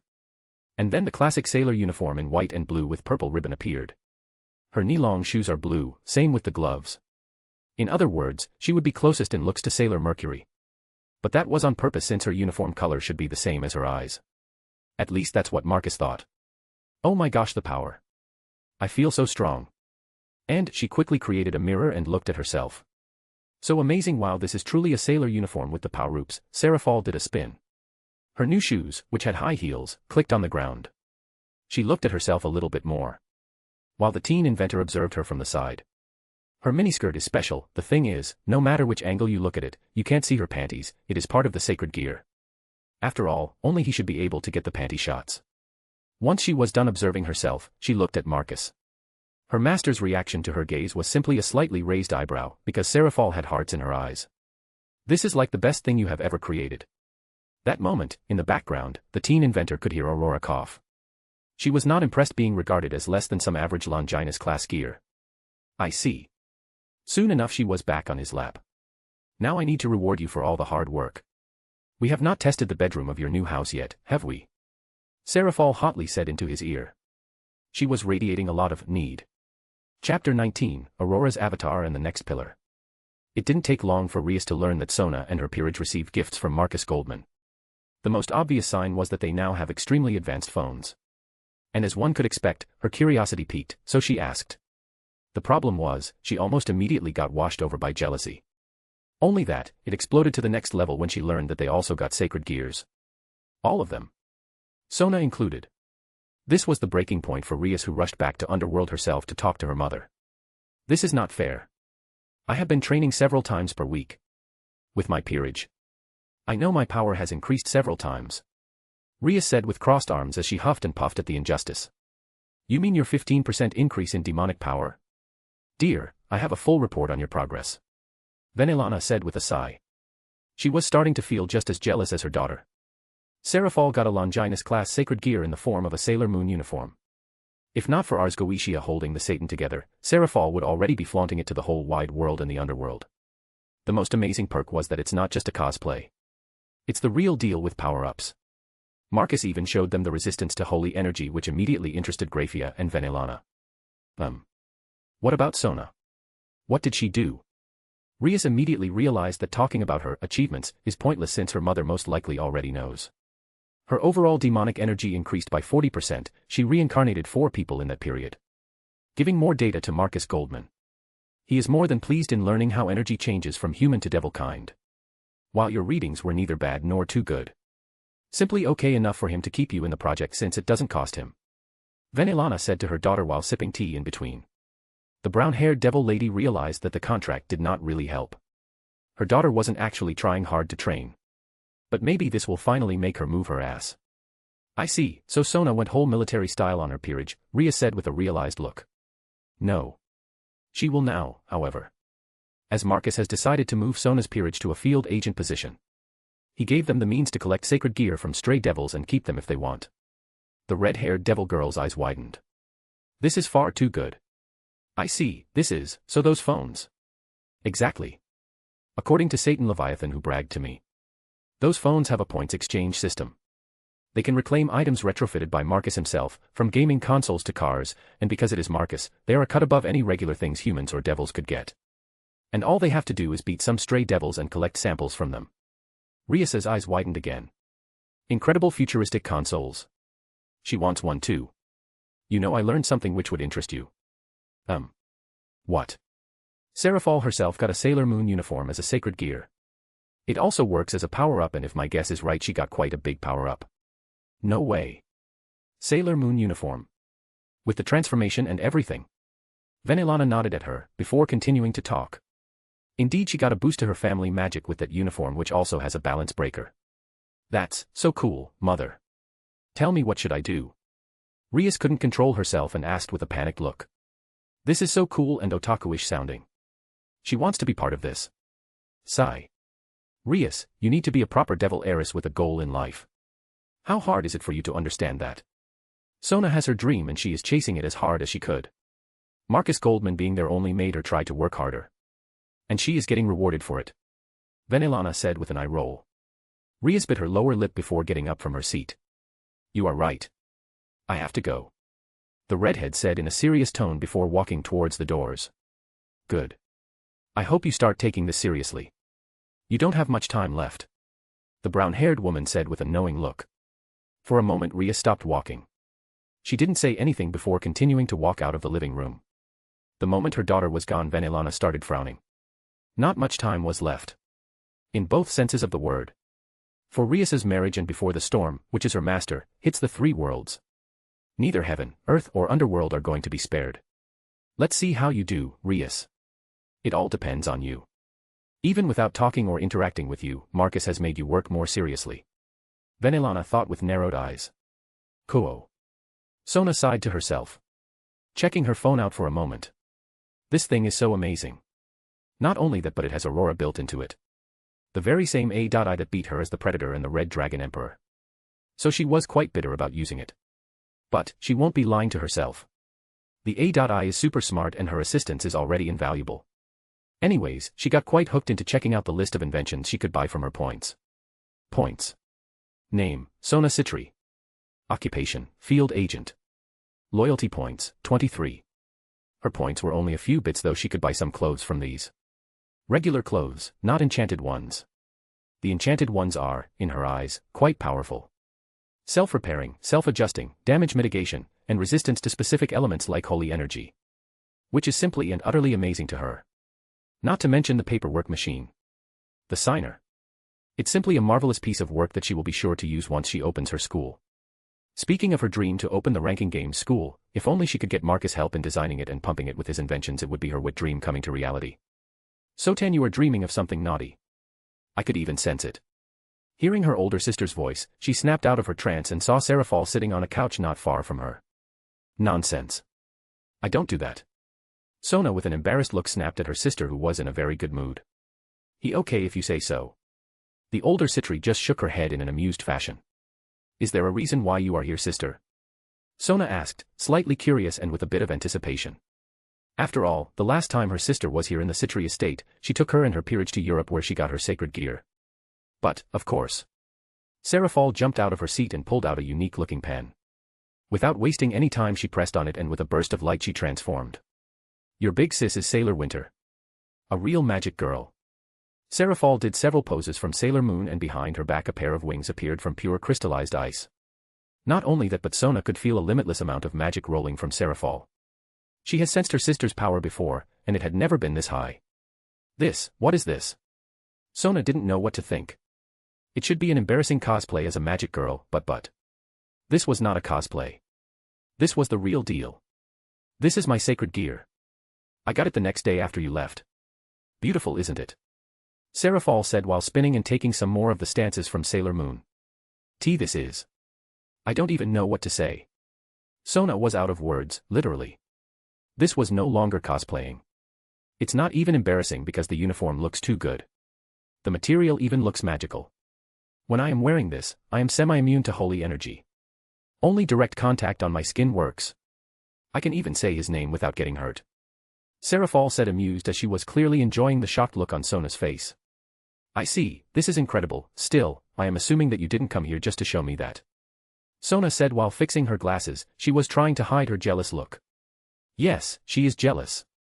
The uniform honestly looks amazing. And the power-ups, they make it even better. She can tell that the uniform does more than just protection, because she can sense her sister's power going up significantly after the transformation. It seems she can't tell me everything about her over-the-top sacred gear. Yes. There is more. I came here to ask you something. Seraphal instantly got serious. She dissolved her Sailor Moon uniform and pulled out the pen which appeared in her hand. She started spinning it in between her fingers. And that is. You know that I want you to be successful. But the problem with your dream is that it is going to be an uphill fight, a very hard one in fact. So, you will need a good support to start your school. Someone who could guarantee its success.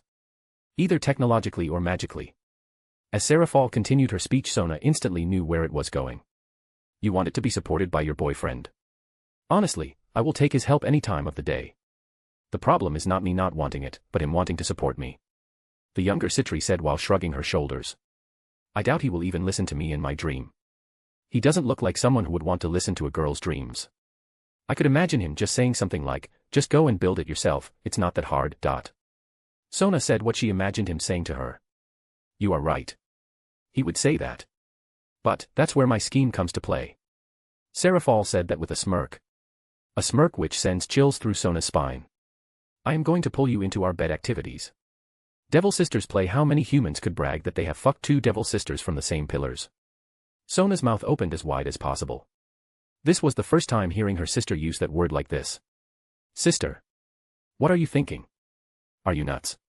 The younger Citri said with a red face. This was embarrassing to a whole nother level. Snort. We are devils, Sona. How hard is it to accept that? While we are nowhere near as bad as we were before, there are still many devils who do questionable things.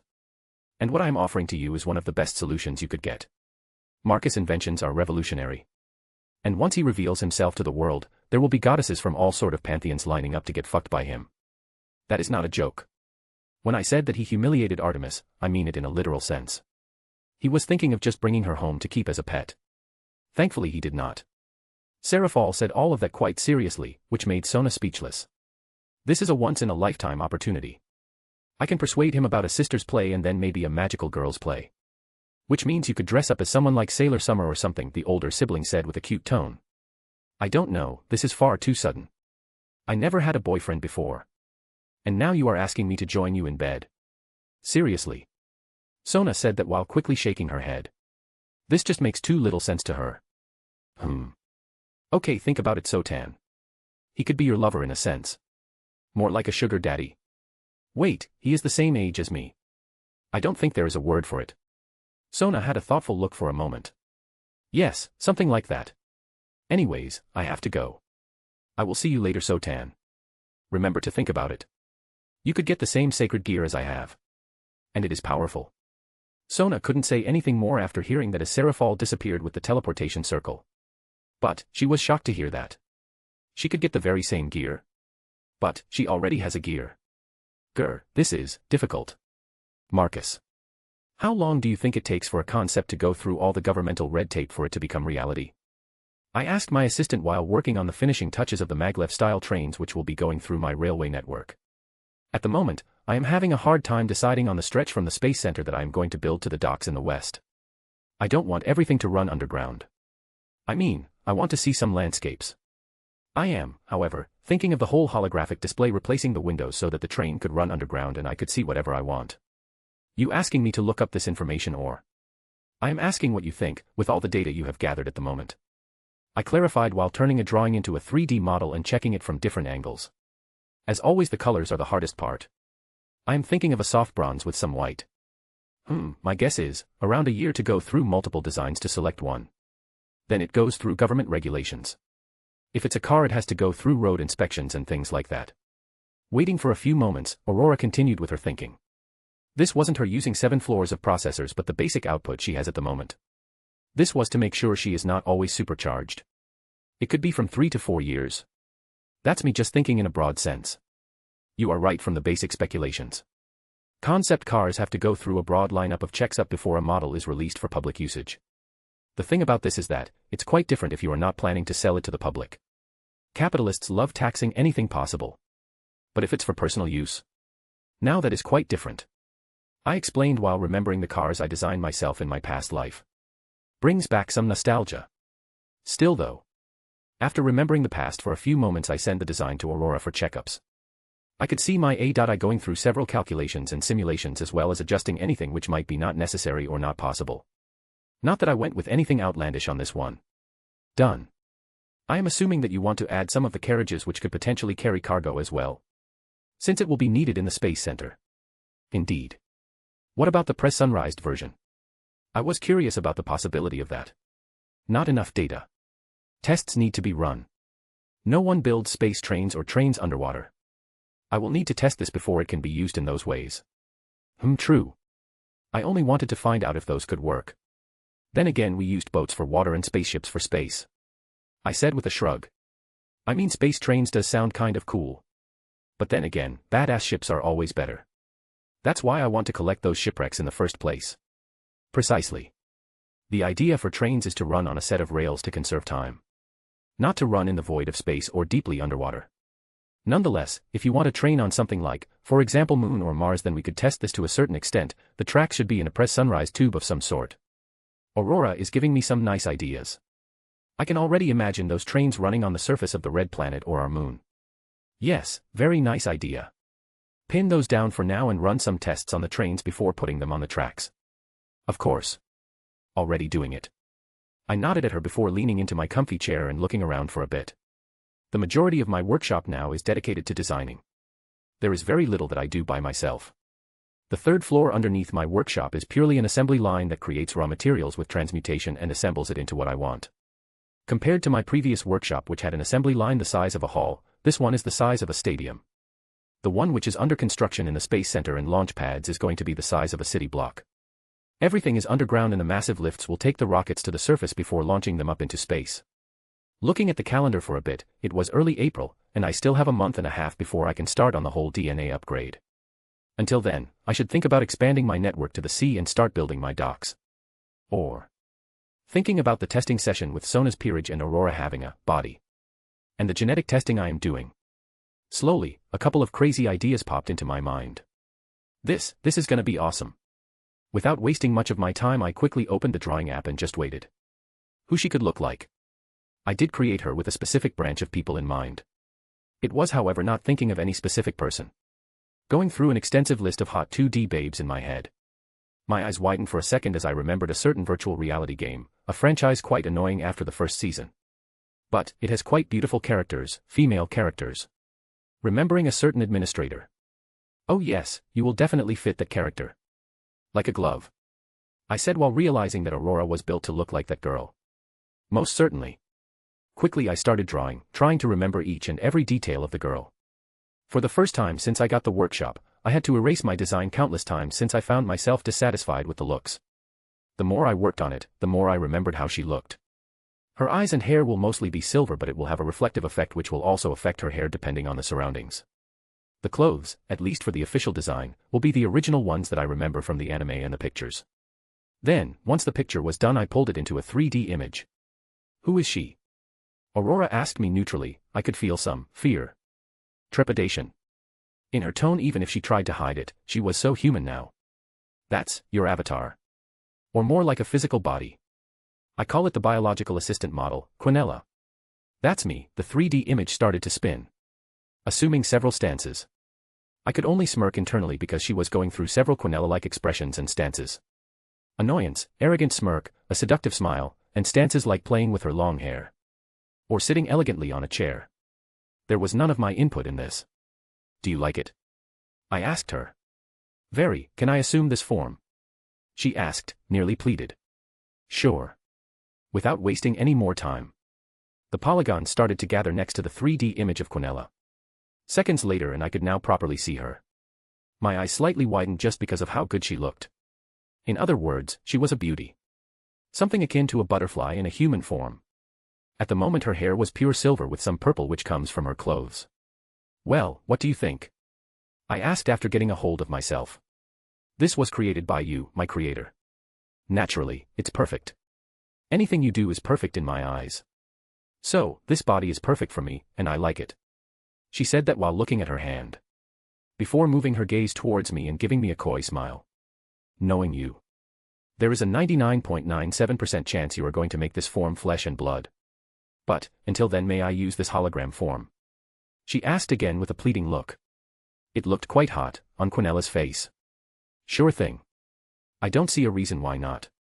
I shrugged at her, trying to fight this one down in the gut. Yes. I mean, yes.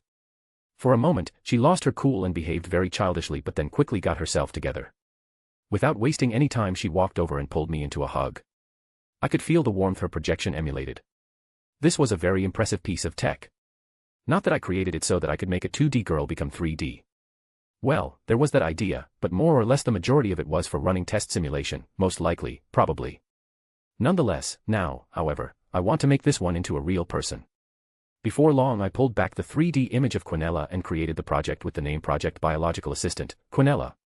The hologram of Aurora Quinnella just watched from the side with a bright smile the whole way. She would just lean back at the table, partially sitting on it and looking all pretty for me. The best part is that she doesn't even need to do anything physically because she is assisting me either way already, as she is an AI. Master, we should get over those DNA samples the younger Citri sent over. Quinnella said to me while playing with her long hair. Right, she did send it over. Assuming you decoded it. Naturally, here it is. She answered in the affirmative while using her hands to motion a holographic image of the DNA strand to appear. This stray devil is a treasure trove, DNA-wise. Either Ajuka Beelzebub is an idiot or he is a genius, I do not know, but with his evil pieces. You see, Master, when the stray gets loose he gets separated from the king piece's influence and the evil piece truly becomes an evil piece. The devil desires get loose and they start mutating according to their loose desires. The beautiful assistant of mine changed the hologram of the DNA strand to a base reincarnated devil one, before showing it how it changes. This unique sample showed me how a reincarnated devil breaks its physical limits. Something we have not seen before. But this sample is key for us to break the boundaries of human limitations. Once again the DNA strand started to spin and with her finger she motions for it to stop and pointed at a specific middle piece. This here governs the limitations to the DNA's buildup. Previously, I thought it only holds everything together, which it does. But at the same time it also governs how it can break the limits and evolve with outside interference. What I learned from this sample is fascinating and it allowed me to discover much more than ever before. It was wise for you to hold back that alteration because it might have some unforeseen side effects because of a lack of data. She said while gently stroking my cheek with some affection. I see, although it's the same thing but from a different angle, it has a different reaction to the same DNA. I assume you started implementing this idea and redecoding everything. I asked her while enjoying the fruits of my labor, which is Quinnella herself stroking my cheek. Already on its way. You will have much more data soon enough. The beauty said with a smile. Good. I will eagerly await the results.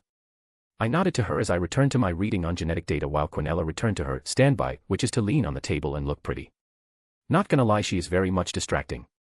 Which ended up with me pulling her into my lap. I don't remember programming you to tease me. Part of female protocol. Master, there is no need to lie to yourself. And when I fully become Quinnella that protocol shall expand even further, she said that while getting comfortable in my lap. I could only roll my eyes. This woman, knowing full well that she doesn't feel anything being a hologram and all, still continues to play the part. Next day. Not gonna lie. When Quinnella reminded me of Ajuka's genius I had the urge to summon him once again. And that's why I have drawn the circle of Astaroth and was ready to summon my third pillar. This is a good time to use my newly expanded ritual room. Next to me was my assistant. She had her arms crossed and looked at me working on the summoning circle. One thing for sure is that I will be doing the circle myself. There is that satisfaction of doing something supernatural like summoning a familiar by myself. Sigh. You could have at least allowed us to do the grunt work, Master. Quinnella said with a sigh. Nope. It's fine.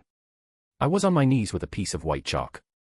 You created perpetual energy, reinvented and upgraded gears created by biblical God. Created me, and now you are doing this. The beauty next to me said with a sort of disbelief. Indeed. And I love those human protocols you have. I said while continuing with my drawing. Asterisk. I am only doing what you programmed me to do. She said with a huff while looking away. I know, that's why I am satisfied with your behavior. She huffed once more while crossing her arms, amplifying her breast size. While I should be paying more attention to the circle instead of the hot silver-haired sadistic girl. Shaking my head for a bit I returned to my drawing. Sometime later I was done with it. Taking a deep breath, I started the chant. By the covenant drawn between God and the human king. For punishment against humankind. 72 pillars of Lucifer shall be punished by the power of Ars Goetia. Come forth pillar of Duke Astaroth. By the will of Ars Goetia, you shall be bound to a king of men. The circle glowed, consuming the whole room with a bright light. Several purple barriers appeared around us. It was Quinnella's automatic defensive protocol in action. Master, last time I checked. Ajuka Beelzebub was a male. That would be my uncle, I am Lisha Astaroth. A melodious voice said from the circle. My eyes readjusted and I was able to see who I summoned. It was a drop-dead gorgeous blonde beauty with blue tips on her hair, it's unique to say the least. She had a borderline supernatural air around her. Showing that she was in truth a devil. May I know what is happening? Why was I summoned? More precisely kidnapped. She asked with some nervousness as she already noticed changes to herself. You have been summoned by what the devils are calling the second coming of Solomon. The very same person who is the mysterious lover of the current Leviathan. My master and creator and a man who succeeded in creating sacred gears superior to the ones created by biblical God. His name is Marcus Goldman. I looked at Quinnella with an amused look after hearing that speech. You practiced that in front of the mirror? I did. Wait. For real. I can't lie to you. Basic protocol, master. She said with an eye roll. Right, it was more like a reflective action since you are a person at the moment. I shook my head, forgetting for a moment that it is an A.I. Damn, guess my work is becoming this good. My gaze returned to the blonde bombshell standing there with wide eyes. She was paler than paper. This has to be a dream. Solomon didn't have any successors. This is nonsense. She said that while shaking her head. Heh, well then, why don't you come over? I asked with a smirk. The purple barriers disappeared as I took a step forward. Her eyes grew big to astronomical levels as she started elegantly walking forward towards me. This the Ars Goetia. I can't resist it. It's like my body has a consciousness of its own. She exclaimed while walking forward, and a few steps later she was in front of me. The first thing I would want to do with such beauty is obviously to get to know her. On several different levels. Now that I think about it, she is quite a good choice even though I didn't get a juka. I got someone who could be my middleman to solve the issue with getting some land legitimately, and govern it too. But, before I can do that, I will have some fun. Walking behind her and wrapping my hands around her waist, I hugged her from behind. The beauty was quite honestly shaking in fear. And from the gaze Quinnella was sending to the girl, one could see that she is enjoying the fear this girl was experiencing. Indeed. Do you still not believe that I am his successor? I asked her softly, and she was having goosebumps traveling through her whole body. It is quite something else when a human can terrify a devil this much. Let's start with something simple and a little bit personal, I said with a happy tone which only terrified her more. What is the naughtiest thing you've ever done? I asked curiously. After all, this was a real Ojasama we were talking about. I have a collection of literature with some questionable plot lines. She said with an extremely embarrassed tone. I could see her ears turning red. Oh, smut novels, very interesting. Well, do you need some more proof? I asked her, enjoying her warm devilish body and the slightly jealous looks from Quinnella. No. I am fine. I believe you. I believed you the moment you told me to walk forward. There is no need to ask such personal questions from a lady. She said with an angry huff. It was the most anger she could produce with the Ars Goetia binding. I needed to make sure you understood that it was the real deal. I said that as an excuse to know her naughtiness level. After all, I knew very little of this beautiful lady. Now I know it's real. Now that I am bonded for life with you, what are you going to do to me? Chapters are coming out Monday, Wednesday, and Friday around 9 a.m. British time. Chapter 20, Showing Off the Base. Latia, it would seem, can't escape from the shadow of genius. First, it was her uncle, whose achievement put a load of expectations on the rest of her clan. And now out of nowhere, she got summoned by the second coming of Solomon. The man's genius made the previous Solomon look like a caveman playing with stone tools compared to what she saw. The most obvious creation so far is the woman next to him, who called herself his creation multiple times already. She knows that it is not truly a living being but more like living magic, in a sense. The blonde devil beauty is still trying to comprehend what kind of place she has just ended up in. The magic in the air is extremely potent and it's neutral in type. Meaning it's quite pleasing to be here as it is. After the initial embarrassing greeting, they went to the living room.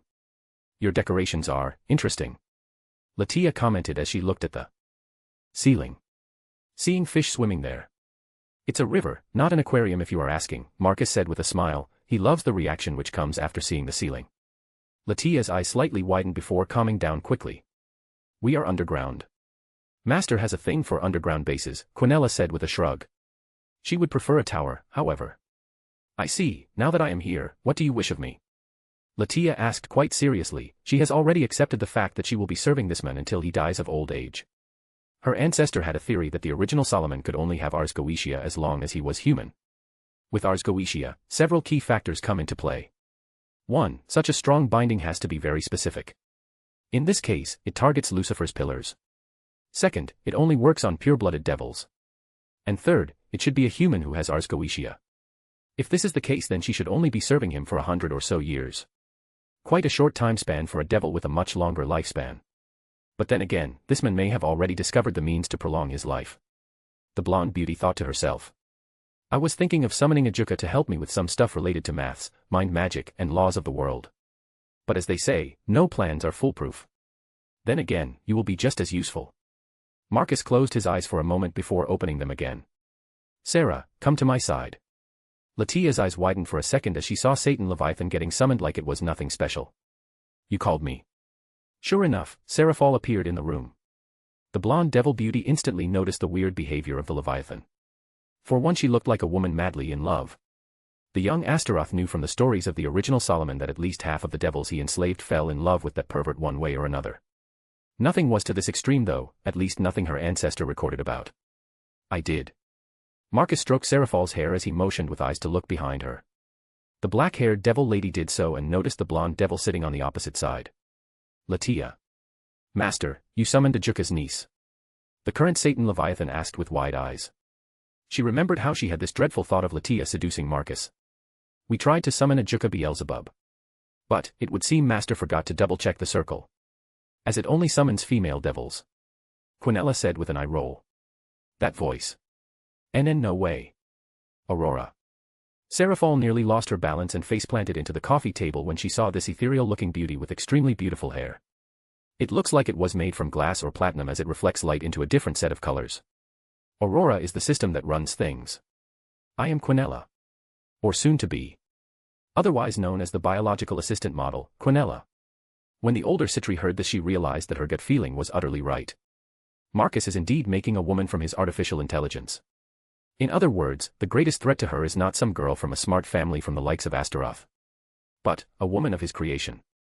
Only utterly nuts geniuses would go the route of making life and women like this one. Serafal thought to herself with cold sweat. I see, so, all that genetic research, you wanted to make a body for Aurora, now named Quinnella. The black-haired devil lady said with a forced smile. Quinnella Aurora would be her full name. Which sort of fit her perfectly because of her hair. Marcus said with a smile as he looked at his assistant who was standing behind him. Serafal could see her upper form because of just how close they were, no less than 2 meters. I see, I suppose we will be quite close allies then. Asterisk sigh asterisk. We are not allies. You are my master's pillar. And I am my master's assistant. Don't misunderstand our purposes in life. The black-haired devil lady gulped down nervously. This woman was sending shivers down her spine. And she is a Satan. This is nuts.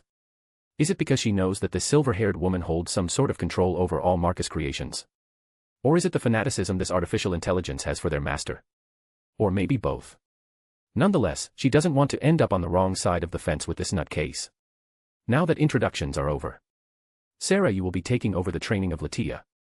Marcus' words confused both devils who looked back at him, instead of the very noticeable woman behind him. What do you mean? You're going to be training her in diplomacy. Which means you take her to be part of your office. And at the same time, she will be a middleman with the contract that we have. You want her to be part of the contract? Yeah. Because you are a person with a very high profile, you will need someone who can do small-scale missions in my name. Like for example buying land, opening a company. Oh. I see what you have in mind, but it will be difficult, we are in a church and heaven-controlled land. Marcus looked at her with deadpan eyes. No one will feel her demonic energy in my nation. The teen inventor said with an assured tone. Latia didn't say anything, she just listened to what they were talking about. She started to understand the scale of things. The original Solomon didn't fear the original Satans or even gods from other pantheons. Because of his energy-neutralizing powers. And from the looks of it, her new master control over energies reached an even higher realm than the original Solomon. What a terrifying thought. If that's the case, then we can move without any worries, Serafal said with a nod. The blonde devil saw the side she will never though will see with the Leviathan. The black-haired devil looked like a subdued wife who follows whatever her husband will say. Truly a terrifying power that the humans and the biblical God has created. Then we need money. Not an issue, we can inflate the currency for a moment. I have an idea for a company. Oh. We are going to dominate the phone market and video games. Is there a reason for that? Serafal asked with some curiosity. Nope. I simply feel like going this specific route. I have very little interest in the mundane side of the world. So we can use the company as a cover to take over the county. He said with a shrug. I have no interest in government and such. Thus phones, easy, cheap, and have a lot of capacity. The games because of my holograms. Quinnella's existence and beauty is just proof that I can make incredible games. Quinnella behind him had a smug look. She twirled with her hair for a bit. Not that I am complaining about the phone, which I assume will run on the Aurora system, but games. No consoles can run such realistic graphics. Serafal as a gamer knows her stuff. Not that she played a lot after being turned into a pillar. Well, she didn't have much time playing in the first place. Streaming services, Marcus said with a shrug. What's that? The black-haired beauty asked curiously as she once again got on his lap and sat properly and started snuggling while waiting for his answer. Quinnella frowned for a second, before returning to her genetic processing, using at the moment, more than 97% of all of her available capacity for this. The rest are for running systems all over the network. 3% is more than enough to fully run it without any worries. This just shows how crazy her creator can be with his preparations. The quicker she fully unlocks the genetic codes, the quicker she can be the one who sits next to him with a proper body. Using the internet to stream things. Meaning that the video game you play is using the internet instead of the console's machine. You mean your system will be running the game which streams it to the people. Won't this be killing the PlayStation and Xbox? Seraphal asked with a confused look. And most likely Nintendo as well. Well, it has a separate ecosystem so it might survive. He thought for a bit. But you can't just end those like that. Can't you just release the games on discs? Seraphal asked with a pleading look. Quinnella groaned behind Marcus seeing that. So much for the great Leviathan. In the end, she ended up at her creator's mercy. You know that just might be possible. Aurora could process the game to push the console to the peak, making the game stand out from the rest of them. Marcus thought about it while stroking Seraphal's hair, who quickly nodded several times. She doesn't want PlayStation to die out. Anyway, Latia, how good are you with the whole management thing? The teen stopped thinking about games and looked at the blonde bombshell sitting opposite of him. Even though I am the heiress of the branch family of Astaroth, I am quite versed in management, administration, and running a household. Those things are expected from me. She explained simply. In other words, aristocrats. High-class lady. I suppose that's how modern humans could see me. I have heard nobility is a dead thing in the current human world. She said with a slightly raised eyebrow. Latia barely left the underworld, so the human world is quite alien to her. Indeed. It died out from their stupidity and inability to be aristocrats. Adding on top of having no proper power to separate themselves from the rest. And you can already imagine the rest. They died out with World War I and II. Marcus gave her a very abridged version of it. Now then, I suppose it's time to show you around this place before you properly settle in. The teen inventor said as he motioned for Seraphal to move. This has started sending warning bells to the Leviathan, who quickly understood that her master was going to show his place personally to Latia. I suppose we should start with the floor dedicated to the living space first.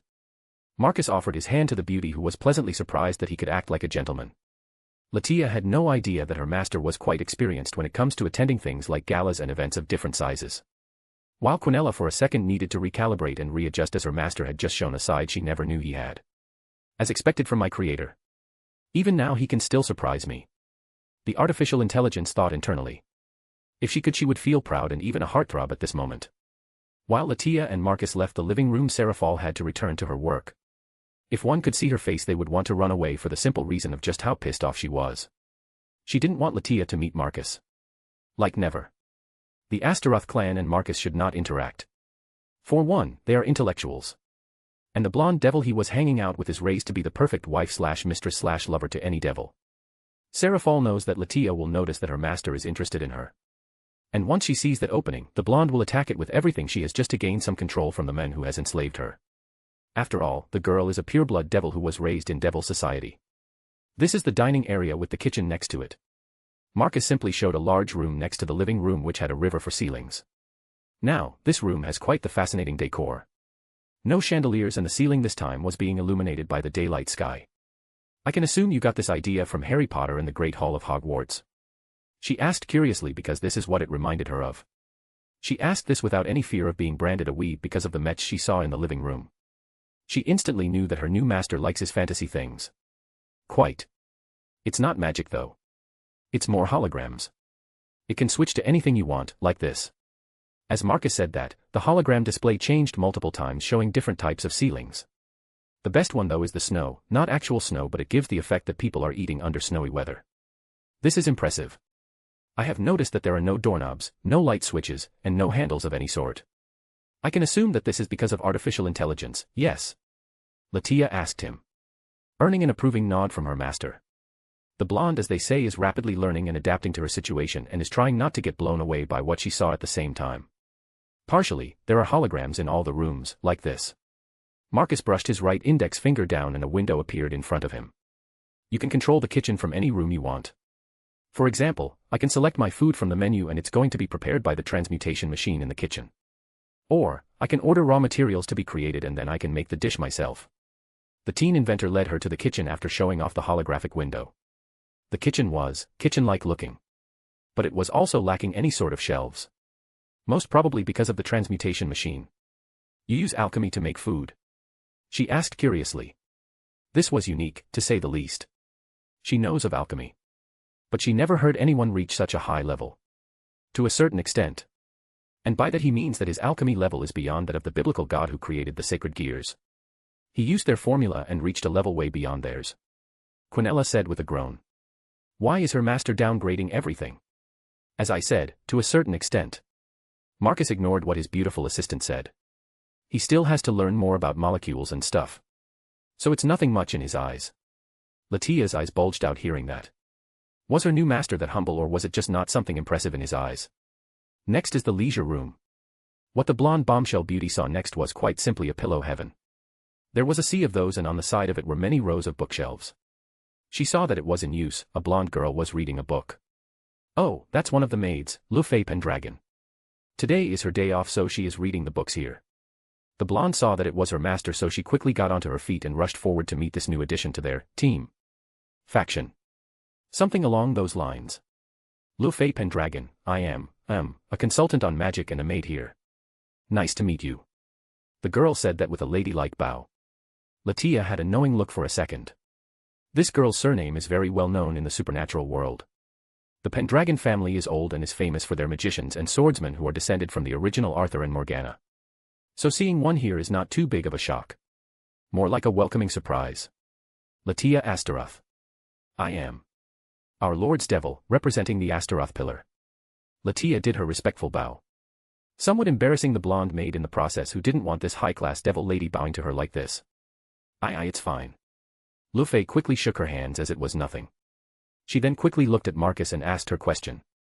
Master, do you need me for something? No. You can return to your reading. The teen inventor motioned for her to return to her rest. The books are not real, if you were wondering. They are all hard light holograms. This way new information can easily be added. And those shelves are not as stationary as you may think. He led the beauty towards the shelves as he showed how the shelves work. With a hand motion he made the middle section move separately from the rest. This shocked the blonde because it was like going through rows of clothes in a clothing shop. Only here you were going through an endless amount of books. Any digitized book on the internet you can find here. If you think something is missing, you can always leave a suggestion and it will be reviewed. Quinnella said from behind them. This is impressive.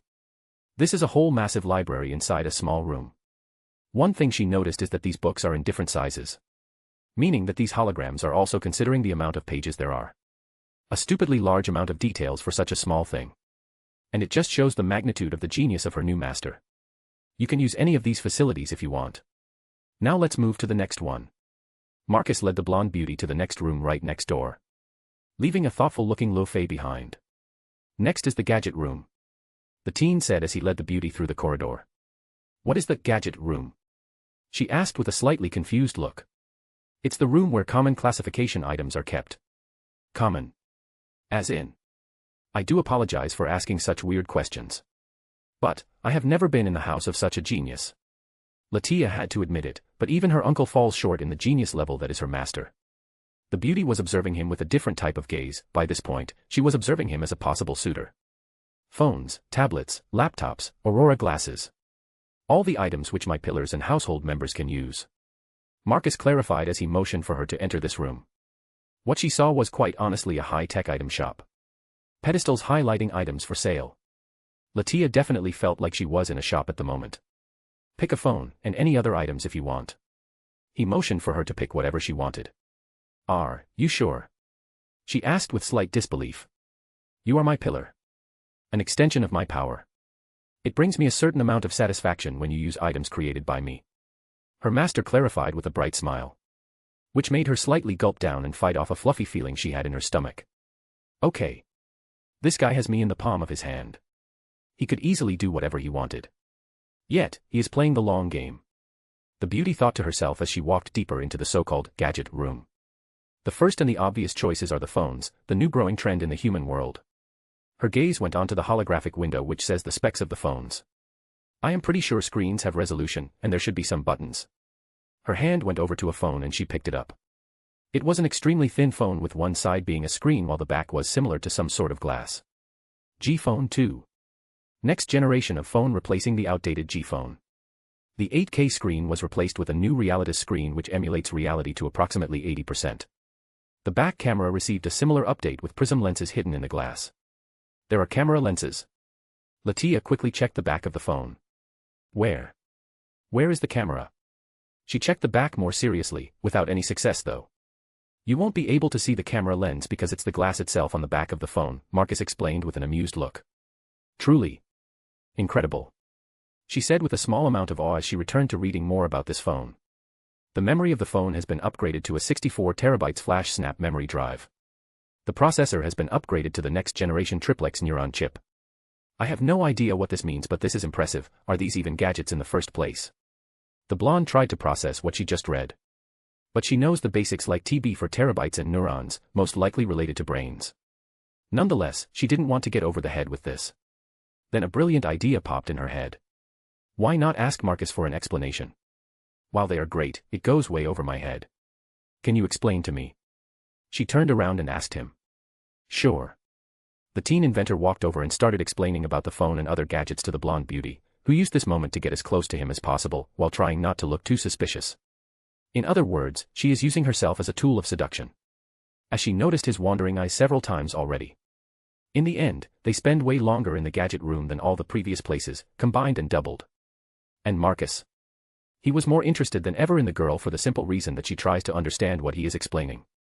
One of the extra-large reasons why he utterly likes his Quinnella is that he can have a conversation with her. Similarly to Latia, who wants to understand. Unlike Seraphal, who is a good listener but quickly gets lost in the explanation and simply listens to him talk. Most importantly, Latia understands the significance of the gadget.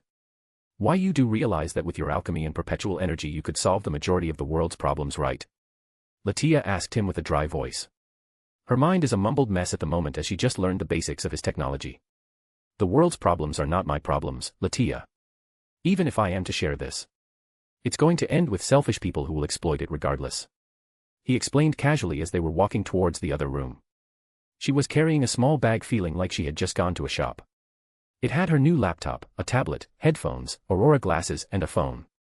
Any piece of these gadgets would bring either revolution to the outside world or just the end of the world. Thankfully, they are all tied up to her and will malfunction the moment the tech realizes that she was no longer her owner. Which is, on its own, an incredible safety measure. But, even so, even if the remnants of these gadgets could push the world's technology by 10 or so years. For example, the touch screen of the phones is nothing more than in the infancy stage in the outside world. But, at the moment, if this tablet, this laptop, or this phone's screen could get to the outside world, it would push the technology by 10 to 20 years. This is incredible. And she is not going to lie to herself. Her dream man was always someone like her uncle. Intellectual, someone who is somewhat humble. Yes, Marcus is humble.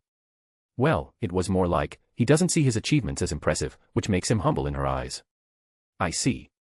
I can assume that you will create more companies which will improve the world. Latia asked him with a raised eyebrow. Marcus only looked at her with a baffled look. Never crossed my mind. He said honestly. So, you want to make video games and sell smartphones, but not sell cheap energy or food? She asked with a truly baffled look. None of those are cool, so I don't see a reason to. He answered with a casual shrug. Latia slowly nodded. That moment she made up her mind, and she knew what to do next. Here it is, the entertainment dome, Marcus said with a proud look. The blonde bombshell beauty quickly realized that this must be insanely big if Marcus is this proud. Let's get in. The moment the doors slid to the side and they stepped in, they were greeted by an orange desert as far as one could see. A simulation is running. Checking, it's Jean, she is inside Star Wars, The Attack of the Clones. Eh? She likes Star Wars? Marcus asked with a baffled tone. This was the first time he was hearing it. Not quite, she wanted an experience.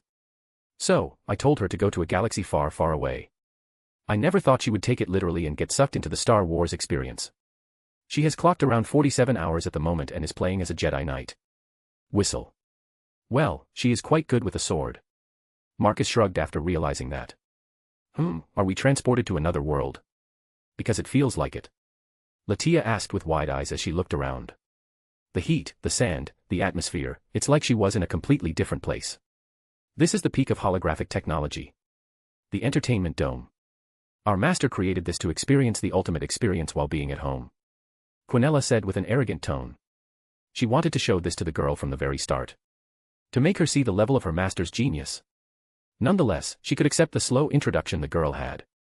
Still, such a slow introduction lessened the impact the entertainment dome has. Just, how? I don't sense any magic, my senses are telling me that everything here is real.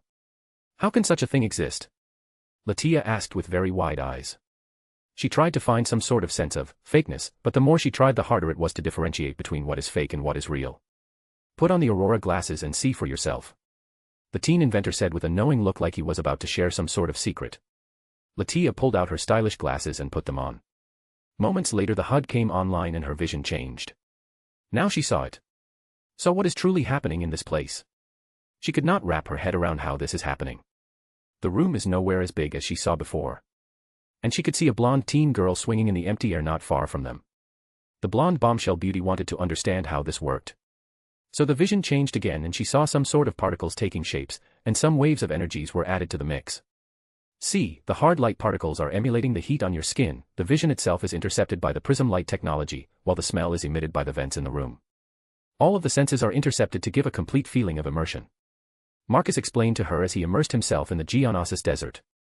Oh, it's hot, but he doesn't care. At the moment he just has the feeling that he was in a galaxy, far, far away. This is incredible. She took her glasses off and once again immersed herself into this world just like he did. How we don't smash into the walls and things like that. The lady I saw was not that far.